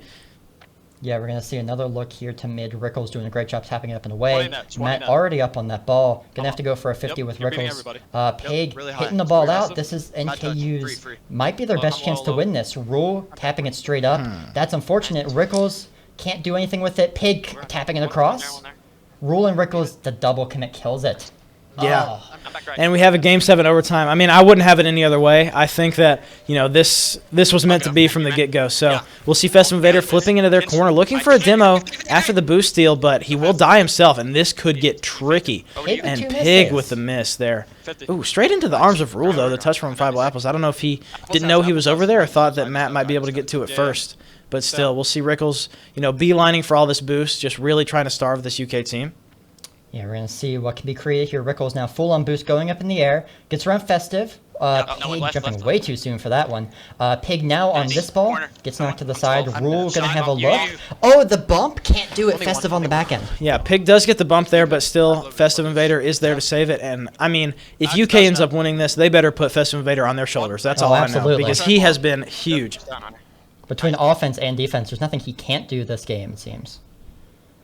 Oh, Matt's going to have a look here. Pig doing all he can to keep it out. Rule is going to be the one to clean it up in the corner with Apples.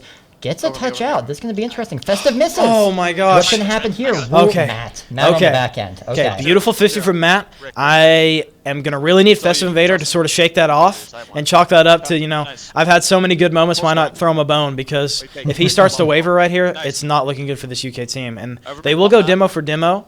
Friable Apples will spawn on the back right. Rickles will get the bang here, but Friable Apples should be able to put that in the corner. And yeah, just keeping that ball in your corner is so effective in, inhibiting what the opposing offense can really do. Because to put a shot on net from the corner just takes, so much precision, and it lacks a lot of speed, and so it's really easy to handle stuff from over there. We're getting to the time last round where they ended the overtime 2 minutes in. Rule getting a shot up high. No way that's Rickles in. 3 back on defense. Rickles and Matt going to go for this one. Going to leave it up to Pig, it looks like. Who's going to go for this? Yeah, Pig in the Matt gets corner. a little dainty touch there. It could work out perfect. Pig. Oh, that scared me. Got a little risky putting in his own third. Rickles is going to have to make something happen here. Rule goes up for the miss. He's going to get stuck in the air. He's back down now. He's going to get back on rotation. Matt gets it over the head of Rickles, and Rickles will end up killing on Friable Apples. Was that Rickles? I think it was the opposite way around. Okay. Oh, we're going to see a look here. 3 attacking net. Apples still unwavering on the back end. We see they're giving the ball to Matt. They know Matt's their best shot here. Gets up and over. No one from UK up. A double commit from NKU. What's this going to turn into? Yeah, I mean, this is just so back and forth with every time someone touches the ball, I think it has a chance to go in because just all of these players have shown that they can just make it happen so far in this series. Rickles will go up high off the ceiling. That'll be for Festive Invader to sort of field. You look at the flick over. He's going to look to get another beat here. Oh, just with a little bit more oomph with Pig, faking that. There's no way for Festive to have known that, obviously, but with Pig faking that, any hard ball on net could have gone in. Right, I think he was just so far under the ball, it's tough to get one. He did all he could to tap it. Rickles needs to make a save here, is able to. Again, NQ great at getting these saves falling into their back end. We're going to see ball die in midfield. Rickles getting a touch up. Was a look to Rule, 2 misses. Apples now, Rule going up, that's a miss.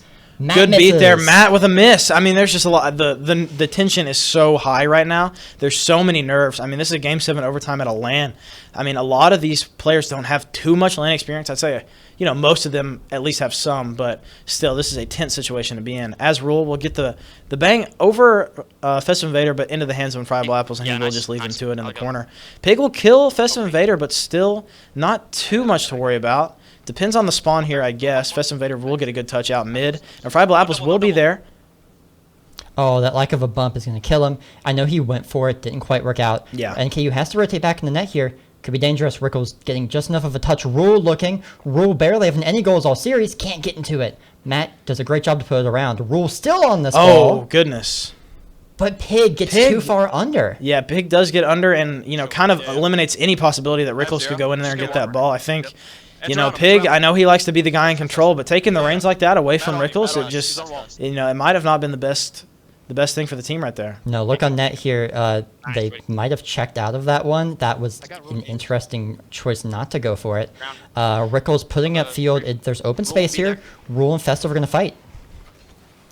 Yeah, a good 50 there from Festive to just sort of eliminate things. And, this is just so give and take. But, ooh, if there was an NKU, whoa. Oh, my goodness. Ceiling pinch there. What a pinch. That did not work out in their favor at all either. Rickles now going to have to save him.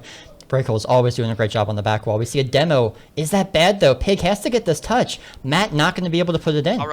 That demo could have been the game changer right there. If Festive Invader was in that third, just adding another offensive player to the mix right there could have been the difference between going home and taking this win. Rickles needs to not get bumped here, and he does. We're going to see a 2-on-1. It's up to Festive. Rickles getting under it. Not enough. And we 5 have minutes into overtime. Yeah, we have played 2 regulation games so far. Oh, that one's wide. Okay. Yeah, a little bit wide. And Friable Apples looking to take his time. Does get it around. Oh, no. Don't let this be it. Rickles, Pig on the back end. Okay. Yeah, Pig. I would have hated it to end that way. Or good pass in there. Festive Invader wasn't a little bit close, I'll be here. or I'm wasn't, 0-0. you know, close enough, just a little bit too far away. So That's it, we'll that's see it. Unfriable Okay. Apples just trying to make anything happen. He's a little bit I got it. squealy in the air here. We're going to see another shot. Rickle's going to beat him to it. It is bouncing mid. Who's going to be there? No one, actually. That one's just going to bounce harmlessly at the Yeah, corner. again, this NKU team is just playing so passive. Both of these teams are playing a little passive. They're too scared to have, you know, somebody out of their third to go and score the ball because, you know, to win this, somebody's got to score. It's not enough to prevent the other team from scoring. So I'd like to see just a little bit more aggression. Just somebody go out here and get this win instead of letting it fall in their lap. Get us home sooner, too. Oh, we might see something here. No bump on the back end. Again, some of these bumps aren't connecting for UK here. They've relied on them to get goals so far, but they're timid to go for them. I'll fake. Nice. Pig here, bringing up the corner. Yeah, keep going. Doing a great job. Only one more to beat on wall. Can you do it? Kind of goes towards Beautiful mid, bump, but- though, from Festive Invader on Yeah. Rickles to, you know, even if Pig did end up getting it around. Oh, no, that's it! NKU taking the series 6 minutes in. Unfortunate that it has to end that way with a miss. We can't get a beautiful goal. Just hits it right over. NKU already up celebrating. That is a tough one. I know my co-caster here is having a hard time. That's tough to watch. I was scared the whole time that was going to happen to NKU. Seeing the players here go for handshakes, they know that they played as well as they could in that last 6 minutes. That's unfortunate to watch. I mean, especially for a player like Festive Invader who did so much from games, I want to say 3 till the last 3 to 7. The last 5 seconds of game 7 is just so tough, and to watch it end like that is heartbreaking. But, you know, I think both teams can. They definitely didn't get every opportunity that they should have gotten. I think both teams can recognize that they left a little bit out there, but still a beautiful series played from both teams. To go to a Game 7, 6-minute overtime is just a very poetic way to end this. Do you have any final words for these teams? Right, and I think you can kind of tell that's why these two teams have been struggling to get further in a lot of their personal tournaments, like getting the CRL and stuff like that. They have a hard time connecting in these tough matches. Honestly, this game shouldn't have gone to the Game 7. One of these two teams should have taken over at some point and made it decisive, but neither of them could, and ended up with that goal that was so heartbreaking for UK, because you can't ask Festive to do everything. You can't. And I think there's only a certain amount. And once we saw that Game 7 Festive miss, I thought that maybe he might have, you know, started slipping. But are our mics live? Oh, okay. But, yeah.